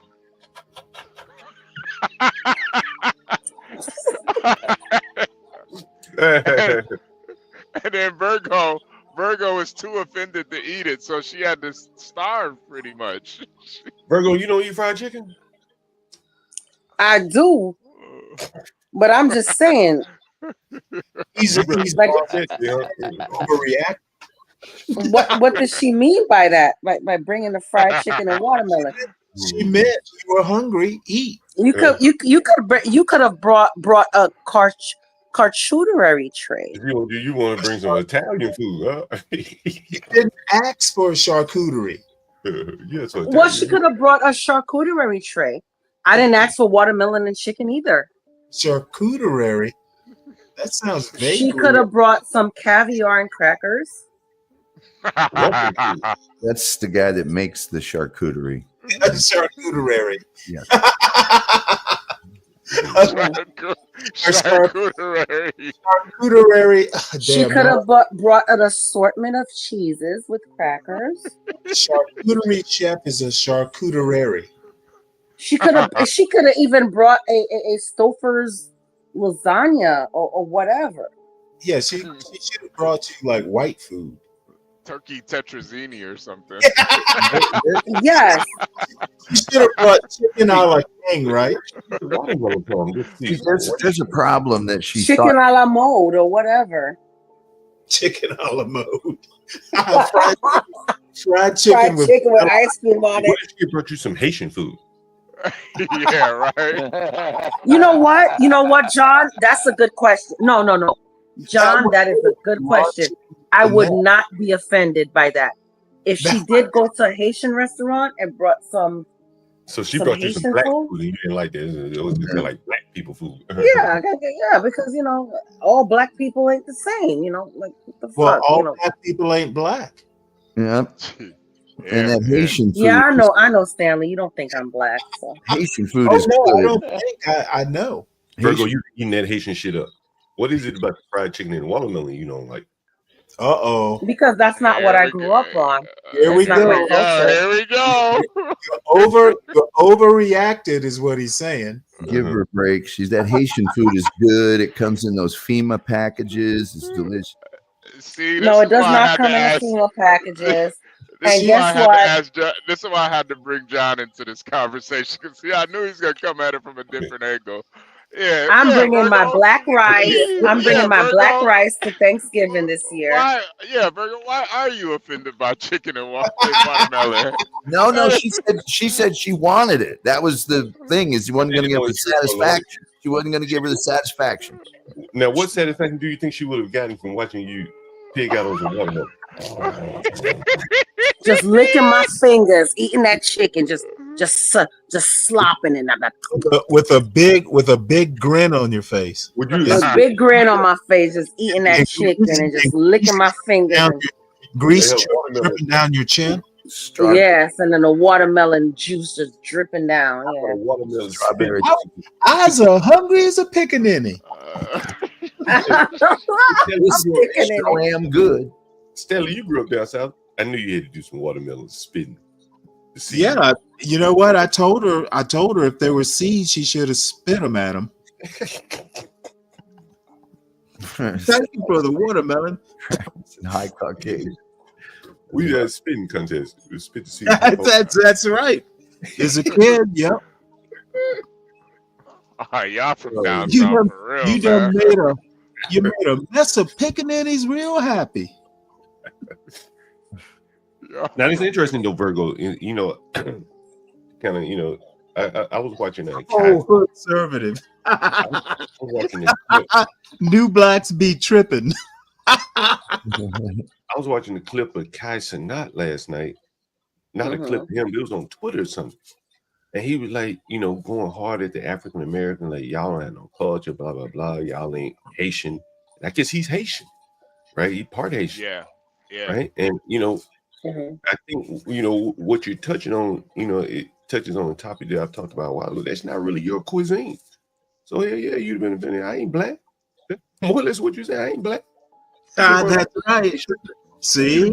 There we go, Virgo. There we go, Virgo. There we go. You said they brought you some of that Haitian shit, you'd have been all into that black rice. You no problem. Not even offended, because that's who you are. No, I would not be offended. She brought me some black rice with some griot and some fried plantains with some pickles on the side.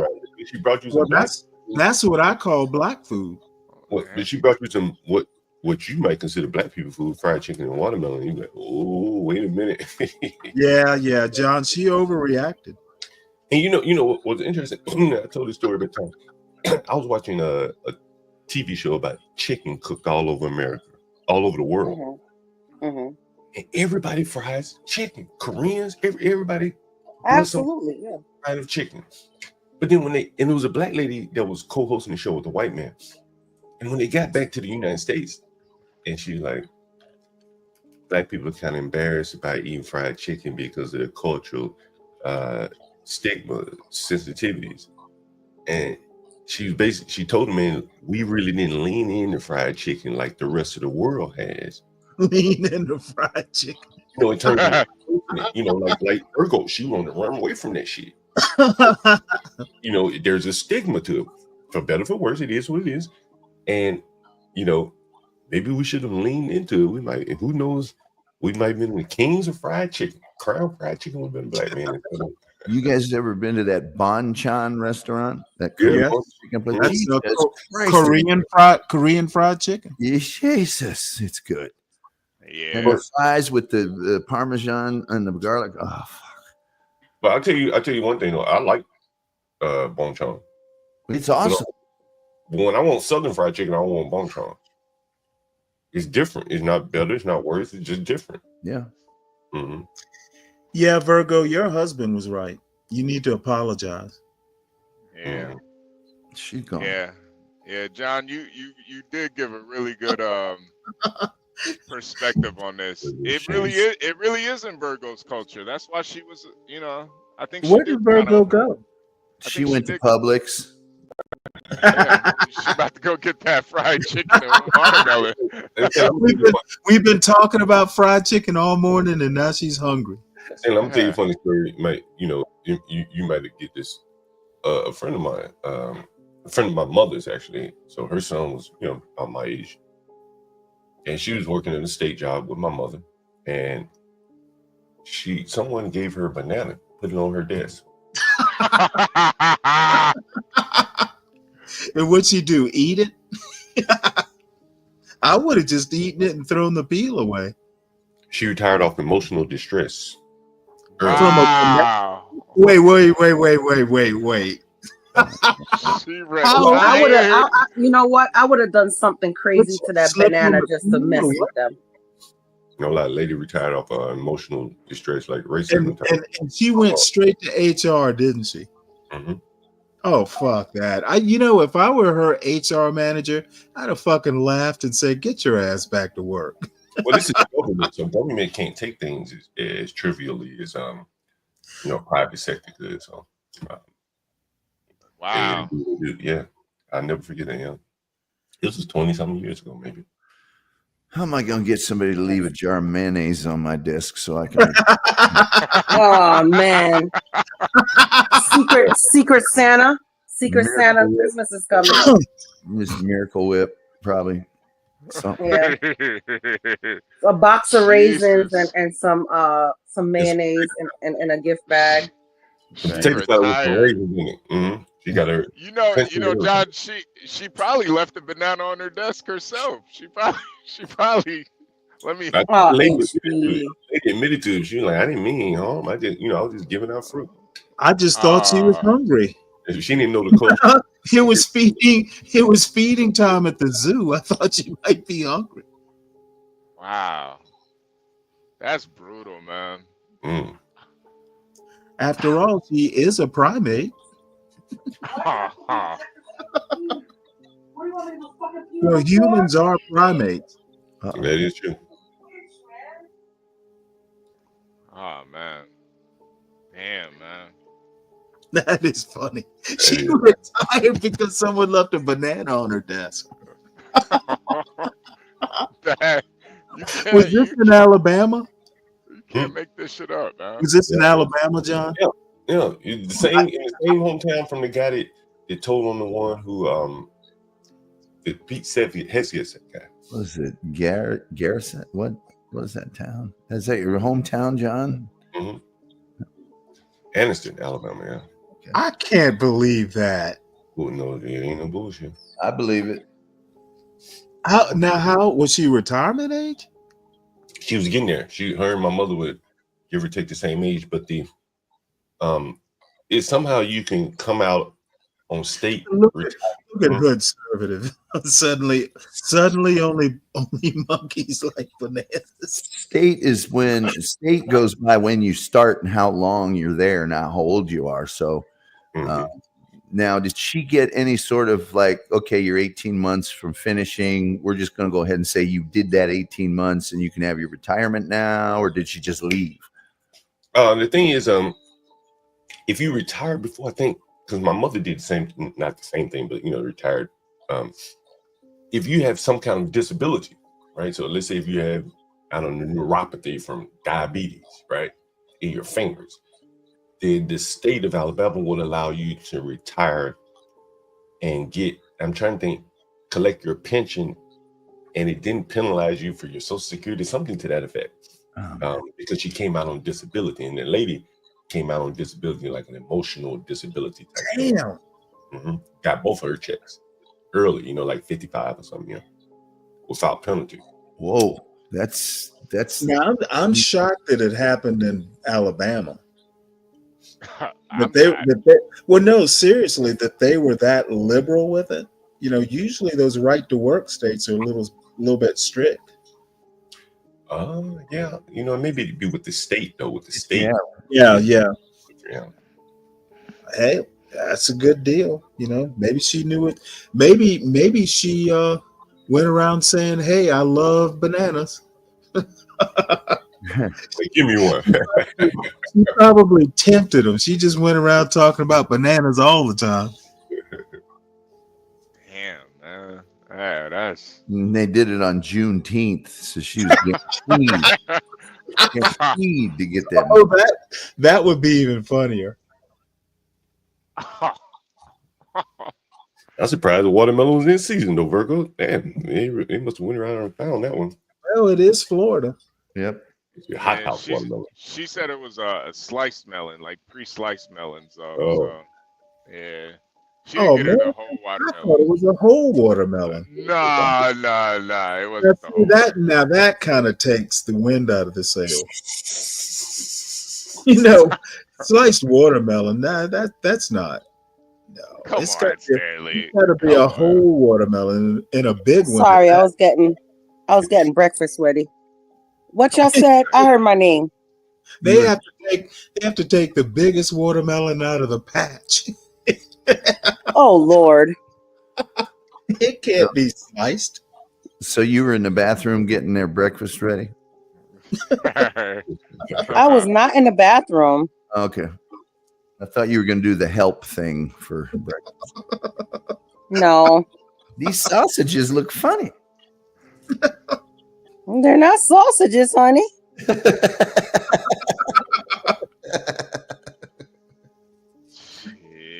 Yeah, but just some watermelon would wash that down. Too bad we don't have any. Watermelon juice. Yeah. Damn, that does sound good right now. See, I would have ate Watermelon that is good. It's very hydrating. I love watermelon, to be It's honest. awesome. With Have you seen those things Well, that'll maybe they were just saying, "Hey, your skin looks dry." What did you do? Hydration. What did you do? Maybe. What did you do with the watermelon, Virgo? Hmm? What did you do with the watermelon? He I didn't eat shit that day. I didn't eat. So, now? so she's starved. I refused to eat that day. Where is it now? Where is the watermelon? I don't know. They ate it. Oh, they ate and you didn't? Yeah. Oh man, that's like a major psyop right there. So they blacker than me. No, Virgo went on a hunger. their bellies are fuller than yours. they're appropriating your culture. That's like holding your shit when you first meet somebody. They were like, we ate like niggas. We're full. It's sleeping. I got itis. Fried chicken and watermelon. Not even a sweet Hawaiian roll. Not even some coleslaw. Nothing. Just fried chicken and watermelon. Straight up. Your cookout was incomplete. It was like, Wait, John, I gotta tell you more to the story too. So Virgo told her husband, and then her husband told her that she was overreacting. The husband said she was overreacting, which is bullshit. you know what? That white man is sounding smarter by the minute. Was she overreacting or no? I don't think so. Well, now that I know that the watermelon was sliced, I'm inclined to agree with her husband. I don't know.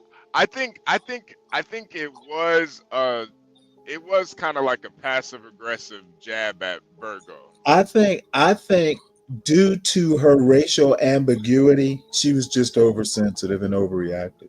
Do y'all get along well, Virgo? Has there ever been any issues between you? No, there was never anything wrong between us, but it was just something about her. Okay, let me tell you the backstory about her. She's adopted. Here we go. And in her so she's not blood family. And I don't know what happened in the past. Exactly. And she was getting back at Virgo. Yeah, maybe she had black foster parents that fucked her up. I don't know. But ever since I met her, she was kind of strange. But I kind of welcomed her, and I never had a problem until this time. And she's one of those relatives that we only see each other like Thanksgiving and Christmas. In June. And she has a husband that is like a 90-day fiance from Sweden. So she met him online. And I'm just waiting until the day where he goes, F you, bitch. In Swedish. I got my papers. I'm out.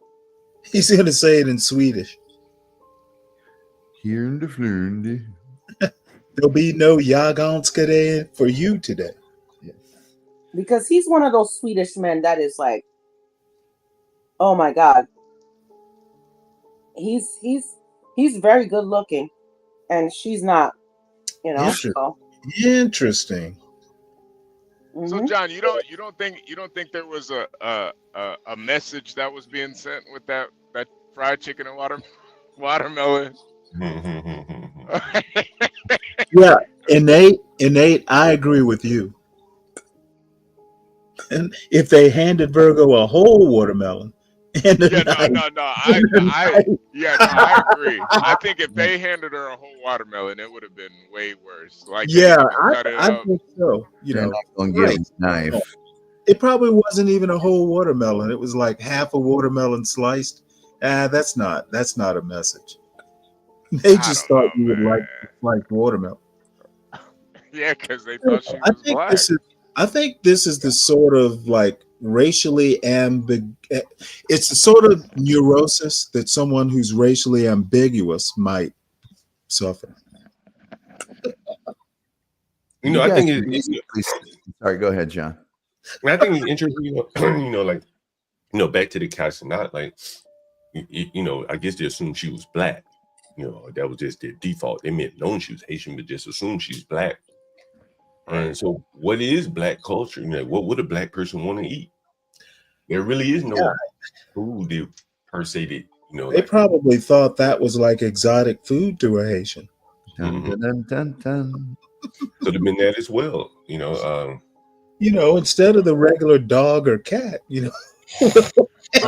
So John, go get her some real food. You think it was less racist and more like she was being considerate? You know, that's interesting. I don't know if she's being considerate. Maybe they like fried chicken. She's like, you know, I like chicken. You know, I don't like Her dogs. fat ass definitely likes fried chicken. I'll tell you that If you much. brought me some fried chicken, I'll be eating that shit, right? I don't want to call anything up. I'm glad you brought me some You know fried what? chicken. I would have taken her portion and ate it. But She sure did have about 3 or 4 pieces. Well, I might would have joked She about ate yours. She ate your serving.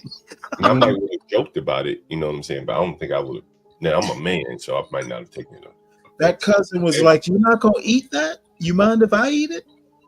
Yeah, but when you guys say it's sliced, so it's not as, it's like you're saying you didn't. No, you didn't. be Get racist. your, you It's didn't gotta get be your. a whole You didn't get watermelon. your. You didn't get your racial slur proper. That's right. You're blaming. You know, it's like you need to tighten up on your racial slurs next time. No, bring a watermelon. that's I mean, kinda- it's still an insult.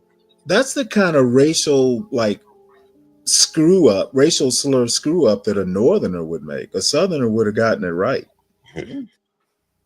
So if a southerner gave you sliced watermelon, it wasn't a slight. Yeah, but they are down south. The line for the watermelons were probably too long too. There might not have been whole watermelons at Publix at the time. They probably stopped at a roadside stand. Yeah. This time of year ain't no whole water. No, they usually have watermelon in Publix. You just go to the fruit aisle. To the watermelon patch. They went to the watermelon patch. Yeah, you would know, Virgo. That's right. Yeah, I would know because I get watermelon all the time at Publix. Oh, you get watermelon all the time, and you're mad that they got watermelon for Publix? Wow. Really? Because it was telling me something. It was telling me, oh no, black bitch. You know what? I'm on your husband's side now. No. Oh, You get it all the time? You guys, it was the combination. It was the watermelon and the fried chicken. Yeah, was I think it was the combination. Virgo literally buys the same stuff all the time. And he's I'm with Lindy. I'm sorry. My issue is though, in the crunch time, Virgo didn't want to identify as black. I think No, that is an issue. well, that too. But I'm sorry. I'm gonna have to side. I'm gonna have to side with the white people on this. Oh Lord. Yeah. As a matter of fact, they were probably inviting you to their club. Come on over. We like our watermelon sliced. See, J-Dub even said, yes, it's the combo. It's the combination, I guess. you I don't can't know. just- I wouldn't have bought it. Right That off. combo is crazy. I'm Right, Lindy Lou. I mean, subconsciously, you even if you let's just say even if you love that combination, right? Right. And you know that everybody loves that combination, but because of the stigma that goes with it, you would say to yourself, "Oh, maybe I shouldn't do this at the first time." Virgo, have you ever bought sliced watermelon and fried chicken at the same time from Publix? No. Oh, Probably bullshit. not. Probably not. I see. You know what? Your Now husband, I've bought them at separate times. Yes. husband knows you better. I think your husband's right. You overreacted. And if there was a racial angle hustler that I'm accused of being, I would see it. I'm even saying you're overreacting. Yeah, but it's not even about. Here's the thing, Stanley. It's not even about the racial angle. I think she's out to. She's being a bitch. And if you listen to the second thing that she did to me, she's being a bitch. What did she do? And come Thanksgiving, I think that they may be a Royal Rumble up at Thanksgiving. Virgo, don't do that. What's the second thing she did to you? She bought her chicken livers, fried chicken livers. No, she friend requested my husband's ex, not ex-wife, but ex-girlfriend. Okay, all right. Well, I'm going to stay out of the family business, but I think there's something deeper than racist behavior in your reaction. Yeah. Did they serve it with like a grape knee high? Because that would really put it over the edge. Black people don't drink grape knee high. Oh, they serve it up at Hamby's down here in downtown Dallas all the time. Well, Texas, okay. In Georgia, in Florida, That and the strawberry soda. Well, maybe cream soda. Yeah, John. I don't know, man. I think she knew what she was doing by getting Virgo that fried chicken and watermelon. But I do think Virgo did overreact too. Virgo should have ate that watermelon and chicken. She was hungry. You should have ate that. I should have ate it and licked my fingers. You're right. Yeah. Ate it and done a little jig.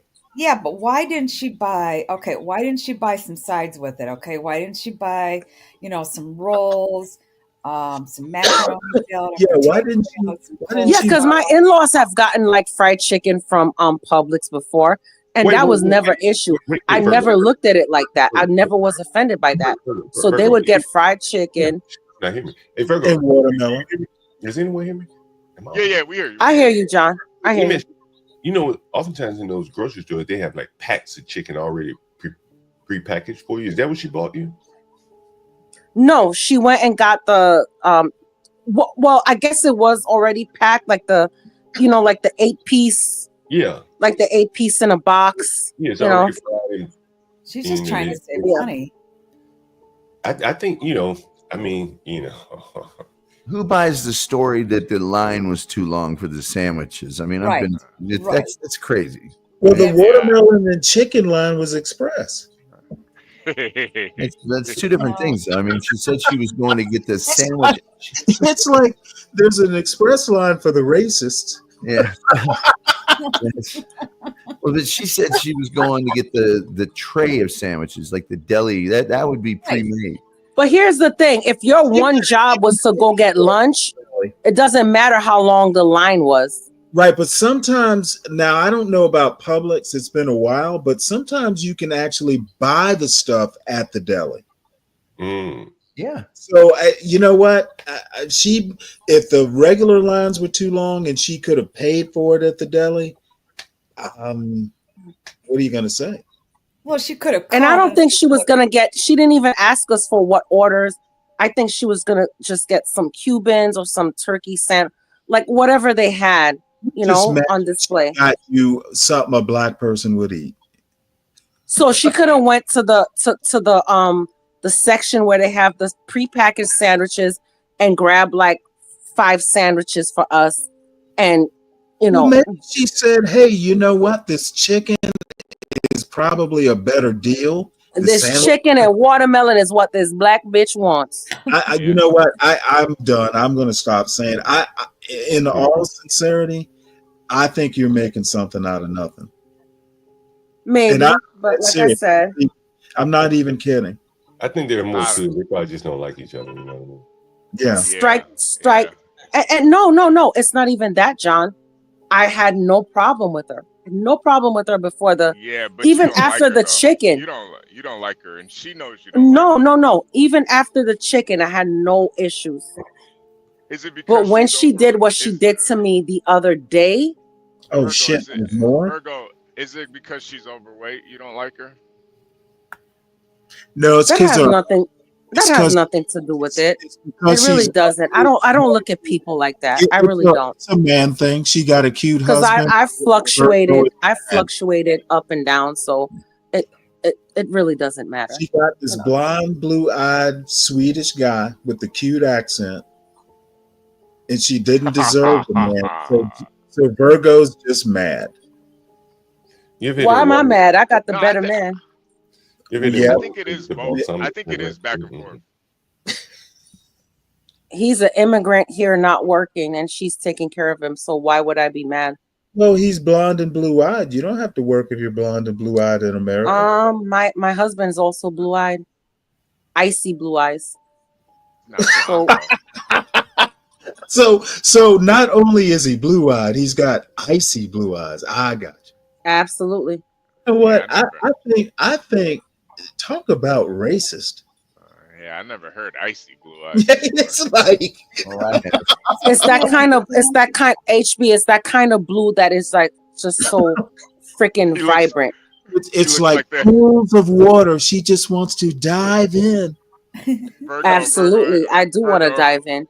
Virgo, he looks like the Night King. Yes, yes, yes, HB. Yes. Fine German. Winter is coming. Oh man. Virgo, you need to take a deep bite of that chicken leg and enjoy it. She went all Arya Stark on him. It's fucking. I'll eat the chicken, but I'm not gonna take a bite of that watermelon after it. I'll tell you that much. It's more for your cousin. You guys never saw Zoolander? Yeah. Oh yeah. Them eyes like that. Yeah, yeah. His eyes are really really blue. Blue steel. It reminds her of the clear blue water of the Caribbean. Yep. Yeah, this is I don't know, man. This is like some of the reasons why I don't really date white women. This type of stuff would fuck me up too. You know what? Sounds like you need therapy. I dated and married a whole white woman and used to go to her family reunions where me and Did she have blue eyes, Stanley? No, actually she didn't. Me and my son would be the only people, quote, of color there. And I never had half the problems that you did. No. Yeah, no. I just, it's just like, what do you do in those situations? Because I would have ate the watermelon and chicken, but I would. Well, that's just one person, Stanley. The rest of his family is cool. I've never had an issue with anybody else. So you're gonna let one cousin like ruin your day? That's true. No. Yeah, that's what I'm saying. That's like, fuck her, you know? Yeah, and be done with it. I wouldn't have let her ruin my day either, though. But I mean, at this point, Virgo needs therapy from this situation. Shit, I would have had double. I do not need therapy. Told the bitch to go back and get me some more. Go get some more. Go get some more. I'll have seconds. Part of the problem is those people even and the other things that the parents, whoever else is in that place, is doing. You know, not. Yeah. Part of the problem is they think they can do that. Man, if I think you got cabin fever. Let's get this shit straight right away. That's my wife. You don't one little germ of discomfort, and we're going all night, every night. You gotta use your black woman powers and roll your neck.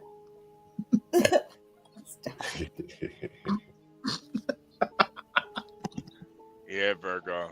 I think I'm getting more amusement out of this than your cousin did. Yeah, Virgo. Sometimes You know, and at the time, I wanted to make a big deal out of it, but my husband was like holding me back from making a big deal out of it because he knows how I get. Yeah, he probably does. Yeah, And I'm sure he does. Actually. So when he said overreact, he was describing you perfectly, right? Yeah. Yeah, because I wanted to go toe for toe with that. I was Why? ready to. Why? I had my boxing gloves on. Yeah, Virgo, say you gotta keep your powder dry for a real battle. But he was like, "You're overreacting. Just calm down," you know. But See, he's a white guy, so he was probably nice. If you had a black husband, he would have used a couple choice words. he'll probably be like, "Bitch, fuck up."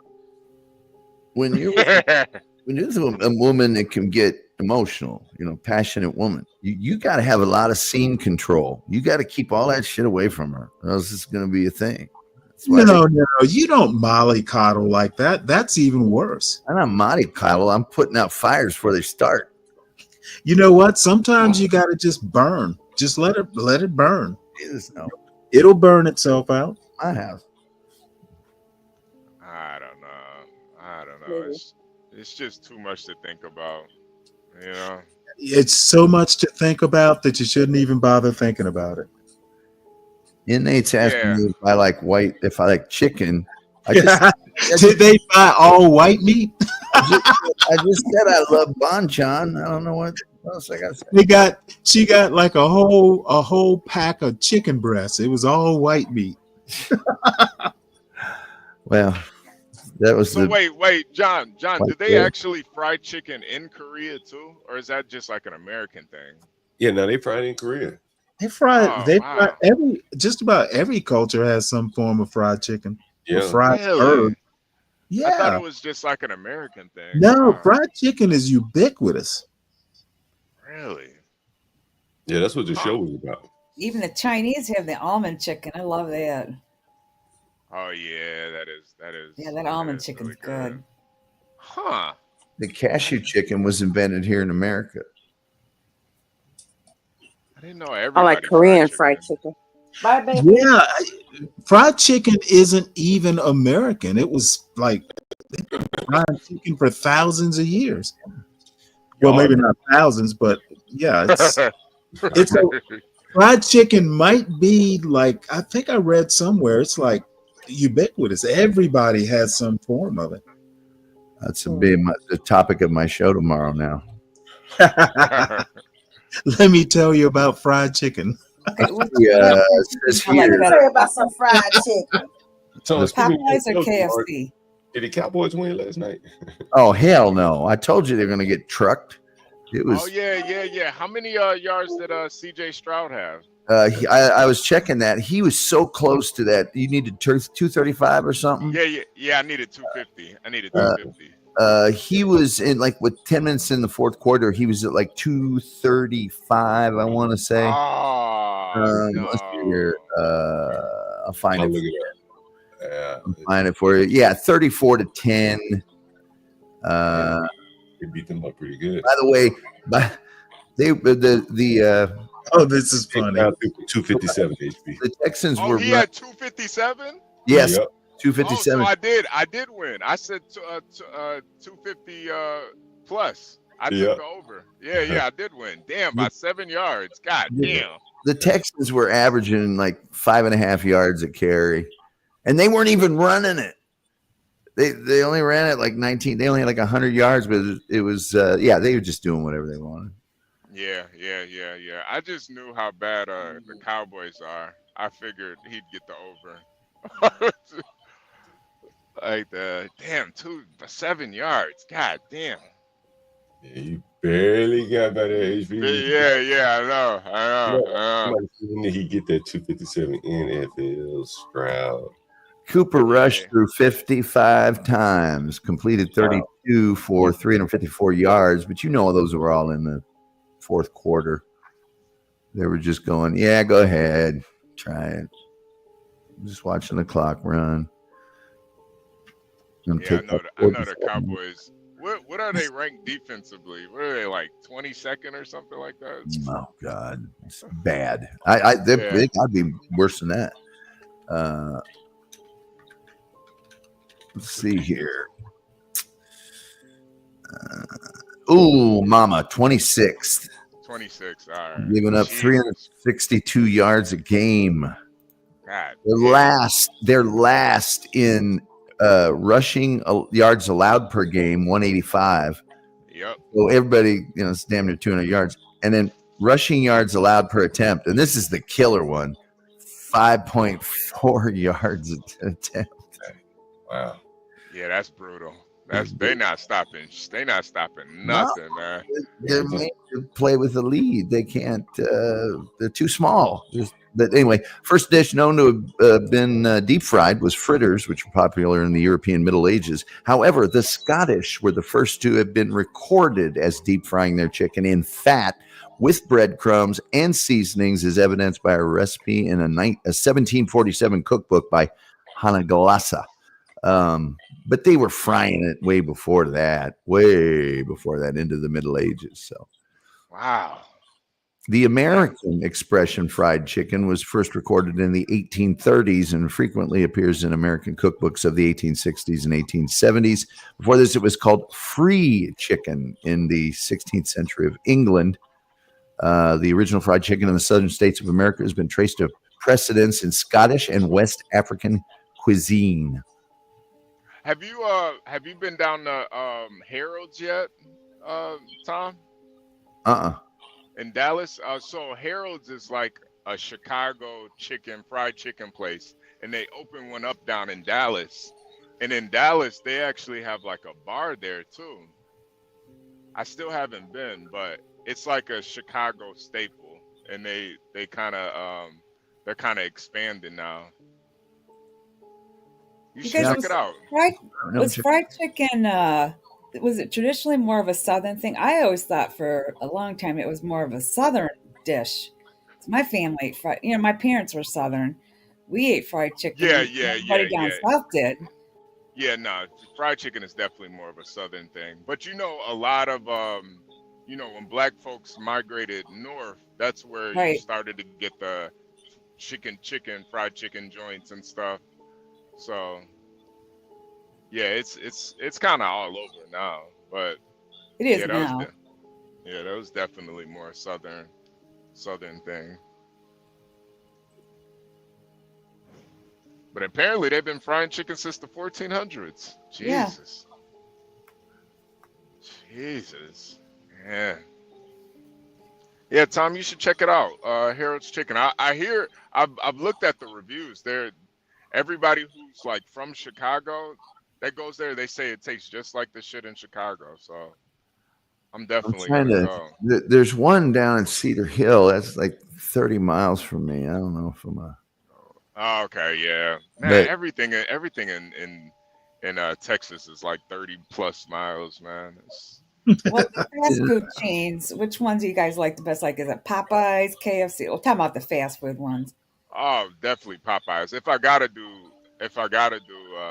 fast food, it's Popeyes. But I'd rather do like Harold's if I gotta get fried chicken. Yeah, there's some local places in Atlanta that I've never tried that are supposed to be like way better than even Popeyes. Oh yeah. Popeyes is just like the best of the. If you can get it like hot, like at lunchtime, it's hard to beat. It doesn't keep well, but fresh Their out. customer service sucks though. That's how you know it's good. One time I've had a chicken sandwich here once. I guess I'm a KFC person. I still like KFC. Yeah, I've never had Popeye's chicken. I just had the chicken sandwich. No, if you can get the chicken like really fresh out of the fryer, like at lunchtime, and I'm kind of like an aficionado, it's hard to beat Popeyes, especially if you like it spicy. Oh yeah. See, I can't really do the spicy food too much. I can't. I think I'm pretty good at fried chicken. It's the pressure fryer. They fry their chicken in a way that's hard to do at home without special equipment. Right. But it's got to be fresh though. If it's been sitting a while, or like it doesn't taste that good the next day. But I used to go there when I lived in Chantilly, Virginia. I'd go there like at lunchtime, and it just can't be beat. Man, there was a place that broasted chicken. Yes. Oh my God. Love roasted. Incredible. Oh, Is that broasted a deer chicken. can? That's the Amish over Chicken? here in Sarasota. Oh man, that's good. The Der Dutchman. It's, oh my God, it's so good. It's good. And then they give you that chicken stuffing or whatever it's called. Not stuffing. What is it called when it's not in the bird? Dressing. Dressing. Okay, there you go. They give you that Damn. chicken dressing, some mashed potatoes. Oh my God. Damn, Virgo really isn't black. Damn. Oh, you thought I was kidding? I was just it's gotta, With gotta some wow. honey She's glazed She's carrots. Kamala Harris black. No, that broasted chicken's good. HB, you've had broasted chicken, right? Yeah, oh yeah. I Good. probably Well, had I don't know. chicken. I don't know how to cook American food, HB. All I know how to do is some mac and cheese. I So know how to she's make some definitely mac not and black. cheese the American way, and I can make some greens. And you know what? I washed them in my bathtub. I had to make so much greens that I put them Yep, in my yep. bathtub. Just like a non-black person would. Yeah, black folks ain't putting it in the bathtub. Maybe the sink, but not the bathtub. Yeah, she was Well, crazy how for else that. do you clean greens but in a sink? Well, I buy the pre-washed. No. Now, see, I can tell you right now, that's not how black people do their Well, collard. I buy the pre-washed bags, 'Cause the and what I problem- do is I put it in a colander and I rinse it real good. Okay. Well, at least you rinse it, because the pre-washed still going to be gritty. They don't do it right. No, I still like, you know, but what And I've better noticed yet- that when you buy the fresh, like the leaves, Like you really the best way to buy it is that, because they used to sell it and they still do in certain grocery stores, like the actual head, like the whole plant. It's not bagged or anything. Mhm. Usually, sometimes these days you have to do it from a roadside stand. I don't even bother with pre-bagged like collard greens. I'm not going to buy them like that because they're not as good. Yeah, and I like to mix some kale in my collard greens. It gives it that little sweetness, takes the bitterness out of the collard greens. Yeah, kale is white. You. Yeah. Oh my God. Like the first time I had kale was in Rhode Island. Yeah, I think I was like 25. I think I was like 25 the first time I had kale. I was like, what Yeah, the hell is and back when I was growing up, you couldn't find kale down south. Nah, you couldn't find it where I grew up at. I never heard of kale. It was probably there, but I never bought it. Kale. This time though, you remember Lupin mentioning cabbage and collard greens? I'm going to try that still, Virgo. Me neither. I like some mustard greens though. Oh, mustard greens are my favorite. I love mustard greens. I feel like kale just kind of got popular all of a sudden. It did. It did. In the early 90s, it was pretty popular, but it was up north. It's now like a superfood. Like it's got like Yeah. They put it in everything now. And I like turnip greens are good too. Turnip greens with the turnips, yeah. Kale to me is tough. I do eat it and I do cook it occasionally, but it's just tough. Well, if you mix it with the collards, it takes all that bitterness out, and it gives it like a nice sweet flavor. Yeah, the bitterness is the best part. And I like to put some smoked turkey tails in there. I like my collard greens bitter though. Yeah, turkey butt. Smoked turkey butt. Collard green sweet, cut up like bell peppers or some sort of sweet pepper. I put some peppers in there, and then I put a little bit of vinegar, some red pepper flakes. Yeah. And use ham hock.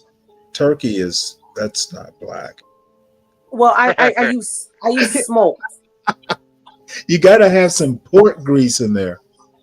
Well, a lot of my family don't eat pork. So Yep. for Thanksgiving, I'm in charge of the greens, the scalloped potatoes, and I'm making some patties. Not So, pretty if you eat greens at Wait, you Thanksgiving. have scalloped potatoes for Thanksgiving? Yeah, because my daughter doesn't like mashed potatoes. Oh. Yeah, so she requested scalloped potatoes, and my cousin likes it too. Oh, so I would I'm gonna make scalloped potatoes, potatoes. some greens with the smoked turkey tails, and some Haitian patties. Oh wow. Some ground beef ones, and then Oh I'm no, gonna make Virgo. It's not Thanksgiving without some mashed potatoes and gravy. smoked herring.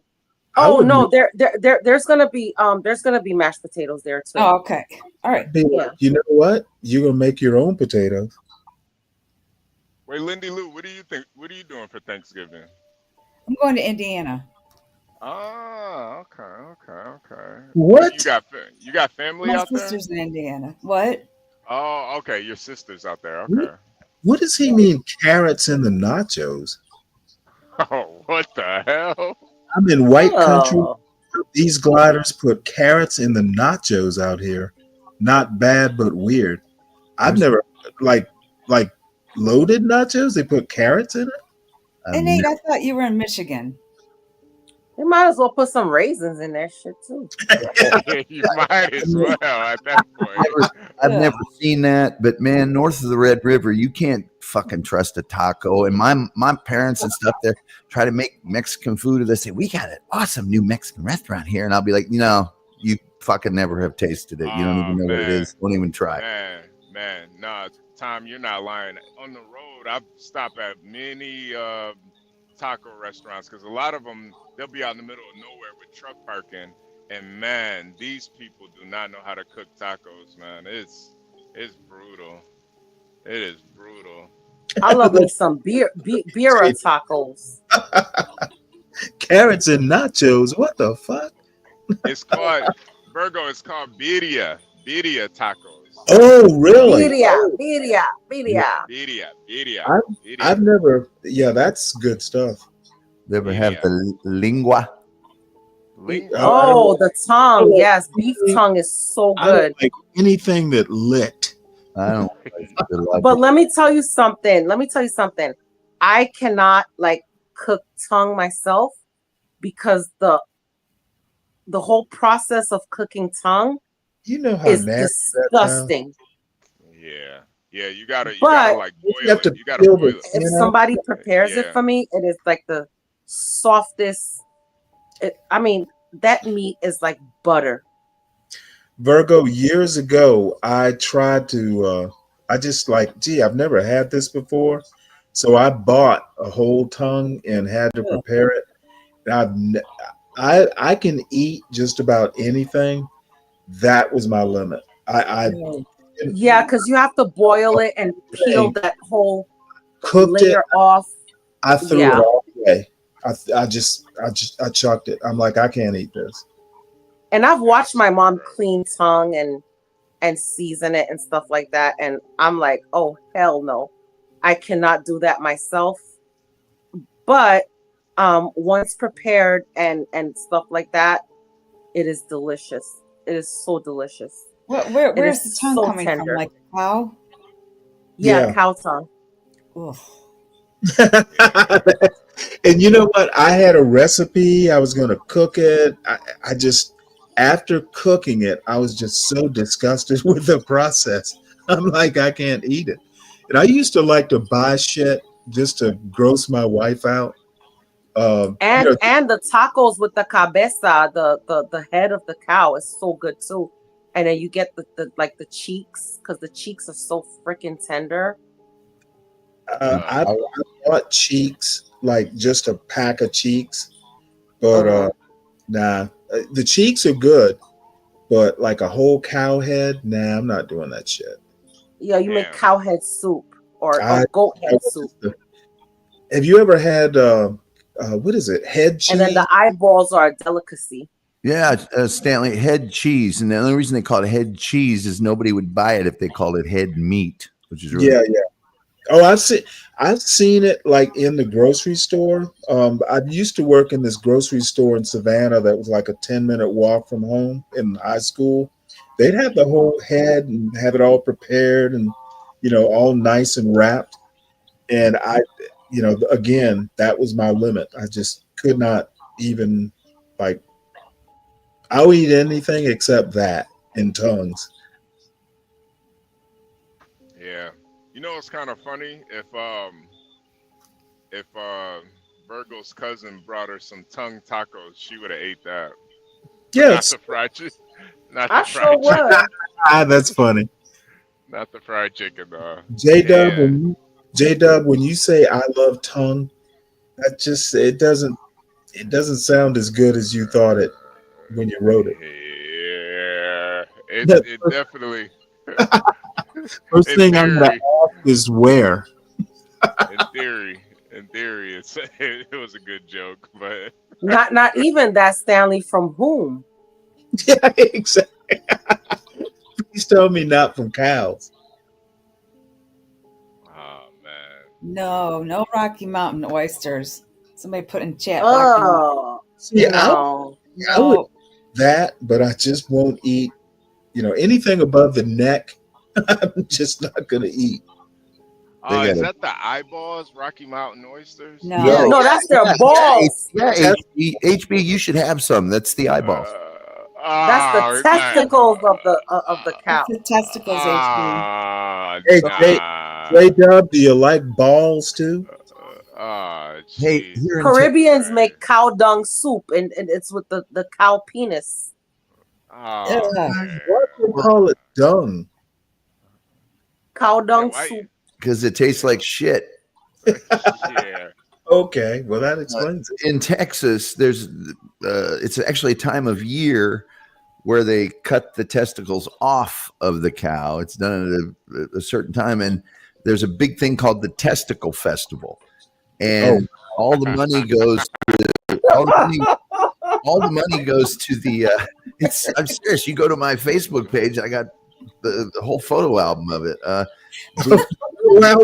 They have this big festival. It's a lot of music, a lot of stuff, but they do serve up what they call calf fries down here in Texas, and it's from the breaded cow testicles. All the money goes to prevent male testicular cancer.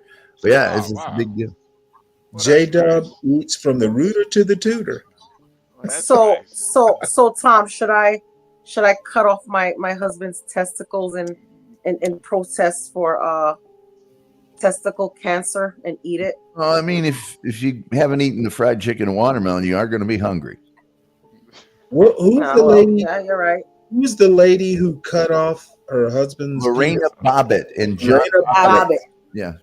I was living in Virginia at the time that happened.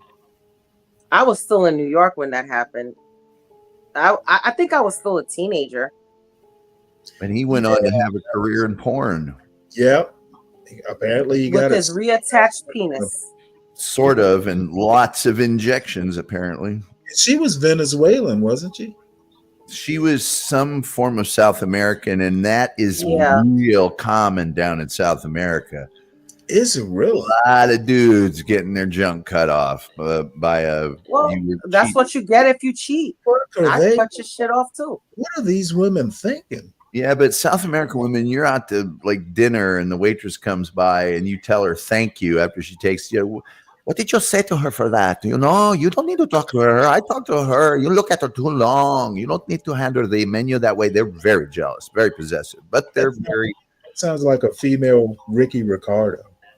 It could be. I mean, I'm doing the best I can over here. I'm doing the best. To her defense, you have men that are very jealous too. Sure. What do they? Yeah. No, they just shoot the shit out of them. HB said he wouldn't want his woman giving another guy a hug. So guess what? He'd probably cut off his balls too. I think I would just HB leave was her. I would kidding. just leave her. Yeah, but The South American ladies, they go. That's the first place they say 0 to 60, and they will tell you, "I will cut your dick off while you sleep," and you're just like, "I guess I better knock your ass out before you go to sleep, then, because you're not cutting my dick off. You don't have a chainsaw in here." Yeah, you don't want to cheat on a Hispanic woman. You do that, and I'm going to cut your life off. I remember I hit my ex-husband with a hot iron right to the fucking head. Really? Were you proud? I sure was. But that fade looked great. It sure did. I had a girlfriend slap me 3 times in a row because she didn't like what I was saying. Bam! Sure. I was driving too. Bam! Second time.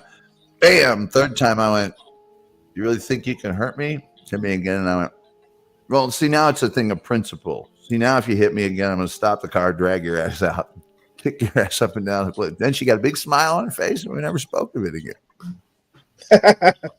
But you stayed with her, didn't you? Stayed with her. I lived with her 5 years, took 10 years off, lived with her another 5 years, moved to Atlanta for her. Hell yeah, I stayed with her. Wow. Yeah, exactly. So you liked it, didn't you? Not the slapping, but everything else. And that's the only time she ever did anything like that. What'd you do to her? We were having. What were you wearing? I was just wearing regular clothes. That date to Drag Queen Story Hour. Are you suggesting that I was asking for it? Because by the way I was dressed, I was showing a lot of cleavage, to be honest. But Exactly. I bet you were showing a lot of cleavage. it was a religious discussion. Oh wow! Oh my God! We didn't like. You blasphemed. She was a Methodist, and I'm obviously was raised Catholic. And did you call her a heathen? No, I started getting into her about transubstantiation. I'm like, you going in there and doing a little play every week. We're actually eating the body of Christ of God every week. And she didn't like slapped you 3 times. That was symbolic. Yes, she slapped in the name of the Father. And there was a rooster crowing in the background each time. It was very dramatic. Then she denied that she knew me. Police pulled me over.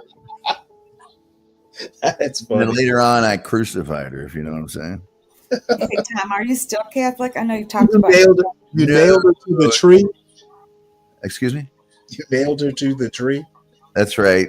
And then they were going to let me down, but they let this other guy, Barabbas. He got sucked.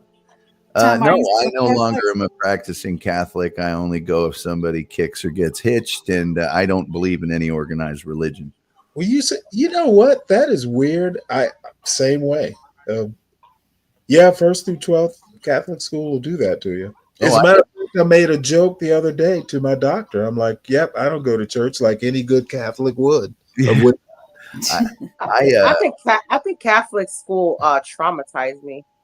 It can. I did not miss a mass from my earliest memory till I was 18 and went to college, and I went to the first weekend, and it dawned on me that I don't have to be here. I mean, I was an altar boy but by the time I got out, I was in it way too long. I was driving a car. It was really too old to be. Now, Tom, I have to ask this. Did any priests get really close to you? No, and it pissed me off real bad because I'm like, what's wrong with me? Oh, okay. I had a very, why won't the priest get frisky with me? Yeah. Now, the priests that we had were all Jesuits, so they were really causing drunk guys all the time. I don't think they want anything to do with kids. They just want to get smashed. I had Benedictines. They weren't too far behind. Yeah, and the Father Douglas, man, these priests, when they get out of seminary, their local parish or community usually pays for their chalice, and they use that chalice for their entire career, and it's extremely expensive. It's made of pewter, and the jewels in it are real a lot of times, and some of them are gold or silver. I'm not gonna lie. We had a priest. His name was Father Piero. He was an Italian guy, and he had the Italian accent. All of us girls thought he was so hot. Oh, don't get me on that subject. I'll get to that in a second. But We thought he was so hot. Okay. Father Douglas's chalice looked like a trash can with a handle on it. And I mean, you would do the 3 masses, and then by noon mass, he was about to keel over. I mean, he was smashed. But I know of many instances where priests had long relationships with either widowed or single women in the parish. And it was the worst kept secret ever. That's quite common. Quite common. Yeah, I did the whole shebang. Baptism, communion, confirmation, and of course marriage. So I did that all in the Catholic Church. Did you? I was baptized, confirmed, obviously first communion, not married. And so, but I'm looking forward to dying because then I'll get to experience another sacrament. Yeah. So in the Catholic eyes, I am not really married to my husband. Because you didn't go through the church? No, yeah, there's a thing. Yeah. If is your husband Catholic? No. See, you have to go through. It's like a class, kind of. Yeah, exactly. You have to go through that, or they go, "Hey, it's not cool." He's a former Jew. He's a retired. And now we're Christian. He retired. Yeah, he's a retired Jew. We had some news coming out of New York overnight. Apparent stabbing spree here. A stabbing spree? Jesus. God, how did 12 man get down to New York? They didn't say a box wine spree. It's a force ghost. Why'd you do it? The older guy.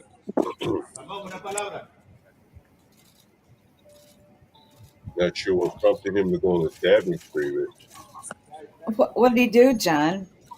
A stabbing spree. Oh, okay. Jeez. Older guy looked like, right? Jeez.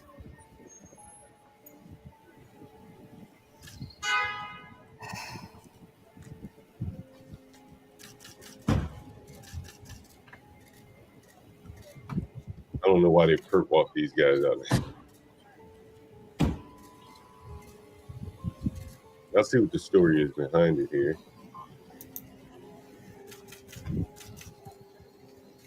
This looks to be the perp walk. Let's see what the story is here. Arrest made after 51-year-old, 51, wow. Ramon Rivera stabbed 3 people to death. I'm sorry? It's a message to ICE.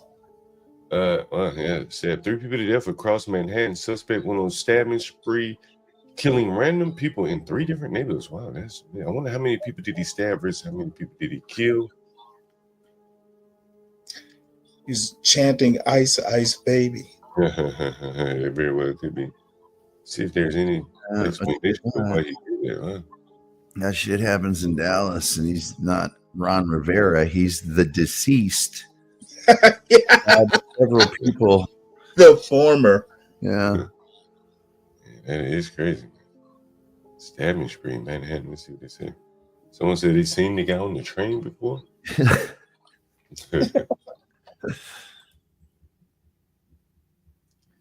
Wow, did they stab him on the train? Did he stab these people on the train? Oh shit, that would be brutal. You remember that guy on the Long Island, that dude with the gun that shot everybody up, and then he defended himself in court? Remember that Colin guy? Ferguson. Yeah, Colin Ferguson, yeah. Yo, he could have killed a lot of people. He planned it right. He just didn't execute. Yeah, well, there's some dudes behind him or something at one point that got him. That he was lucky. He killed one Asian man, one black man, stabbed a black woman who was in critical. Damn. What she says there. Yeah, well, it's a great way to start your day. All the women I know are in critical condition, if you know what I mean. It's always critical of my condition. And you're walking the streets of Manhattan, you know, there's so many people walking the streets, and like, damn, you could stab a lot of people or catch them on the train or something like that. Damn, that's crazy. Damn. I often wonder what people like. I know here in Texas, anybody can conceal carry now, and even before that, when I had a license, I would wonder what people do, because I haven't lived in an area like this in a long time. That, you know, it's difficult to get the right to have a firearm. It's a situation like this. Anybody can carry a knife, but like, and I was half joking, but half not joking. In Dallas, you know, at least 1 out of 3 people have a gun on them. Yeah, legal or illegal. Huh? Well, it's unless you're a felon, it's legal. Oh yeah, that's right. It's constitutional carry. So and even before that, when I first got to Texas, man, every truck had a gun rack in it, and you driving to work, somebody cuts you off, you get ready to say something, you're like, oh, rifle. Guess I'll be quiet. Oh shit! Look at this. Oh shit! I have friends that work at the United Nations. Damn. At 10:55 a.m., you know, when people are headed to work, a 36-year-old woman was stabbed multiple times in the chest and left arm near the United Nations headquarters. Oh shit! That's the Upper East Side. She was transferred to Wow. Wow, shit. Damn, I have friends that work there at the United Nations. Very close friends. Damn. Sheesh. So this happened yesterday. Guess it was yesterday, yeah. Just not getting news of it. Damn. Must have been yesterday. Eric Adams commented. Just updated this morning. Yeah. No, it was just written this morning, Tuesday night, November 19th, yeah. Damn. Well, guess they're gonna have to ban knives. London or the UK or something, damn. Yeesh. Oh, Portia said she covered this yesterday. Okay, damn. Okay. Well, damn. Yeah, I hadn't heard that. Damn. I know someone real close to me works at the UN. Sheesh.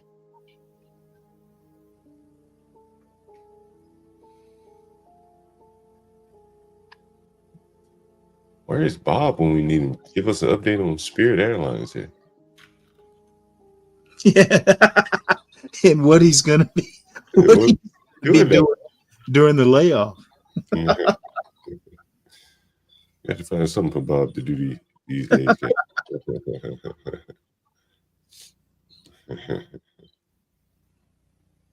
Oh wow, they have an update on this stabber here. Let's see if I can give you an update. Oh man, he died. In February, he was arrested for 4 small merchant burglaries, 2 in December, 2 in January. In October, he was arrested again in charge of grand larceny, they say. Eric Adams said there's a real question as to why he was on the street. He has some serious mental health issues. No, he has some criminal issues. Yeah, but I mean, nothing violent. Those weren't violent crimes. I imagine if you rob a merchant, that's like strong arm robbery. You didn't just go strong arm robbery. You didn't go in there and just say, "Hey, can I have this?" Walk away with it, and he just gave it to you. I mean, maybe he had a weapon, but it's not listed here. Yeah, that's what I'm saying. A strong arm would not be a weapon. It just be his physical presence went in there and grab something, dare someone to do anything about it. But would you agree that's kind of a jump from this sort of thing to stabbing people randomly on the street? Man, I mean, that's not something you could ever predict. Well, the thing is, and I agree with you. I think the thing is, someone committing burglaries in New York with mental health issues probably is very desperate. It's getting cold. Like, You just might want to come inside and have a nice place to live. You know, you never know, man. Like living Did outside. it say he was homeless? He had to be homeless anyway. He was paying rent. You know what I mean? Yeah, With homeless. the robberies. But I doubt he would kill someone to get housing. But you know, with that level of mental illness, he went around burglarizing and larceny, you know, committing larceny. I mean, in quick succession, like rapid fire. February, December, October, January. You know, it's just was he illegal? What he might do. So someone even said no explanation provided of what they have to do with stealing and stabbing. He was sentenced some months ago in a burglary case. He also had arrests in Florida, Ohio, and New Jersey, including at least 2 for assault. He's a traveling man. Damn, look at that knife. Yeah, he made a lot of, anyway. Jeez, look at that knife, man. Oh, man, shivers. Stanley got the Ricky Nelson out this morning. Yeah, I'm full of all kinds of random cultural associations. I think Ricky Nelson's whiter than mayonnaise, man. He kind of looks like someone that comes up on the panel. Who does he look like? Looks like someone. 12th man. Yeah. Actually, it looks like Latinos for Trump. That's what I was thinking. Latinos. Man. Without hair. I wonder how his mimic game is. His what? His mimic game. Oh yeah. You think he was imitating a sane person. I put a little Texas warmth in the back chat if you want to look at that story. Yeah, a little warmth for the country. A little back chat article about a gentleman thought it'd be a good idea to follow a woman home and bust into her house. And in Texas. Yeah, we'll do that in Texas. It's in the back chat right under the thing that Portia just posted. Can you pull up, Stanley? Yeah.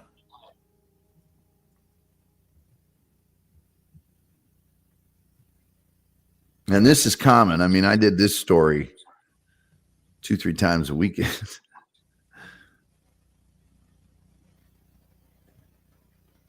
Armed man. Wait, let me let's see here. Let me enlarge this right quick.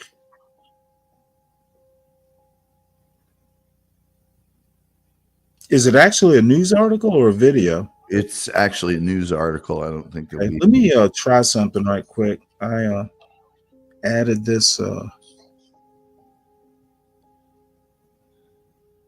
Would you have an AI reader? Yeah. Did you really? Yeah. I was tinkering around last night and A. Oops. Man is in critical condition. Shot at least twice after a. You hear it? Yes. Man is in critical condition. Shot at least twice after a DeSoto woman says he followed her home and tried to force his way into her house. According to DeSoto police, a woman called 911 at about 8 p.m. Friday and said a man was in her backyard with a gun. The 911 operator said they could hear screaming from the caller as the man tried to enter the woman's home through her garage door. Dispatch also reported several neighbors were calling 911 after hearing gunshots in the area. When police arrived at the woman's home on the 400 block of Raintree Circle, she told them she thought she shot the man. Officers found the man, later identified by police as 35-year-old Octavio Flores Mondragon, on the garage floor with apparent gunshot wounds to his face and chest. Police said a gun was found nearby, which they believe belonged to Mondragon. Officers provided Mondragon with first aid before he was taken to the hospital. At last check, the man was listed in critical condition. In a statement to police, the woman said she noticed a dark-colored truck follow her into her neighborhood.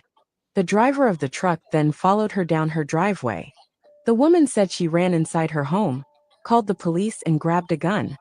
She said when the man tried to force his way inside her home, she fired multiple shots through the door. Police said Mondragon is expected to be charged with burglary of a habitation with intent to commit another felony, a first-degree felony punishable by up to $10,000 and 6 years in prison. No bond has been set, and it's unclear whether he has legal representation. That story is as common as anything here in Dallas, anyway. Damn. Yep, happens. I don't know, 5 or 10 times a month. Somebody gets a bright idea, and it's like, no, we don't do that here. And by the way, like unlike some other cities, even Indianapolis, you know, you shoot somebody and everybody's mad at you. Yeah. You stop a robbery. You know, a guy's got a gun on a store owner. You shoot that guy, and the family comes out and, well, I don't know why he wouldn't mind in his own business. He should have minded. He shouldn't have got involved. It's like, well, are you kidding me? Yeah, and then you get sued by the family of the criminal, and they might try to prosecute you for something. You know. Yeah, well, this woman's not going to be. She'll be all right. Oh God, she's probably got food left on her front door. She's getting invited to parties down here. I'm going to Disneyland. Yeah. So, hey, Tom, have you heard of Fisher, Indiana? I've heard of Fishers. That's the town right next to the town I grew up in. What? It's the town right next to the town I grew up in. That's where my sister lives. She lives in Fishers. Okay, I grew up in Carmel. Fishers used to be just a 4-way stop, and now it's got a high school with 5,000 kids in it. Oh my gosh, Fisher! Yeah.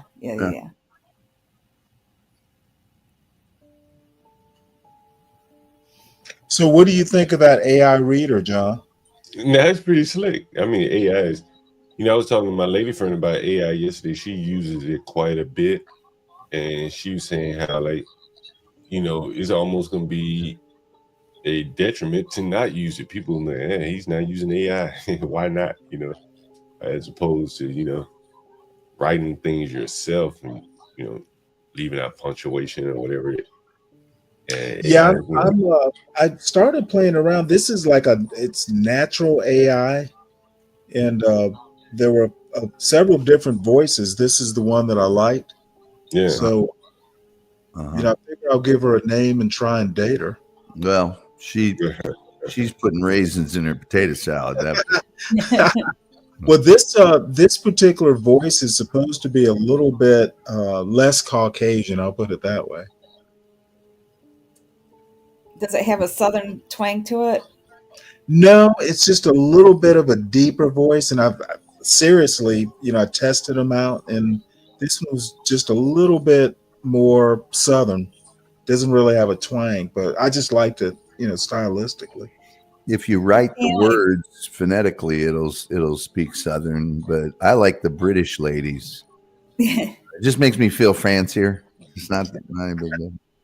Hey, Stanley, you watch MSNBC? You watch Joe Scarborough, Mika Brzezinski, or whatever her name is? Do you watch saw the story that they kind of made up with Trump. I don't even have cable. Mar-a-Lago, yeah. Yeah, I literally don't watch any cable. I'll see clips on YouTube, but what do you think about it? News is just toxic. About that? What do I think about it? I think that they are reading the writing on the wall. You know, if I were Trump, I wouldn't talk to those people. You know. Well, the thing is Trump likes, you know, J.D. Vance. Remember, he was never Trump, and he sucked up enough that you know, Trump is very easy to read. You give him enough flattery, and I don't think he's fooled by it, but I think he gets off on seeing people grovel to get back to good graces. They evidently, I think, were friends early on. Like when he was running in 2000, they had him on their show, and they were all buddies. Trump has had a lot of friends on both sides of the aisle. Yeah. Well, but I guess what I'm saying with him, and what I don't understand from his standpoint, if I were him, after those people had more or less just flipped the script on me after being kind to me, or at least being fair. And now they're not being fair to you. I just wouldn't do that anymore. I wouldn't speak to them. I don't even think the mainstream media is even relevant. Mika and Joe, they're probably speaking to, only a couple 100,000 people a day. And They actually, weirdly enough, have some cred. I'm not saying that they don't have credit. They have credit with, the people that follow them or listen to them. But I think many people, as you said, and Tom and other people, watch the news. So what value are they? I mean, you're doing them more favor than you're doing You know yourself. what? They serve no other value other than, their lips feel good on Trump's ass. Yeah, and if that is the case, I don't understand that. Considering, they've shown him, I think that they can turn on a dime. Maybe they're going to. Yeah, but, I've run into people. I've had captains like Trump. Trump knows who they are. He's getting satisfaction in someone Yeah, I can see that. I can see that. He bending them to his will, having your enemy like come to your camp and basically get on their knees. It's his ego trip. He doesn't trust him, but he likes the feeling. I just think, this is my opinion. I just think that they are of so little worth to even have them get on their knees. Well, they're in the media. They got a show. I mean, like, you could break them even more and make them really grovel by just ignoring them. Okay, have you heard the meme? What is it that they say? Liberal tears, and there are all kinds of memes. Make the what is it? Make the liberals cry, or that sort of thing. I understand all that, right? That's people can put on millions of memes. Understand? I understand. Hey, John. John, what I've noticed about President Trump is that, like, take Marco Rubio. I mean, he says some really bad things about Marco Rubio, and I think probably Marco Rubio did some bad things back. He's just not as good at it as Trump. But Trump seems to me to be able to, I'm going to forget everything you did, you forget everything I did, and then as long as you're willing to go along with me, we're cool. Yeah, well, and I'm fine with that too. I'm of a similar, disposition, but I don't know if I don't need you in that way, and he doesn't need them. Never know. Well, he could always go back without groveling to them now, or allowing them. I personally, I just wouldn't speak to them. I wouldn't even acknowledge them. There are other media sources that get bigger eyeballs. They can get your message out.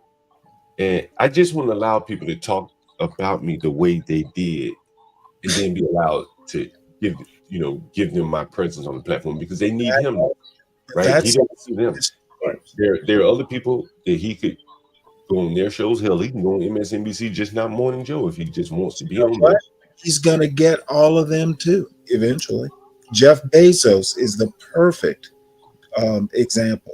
I don't know what Jeff Bezos has said about Donald Trump, but I'm speaking basically first time in decades said, Washington Post, we aren't going to endorse a candidate, probably because they were going to endorse Kamala.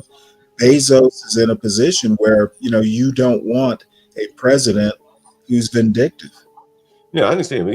I just truly believe, Stanley, if someone were talking about your children, your family, calling you a racist or intimating that you're racist, putting people up on the platform that allowed you to be called a racist.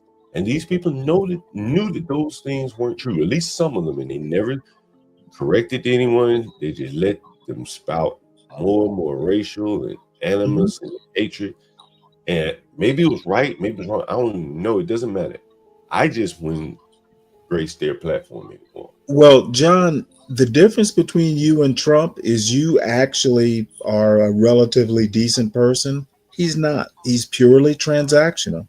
He doesn't and I guess my question to you, what transaction are they able to offer him? That's what I meant. I don't know, because I honestly believe you don't understand. Well, that's why I say the only thing that would explain to me is that what you're saying is just a narcissistic. He needs people to grovel. I don't think it's even narcissistic. He's Machiavellian. Yeah, maybe. Yeah. Well, time will tell. Read my you'll understand. The other parallel, and forgive me for being pedantic, Andrew Johnson. He hated the 1%, landowners in the South, the very rich people.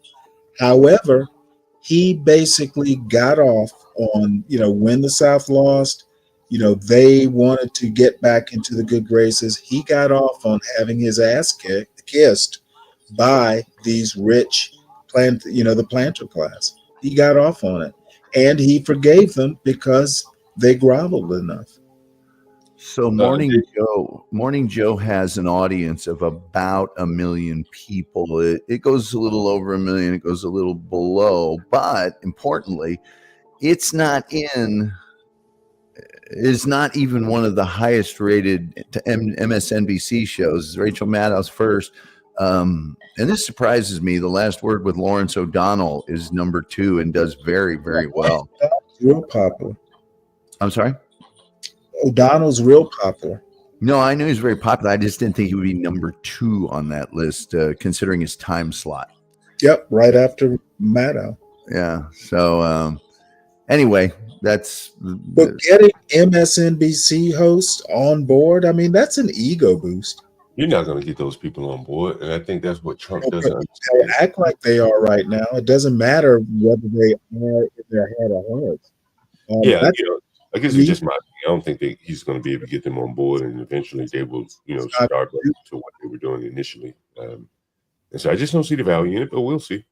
Well, one thing, and I'm not a Trump fan, but he finds value. he will find value in having them in, as vassals. He will find value. He's good at that. We'll see. And that may be a show that he watches. Yep. Yeah, I know he watches it because he used to call in at 6 in the morning.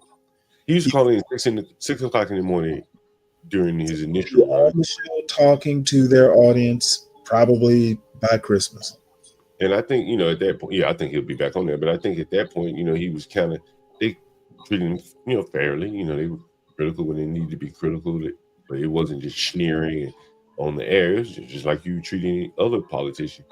But, then they seem to take a turn for the worse. Maybe when they start dating. And they're married. Oh, they're married now. Okay. Yeah, married. Big time. John, is it Mika every night? Yeah. John, does it make it worse that they were sort of friendly beforehand, or does it make it easier? I think for me it would be worse because I know you turned on a dime again. Yeah. And you did it with no provocation by me. You could have come to me if we had a disagreement. They didn't do that. They just went on the air every day. And, I don't think they were fair. And that's fine. They don't have to be fair. But he doesn't have to meet with them either, And I think it's a mistake here, yeah. To take a point that's been made a lot on this channel, Trump isn't like us. That's why he's president. That's why he's a billionaire. He just doesn't think like us, right?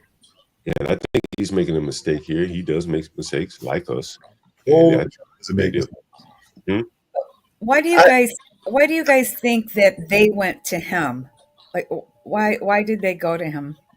You think it was a rating? Do you think something literally behind the scenes? literally talked retribution? I am your retribution, dude. It's talked. Trump has terrified some people.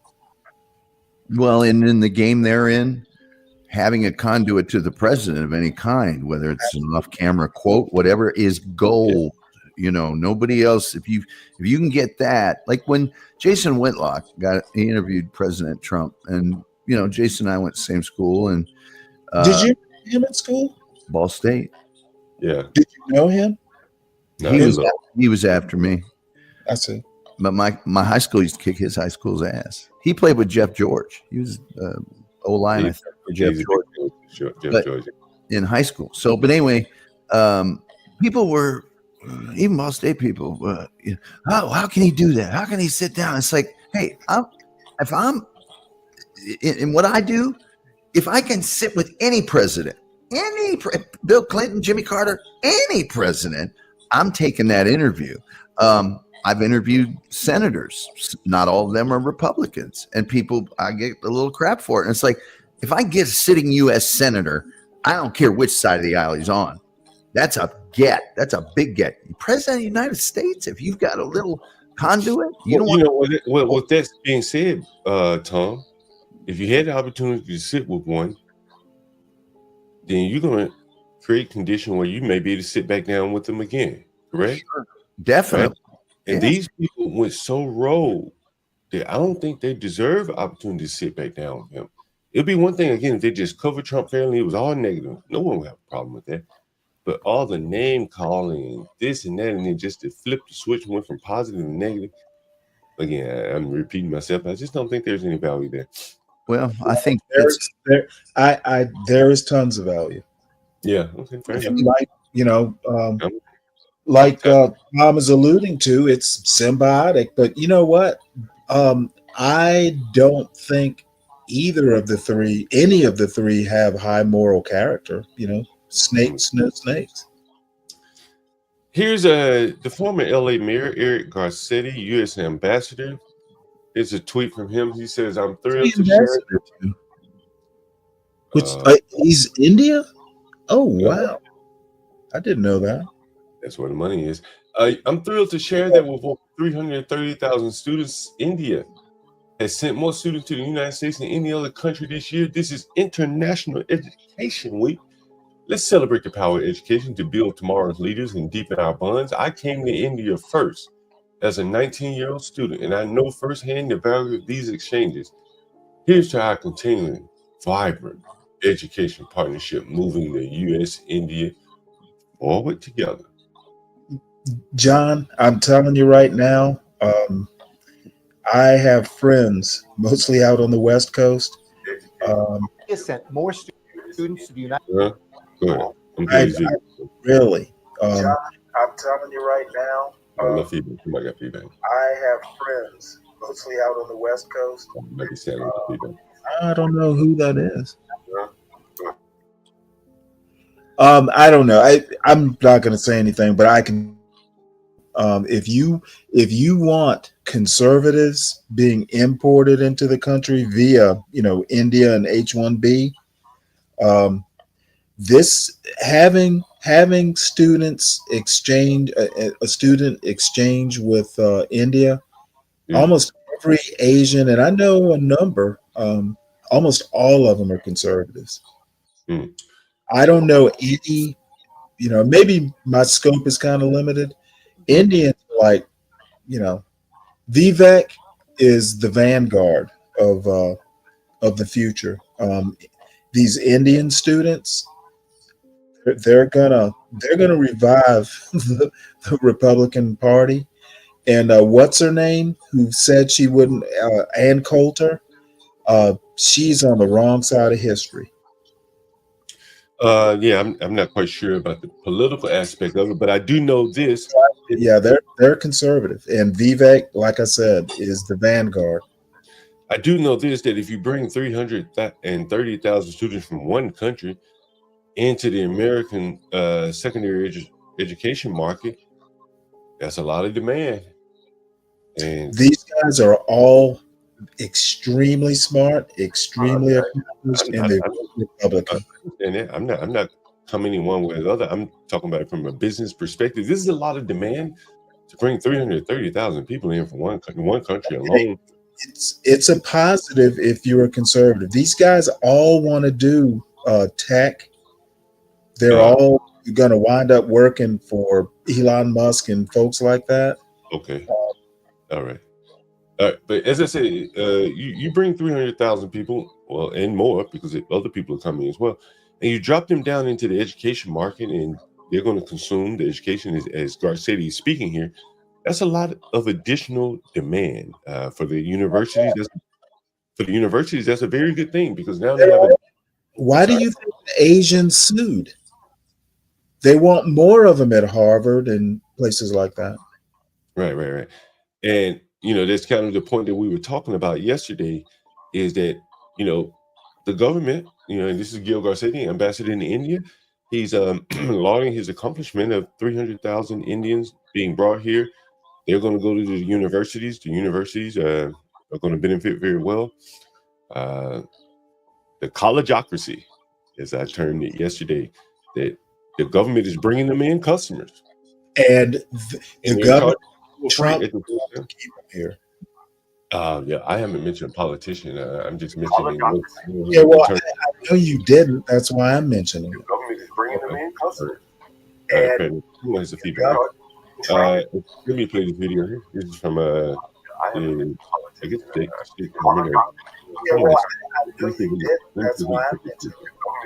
someone's feedback. Maybe it's Stanley. See, someone has YouTube on. I don't know if it's Stanley. Someone has YouTube on. It may be Stanley. Okay, great.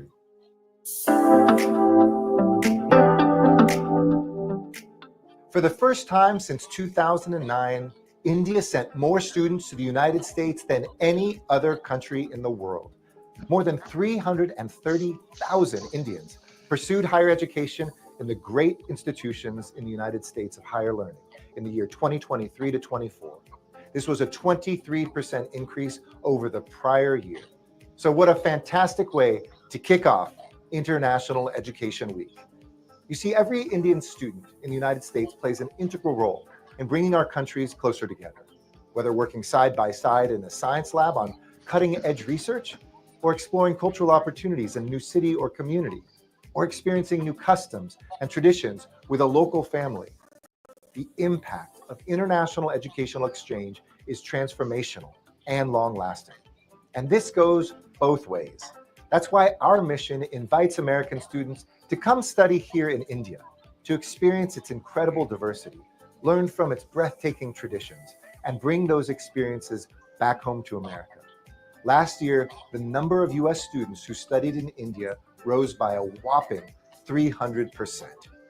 You see, today's students will become tomorrow's leaders, who will drive this relationship, one of the most consequential and critical in the world, forward. And your international experience will inform decision-making, understanding, and appreciation of the partnership of the future. These decisions will be informed from a position of understanding that can only come when we have face-to-face exchange experiences. I know this myself, coming here when I was 19 years old, when I came as a student at university, met Indians, and they changed my lives, and maybe I changed theirs forever. So thank you to all the students who are participating in these amazing exchanges, who are part of the bedrock of our people-to-people ties. And here's to continuing vibrant education partnership, moving the US-India forward together. It was what's his Garcetti? Eric. Gil Garcetti, wasn't he mayor of Los Angeles? No, he was the his dad, district attorney for Los Angeles. Wasn't he mayor too? Maybe he got mayor. I don't know. Yeah, he did. Yeah, Eric did it, mayor. That he's Garcetti was in charge for the OJ trial over Marsha Clark and the rest of them. Oh, that's right. Yeah. And he also, the Garcettis are actually, like, their grandfather immigrated here from Mexico and went to Italy, then was in Mexico, took part in the Mexican Revolution, all that stuff. And then the Garcettis then moved into the Los Angeles area, and they've been on the scene. Gil Garcetti, he may have worked on the Charles Manson trial. That's how long he was. Yeah, prosecutor's office. He'd been there forever. Well, one thing, on the H-1B visa stuff, and again, I actually know people. There's some YouTube shows that, that I've watched. As a matter of fact, last night we watched, what's his name? Damn it, I can't think of his name now, and I just watched him. Peter Boghossian. Last night we watched a video, or overnight we watched a video by him where he talked about Trump education plans, and he talked specifically about the Asian lawsuits against Harvard and UNC. Basically, the Asian discrimination, we get more Asians in. Asians are particularly, especially South Asians, are particularly into Trump in that whole MAGA / conservative space. Vivek, like I said, is a vanguard. There will be more like him. And I actually think at some point, it won't be soon, but at some point, the browning of the Republican Party will be via probably Indians, maybe even more so than Latinos. Still has some food back there. I don't know. Right. Yeah, it's not me. I wonder if it's Virgo. It's not me. I was muted. Yeah, I think it's It might be Lindy Lou. Remember, she was having some issues Lindy earlier. Lou is in a yeah. Remember, she was having some issues with her. Okay, well, I muted them both. I just I've literally, like, over the past 3 or 4 years have just been watching it. Indians, there's a book called Snakes of the Ganga by a guy named Malhotra. Probably nobody's read the book, but these guys are like ultra conservative. They're aside from the politics, I mean, okay, well, you talking about the immigration part of it? No, I'm talking about the cost of schooling, really. These guys are rich. The schools aren't paying. These guys right. I understand. If you let me finish where I'm going, you may see where I'm headed here. These schools, there is a finite capacity to students, right? They can't build a classroom overnight. So there's some proper capacity planning. And since you say these guys are rich, that brings in another aspect of it, is that which would the university rather have, a rich student on campus or a financial aid student on campus? They'd rather have rich students. Right. The rich end up crowding out in many cases. As you say, if you're coming here from India or Asia, maybe parts of Africa as well, you're probably coming from fairly well-to-do parents. And those parents can more or less pay their way in. And if there's a game of musical chairs, someone's going to be left standing up. There won't be a chair. It's going to be the people that are going to suffer are going to be the Caucasians. Well, okay, that makes you feel better. But I think the people that are, it makes me not feel anything at all. They are testing it. They're like paying their way in. These people are testing it. Higher SAT scores, better grades. Well, there have been studies. There have been studies that colleges will, self-select they're going to select the best ones, the ones with the money, right? That makes sense. If you, these guys and grades, and then we've also covered that outside of the United States, they have a lot of cheating scandals. We saw that here. I think it was HB shows. I can't remember who. But all of that being aside, they testing. I'm not criticizing them. I'm not saying one or the other. I'm just saying, if you bring in 500,000 people to consume something, something that's finite, classrooms, classes, education, then someone's got to be crowded out, unless we have an excess capacity of education where we can just take people from the rest of the world. And that doesn't seem to be the case, because education gets more and more expensive. Well, can I ask you a question? More expensive. It's just more supply there, more demand there. Yeah, go ahead. Who's getting crowded out? Well, because they're not blacks aren't competing with them. Well, I'm saying that if you get 100 applications, you just, for simplicity's sake, and you're getting 30-40% foreign students with the capacity to pay without any request for financial aid, full freight. And then you have some inner city, some American students, no matter what their race is, and they're saying, hey, I need a little aid to go there. The university has an incentive to pick the foreign students. This is not something I've just thought of. It's been reported on. Oh, I don't. I'm very aware of Right. what you're talking about. And personally, I don't care. Yeah, I understand. I didn't ask you to care. I was just more They're testing in. See, here's the boomerang. They are literally better at the meritocracy than white students are. So the lawsuit that the Asians brought, it was a MAGA conservative group that sponsored this lawsuit. They are literally going to choke on the fruit that they picked. They wanted to get rid of affirmative action. They're going to get what they asked for, and it's going to hurt the white students. Time will tell. Either way it goes, the cost of education will go up, and that's the point that I'm trying to make. Who it hurts more or less, we'll see. Actually, it doesn't hurt. As a matter of fact, paying students means there's more money for minority students. Okay, so it may help minorities, but It either is way it goes. the funny part is the way the affirmative action, the stuff that got thrown out by the Supreme Court, it actually kept the proportions, the number of Asian students more or less fixed. Well, all the Supreme Court threw all of that out.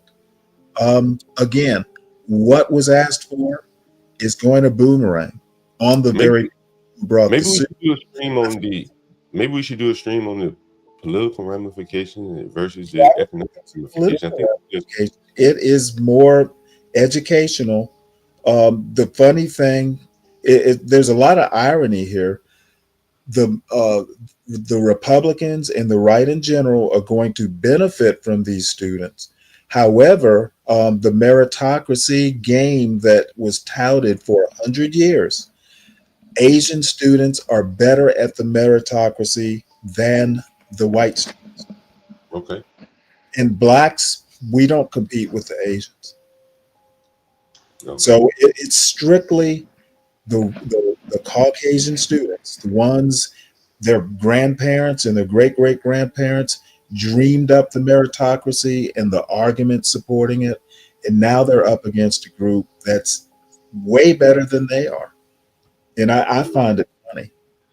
Anyone else want to come in on that? Well, Go ahead, Tom. Go ahead. well, really, if you think about it, or if you maybe just consider this, my father's generation, he graduated high school in 1958. Going to college was a rich man's game. Unless you were an athlete or had, gotten some sort of academic scholarship, you didn't go. If your parents did not have the money to do it, the Pell Grants, all that, they didn't exist.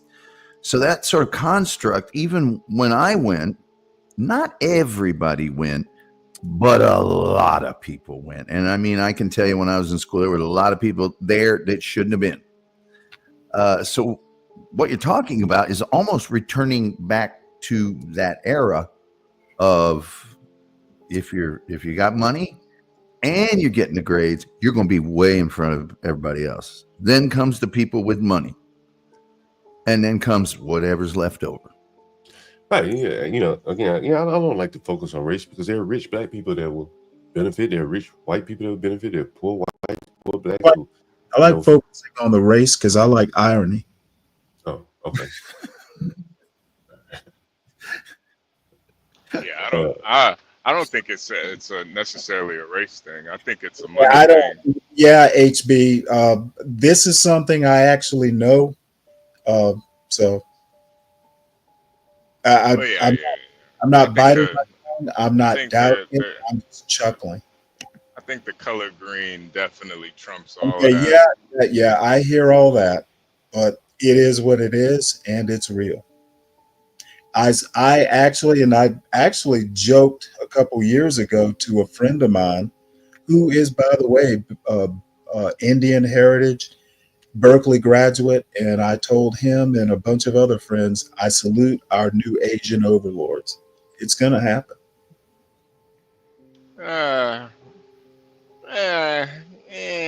Well, you can doubt it all you want, but the writing's on the wall. Yeah, we should do a stream about it one day. Yeah, how does it all? The friend I told you about, Yeah. he had been on one night a while ago, but I'll see if we can set up an interview. I'll be glad to bring him on. Yeah, we, have a back and forth. He can tell us where he thinks is all here. We talk about it. Well, he will never say it. I will.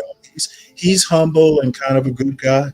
I'm not. I suffer from those weaknesses.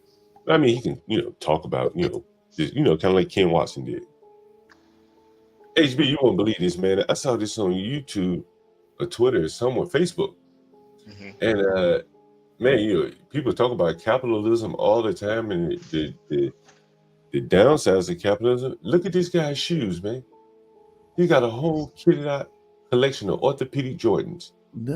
Oh yeah, I've seen this guy Out of before. all my Yeah. orthopedic Jordans, which one are my favorite ones? And I'm gonna let you guys know right now. It's What? these right here, these great fives, man. If you know, you know.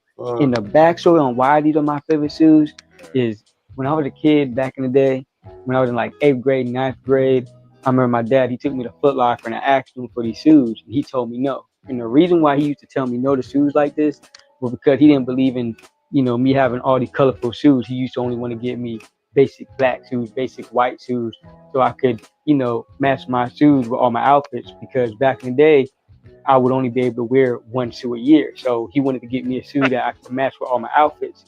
So that's why he would tell me no to colorful shoes like these. So it's crazy now that I'm older, I got my own money, my own career, that I can afford all of these.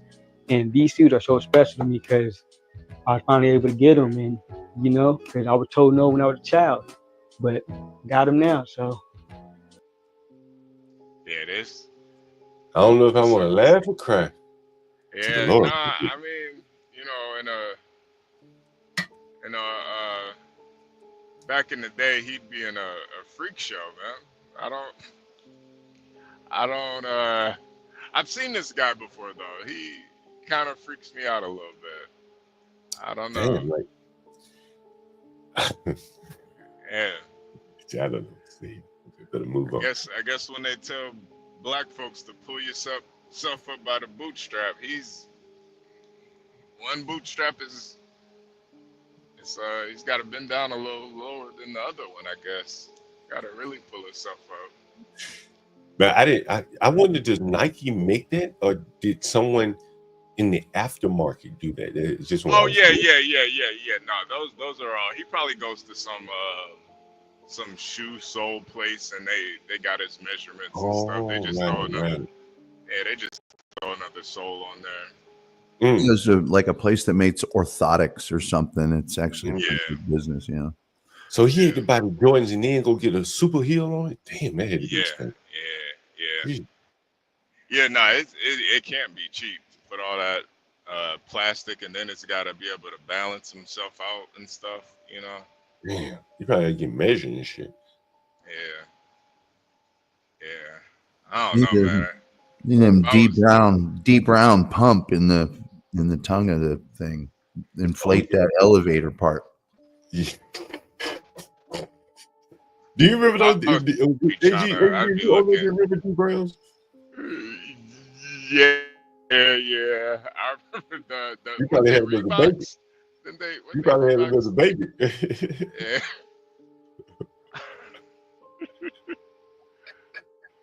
I gotta pump up.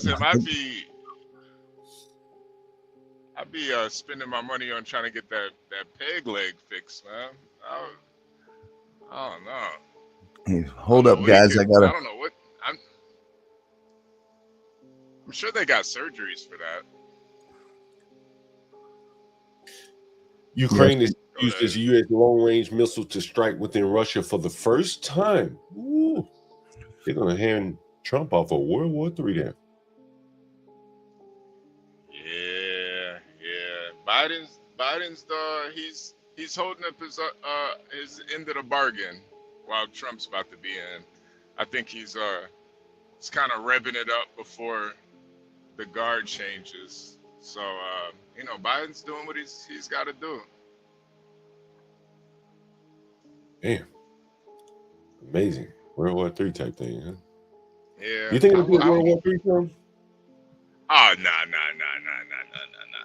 This is This is a holy war, man. This has been going on for probably 1,000 years, man. This is Bible says the last war going to be a holy war. You said the last one is going to be a holy war? Uh-huh. Oh, yeah. Gog and Magog, the 144,000.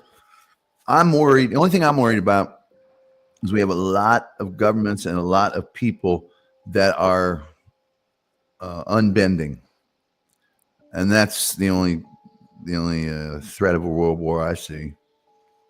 Or one of the kooky countries getting a nuke and starting something nobody's going to back out of. I don't think we're going to do it. I don't think Russia's going to do it. I don't think India's going to do it. No.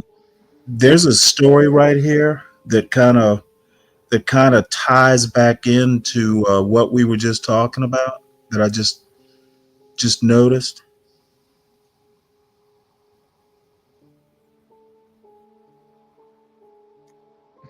Tom, I checked the back chat.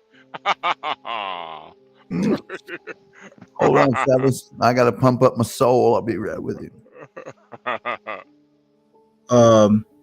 This is a story of a Supreme Court case. I don't know if it was an actual case. Well, I don't know what the case is called. This is a guy who is an Indian. I guess he was a naturalized citizen, and he went to the Supreme Court, basically challenging the natural born citizen clause as qualifications for president, and he wanted to challenge because he wanted to run for president. Supreme Court declines to hear natural born citizen presidential case. This ties back into, the Indians are going to be a challenge politically at some point, and it won't be, in the near future, but they're going to challenge, and not they're going to be a challenge to the white, our white 60% majority. I'll read this right quicker. I'm sorry, what? Wouldn't they need the numbers first? Numbers for what? For representation. No. Vivek ran for president, did he not? You said what? Vivek ran for president, did he not? So I mean, I think that Vivek might not be the right Asian American, but we've got Asian Americans who want to challenge the natural born citizen requirement. So at the Supreme Court, this wound up at the Supreme Court. Well, actually, the Supreme Court declined to hear it, but these are challenges you're going to start seeing over the next decade or so. Vivek, again, is the vanguard. Supreme Court declines to hear natural born citizen presidential case. The U.S. Supreme Court, SCOTUS, on Monday declined to hear Shiva Ayyadurai challenge to the natural born citizen clause after his effort to run for president was blocked. The natural born citizen clause in the Constitution says only someone born a U.S. citizen can become president or vice president. The rule has sparked a number of debates and legal challenges. Ayyadurai, who was born in India, asked the nation's High Court to review Ayyadurai versus Democratic State Committee of New Jersey and overturn the decision made by the New Jersey State Supreme Court. But the Supreme Court issued a certiorari denied, which means it decided not to review the lower court's decision. The Supreme Court simply did not have courage to take on the case, Ayyadurai told Newsweek via email on Monday.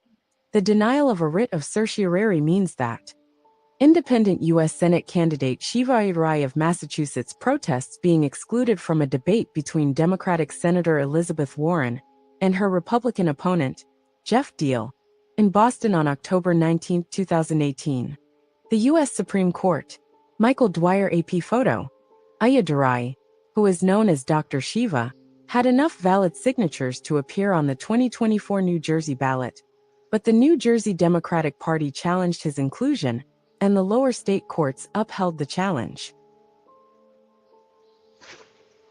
And my point is that you're gonna see more of this as time goes on, Well, why did the Supreme Court deny it? because it's clear in the in the Constitution the requirements. I mean, there's no reason to hear it. I'm not exactly sure what his reasoning was, whether he just wanted a test case or just what.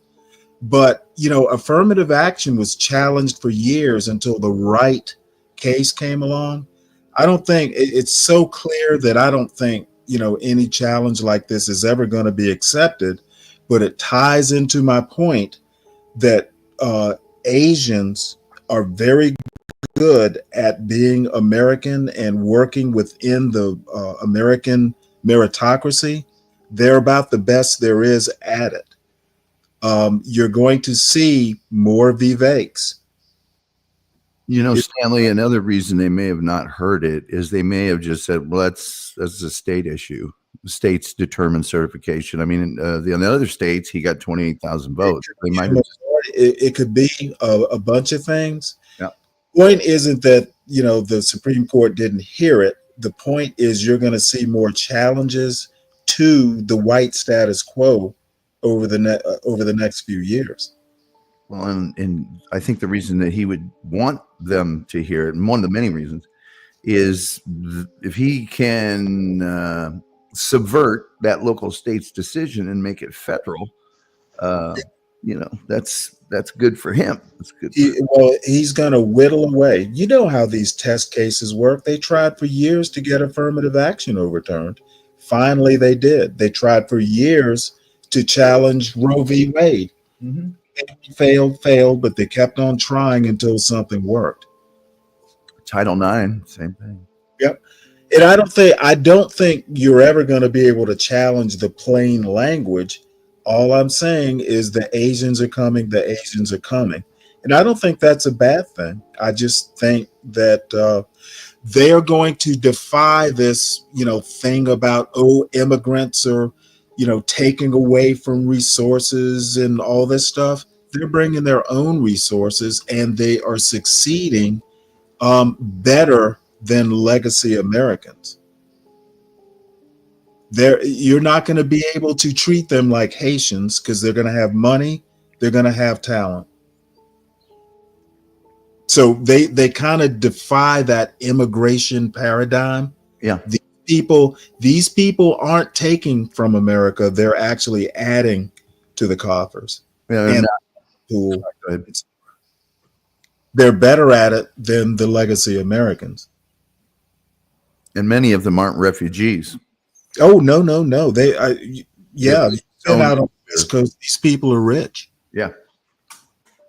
They run Microsoft, you know, an Indian runs Microsoft, etc. And other tech companies. So, very interesting. Oh, well, like I said, I've been working, you know, off and on. I've got friends, you know, in elite circles, and they are very capable. And, you know, they're not all as off-putting as Vivek.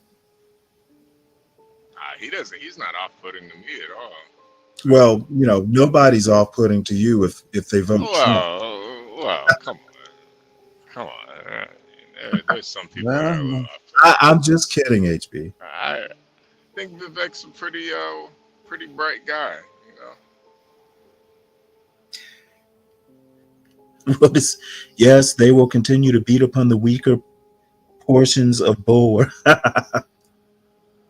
Are you talking about the movie Blacks?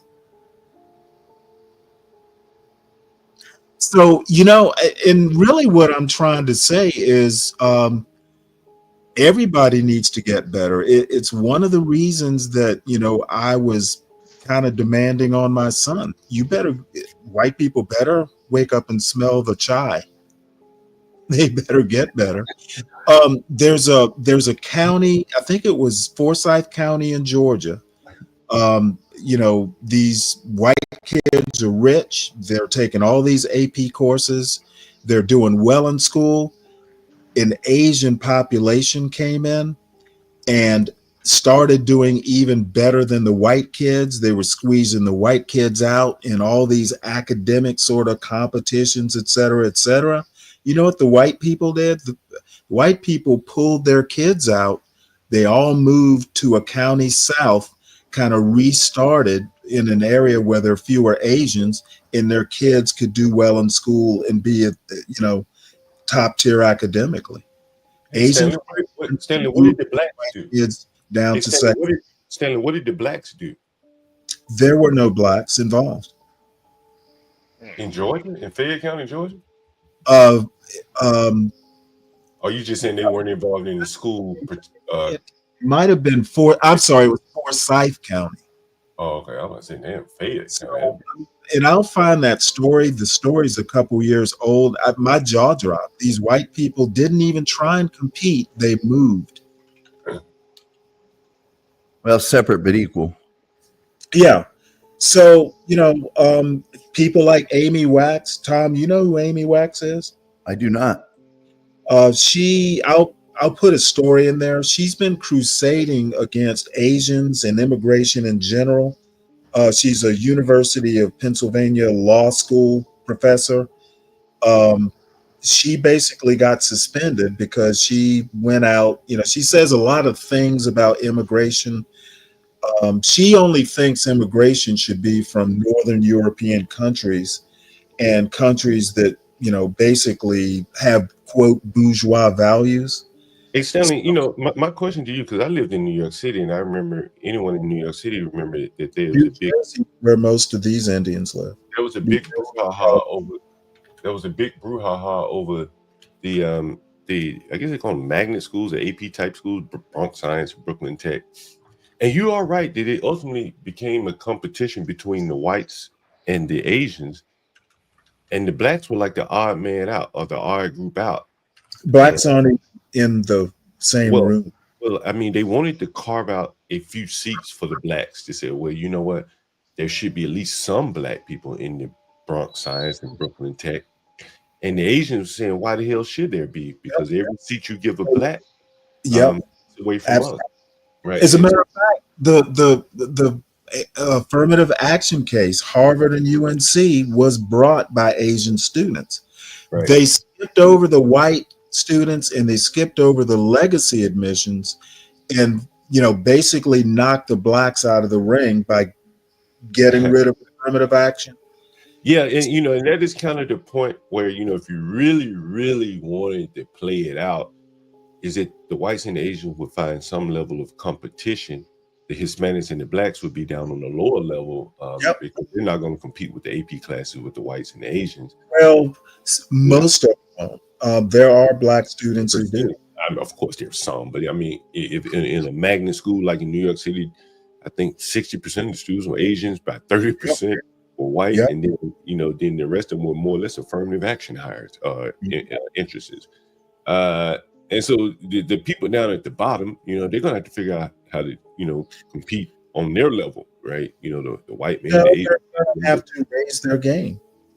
Well, they may not be able to raise their game, and that's one of the things. New York City. I remember when New York City was trying all these different approaches to get more blacks into Brooklyn and the Bronx Tech and all those type of schools. They spent millions upon millions of dollars on like prep training. They're saying that the blacks can't afford the prep training like the Asian kids can, even though the Asian kids were poor.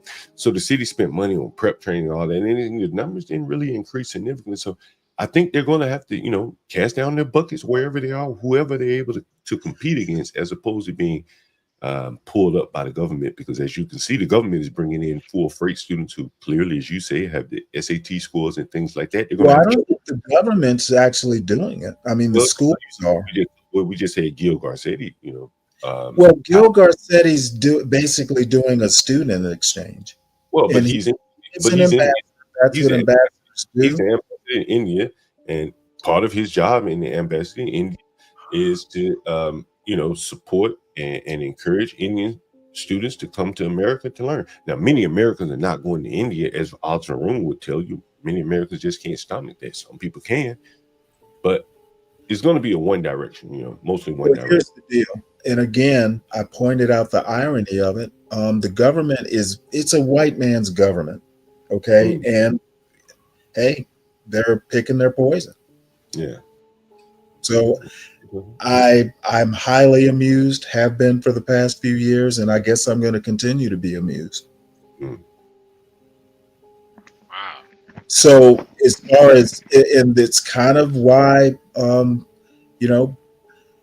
Hey, this is interesting. You say you see the government as a white man's government. Is that it's not going to be an affirmative action game. You either compete or you don't. Do you say you see the government as a white man's government? Is that the way you say you see it? Okay. Tell me it's not. I don't think I've ever thought about it. I haven't given it much thought. Well, I have thought about it. Look at 90+% of the Congress is white and male. So I'm sorry you never thought about it, but the reality is that it is. How many black governors do we have? One that I can think of off the top of my head, Maryland. Yeah, just one. So, and you know what? It's 60% majority. It was founded by Europeans. I'm not making a value judgment. I'm not, raising my fist and going, I'm not doing a Black Panther. The reality is that it's a white man's government. The Tucker Carlsons of the world are not going to give it up that easily, but Asians are outperforming them.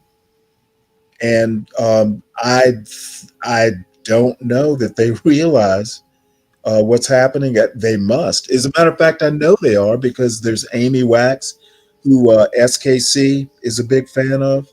She's a friend of Glenn Lowry's. But I don't think Amy Wax is old and infirm. Tucker Carlson isn't a spring chicken.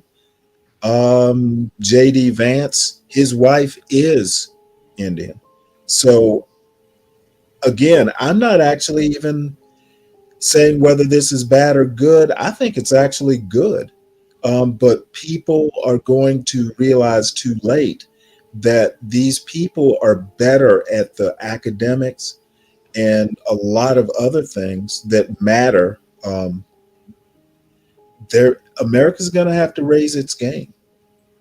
And So that's you say everybody. picking order of Asians, the Southeast Indians. I'm not sure what you say. Picking order of Within the Asian community, I would say the South Asians are probably there are more of them. They tend to be very westernized because India was a British colony. They actually kind of think Western. And that will push whites down to what right? No, I'm not. If whites get pushed down, it's because they're lazy and don't want to compete. I'm saying if you would, so do you think the whites can outcompete the Indians? Not without working harder, not without moving away from a challenge. Okay. So one of them two would be number one, and the other would be number two. It's one and two in your eyes, right? Let's not say number one. Let's just say ascendant. I mean, that'd be the top dog, right? You say that earlier you claimed the overlord, right? Years, but the writing's on the wall. What that Bronco? You called him the overlord earlier, right? You call him the overlord, right? So you call him like the overlord, right? Well, that's a joke. Yeah, I heard that term before. Yes, it kind of does. Very ascendant. Right. The only thing is Hindus tend to be very self-effacing. They're not as aggressive. They're not aggressive. They're not, going to go and, bite heads off chickens and stuff like that. But the thing is, that makes it even more, palatable. These people aren't boastful. They're hardworking. They are dedicated, and they are very focused when they want to be. That part of Western culture, they have an advantage over. So like either one of them will be the top dog of American economy, right? It's just the Tucker Carlsons complaining about being replaced. They may not have a choice. I mean, so to boil it all down, likely what in the world you're paying, the East Asians would be like number one in Well, these not countries. East Asians, South Asians. I mean, sorry. Okay, I get it. But number one, let's not rank it. Asians is too broad a term. South Asians are specifically people that I know, have friends, and kind of know their work ethic. They are very focused. Basically, they're in competition with the whites for number one, right? I wouldn't say. Well, they're only in competition when they feel like they're being discriminated I mean, against. Universities and the elite. You say they're very good at this stuff, right? So, Of course they are. So That's they're gonna- why they brought the lawsuit. They felt they were being discriminated against. Hey, Stanley, can you hear me? Yes. Yeah, I can hear you. I can't now. Anyway, I don't mean to belabor the point, but this just happened to happen, and it happens to be something I've literally been thinking about this for probably 3 or 4 years. Yeah, I've thought about it too because I do believe that it will be Hold like on, a I have a bad echo. Hold on a second, guys. Yeah, I do think it will be like a pecking Hang on, order. I'll be back. I have a bad Look echo. at SKC, the hate. Why would I hate these people? It's one of the reasons I've been kind of hard on my son and keeping him to the grindstone. He's going to have to compete. He's going to have to compete with these people, and if he's not ready for it, I don't hate him. As a matter of fact, nobody should hate him because we're going to have to work up to a level we're not used to working up to. The improvement will be welcome. Stanley, now, can I ask you a question now? Can you hear me? I can. Okay. Question. Would you almost prefer it that way? Do you think a lot more people would prefer that maybe the Indian or Asian or whatever be more in the helm?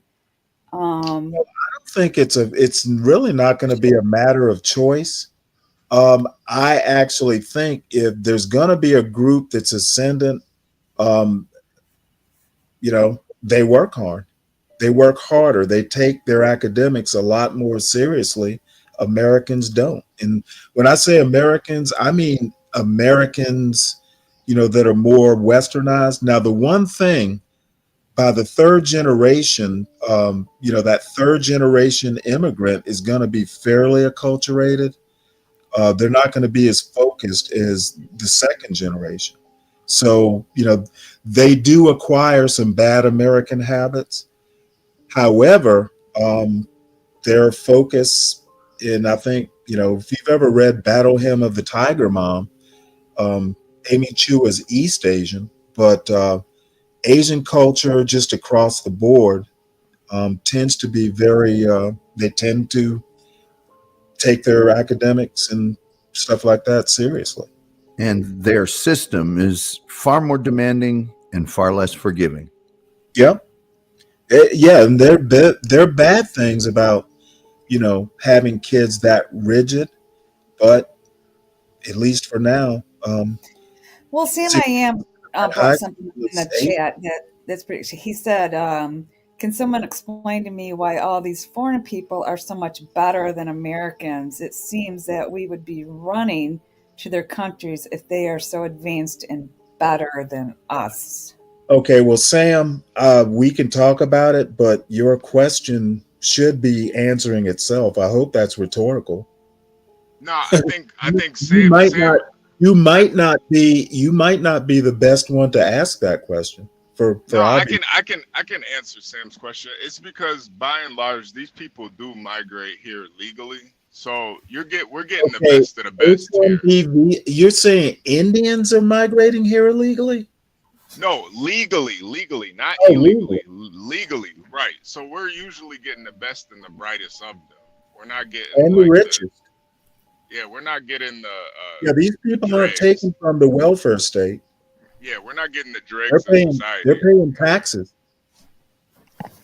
Look at what the top echelon of financially, wealth wise, Asians.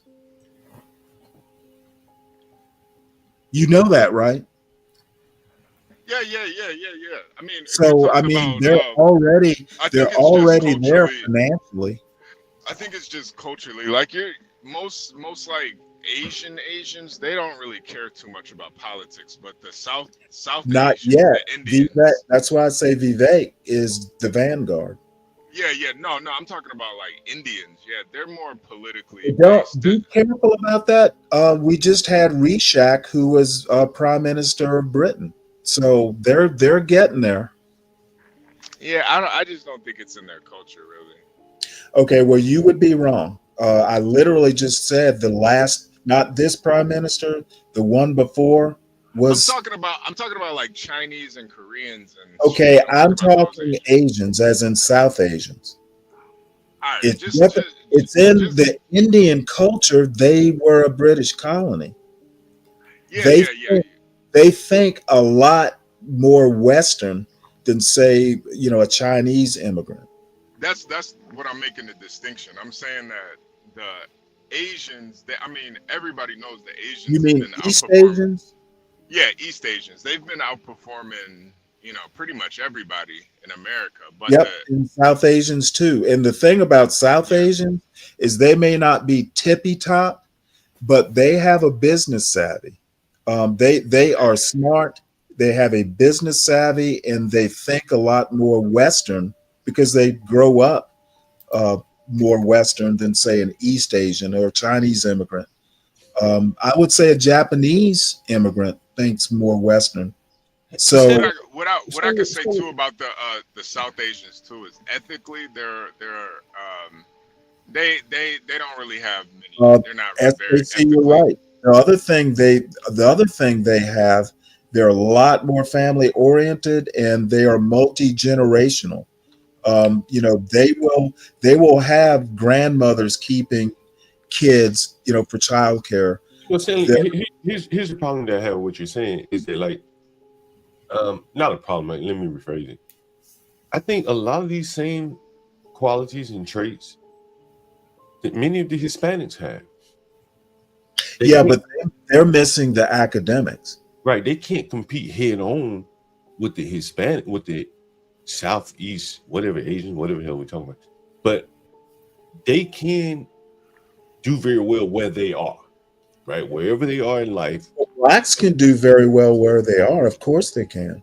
Well, I guess what I'm saying is right now the Hispanics aren't really concerned about who's in the top Supreme Court or the top AP. Well, that's class. awesome because the Asians are concerned. Right, but I think the Asians aren't concerned with some of the things that the Hispanics are concerned about. The Hispanics are concerned about who's going to get the next draft. Your favorite minority? I'm saying that I'm just saying they're all different immigrants, right? Outperforming Hispanics already. Right, so they're all different immigrant groups, and I think what we're seeing here is that the Asians are putting their effort behind where they're really strong, education. They beating everybody. The Hispanics say, okay, they're very entrepreneurial also. Yeah, well, we're just talking about education now. Okay, well, I'm not. We can talk about yeah, that's true. More than education, just to be a leader. But as it relates to entrepreneurial, like I don't know if the Asians are fake entrepreneurial. Yeah, but there are a lot of Hispanic entrepreneurs. My mother goes to a Hispanic grocery store that's all up and down the East Coast, and I think it's even. How many Hispanic billionaires are there that have any sort of reach other than Mark Cuban? The Mexican owner of. How many Hispanics are running tech companies? Well, but again, I don't think that they are tech company type people. I agree with you there, but they do own a lot of construction businesses.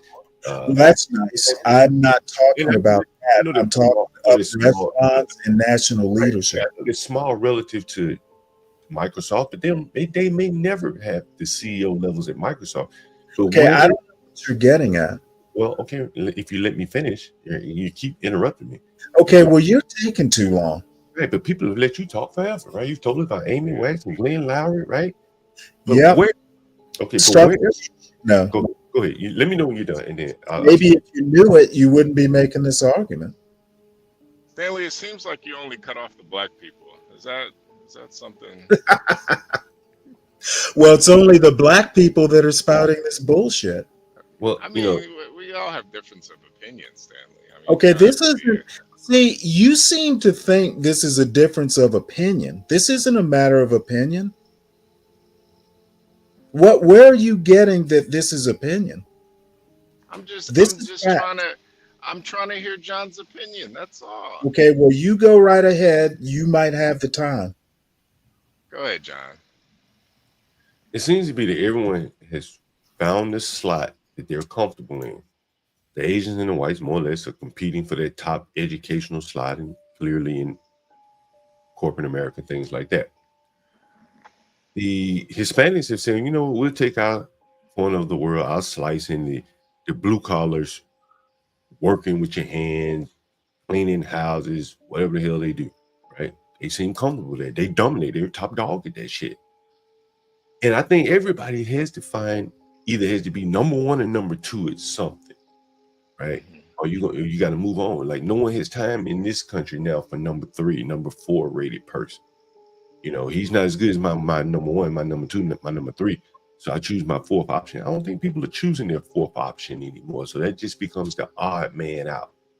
And what you described is, slotting the whites, the Asians, the Hispanics. Everyone knows where they fit in the world. But so that's why I wanted to ask you. You described the top 2 groups, so what are the other 2 groups land? And Okay, I don't really care. Now, maybe it's how. My point is that anybody can be in the upper echelon. I'm not raising, for instance, I'm not raising my son to be number 3. Well, I think I can answer that question. If that is how people are raising their children, I guess they can raise them how they want to. Me personally, if I were Hispanic, I'm not raising my son to find his place. He should aim for the top, and he lands where he lands. But aiming to be number 2, I don't work that way. Someone said you said Mark Cuban is Hispanic, Stanley? Isn't he? I don't know. Yeah, that's the first time I I know his wife, and I don't know. I can very quickly, and I'll put the link in the back chat. In the back chat. Put his real name in the chat. Well, no, Mark I was Cuban. saying that This He's isn't Jewish. really, fuck it. this isn't really my point. Portia, what was your If he's not a Hispanic billionaire, then I definitely can't name one. Go ahead, Portia. What is Mark Cuban? His paternal grandfather changed the family surname from Chabinsky to Cuban after immigrating from Russia through Ellis Island. They are Jewish. They are Jewish. He's Jewish. Now I can't think of a Hispanic billionaire. I know there must be a few out there.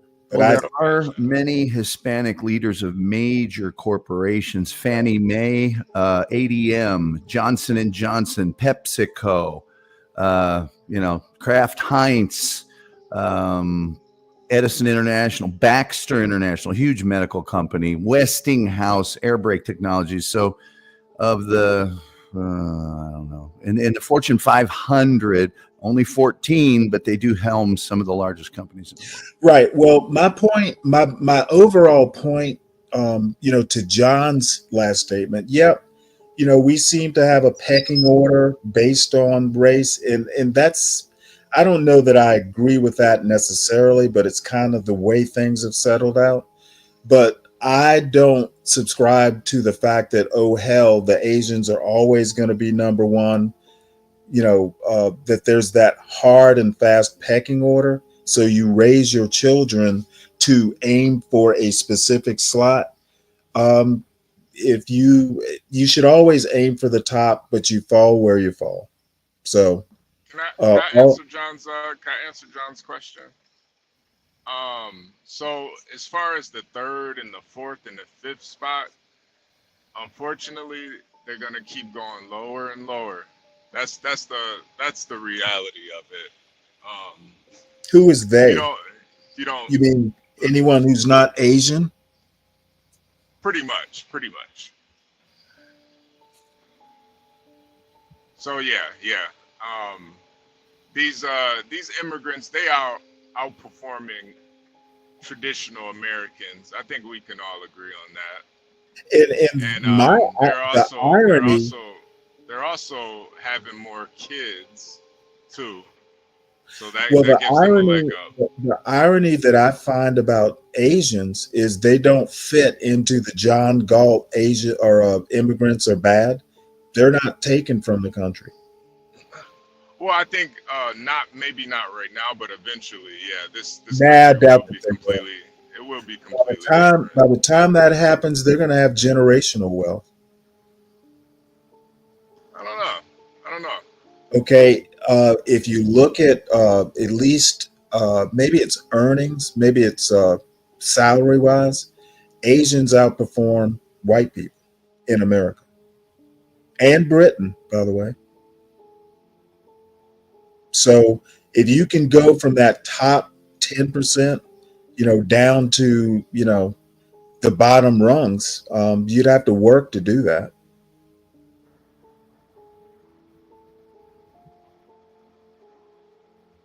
We will see. Oh, well, we will. I don't think I'm wrong, though. Oh, nobody said you're wrong, Stanley. Oh, I didn't say you did. You say we'll see. Sounds like you have some doubts, and as well you should. I just don't have those doubts. Yeah. Because it's.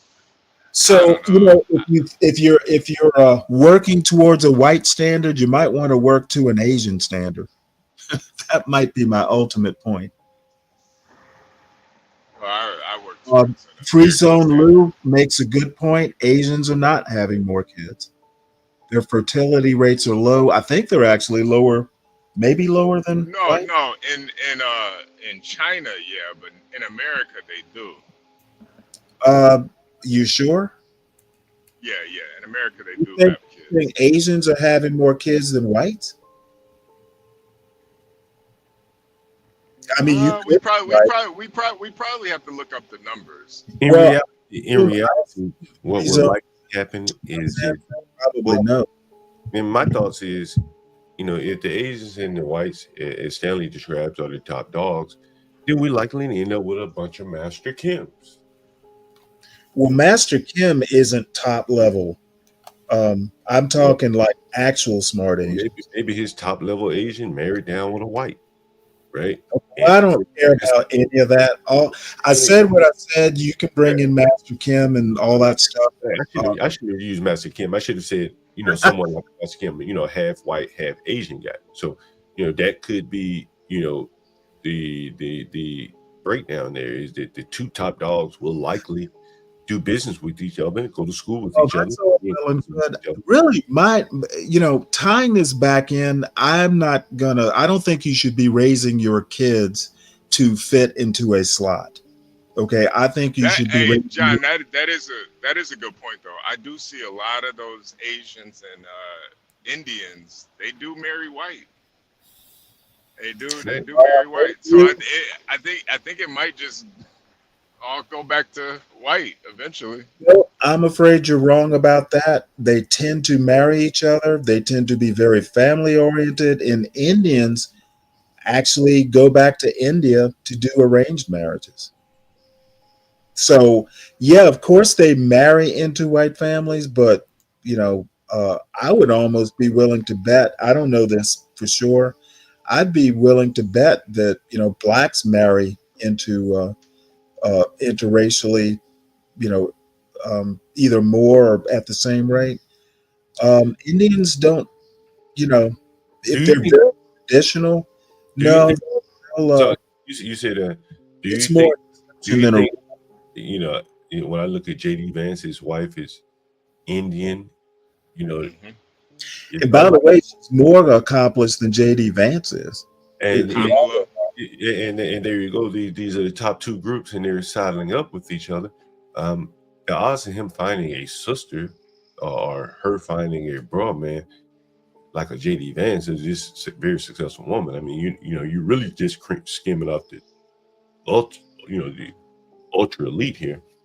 And again, the world you described seems rather rigid in that the upper elites will kind of mate together, and then everyone else will kind of mate with each other. Okay, well, you're kind of like way past my point, so you run with that theory. All I'm saying is, I just took your theories that we know what the standard is. I've kind of warned what's coming. Your kid better compete. Yeah, it's interesting. I won't ask you that, but we'll move on. Go ahead, John. Go ahead, Yeah. John. Come on, John. Come on. Let's start up. It's early, man. Hit the like button, you guys. Are you worried about my feelings? Hit the like button, you guys. I just don't want to have it too deep. Yeah, well, like Black says, this isn't new, guys. Hit the like button, you guys. John, come on, man. Let's get the hard hitting questions, man. Let's go. Yeah, go for it, John. Don't worry about me. No, I don't think it's hard. I don't think it's a hard hitting question. As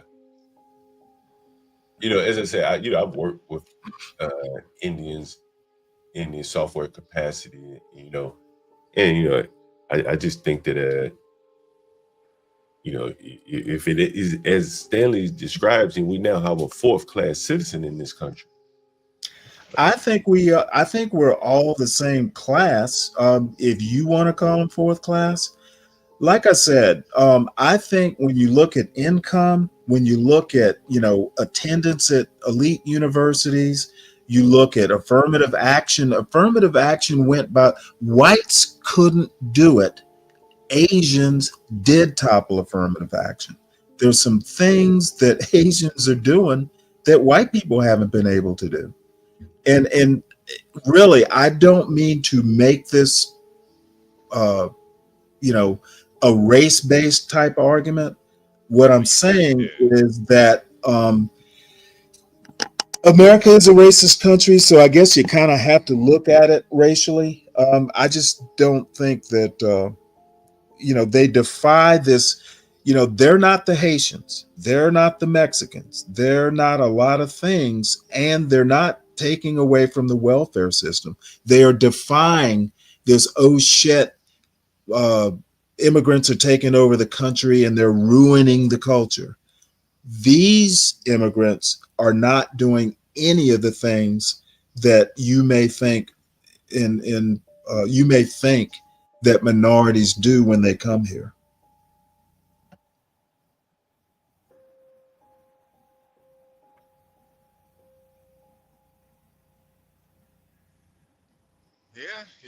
Yeah. And the statistics will back me up.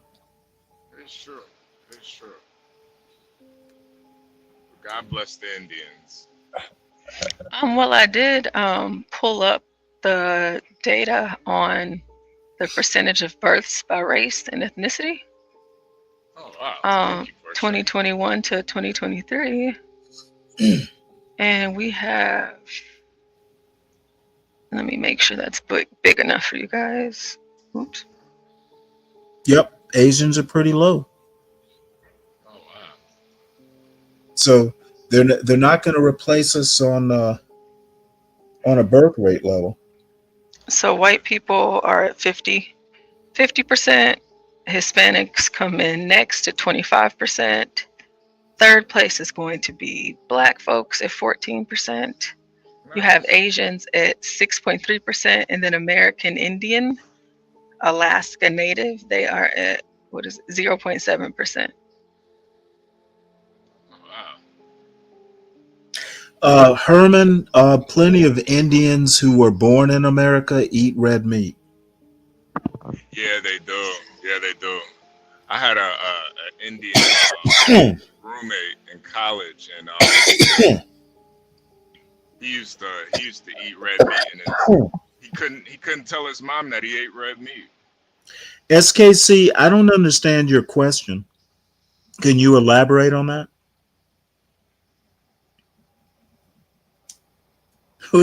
Indians are ruining your air quality, blacks? Yeah, they do stink. They do stink. Now my roommate, he didn't stink, but a lot of them do stink. Yeah, well, you know what? They're going to stink all the way to the bank. Yeah. As a matter of fact, they may own the bank.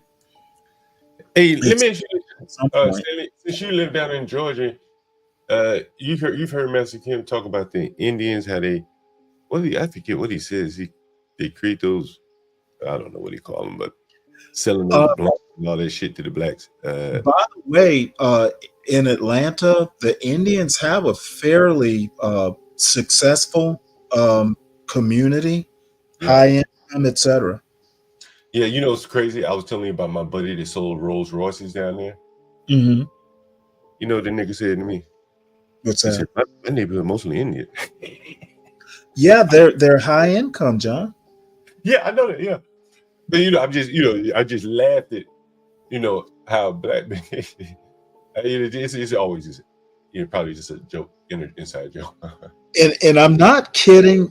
This is a little off the topic, but I'm not kidding when I say that. One of the things that I was kind of adamant about with my son, without being very specific, but it's like, dude, you need to be doing the best you can if you want to compete at the top echelons. Now, you may get there, you may not, but you need to understand that you're not necessarily competing with white students anymore. Georgia Tech, it's a goodly number of immigrants, surprisingly high, as a matter of fact. And the white students, you're competing with Asian, son. You're not competing with the white students. What did he say when you told him that? Well, I wasn't that explicit, but it's what I meant. Yeah. I basically told him, don't be satisfied with, you need to be performing at top level, and you fall where you fall. But one of the reasons I'm thinking is, you know what? He wasn't valedictorian of his class, but he was close. And when he goes to Georgia Tech or Harvard or wherever it is, he was going to go. You're not competing with the white people anymore. The white people don't even know that they're, not competing with themselves. I think that Harvard and Berkeley, especially, California got rid of affirmative action a while ago.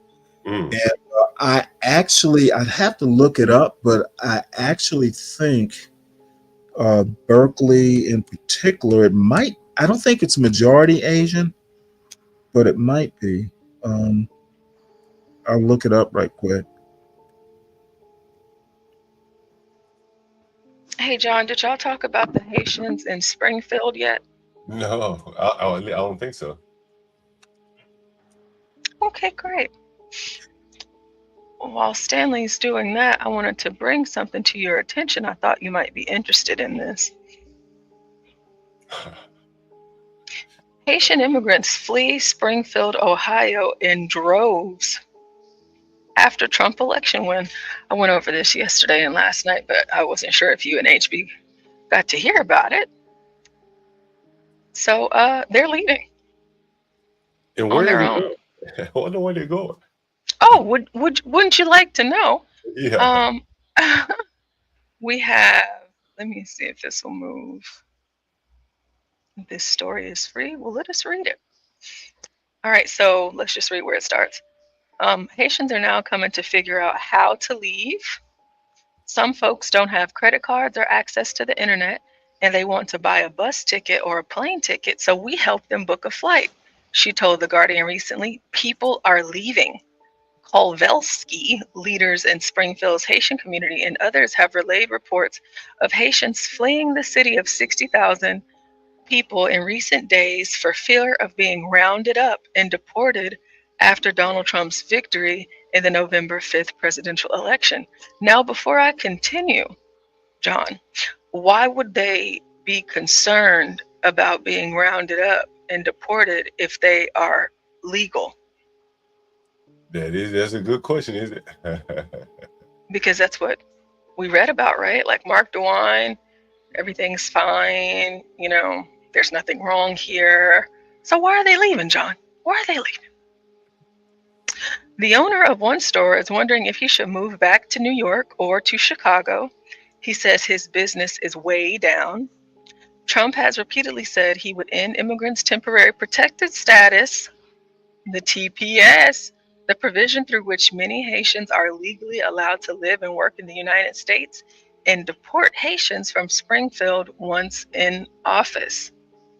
So, for those of you that did not know, because I did not know until last night, they are here under temporary protected status. So Trump can say that's done and then you're out. Okay. So temporarily so that they can work and things like that. For many, the threats are real. A sheriff in Sydney, a town 40 miles northwest of Springfield that is home to several dozen Haitian immigrants, allegedly told local police in September to get a hold of these people and arrest them. Bring them, I'll figure out if they're legal, he said, referencing Haitian immigrants in the area. As Jacob Payen, a co-founder of the Haitian Community Alliance, who runs a business that includes helping Haitians in Springfield to file tax returns, said, people are fully aware of the election result, and that is why they are leaving. They are afraid of a mass deportation. Several of my customers have left. One guy with his family went to to New Jersey. Others have gone to Boston. I know 3 families that have gone to Canada. Some are thought to have moved to nearby cities such as Dayton, where they believe they would be less visible to law enforcement. Others who had temporary asylum in Brazil are pondering going back to the South American country, community leaders say. Springfield's Haitian community has been in the spotlight since Trump falsely accused immigrants here of eating pets during a presidential debate in September. Since then, the city has seen false bomb threats and marches by neo-Nazi groups after having experienced a revival in recent years, in large part because of Haitians who took jobs in local produce packaging and machining factories that many previously there found undesirable. So Portia, they were talking about. So when they were saying bow down niggers, they weren't talking about black people. They were talking about the Haitians.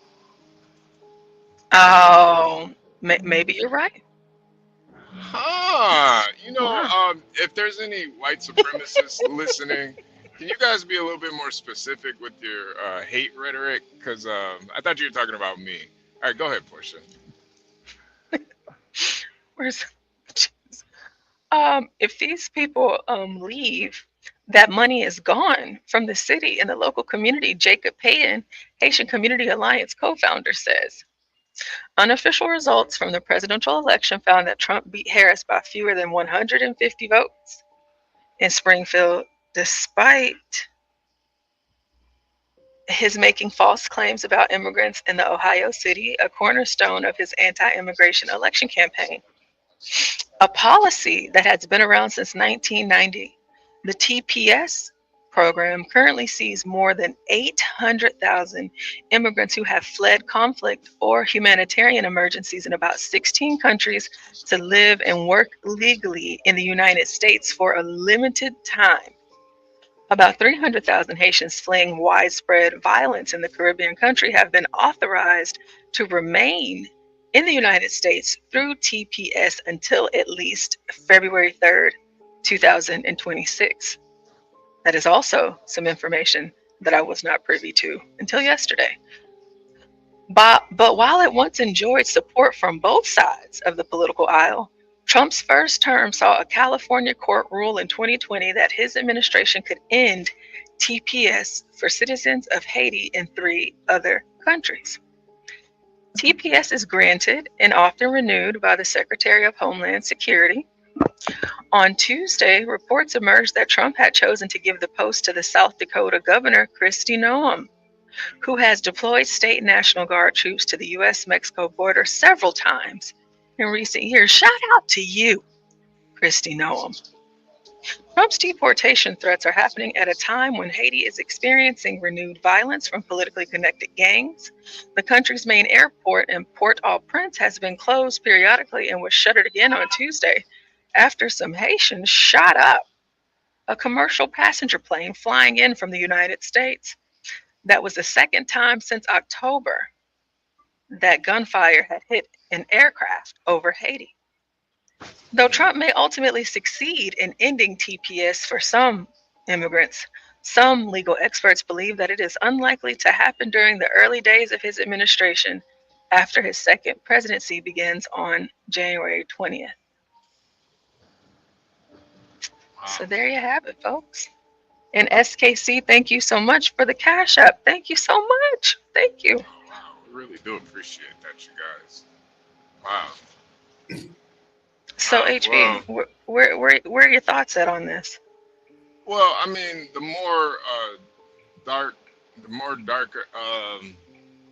more we can deport the dark skinned immigrants, the better. I think Stanley would agree.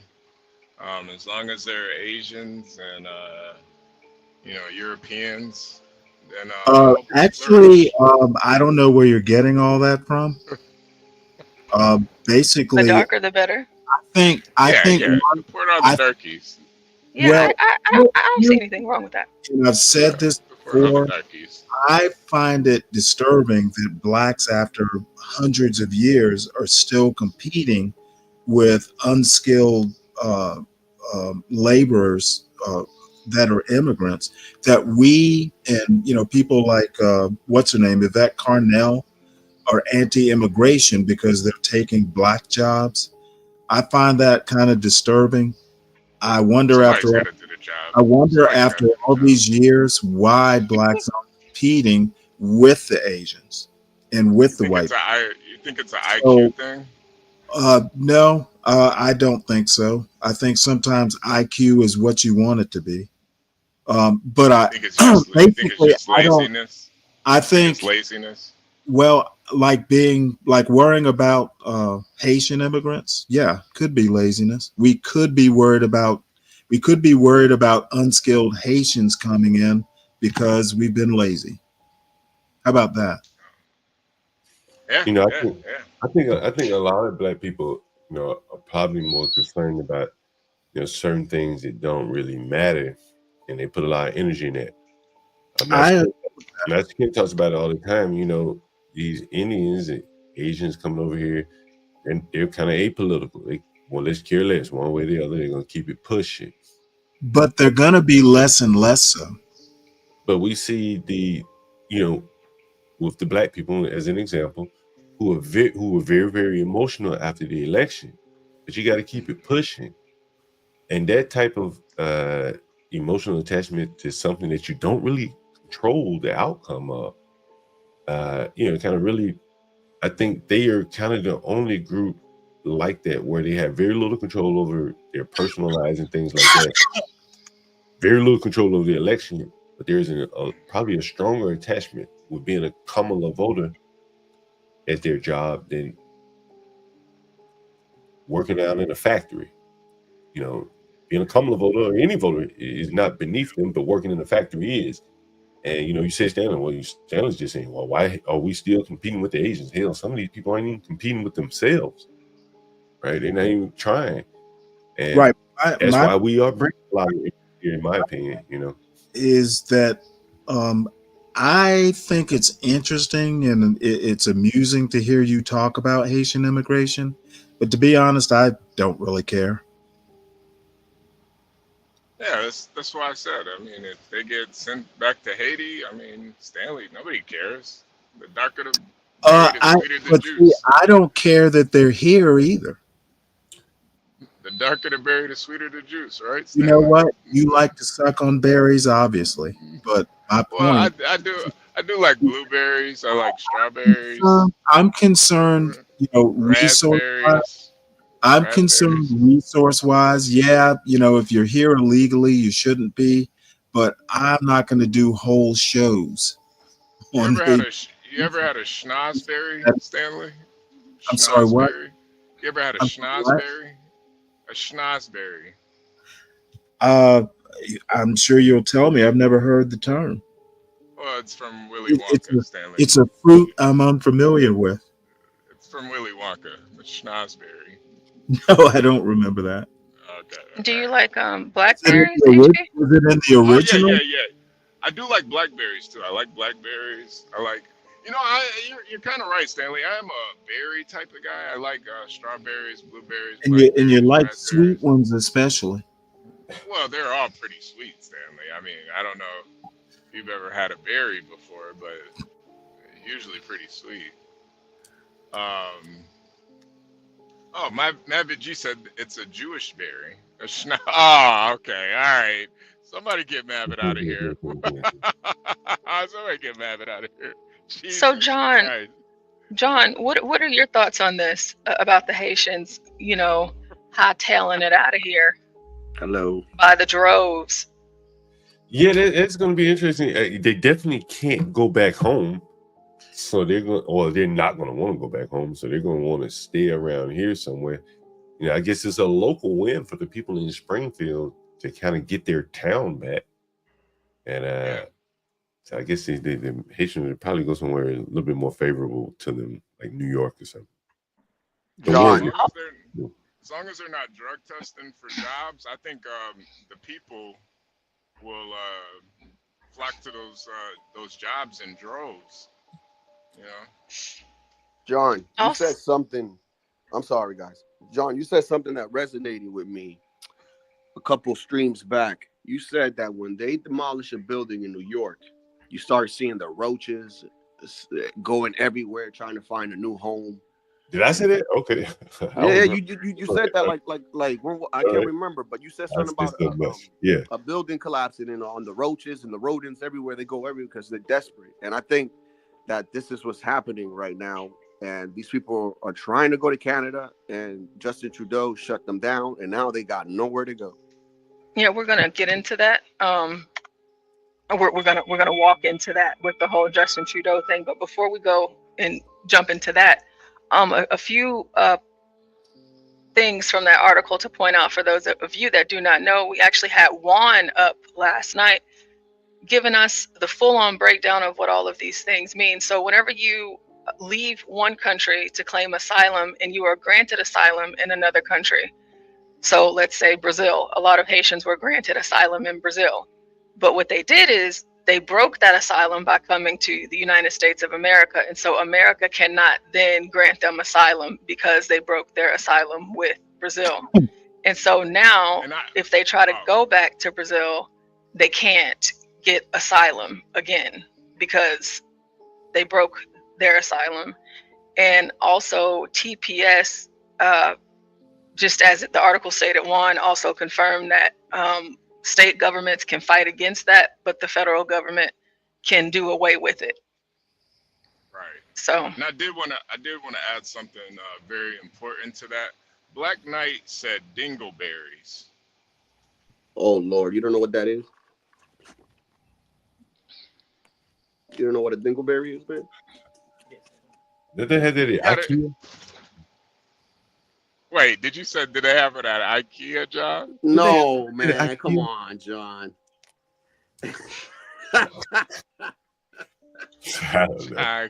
God bless John. He doesn't know what a dingleberry is.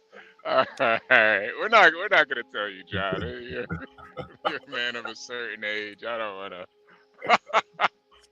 What the berries they have at IKEA? Those are good. That was a good one, John. Dingleberries. Yeah. I'm the Haitians, they had a good run. Yeah, I do feel a little bad for them because I do feel like they were pretty much like political prisoners, kind of used for an agenda. So I do have kind of sympathy for them because it is messed up. You promised all these things, and then somebody comes into office, and now everything changes, and it's just unfortunate. But yeah, I think they're gonna have to go fix up Haiti. Well, they're spreading themselves out across the United States of America to not seem so visible. So whenever they begin these roundups, because they're not talking about leaving or anything, they're just trying to go somewhere else. Except because we know that there's a large concentration of them in that place, so they're spreading out. But the next thing is that they're trying to go to Canada now. Yeah. And Justin Trudeau, he's come out And he said, nah, you ain't coming over here. Yeah, yeah. That's hilarious to me. You only get one free get out of jail free card. You only get one of them. So I mean, but hey, Canada was welcoming everybody until now. You know, the Haitians are like hot potatoes. Yeah. Trying to pass it around. You know, nobody want to get caught holding hot potatoes. Yeah. Hey, I did get the fuck out of here. All right, where we going? All right, I give you a plane ticket. Anyway, wherever I seen you, don't nobody want your ass. Not even your home. You don't even want to go back home. I mean, that must be one hell of a mind fuck. To not want to go back home and nobody wants you around. Man, that's amazing. God damn. A man with no country. Yeah. They better do what Virgo did and marry a white man. They better figure something out. And see, all the complaining, you know, like, you know. No, you didn't, HB. I think, you know, Africans are kind of in the same boat. Nobody want their ass, right? If they tried to send them back to Nigeria or whatever, then now you can't come back here, right? Period. Keep Nigerians are coming over illegally? Wherever they come from. I'm just naming African country. Because Nigerians actually are fairly high up in salaries and here in America they're high up. Yeah, but they can't replicate that shit back in their country, so they don't leave. A lot of them are actually elites who come over also. A lot of them are elites by extracting resources, and the government is basically doled it out to friends and family. That's how it works. You know, I'm not putting it down. I'm just telling you what it is. I know a lot of Nigerians. I agree with you. My only concern is that they're elite, and a lot of them are not going back. Right, they're not going back. And they'll go back once they build a house and they can pay for their maids and things like that. Maybe some of them will, you know. Yeah, but you're right. After they've extracted, I guarantee you one thing is they ain't gonna break that tether to here in America or Europe. Right. They won't be able to get where their white man is, where they can go eat and drink with their pinky finger up. No mud cookies. They don't want to eat no fufu. Right? When they leave Nigeria, they don't be eating that shit. Right? And like they know too. Man, I got African man. I got African friends I be talking to. I'm saying, man, like you gotta know. Yeah. How are Nigerians getting? Interesting. Say what? Now, looking at what Blacks is saying. Are they coming a lot through the southern border also? Yeah, they probably come in illegal immigration laws. You know, visa overseas. Chinese, Middle Eastern. Yeah. Well, that's sad to hear. The only ones that got here on planes. I have a buddy who's married to a white woman, and he's Nigerian. Sole provider's money. And I always, I say, damn, like. You go to France, that shit got Rose, and you go to Cologne, and what is all those nice cities? Oh, it's so fucking nice over there in France. And then you take your wife to Abuja. Hey, John, I make one quick point. I actually meant to mention this to you. There's a chance that Britain could have a Nigerian female prime minister soon. Yeah, I can believe that. I saw that they even appointed some. And she's married to a white man, by the way. Yeah, I see they married. They usually do. They even appointed some African in Wales, of all places. Black. You know what? Right. I find that pretty like, why the hell do these people keep going to these countries, demanding to govern these countries, and their own countries look like shit, and they never go back to govern that shit and take what they've done and learn from the white man. Go back over there and fix your country. Well, you know what? If they don't want to, I'm not mad at them. Why don't these companies just bring those factories over there? And well, some of them they do. There's a Toyota factory in Ghana. I've seen it. But I was telling you a story about my African buddy, and he went to France and Cologne and all these nice places in France where his wife was from. And then he takes her to Africa. I said, man, what the fuck did she think? As soon as you get that stank, nigga, you rude and aggressive. Excited for this. Well, I mean, it always blows my mind. Like, it's like two different worlds. Nigeria, Abuja, and Cologne, France. Almost like two different species, damn near. Two different civilizations. Well, they are kind of. Damn sure. I mean, they are. Like a monkey and a baboon. I mean, it's almost like they just wholly different. Yeah, why, bro? And I just, I don't know, man, I'd be embarrassed. This is what my people created. We walk around shit water in Africa, niggas stinking, niggas begging. And then we go to her country and it's clean, it's nice, restaurants and shit. I'd be embarrassed, man. I don't know how the fuck these people do it. I really don't know how they do it.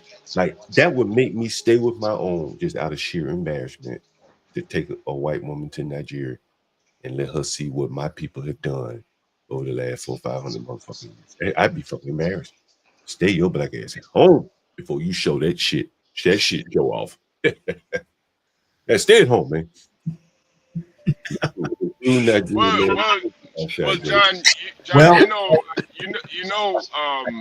white people do like going on safaris. So yeah, they do. Nigga, you be over there and have to be a guide to them white people, right? It's probably her idea. What's going on? Yeah, well, I guess that Nigerian who's married to a white woman just goes, "Thank God I'm not John Galt. I'm not embarrassed." Sweetie, you ain't gonna be prepared for what you're gonna see, but I'd be embarrassed my damn self. Like, can you imagine shit? Like, you marry a girl, she got a nice house. You roll over her house, you got a nice house, nice neighborhood, then you show up at your house. That motherfucker leaning over about to fall down and nasty. Everybody in your neighborhood ghetto and shit. Like, why the hell we come over here? Right? You could have just told her how like, baby, move in with me. He said, hey, baby, I live in a place so ghetto, you don't want to see it. I just tell you about it. I just want you safe. Yeah, like, now we both from the ghetto, then well, it's all cool. But that big of a disparity in you being French and I'm from Abuja. I'm gonna take you back to that place and you be like, what the fuck? I don't know how you do it, man. Blows my mind. Yeah. Maybe just showing her how far he's come. Maybe that's like a point of pride for him. Everybody know how fucked up Africa is. Everybody don't need to see it though. Yeah. I mean, but if you got money, I'm pretty sure there's good places and areas you can live. Man, I done been in some nice places in Africa, but you gotta go through some shit to get there. And it just any moment the lights can go off. Ain't no lights. Yeah, I feel you. Ain't no doomsa. In France, it's a West African thing. I would just be embarrassed person. You know what I'm saying? That's just me. Yeah. Hold on. I did want to cover a story too. Speaking of Africans, but you guys gotta give me a second. Let's see if Portia can bring it up for me. Just give me a second. I'll park real quick.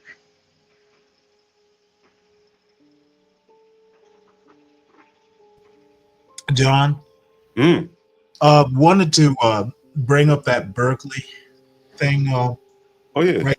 Bring it. Okay. Berkeley is majority Asian.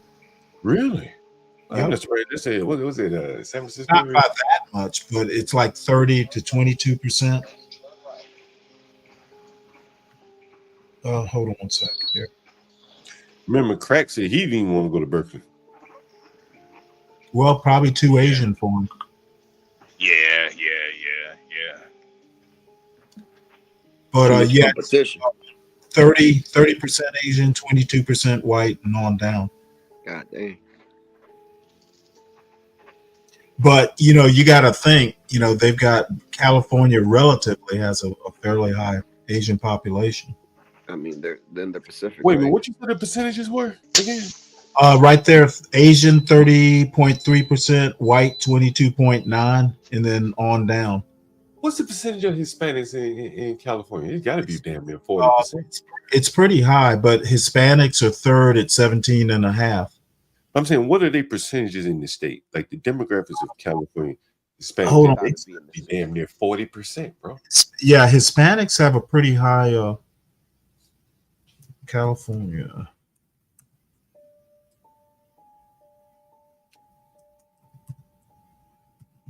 It gotta be like in the 60s, man. No, it's not 60. No, I think it's about 40% Hispanics. It's 40% Hispanic, 35% white, and then on down. 5% are black. So the blacks pretty much are, within, shooting distance of where they represent. But the Hispanics are disproportionately underrepresented. Is that like a liberal word? Disproportionately underrepresented. And 3% or 2% of those blacks Good are approximation of that language. They are very disproportionately and not represented, right there. Is that fair? 40% of the population, only 17.5% at Berkeley. I haven't looked at Stanford. Is Berkeley a public university or is it private? Yeah, it's public. What? And let me look up Stanford. I wonder why they're not complaining. Maybe they are complaining.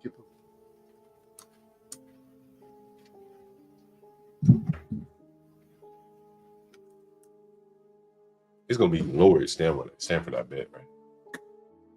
Stanford, 26%, 26.5% white, 20% Asian, 20.5% Asian. You're not showing this screen, though, Stanford. Yeah, here it is. This is Stanford. Hispanics, 12%, even lower. Whoa. But whites ahead by 6%, so give it time.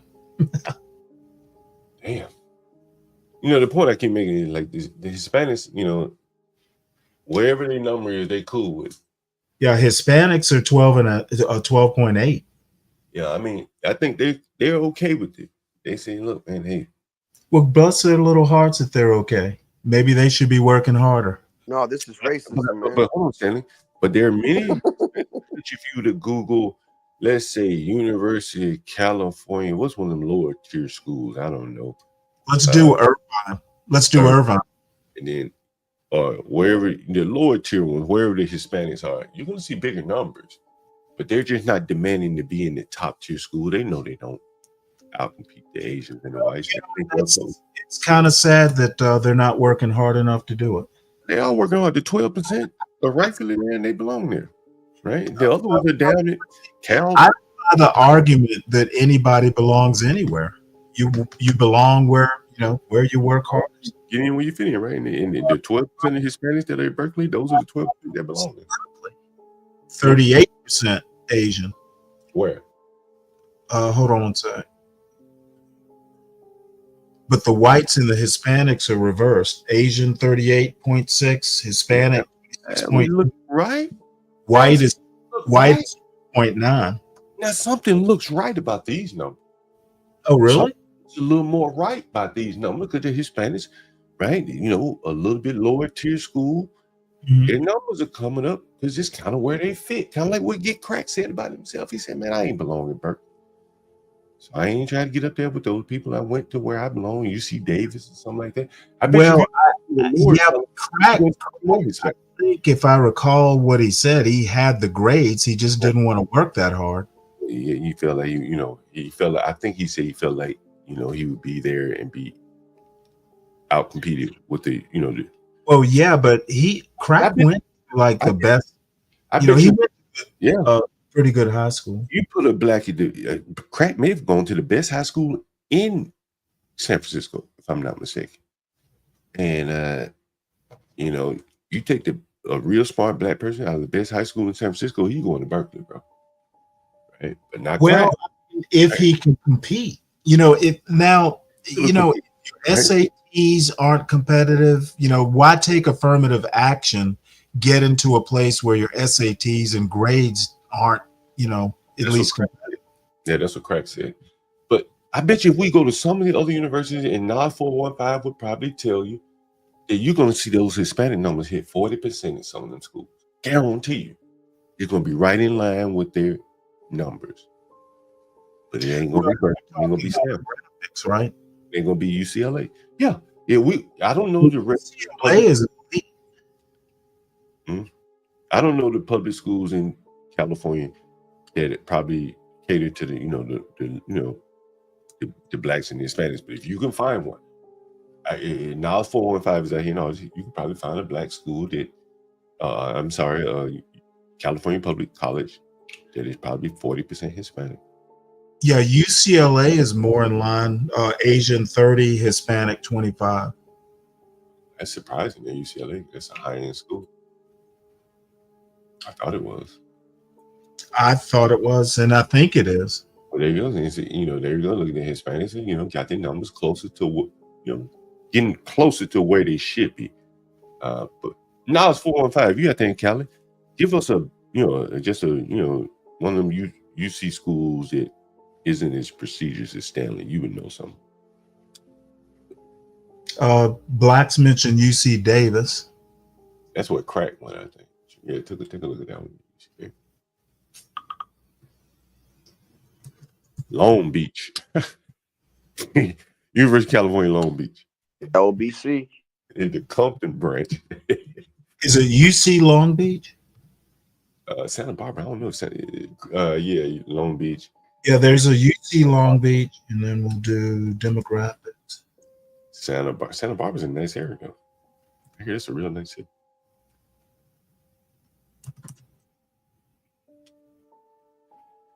Now, UC Long Beach, it's 47% Hispanic. What them numbers looking like? I told y'all. Yeah, but so that's Long Beach.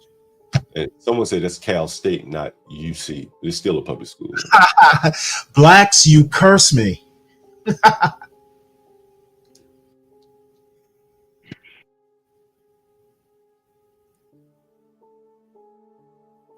Hey, Thomas Sowell isn't wrong about everything, Blacks.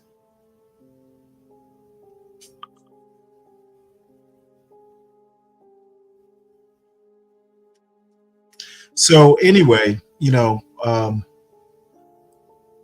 my point is that Asians and, at least, the elite universities, or at least, second or first in those demographics. I guess I could look at Harvard. But before you leave off of this, Cal State Long Beach, and one could probably say, that's down a step from UC Davis or wherever, and the Hispanics they're doing their thing, right? They right where they should be. Someone said check UC Riverside, and they're not fighting for affirmative action to have more Hispanics at Berkeley. They're saying, wherever we are, we're just gonna do the best we can do. Yep. And I think that is the key to success, man. Like trying to get out of your lane, demanding to be at Berkeley when you know you don't belong, or well, maybe when you find out you don't belong once you get there, you've done yourself a lot of psychological damage. Stay in your lane, bro. And there's plenty of opportunities in your lane.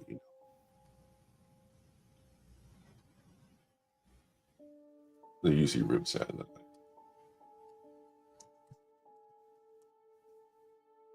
It's like I said, if you that anonymous, then go for it, man. Like you want to work hard for it, go for it. It don't matter what race you are, as long as you go for it and you know that you can do it. But most Hispanic people just want a comfortable job and be able to go home every day and feed their kids, man. That's about it.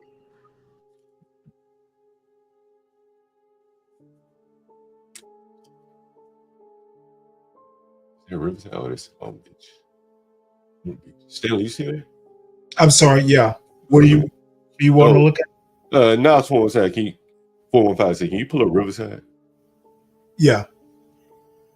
What is that? Riverside? Yeah. Oh, Santa Cruz. He said those are the lowest ranked. Santa Cruz. I thought Santa Cruz was a pretty good. It may all just be relative, because. Yeah, Santa Cruz is majority white. Oh, is it? Yeah. Let's see. That's not as nice a chart. So 31% white, 23 Hispanic, Asian is 7.78. So that's UC Santa Barbara. Yeah, it's kind of like you wanted Santa Cruz, didn't you? It's Tom Gully. Did Gully go to school out in California? No, you went to Ball State. Oh, that's right. Is that when you was playing soccer at Ball State? Yeah. Yeah. Oh, there you are. You know, when you spill an entire Red Bull into your keyboard and there's no Best Buy open, but you do have other keyboards, but they're at Carrollton, you can drive really fast when you're saying bad words.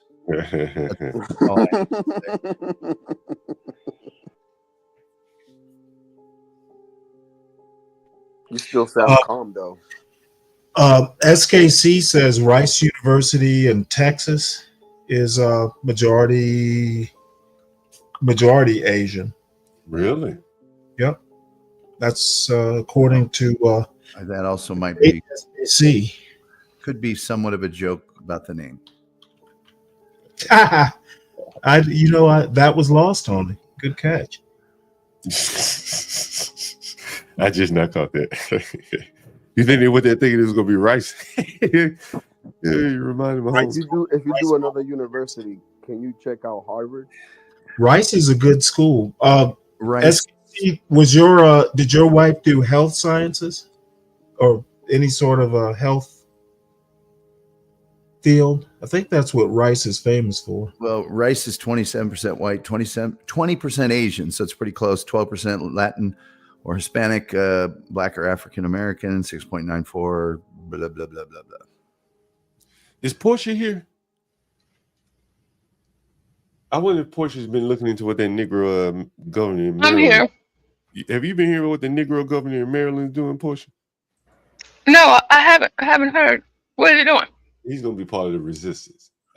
So they're basically winding him up like Alvin Bragg and Letitia James and all the other, black-run cities and states, and they're telling him to get his state in line, resist Trump. Yeah. Oh Lord. These niggas never gonna learn, John. Yeah, I'm gonna have to look into that and see what's. Yeah, he's definitely getting in formation, as they say. Huh. West. Talking about the dude what the nigga name? with the West. little fro, right? West. No. That's the Negro mayor. West. West. What the hell is his name? Negro mayor. Negro governor. I don't know. That's his name. West something. Hey John, I got a story I want you guys to I want Portia to read. I want to see your guys' opinion on it.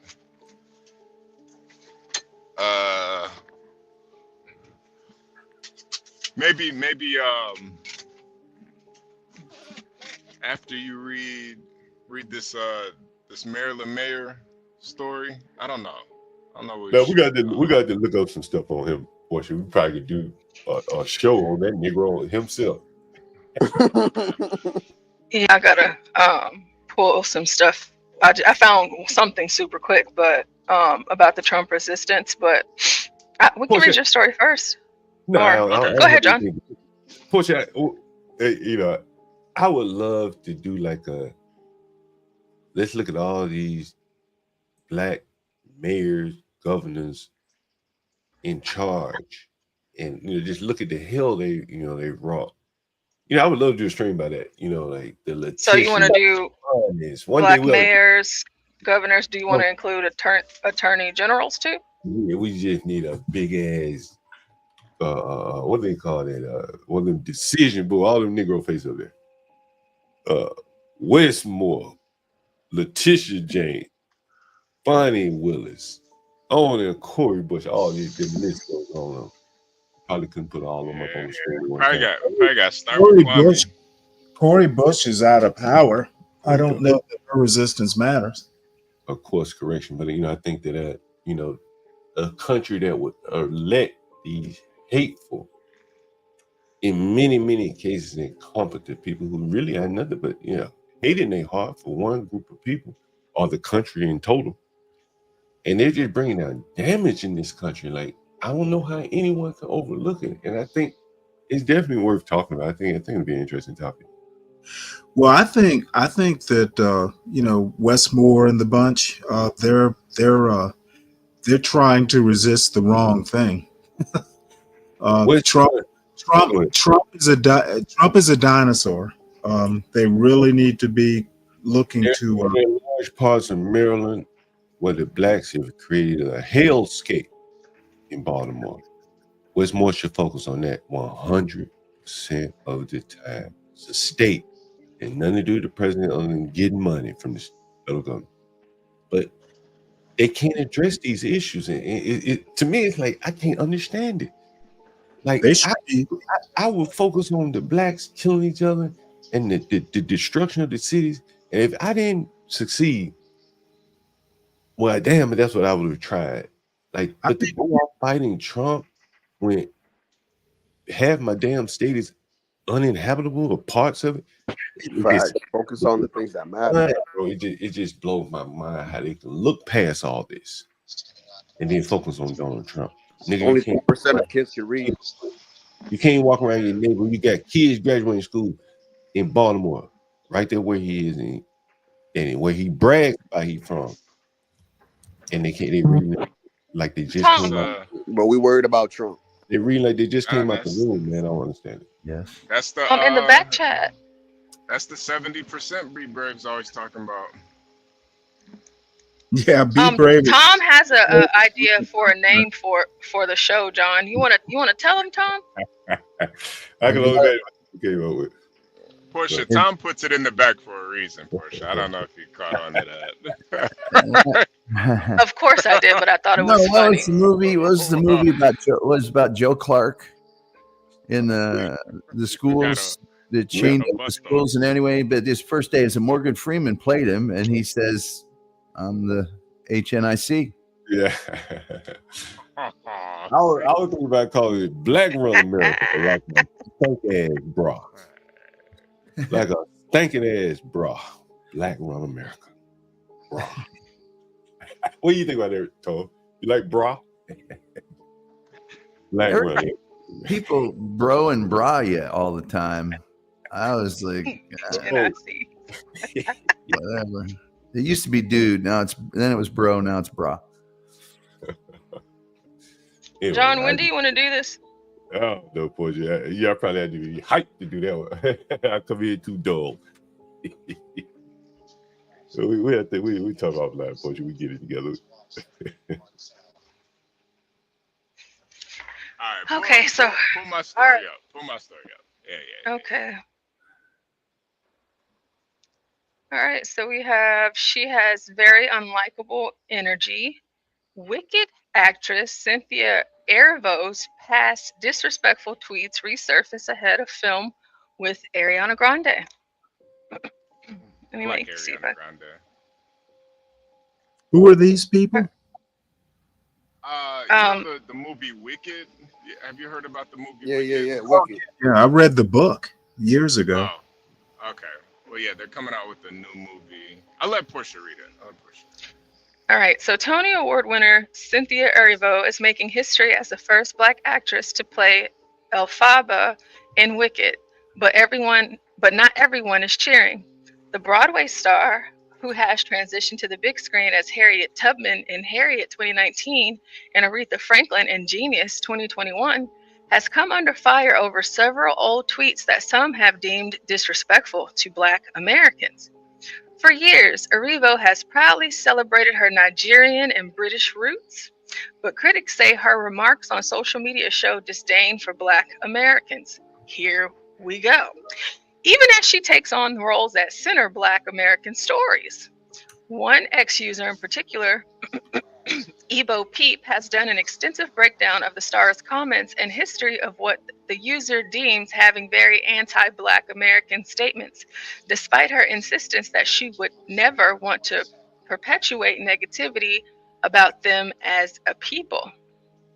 The detailed threat has resurfaced on X, highlighting several times Erivo was insinuating to have mocked Black Americans while hyping up her Nigerian and British background. The tweets left a sour taste for many who feel she's been dismissive of the very community she profits from. There she goes, no eyebrows, bald-headed, looking like a man. All right. I'm going to make her my wife. One of the tweets added fuel to the fiery uproar dates back to 2013 when Erivo said she was using a ghetto American accent, but went on to write using African American vernacular or Ebonics. In the January 2013 tweets, Erivo begins by saying, I suppose I should really make an attempt to record signal properly. A Caucasian friend responded to the tweet writing, Cynthia Erivo, or attempt to sing to me daily, to which Erivo writes, Joe Montague, ghetto American accent, baby, you know I got you, I'ma sing it to you, but I still gotta do what I gotta do. You feel me? Well, there's this. Cynthia Erivo wants to play famous Black American while she's disrespecting Black Americans. That's my issue.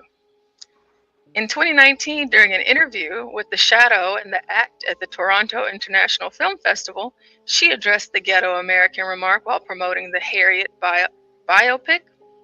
She said, I would say it took a lot of hard work to get to this place of playing Harriet Tubman, and I didn't take it lightly. I love this woman, and I love Black people, full stop. It would do me no service. It would be like hating myself.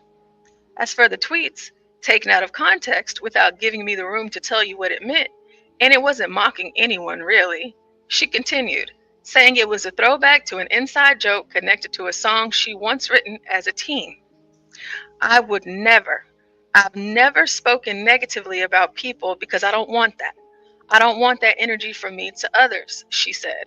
I don't believe that serves us at all. I don't believe it serves a purpose other than bringing negativity into my life and your life, and I just don't want that. She continued denying she meant anything by it. This has done very little to subside the rhetoric from her critics. Well, there's this. Cynthia Erivo wants to play famous Black Americans while disrespecting Black Americans. Y'all cracking me up, dragging Cynthia. I didn't know she was so hated. Let me do some research. In multiple tweets from 2017, Erivo was seemingly dismissive of African Americans' feelings towards non-African American actors portraying African American historical figures. During the online discourse, one Twitter user suggested that they equally believe that African actors should have the first crack at African roles, to which Erivo replied, and as an African, I believe that in some case that isn't right. My, as a person's place of birth, should not determine the realms. She went on to say, African American on screen, but you love British Black actors. I can't make sense of it, and I honestly wish you the best, but we won't solve this tonight. Another past tweet was when she took digs at Beyonce for considering her to play Nala in the live action version of The Lion King. Raises hand nervously, then says, can try? Erivo replied in response to a tweet by Essence Magazine announcing that Beyonce was being considered for the role of Nala. When another Twitter user replied to Erivo saying, yes, please, queen. By the way, Beyonce is too old for Nala, a second fan corrected them, stating that Erivo and Beyonce were around the same age. Beyonce is about 12 years older than me, Erivo said. You 30, sis? Beyonce 35. Not that much apart, the fan hit back. Erivo was born January 1987, while Beyonce was born in September of 1981. I see some are talking about her comments on Beyonce, but Cynthia Erivo used to sit on this app and say horrible things about Black Americans, USA, on a regular basis, one person tweeted adding, and like many, while being anti-Black American, she also finds herself African obsessed with Black American cultural expression. Another voyeur of Black American culture with anti-Black American sentiment. They casted an African who's an anti-Black American to play Harriet Tubman. Ironically, the color purple star has protested against what she considers cultural appropriation when it comes down to people playing African roles and not being from the continent. In 2016, before being cast as the Black Moses, she tweeted, "It saddens me that after such a wonderful multicultural season on Broadway, a piece set in Africa has not done one person of color. Hashtag Prince of Egypt." When someone replied, "There is one, it's Solia Pfeiffer," highlighting a Zimbabwe-born American actress in the cast, she dismissed her African identity. So here, it saddens me after, okay, read that. So here from Cynthia, the piece is set in an ancient Egypt, Africa, where people darker than I resided. That is my point. So a black woman playing blackface. An African woman playing Black American blackface. HB, do you want me to keep going? You don't really have to. I just saw this on like Black Twitter. People were complaining about it, so I kind of looked into it a little bit, and I think a lot of Black folks, they're a little sensitive when it comes to certain things. But this kind of goes to Stanley's point, where a lot of these immigrants, they come over here and they do better than the people that are from here. She's playing Black roles better than Black people. But so, you don't consider her Black? No, she's Nigerian. I don't consider her Black. They don't consider themselves Black. Yeah, she's Nigerian. They don't become Black until they come here. Until it benefits them. But aren't we all from Mother Africa? Aren't we all from Africa? That's why I'm confused. I'm not. Are you? Yeah, I'm not from Africa. Oh, I thought that all Black Americans were from Africa, and they were brought over here on boats as slaves. African heritage is not necessarily being from Africa. Yeah, I mean, if you use that, then everybody's from Africa. Yeah, so aren't we all from Africa? So what's the problem? By the way, Elphaba, that's not a Black role. That's what I'm saying. Like, what? If she's a wicked witch. At least in this movie. Yeah, I thought the Wicked Witch of the West was Ogie. Oh shit. Right. Speaking of Nigeria, Ogie. But yeah, I don't consider her Black. But when it benefits her, she'll play a Black role. You gotta get in where you fit in. Oops. Exactly, HB. Hey, good morning, everybody. I hear. Good morning. I hear she's actually dating Lena Waithe right now too. So that should kind of explain. Oh wow! Really? Yeah. Wow. That should kind of explain her disposition. It doesn't explain her. I'm excited for Lena. Yeah. Before that, she was dating another. Before that, she was dating a white guy, and now she's dating Lena Waithe, which that should explain a lot. What does it explain? Well, I think a lot of these fake pro-Black lefty liberal women, their final destination. Well, first they do the pro-Black thing, and then they date white guys, and then the final evolution is going lesbian. That's final form. That's the final form. It all. It's like a snake eating itself, except it's two women eating each other. Speaking of which, there is a Wicked-related story that came out this week regarding the release of the doll collection. That's Tom, I'm already there. I'm already Tom, there. I saw that too. I am already there. I wanted to talk about this whenever it happened. Yeah. Yeah, if you have an article, or yeah, video. I'm already there. I'm already there. And I have the Variety article in the back chat if you want. It's no big deal. But this is a great story. I mean, I will say in Bring you another regard to edition of the Thanks, but no thanks, where we say thanks, but no thanks to a story bubbling up in the news. Today we're going to... Hold on. Before we get into this next topic, I do want Free Zone Lou to give your opinion on what we were just talking about before we move on. I was just gonna say real quick. I mean, to me, the outrage it's goofy. I think they're a little sensitive, and also this isn't new. Like they've been doing this. The guy who played 12 Years a Slave, he was Nigerian. The guy who played Martin Luther King in Selma, he was Nigerian. Let me see. Lupita was in 12 Years a Slave. She's not. You know what I'm saying? I could keep going. The guy who played Freddie Hampton and what's that movie? Judas. The Judas and the Black Messiah. Yeah, Judas and the Black Messiah.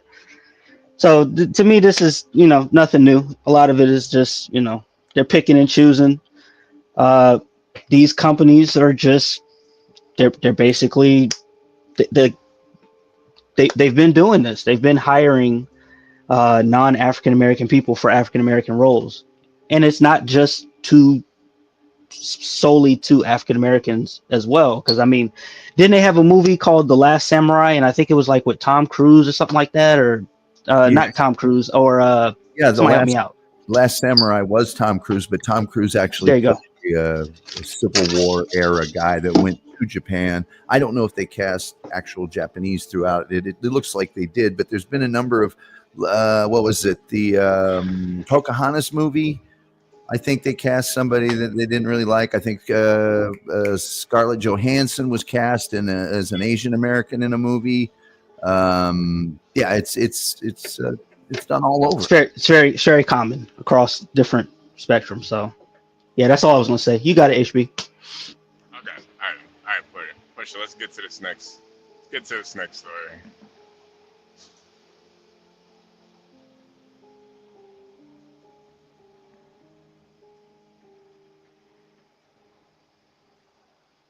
Portia, you there? Oh, there we go. Now we bring you another edition of Thanks, but no thanks, where we say thanks, but no thanks to a story bubbling up in the news. Today we're going to talk about a wholesome new movie that hits theaters next week called Wicked, a movie adaptation of the popular musical featuring Ariana Grande and Cynthia Erivo. It is a twist on the Wizard of Oz story focused on the two witches at the center of it all. Take a look at a little bit of the trailer. The wonderful Wizard of Oz summons you to the Emerald City. Come with me. What? To meet the wizard. Why couldn't possibly? This is your moment. I'm coming.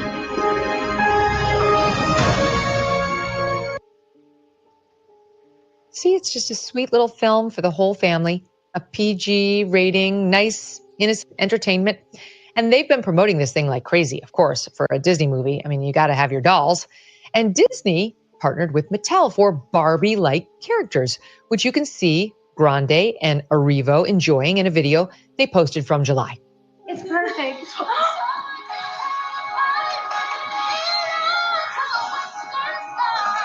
Whoa! Can I try yours? Yes. Sorry, I need a moment. They're so tall. They are. Tall. So fun. Surely these product tie-ins will be hugely popular with the young, impressionable fans of the film as we approach the holiday season. But you see, there's just one problem. The front of the package, as it turns out, $25 for this thing, by the way, looks totally normal. But on the back, there's a website at the bottom for you to find out more about the movie, www.wicked.com, it says. But Wicked.com does not bring you to Disney's website for the film. Oh no, it brings you to the website of the pornographic movie company, Wicked Pictures. For research purposes only, Our executive producer, Steve Krakauer, was forced to go there last night. And what you will find is not Ariana Grande, but films like Sunny Gold Melons and Kenzie Loves Girls 2 splashed on the front page for little girls across America to go check out. To get to the film website, you need to go to www.wickedmovie.com. Well, this is a huge mess.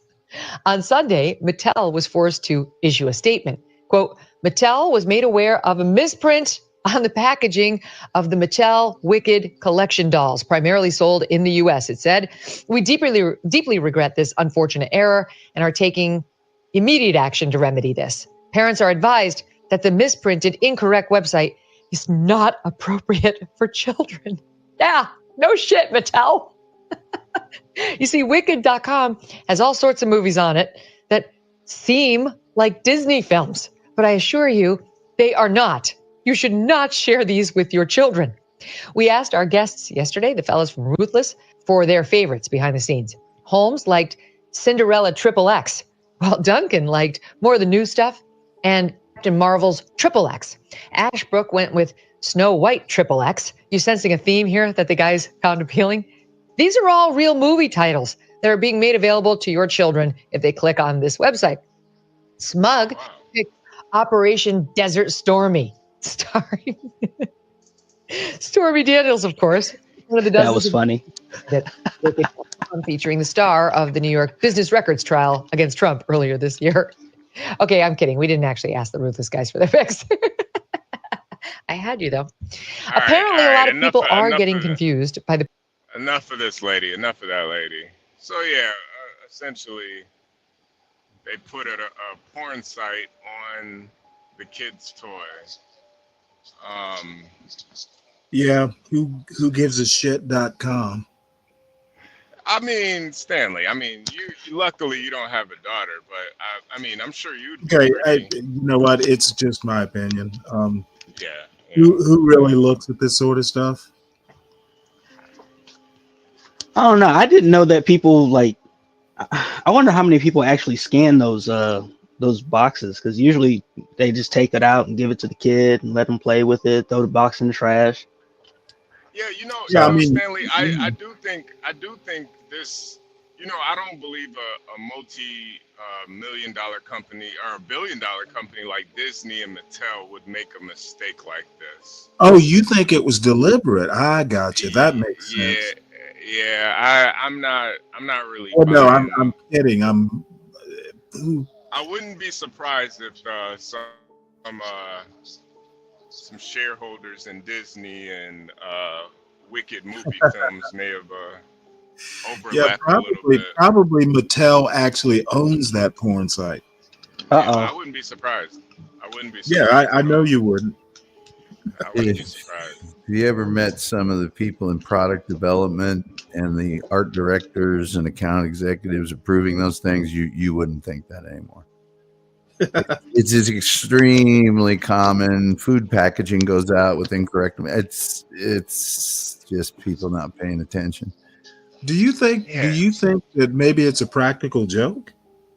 That's more likely than conspiracy. It's yeah, some guys like, hey, the movie is called Wicked. I'm out of this job in 3 weeks. I know what I'll do.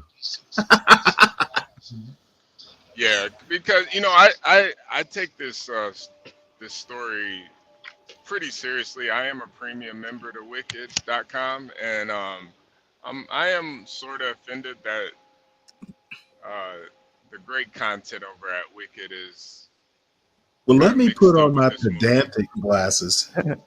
It's like kids should be reading the book, not playing with dolls. Oh well, yeah. But I mean, it's actually a really good book. There's a series of them. You should check out the website Wicked.com though too, Stanley. It's actually like if you're into highly produced porn, that's where you go. That's okay. Well, I might just buy a doll too. Well, I don't know. You ain't got Stanley. They might. They might have some actually. Wicked blow up doll. Yeah, they might have some sex dolls. Does the plot really suck you in? Pause. Does the plot really HB, are you drawn in by the plot of the story? Yeah. When I watch my adult films, I do like to have a nice What were those story. flying monkeys a symbol of? Yeah. I wasn't offended that all the monkeys were black either. I wasn't offended by that. In the Wicked Witch, except she's green. Well, all the white guys were fuck ups and cowards. You know, you got the scared lion, you got the Tin Man's all rusted, the Scarecrow, Jesus Christ, it's falling out all over the place. Let's not get into the Wizard and his identity issues. Man, right? Pardon me? Yeah. Scarecrow was a yellow man. Well, was he? Part of the time. At least in the original, he was straw color. Yeah, but then all the straw falls out, and yes. Well, and like many Asians, he did immolate himself during the movie. just like a Buddhist monk. Yep. Anybody gonna see this movie, Wicked? Anybody? I might reread the book. Hell no. Okay. If it comes on like Netflix or something. Hey, I got a call coming in. I would love y'all to hear this if you're interested. Yeah. Oh yeah. Let's go, John. Mute it up. Yeah, I'm about to mute up. Shit, I'm gonna have to call you back from my other number. Give me 1 second. I'll call you right back. Okay. All right. Little did he know. Yeah, I'm gonna call on 3-way. I'm gonna call and put on the road. There's a lady looking for a room. She got to telling me a story. And I said, "Ooh." Oh yeah, here we go. We put this in the road. You have to be quiet, guys. Wicked Pictures presents The Landlord. I don't want her to know. If you can't control yourself, mute yourself. I better mute myself.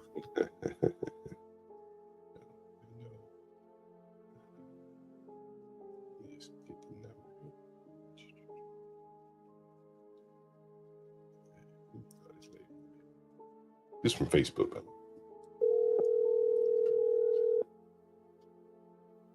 Hello. Yeah, sorry, returning your call. No worries. Yeah, so you were saying you living here in DC now? I was. We had to move back down to Montgomery County, but I don't mind the Northwest. Southeast is just too ghetto for me. I definitely will not live on Southeast. But Northwest is fine. What are you talking about too ghetto? Oh, yeah, I live in Southeast. What you mean? That's where the shit go down. Everybody know about Southeast. What? If you don't know, then you playing oblivious. I be on all day, every day. All day, every day.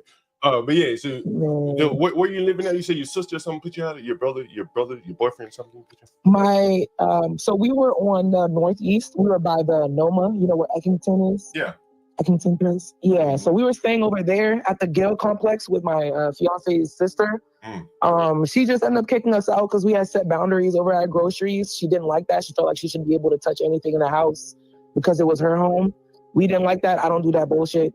So she didn't like that, and she kicked us out that same night. We had nowhere to go. How did she kick y'all out? She just locked the doors, or she just told you to leave? Literally, yeah. She said, "Pack your stuff and get the fuck out." We packed our stuff and got out, and she locked that door right behind her. And that was your fiance's sister. Damn.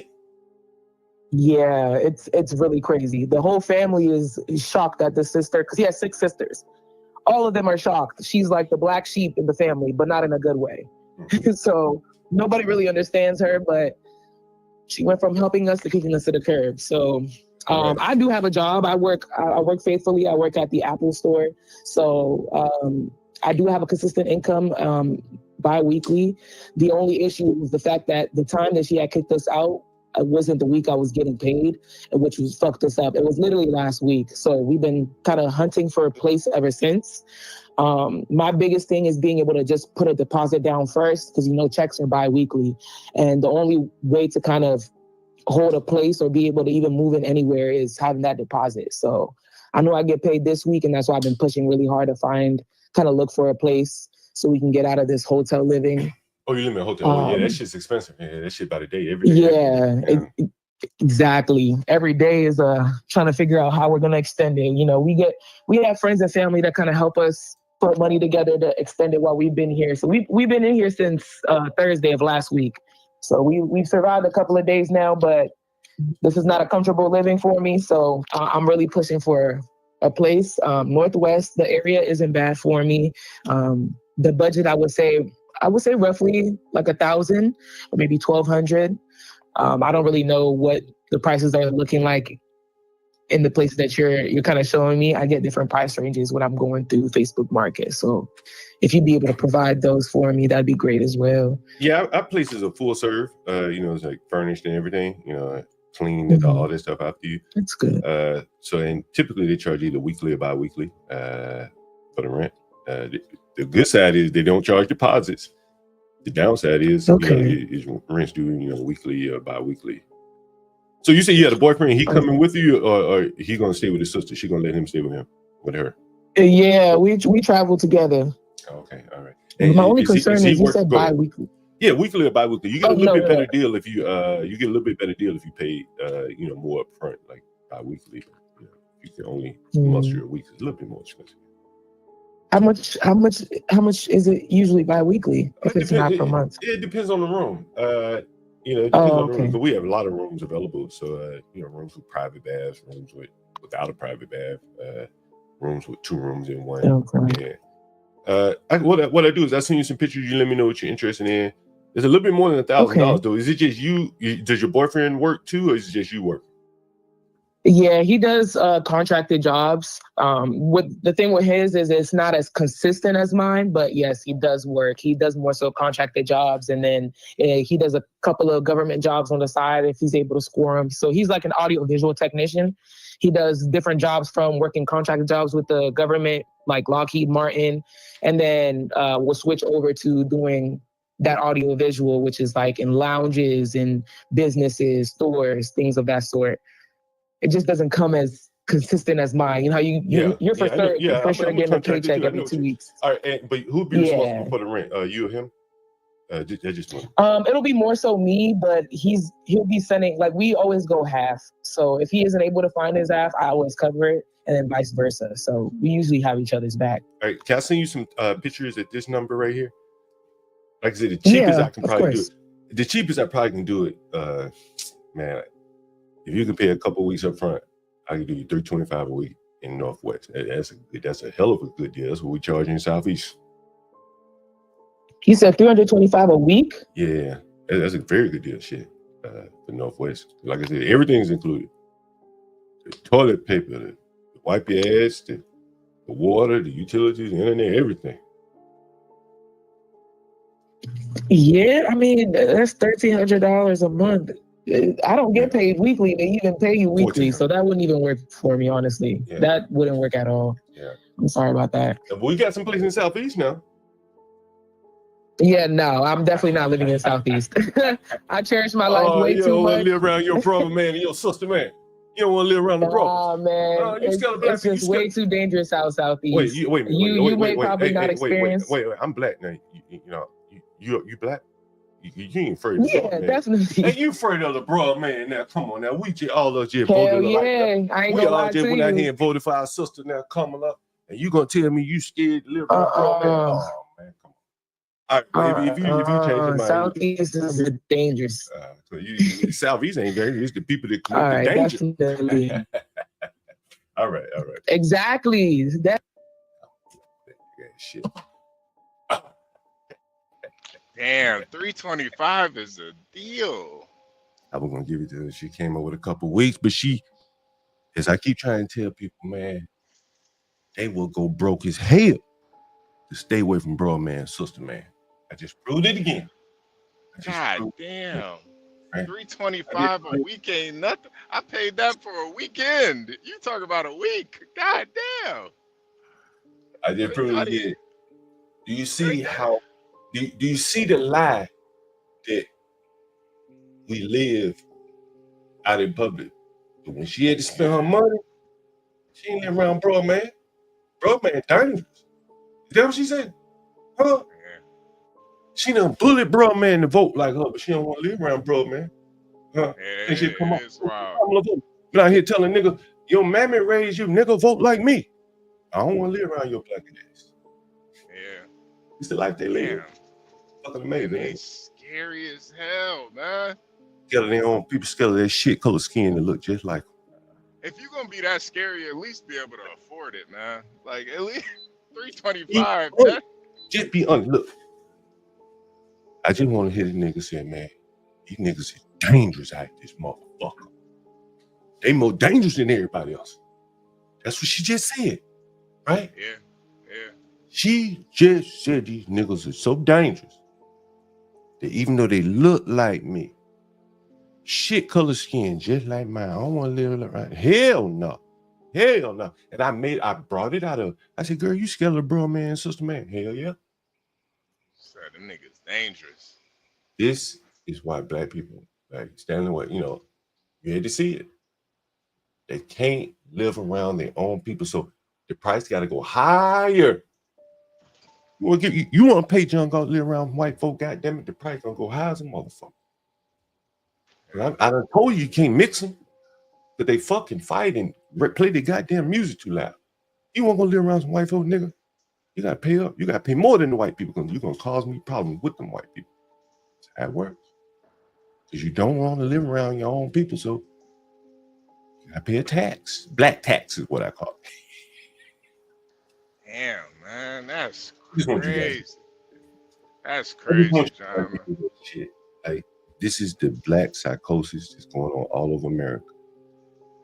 Black power. I'm black and I'm proud. And then they scared to fucking live around each other. It's cognitive dissonance at its highest form. John, do you think she was trying to work you down on the price? You do this all the time.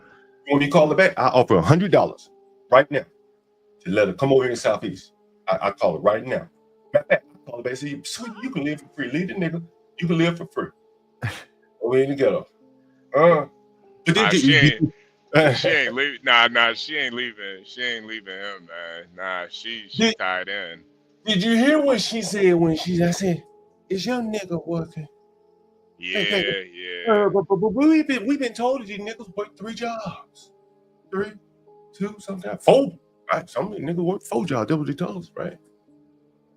1.5 jobs is what we got between 2 able-bodied people.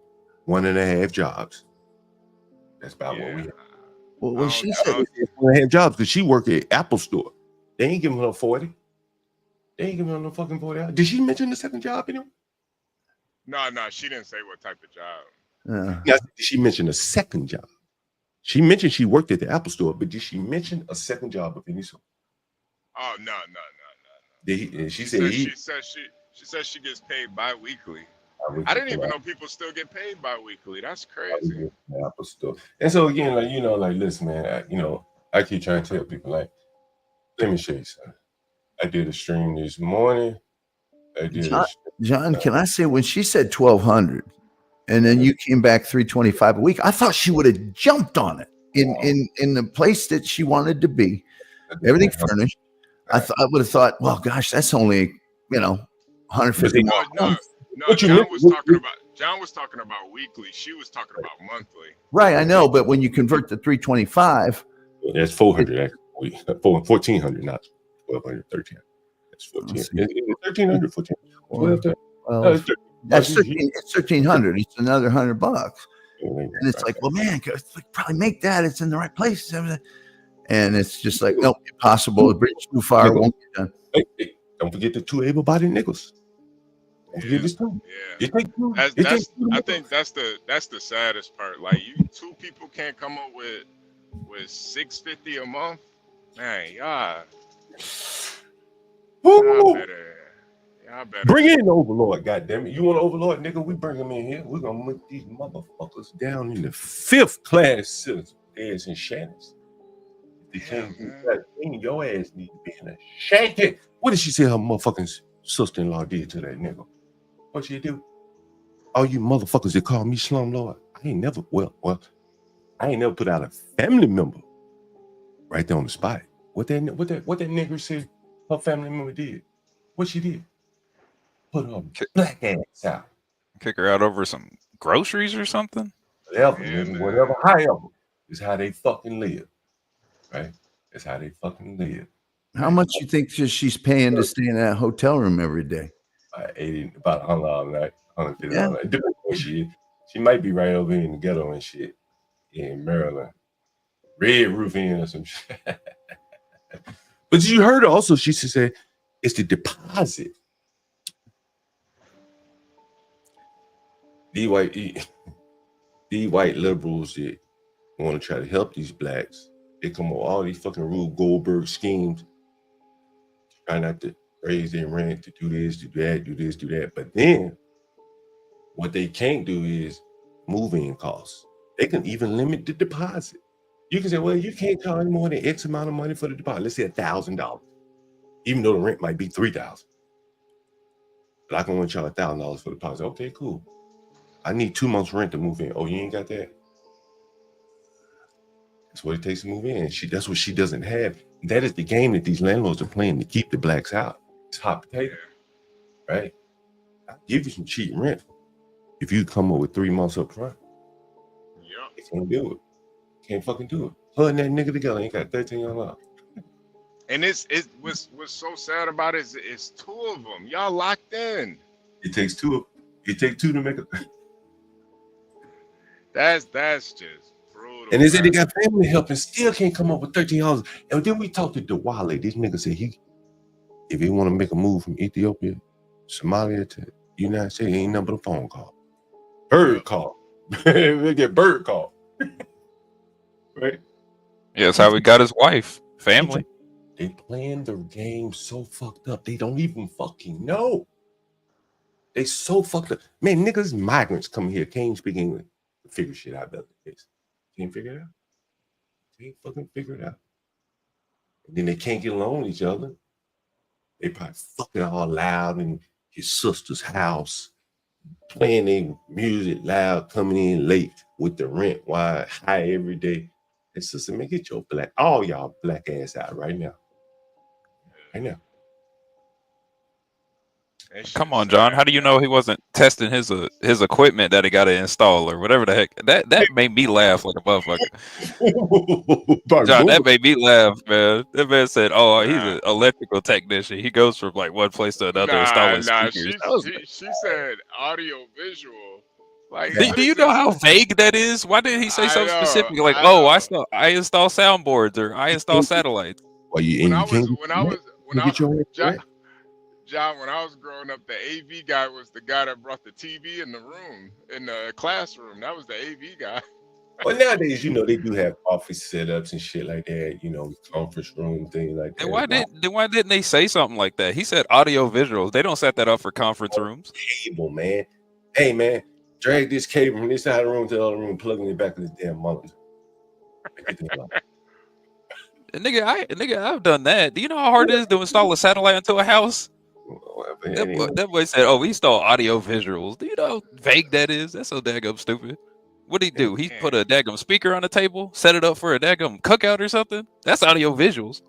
No, he's probably doing business presentations, PowerPoint, graphics over the top, but that's not a full-time job. That's a contract job. Yeah, that's not a full-time job. Yeah, and it is if you're good and you've hustled and you've done it for several years and got a lot of contacts, but I'm just still stunned. It's like, okay, if the rent's $1,400, y'all niggas gonna make me go up. You add on these motherfuckers. Do I need to go up on these niggas? Is that what y'all telling me?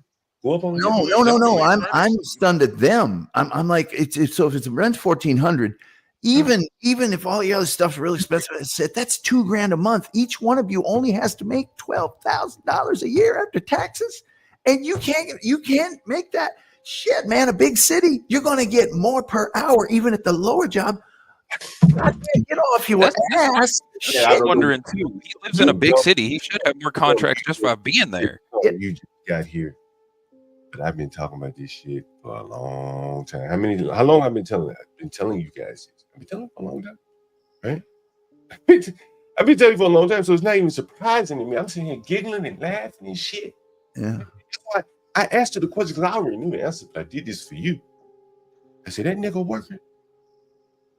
And what did he say? Sometimes. His Something like income that. is not as consistent. I said, well, who gonna be responsible for paying? John, God, what she said? Who she said gonna be responsible? Well, we both are, but me more so. She said gonna be me, right?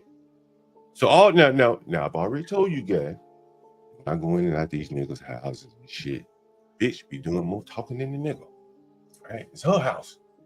She doing the goddamn talking and raising hell. I told you with Shadarica. You remember Shadarica? Yeah. That nigga them busted ass dog The that woman ass. who cussed Fresh out. Are you listening to Shadarica? The busted ass dog that shoe, he sat over there like a little baby, like a child, while she running her mouth back and forth. She the one responsible for the rent. She do the talking. So when you talk about all this matriarchal black society, nigga, I just showed it to you twice now. This is twice. Right? I know you're going to stand over here. It's anecdotal.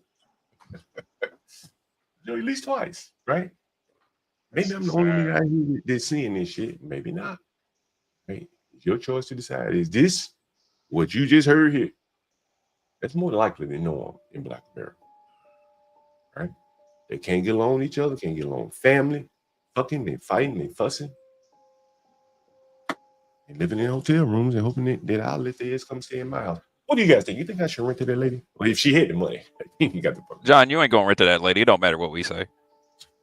Hey, you know what I will tell you? No, you got to stop asking these stupid questions, man. I will tell you though. I need some weed. I mean, I would. Audio visual. That nigga insults me. She calling back? She calling back. John's at the dispensary. Hey, Master Kim, what's going on, man? Hey, what's up? Hey, do you know if that lady had kids at all, or just her and her boyfriend? It was her and her man, I think. Yeah, if she had kids, she would have been a little bit more sweeter. Would have said, "Hey, well, would you know," and save his East Side hookups just in case, right? She would have left the phone a little bit more pleasantly, and just to keep that door open, right? Do it for my baby. Yeah, exactly. Yeah, I don't think she had kids. But that to me makes it even worse, man. Like, I think imagine if she did have kids. This woman's character. She'd probably be more responsible if she did have kids, honestly. You know, John, what you just showed us here reminded me of something, and that is, you know what a pragmatist is? Yeah. It's an optimist with experience. And that's what you are. You're an optimist with experience. That makes you a pragmatist real quick. I am very pragmatic. I will say that. I'm definitely not a pessimist. Yeah,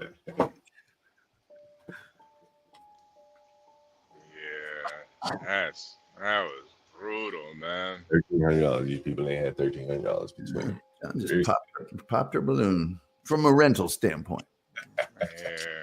Like the bigger John, I got an idea. Yo, this gave me an idea. Thanks, Tom. You ever thought about doing a pop the balloon but for tenants? Like you would. No, I'm serious. Do it. No, you should do it for a stream. Do it for a stream. You bring out one of your tenants and you tell us whatever information you want to tell us, and then we all see if she's good to rent to or not. Bullshit. You bring 5 of them into one of his places and they do it right there in the room. The winner gets the apartment. Yeah. Well, you know, I've kind of started doing it, man. Like, I started doing like a landlord virtual open happy hour. Like, as I said, I'm trying to move away totally from Airbnb. And so one of the things I'm doing, like virtual open houses maybe once or twice a week, where, you know, I'm advertising on Facebook. I tell you, hey, come online, take a look what we got. You know, I'm trying to add some AI features, stuff like that to it. You know, just to get around the middleman. And I think it'll be pretty good content. If people like her call in, or I have people like that call in, even better, you know. But what shocked you most? Yeah, I guess it was the lack of $1,300. Is that what shocked you, HB? You said what? What shocked you most? The lack of the $1,300, or what? Oh, I think what shocked me the most was that she didn't want to go to the hood. Like, that to me, Yeah. I don't know, man. Just growing up where I grew up, I ain't never really been afraid or just never looked down on like, oh, I'm not gonna live over here because it's a bunch of black folks. Like I grew up around black folks, so I've never had that feeling. Now, obviously, if you got a little bit more money, you know, you want to move to more high class areas, obviously. But for me, you know, if the money ain't right, you got to live where the money is right. And I don't think there's any shame in that. Like you can save up better that way. You know, you just hit a point, HB. With her trying to live in Northwest, if I'd have given her a real price, she couldn't have afforded it. Yeah, I'm just around on the call. Like, let me see if she'll at least jump. Let me see how much money this nigga. If I just say, hey, lady, it's gonna be $40 a week, there's no way she can pay it, right? I know she ain't got that, right? And especially I say, hey, I need 2-3 weeks up front. She ain't got that. I said, damn, at least gotta have 2 weeks up front. Was it $650? She ain't got $650. See, I get paid next week. Me and my nigga, I got a pussy, he got a dick. We can't come up with $650. How the hell that happened? Right? Something education. They already educated. She said she's a traveling nurse or something. Well, no, what she did, Apple, whatever the fuck, Apple, right? Like, this ain't an education problem. It's not. Yeah. You know what I'm saying? Like, then the thing too about like how dangerous it is, man. It's like, man, I feel like it's only dangerous if you in it. You know, like if you're in that shit, then yeah, it's dangerous. Yeah. If you're in that life, yeah, dangerous. You're in the criminal life, it's dangerous. But it's like the thing shocked me was there's 2 of them. That's two part-time jobs, 2 20-hour-a-week jobs, and you're clear. Master Kim, did you hear the call we just had? We might have to play it back if you didn't hear. Oh yeah, that was a great call. I listened, and I was trying to think of something kind of slick to say. So that woman's hooked up with a trifecta loser, or in hockey terms, hat trick loser, catching a case, having a dope problem, and bad credit. Boy, she's always going to be poor, going from house to house, room to room. I will say this, that you had mentioned before the people that kind of rent from you, you can predict what their problems are, and a lot of it's their character problem. Just like HB said, she was kind of snuffing her nose at it's almost like, how do you treat people that are more powerful than you? And she can't even do that. She dogged her sister out at their sister's house, and even to let you go off the phone, she should have been as polite as hell to you, because you don't know what next week she might be kicked out of the hotel next week, and she might be begging you to give her the East Side home that she just kind of disrespected you about. You know what I mean? So again, but thank God you got that service for her. She could have even finessed you on the first week. I'm sure you would have been open ears to it. You know what I mean? But just like you've said before, a lot of these people got character flaws to the point where they can't even go to a family member and hustle them for money. You know what I mean? Yeah, well, she said she was getting a little help from family, so on and so forth. But Master Kim, again, the biggest thing I think you will see here is that, like, they don't really have families. They got brothers and sisters and shit that by blood. But real family, y'all gotta figure that shit, a way to work that shit out. Like, you can't put your family members out in the street. And if you find yourself in a situation where, this is happening regularly, then that problem has to be resolved amongst your own people. It's not race. It doesn't matter how many Indians or white people or whoever the school. Like, this is the most foundational aspects of how you get ahead in society. And they can't even find a place to live. And partly it's due because they fear living around their own people. I don't know. Does any other race of people in America fear living around their own race? I don't know. Right? Wholesale, right? Not like black folks. Not like black folks. Yeah, but it's economy based. And you know what's so crazy, man? I got white people live over here right now. People over here right now, probably with more money than her, right? And they over here, they figured it out. I can't shit. Got a fucking Arab right down here in the basement. You've seen him. Fucking Arab guy right here in the basement. She's more afraid with her boyfriend than him. What does that say about what blacks truly think about each other? I would love to hear Stanley. What Stanley has said. Stanley's here. Heck, Stanley's been real. He's been real. I think he's over there brewing up something. I think he's He right. He got his script right. Yeah, Stanley. He's gonna be hot when he comes to us. Stanley's making a Broadway play level that Wicked response to you. That Wicked site's pretty deep. Oh yeah, speaking of Wicked, have y'all actually seen the commercial for that or the advertisement for the play? Nah. You got the pretty white woman for the Oh lead. yeah. Got the ugly black African chick. It got Joy Reid as the. I was thinking about that, villain. Gary. What dial do you think is? HB, what you say? You're cutting out. I said, what dial do you think is gonna sell more? Is it Ariana Grande? The Ariana Grande one probably. Yeah, probably. The Stormy Daniels fleshlight will be the best-selling doll. No, the Funko Pops. They'll definitely sell. John, I didn't hear the whole call. Oh yeah. Which is one of the things that Stanley. One of the things that I heard the part about the ghetto, like she didn't want to live in the hood. Yeah. And as I've said, Stanley, like. But the issue I have with that, Stanley, is she's got hood money though. Mm-hmm. You got live in she says she does. I mean, yeah, you got live in the hood money, but you don't want to live there. That to me just makes no sense. And you know what else is crazy? She's a girl, right? No, she had a boyfriend with her. She had a boyfriend with her. Oh. Her boyfriend ain't doing that either. Yeah, and I think that's the saddest part, man. It's like y'all. Yeah, all that. Slinging that D. Y'all. He could go work at. People. He's paying in back shots. He could go work at McDonald's and pay half that rent, man. He could go to Apple and work with her. He could go to Best Buy, work at Geek Squad in a heartbeat. No. I don't believe that nigga can get no Geek Squad. I worked at Geek Squad. It's not too bad, but his audio he wouldn't like it. His audio visual, he ought to be able to Geek Squad it. That's not that hard. We've seen that, and I've told you over and over, man, the women are doing pretty well. I don't know who said it, but I could do bad by myself, man. That shit. I don't know who said that. I think it was Mary J. Blige, but I could do bad all by myself, man. Master Kim, did you hear that she's saying in motel? Point.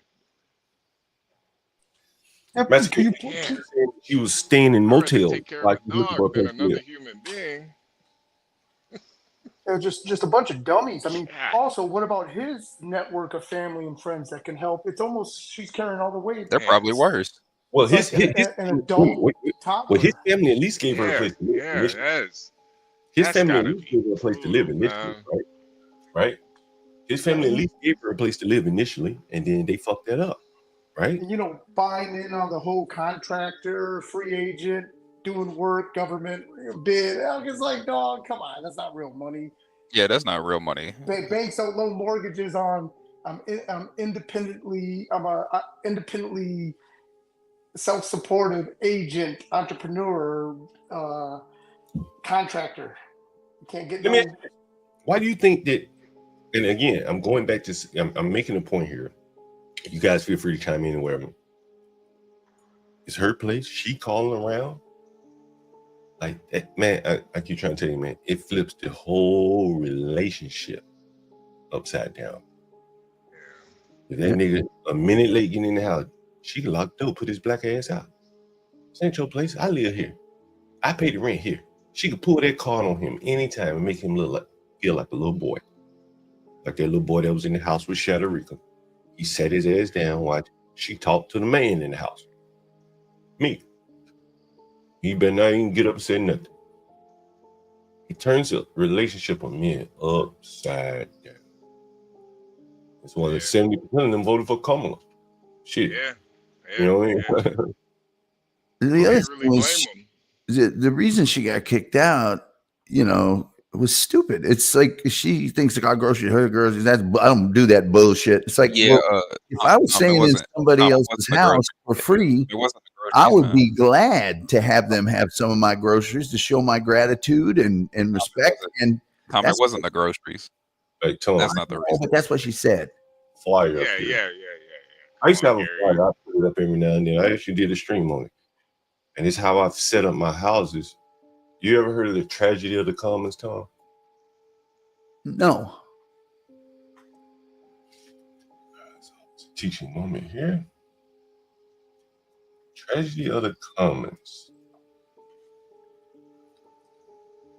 I read about this years ago, man. I can't remember what book I read it about. There we go. I got it. Here it is. I'll put it up on the screen for everyone. New in the chat, the tragedy of the commons refers to a situation where individuals acting in their own self-interest overexploit a shared resource, leading to its depletion and ultimately harming everyone who relies on it. The kitchen and the bathroom suffers the greatest tragedy of the commons inside of a house. I go piss on the seat. I ain't gonna wipe this shit up. I'm leaving. I'm about to check out. Shit and streak the toilet. That's for you to clean, not me. I make a mess. I'm about to check out. I cooked some eggs and shit this morning. Oh, well, for the people that want to come in behind me, or this is my hair day. Remember that? Remember the hair day?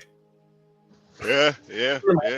Shanarika left all that hair in the bathroom. She No, didn't she even was clean in the up after bathroom. herself. But first off, she said, I'm going to take the bathroom, the common area. I'm going to take that for my own, right? And it ultimately harmed everyone, right? But no one wants to live somewhere where one person is taking up the bathroom, right? Cause that one lady lose her job or be sent home from work. This is how they do each other, how they undermine and lower everyone else's standards because they can't get along. They can't share the commons, and it ends up becoming a tragedy for all. That is that. I've showed you that with Shanarika, the lady laid off from work, whatever, killing each other, beating each other up, so on and so forth. But the biggest thing for there is she wasn't willing to live around people that look just like her. She can't take advantage of her own racial advantages. It's cheaper over here around blacks. Nobody else wants to live here, including her. She can't take advantage of it though.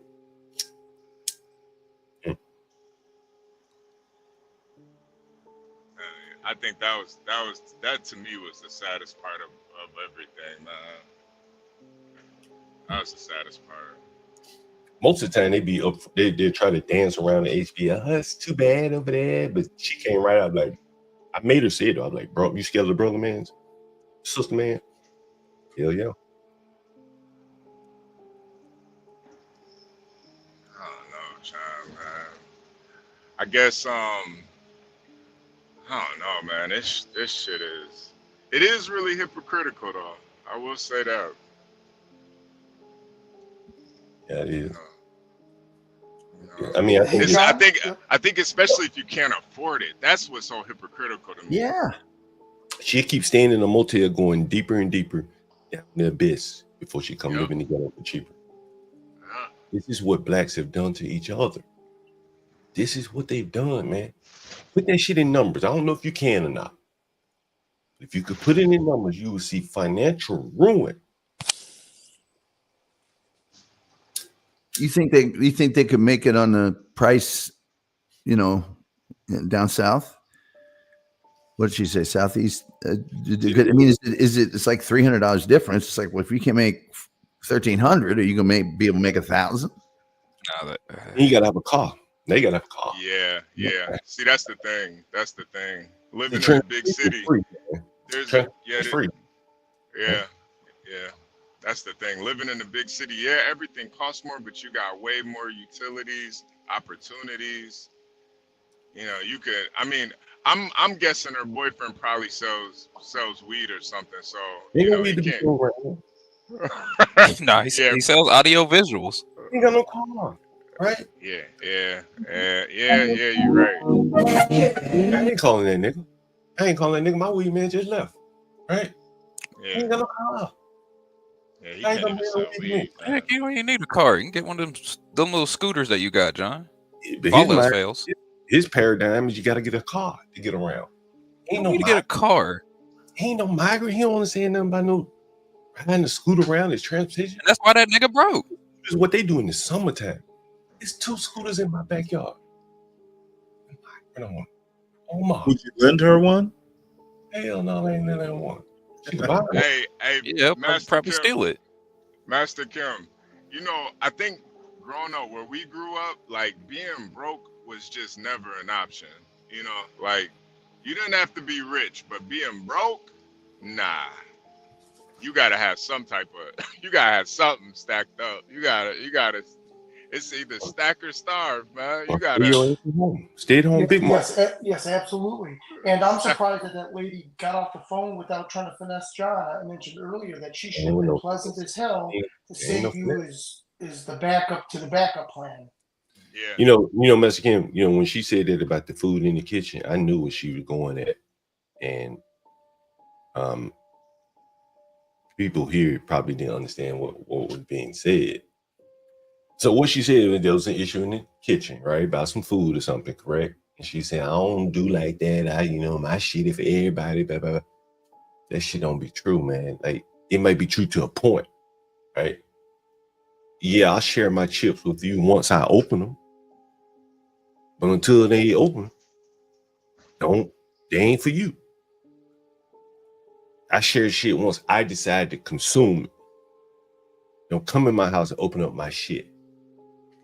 That's how they see the world. You understand? That's how they view the world. I don't know what makes it different, it being open versus unopened. But if my shit ain't open, don't open it is how they view it.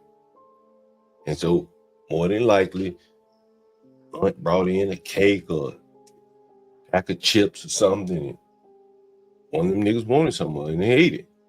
And she was like, "But I be bringing food in here. What the fuck about? But I ain't opened that shit yet." It could be as simple as that. I guarantee you. It's as simple as that. I'm tempted to call her back and say, "Tell me what y'all fell out about. Well, what exactly was it?" And I would bet It could be the boyfriend ate it all and blamed it on someone else. Could have been that. But if they sharing food, well, fuck it, there's something else in there to eat, right? But I wanted that at that point in time. That's what I wanted, and you ate it. It wasn't yours.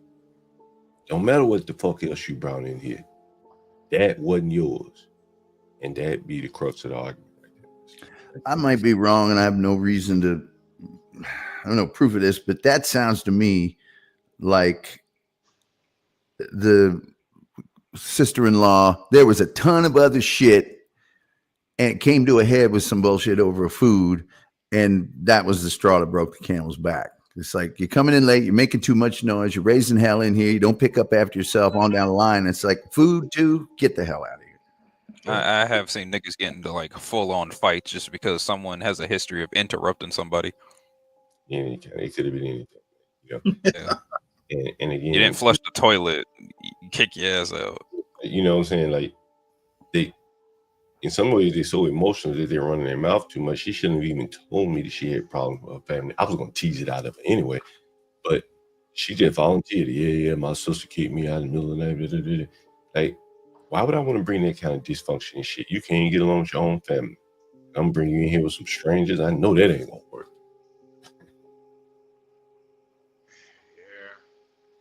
Anyway, moving on. Yeah. That was a good teacher moment though, John. I will say that. I think you know, if you didn't learn anything, learn that you don't want to ever be in that position. Get along with your family and friends. Make it. Yeah. You got to work this shit out. You know what I'm saying? It's too expensive to be out here living in motels because you couldn't get along with your sister-in-law or whoever. Y'all need to figure this shit out. You know. You have to start living in their car. Yeah, they don't have a car though. That's the fucked up part about it, man. Think for the John Galts of the world. Hey, John, what side of town was she talking about in comparison to your houses that I drove by? Yeah, she wanted to be on the other side of town in my other properties, you know. Okay. And, you know, in the official Washington, D.C., you know, Northwest. Yes. And, you know, I was given a, you know, a decent deal, you know, very deal. And no deposit, too. Yeah, I don't charge deposit, yeah. And so, John, real talk, is Southwest actually that bad? The way she described it, Southeast, not Southwest. You know, a lot of these blacks are traumatized, you know, by what they've seen. And then there is an element of blacks that they want to live like white people, honestly. You know what I'm saying? And they want to be able to walk outside and go to a coffee shop, a cafe, even if they ain't got the fucking money to go to afford this shit. They need to be drinking their coffee at home like me. I want to live like Asians. Right. And they, you know, they want to be, you know, they want to be close to the action without the action money. So oftentimes, like where Rosger live stream, you see a lot of blacks who are in and around the area. They don't live around there. They can't consume any of the businesses and things like that because they're high-end stores and restaurants. So they're just hanging around, getting pissed off, looking at everybody else eating and drinking. You know, shit, I mean, I'd rather be over here in the hood. I ain't got any money. Leave me in the hood where I don't even see that shit. To remind me of what I don't have. See if they can start up a hood coffee shop or something. Call it Dark Niggas Brewery or something. All right, let me get Gary out of here. Hold on a second. But you know, Master Kim, you know what I'm saying? Like, you think about that store we analyzed in Baltimore. Remember that store, Master Kim? Master Kim. Oh yeah, absolutely. And you know, one of the things that people in the audience kept saying, well, you ain't gonna make that much money in that store. Do you remember that, Master Kim? You're not gonna make, right? Well, how much money do these poor blacks have? They ain't got shit. It would have been a beautiful thing for them, right? They could have just on here, they could have lived in the store and worked it too, just like a migrant, right?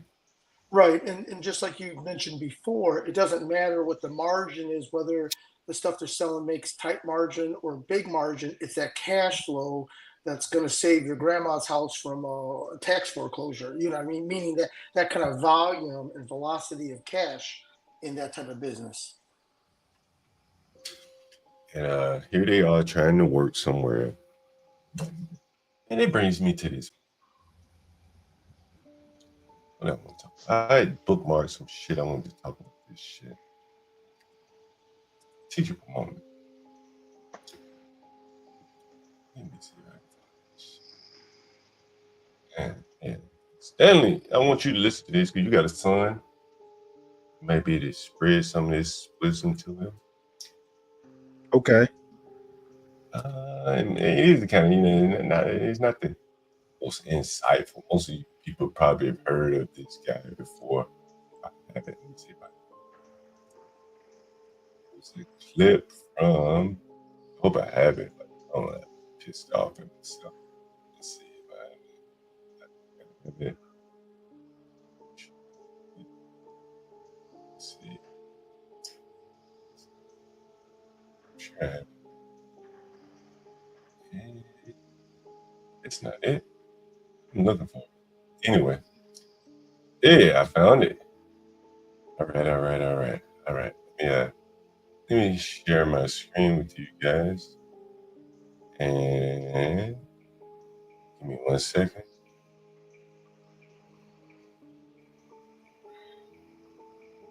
For those of you interested.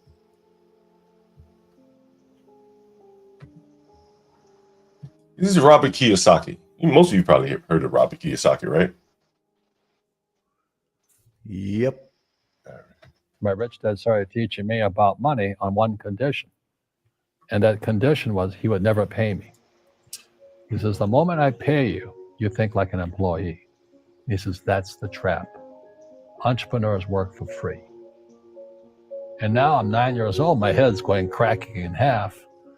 He says, you never want a paycheck. You understand that, kid? I said, okay, I got it.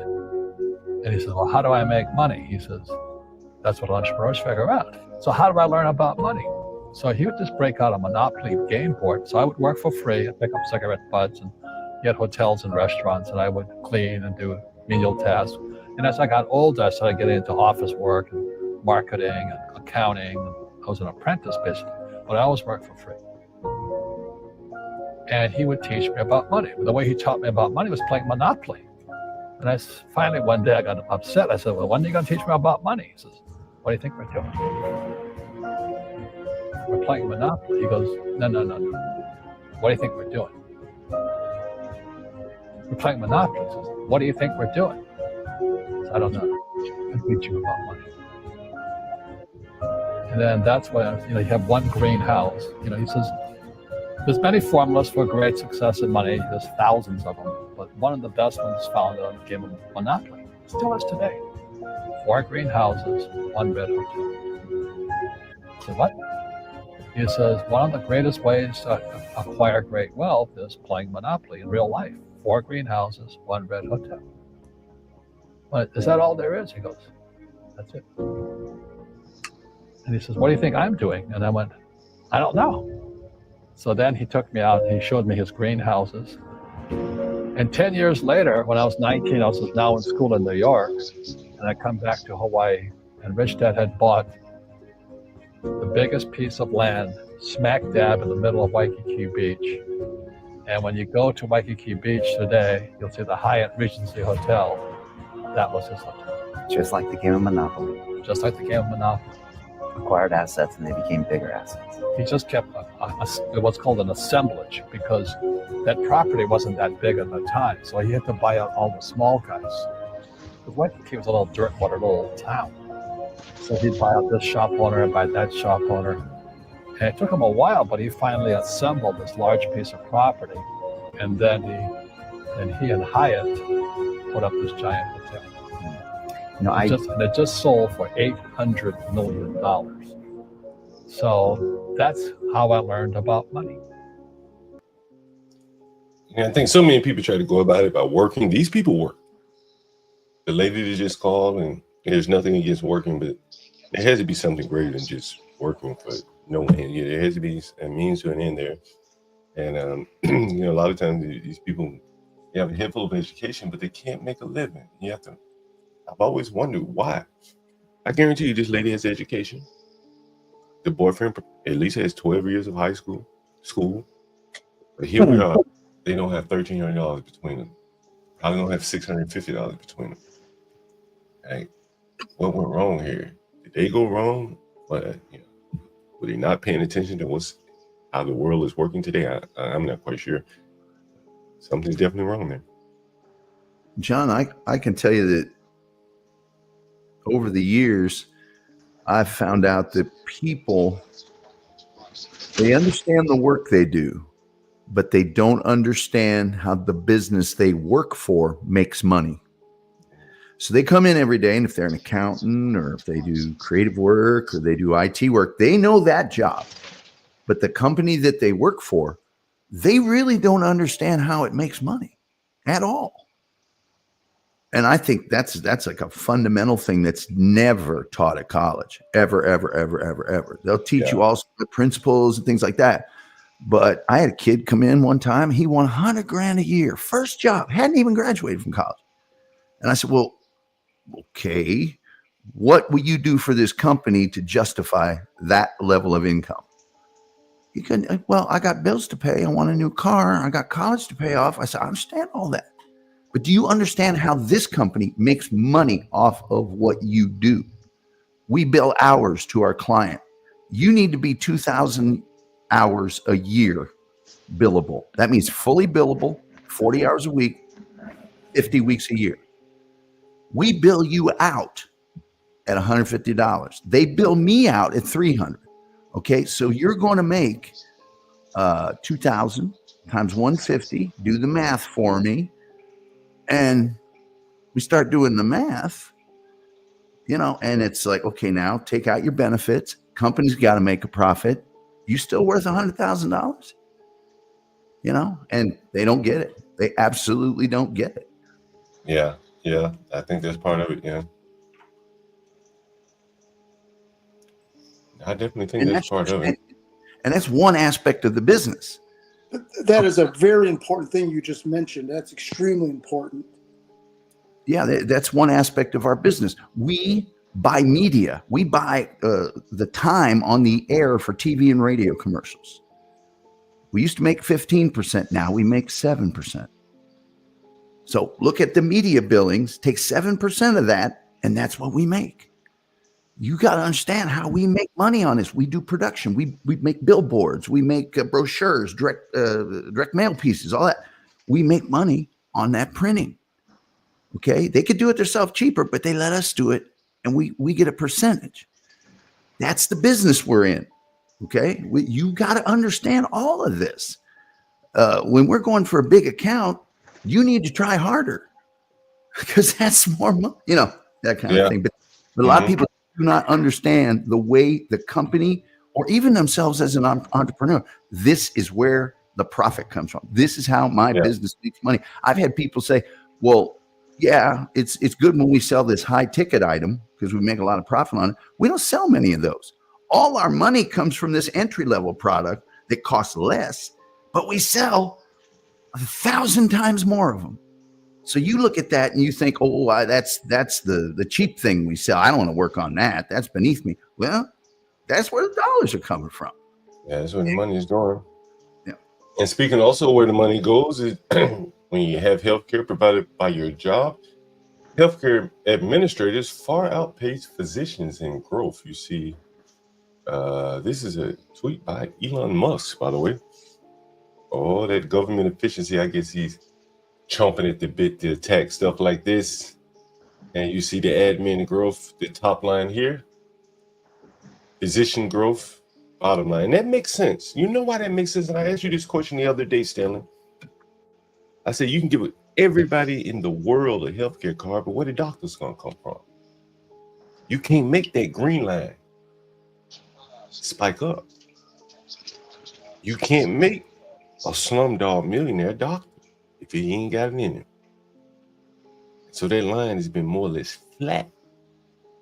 We've lowered the standards to become a doctor, and still that line is flat.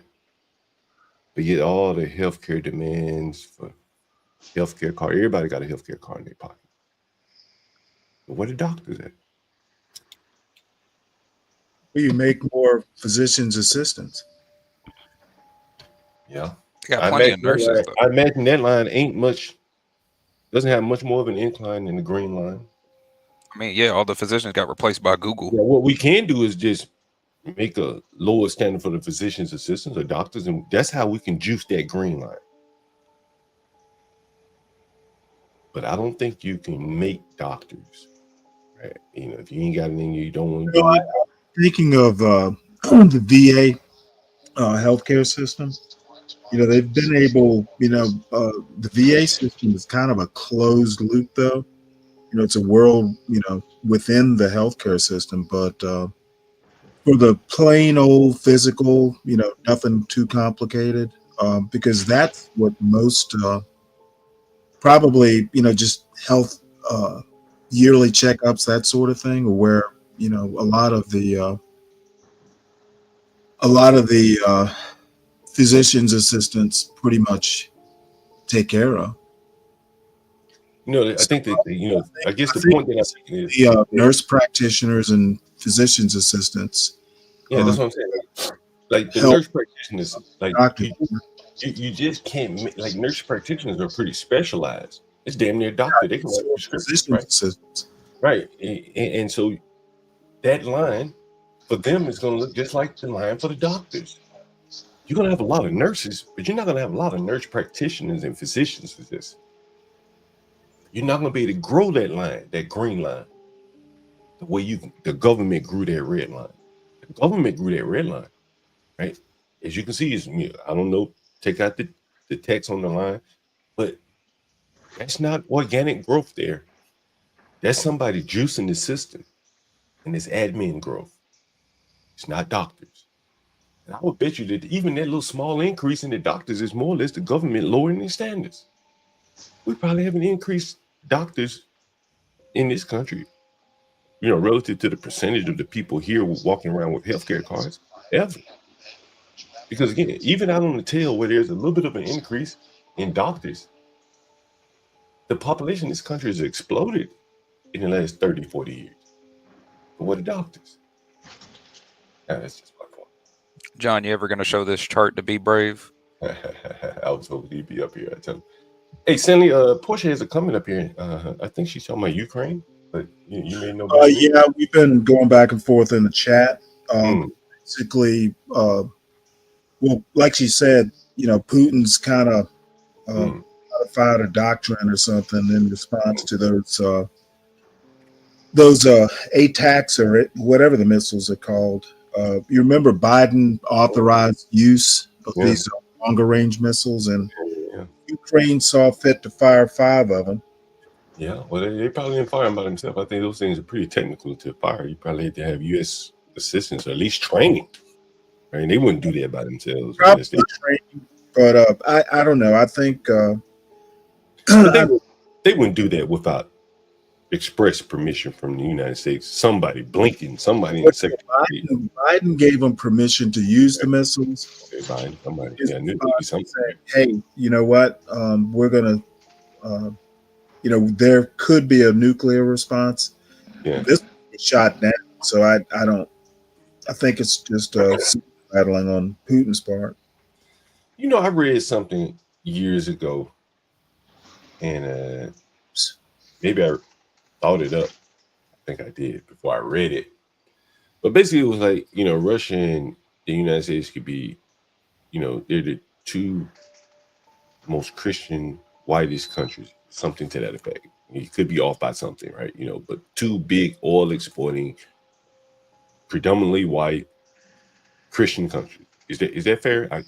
Someone, before I go too far, someone feel free to cut me off. Russia's Christian. Yeah, that's pretty fair. I think that's fair to say. Okay. It'd be like a powerhouse. The 2 of them together would be a powerhouse, right? In terms of oil production, westernized values, things like that. Even though what Russia's not a Western country, it's kind of westernized parts of it, St. Petersburg, Moscow. And it seems to me that someone wants to keep a wedge between those 2 countries. The whole Russia collusion, it never really bore itself out to be much of anything, if anything. And now this persistence on war. And so Portia says, why would he do this on his way out? Well, it makes perfect sense to me. If you have a hard-on for Russia, then you saddle Donald Trump with the fallout from all this. In my opinion, these people really want war with Russia. Is Daniel Nixon in the audience? I know what he wants me to say, the magics. But I do believe that there is something to that these people don't like the Russians. It goes back probably older than United States history, I'm sure. And that is why I think that if Biden did do this, it was because of external pushes or forces that have a bigger gripe Russia than the United States does. Those are my thoughts.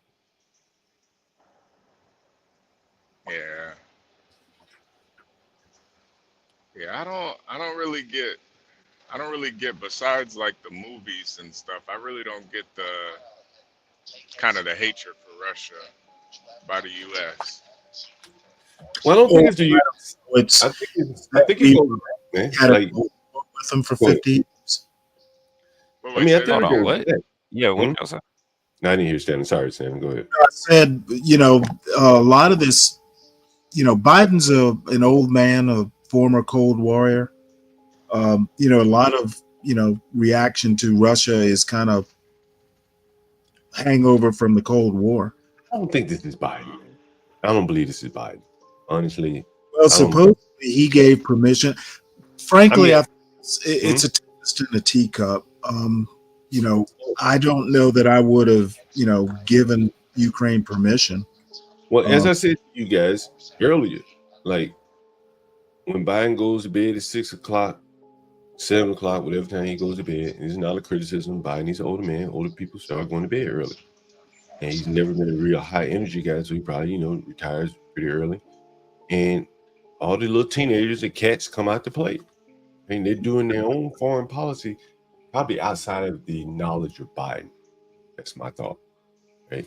Like, they may bring him half truths, half the story, kind of like they were accused of doing with Trump with the presidential daily briefings.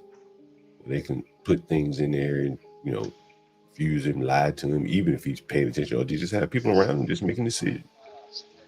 But I don't believe Biden would have done that. I mean, his grandchildren here, not to say that the other people don't. This is a non-story, in my opinion. I'm not going to waste a whole lot of brain power on it. Well, that's interesting. Me either. I'm not going to waste a lot of brain power, but it is interesting that he would have that his administration would allow that to happen. You don't think so? Well, the thing is Putin's not going to do anything without Trump's permission. They've already talked.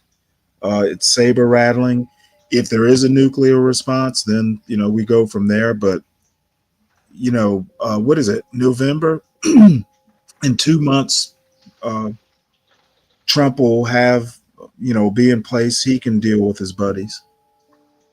Yeah, I think they're trying to escalate it before Trump gets in office. So, and I think Portia said something. It's a mistake. It was a mistake to give the permission. Basically, Biden's supposed to be an institutionalist. Just hold on. You got 2 months, and then it's Trump's problem. Yeah. That's the only thing is Biden. I don't think Biden would have done that. If he was in his right mind. Whoever's running the country. So I think they shouldn't be. They shouldn't be encouraging Ukraine to get out over their skis. Hey guys, we're 11 hours 39 minutes in. Stanley versus everybody. Support the channel. Most notably, Stanley Cross. What is it? KT-Cross? KyleeCTCross. I have to get it right, Stanley. I remember that next time. Oh, that's all right. Going Trucking HB, and I want to fail to Portia J, and of course me, John Galt, Cash App, Streamlabs. I think Portia even says PayPal. Feel free to support the channel any way you see fit. All right, yeah, 30 minutes here. You want to chime in, Master Cam? Anyone else?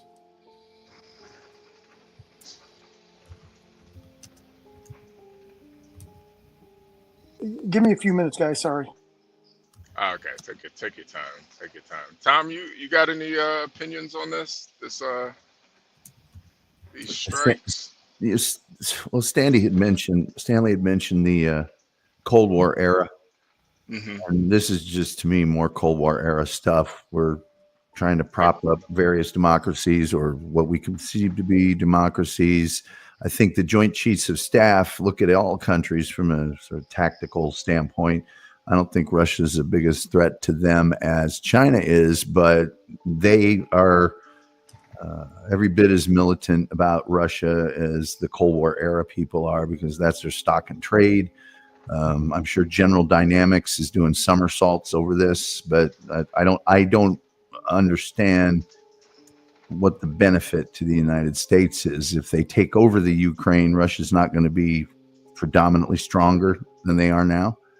I know it's unfortunate that they would attack a smaller country, but why we're getting involved in the middle of it, I don't understand. I never understand. You think it might have something to do with its proximity to the rest of Europe? Sure. That's very valid. But I might have something to do with that whole road network that they're trying to build through Ukraine, Russia, and China, and North Korea. Yeah, and I think the currency is the bigger thing. The whole SWIFT and all that. I think it can really come unravel if all these countries start trading with each other outside of the American dollar. Are you talking about BRICS? Yeah, the BRICS. That's a large, piece of the global economy. The BRICS, and maybe they've added a couple other countries, but that could be a large number of people with no demand for the dollar. That would be interesting.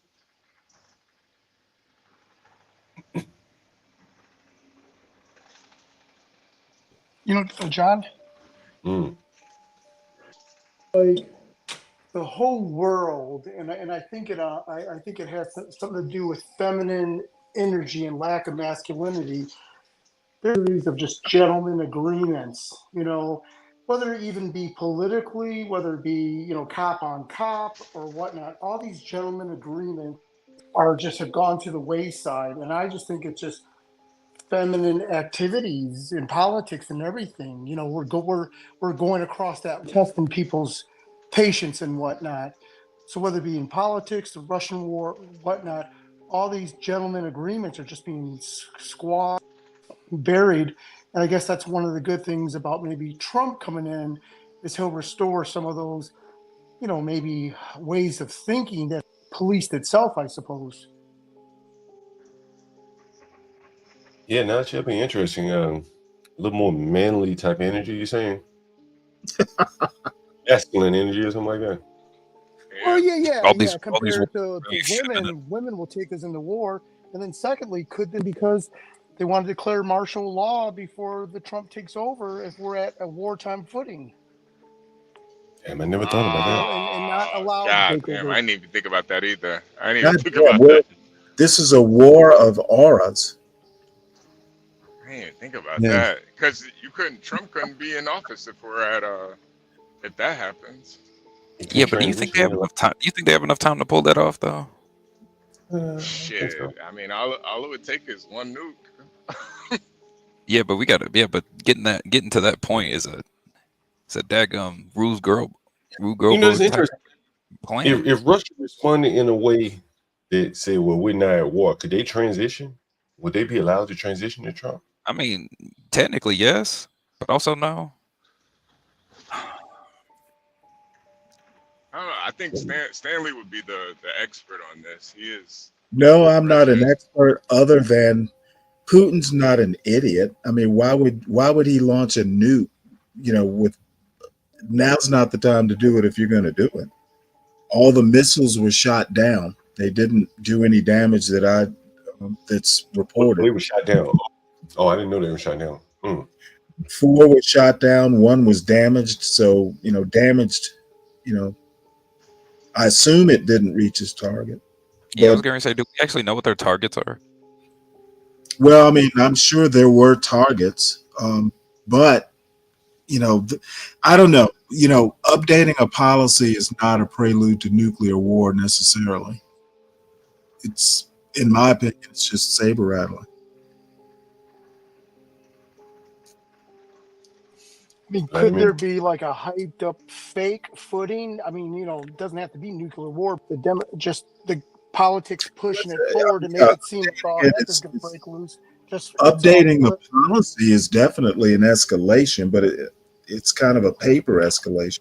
Yeah. I say, yeah. How would any other country respond to this? And actually, they what's interesting? Policy is very American specific. I have a question for you, Tom and Stanley. So, under the changes, a large attack on Russia with conventional missiles, drones, or aircraft could meet the criteria for a nuclear response, as can an attack on Belarus or any critical threat to Russian sovereignty. But aren't they fighting the war in Ukraine? Like, that's interesting. The Russians say, you can't fly any missiles over me, but I can fly missiles over Ukraine. Is that how it's being fought there? Kinda. What I get from that sentence is no different than the missiles of October. It's like Cuba had the missiles there, et cetera, but the Russians brought them, and we said, "Hey, we're not falling for that trick." I think that the policy that they stated it's fine to actually state it, but I think they would have done the same thing without the policy. Say they find out that some non-nuclear nation gets missiles and the U.S. is behind it. That nation fires them on Russia. They're not going to just hold that non-nuclear nation responsible. They're going to hold the U.S. responsible as well. So the doctrine to me is kind of like, it's logic. It's not, they would have done that anyway. But they're basically saying we can fight on Ukraine soil, but you better not launch a missile on our soil. Basically, I think it's mainly to set up due to the fact that, remember when Ukraine had that huge get back on where they reclaimed a lot of their lost land and territory during the war. I think they're afraid that that they might be able to get another push like that. That's why they're trying to set all this stuff up early.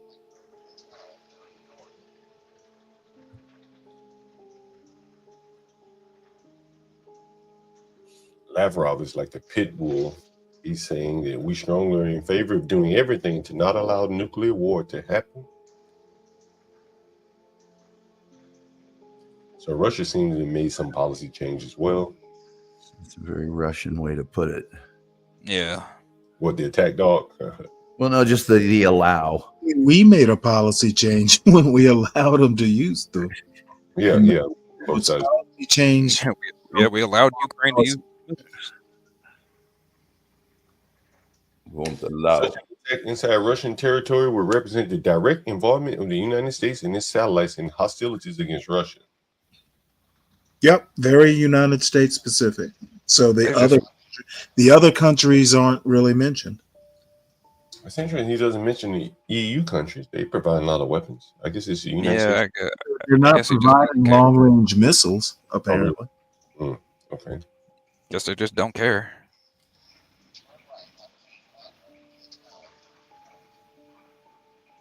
I mean, I'm pretty sure Putin's end goal is to reinstate the Soviet Union, so he might just want to do it just to expand. Well, you know, we know it didn't work the first time. Why would it work the second time? Tell him that. Well, tell Jordan Peterson that. Maybe Jordan Peterson will talk to him.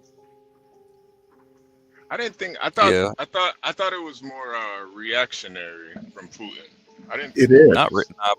It is, but it also isn't, because Putin's been setting up wars with trying to spike wars with Europe for years. That's the reason why he keeps sending so many troops to North Africa. Yeah, North Africa will definitely spark a war in Europe. Yeah, he's trying to set up bases over there so that they can do a preemptive invasion. Well, there's no. I think it's more Gary. And come on, I think it's more defensive than anything. It makes sense. No, because the more countries you get added to NATO, I think that's what he's. Yeah, basically, you know, the way I look at it is, you know, Russia got really upset that, you know, Ukraine could become a NATO country. Right. His dumbness in invading Ukraine created two more NATO countries on his border, Finland and was it Sweden? So I mean, you know, Putin's not that smart. Yeah, that was the other thing that I was just about to mention is they were going at Scandinavia there for a while too, and those countries immediately, at least one of them went, yeah, we'll join NATO. Cool, awesome. So he did pretty much create that situation. He eliminated, you know, the possibility of one country and got two for his troubles. Putin's not that bright. You know, I understand that, you know, he's Trump's buddy, but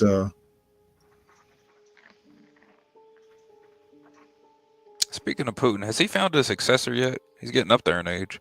Shit, he doesn't need a successor. I'm thinking maybe it'll be Baron Trump. Come on, Stanley. Come on.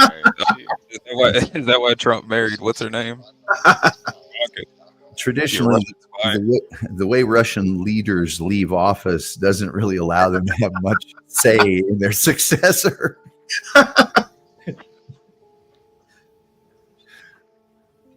And you don't want to be named as a successor because you could be killed too. Yeah, it's kind of like how African leaders leave. They leave by the bullet. Ask Trotsky, man. They not only did he leave him all the way to Mexico. Exactly, and waited, and then got the assassin to fall in, to get his daughter to fall in love with him, and then get that ice pick out. More Russian leaders have died away from Russia than, or at least as many.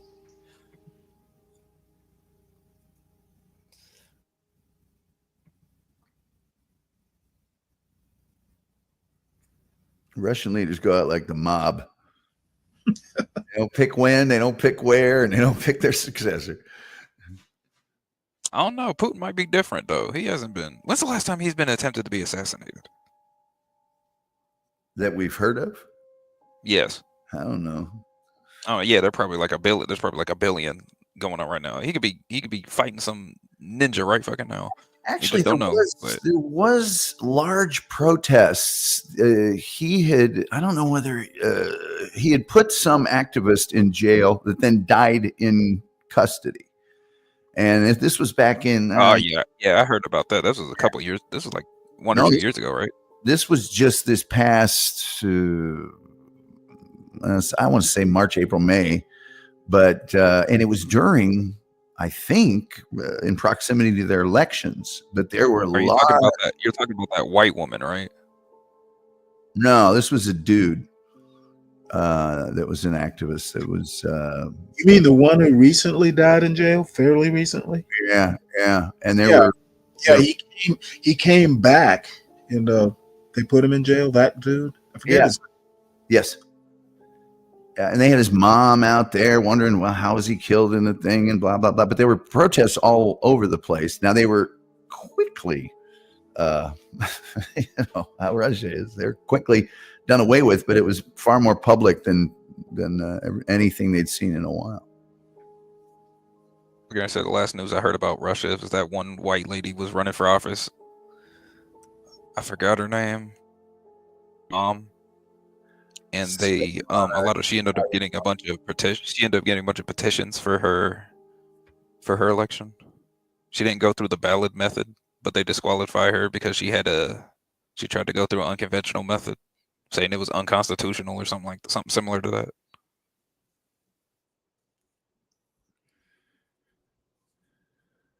I don't know about that one, Gary. I don't remember that one.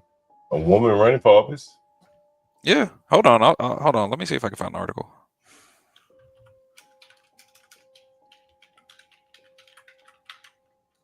Talk about feminine energy. That's Alexei Navalny. Oh yeah, is that a woman? No, that's the guy. No, that's the guy. I'll find the woman. Or was a guy. Yeah, it was the guy. I mean, they didn't put deadly poison, radium, or whatever it is in his coffee, but they. Well, they had him in jail. It was a lot easier. A lot easier. They had to drink the coffee.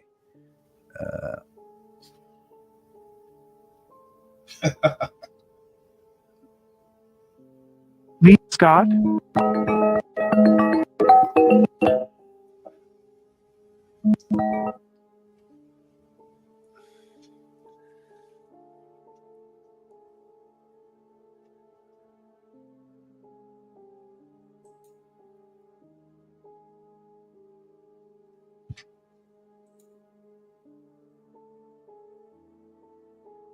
It is kind of interesting back in the day, and Stanley will hopefully echo this. Every TV show, from $6 Million Man to the FBI to everything, the Russians were it's usually someone from the Middle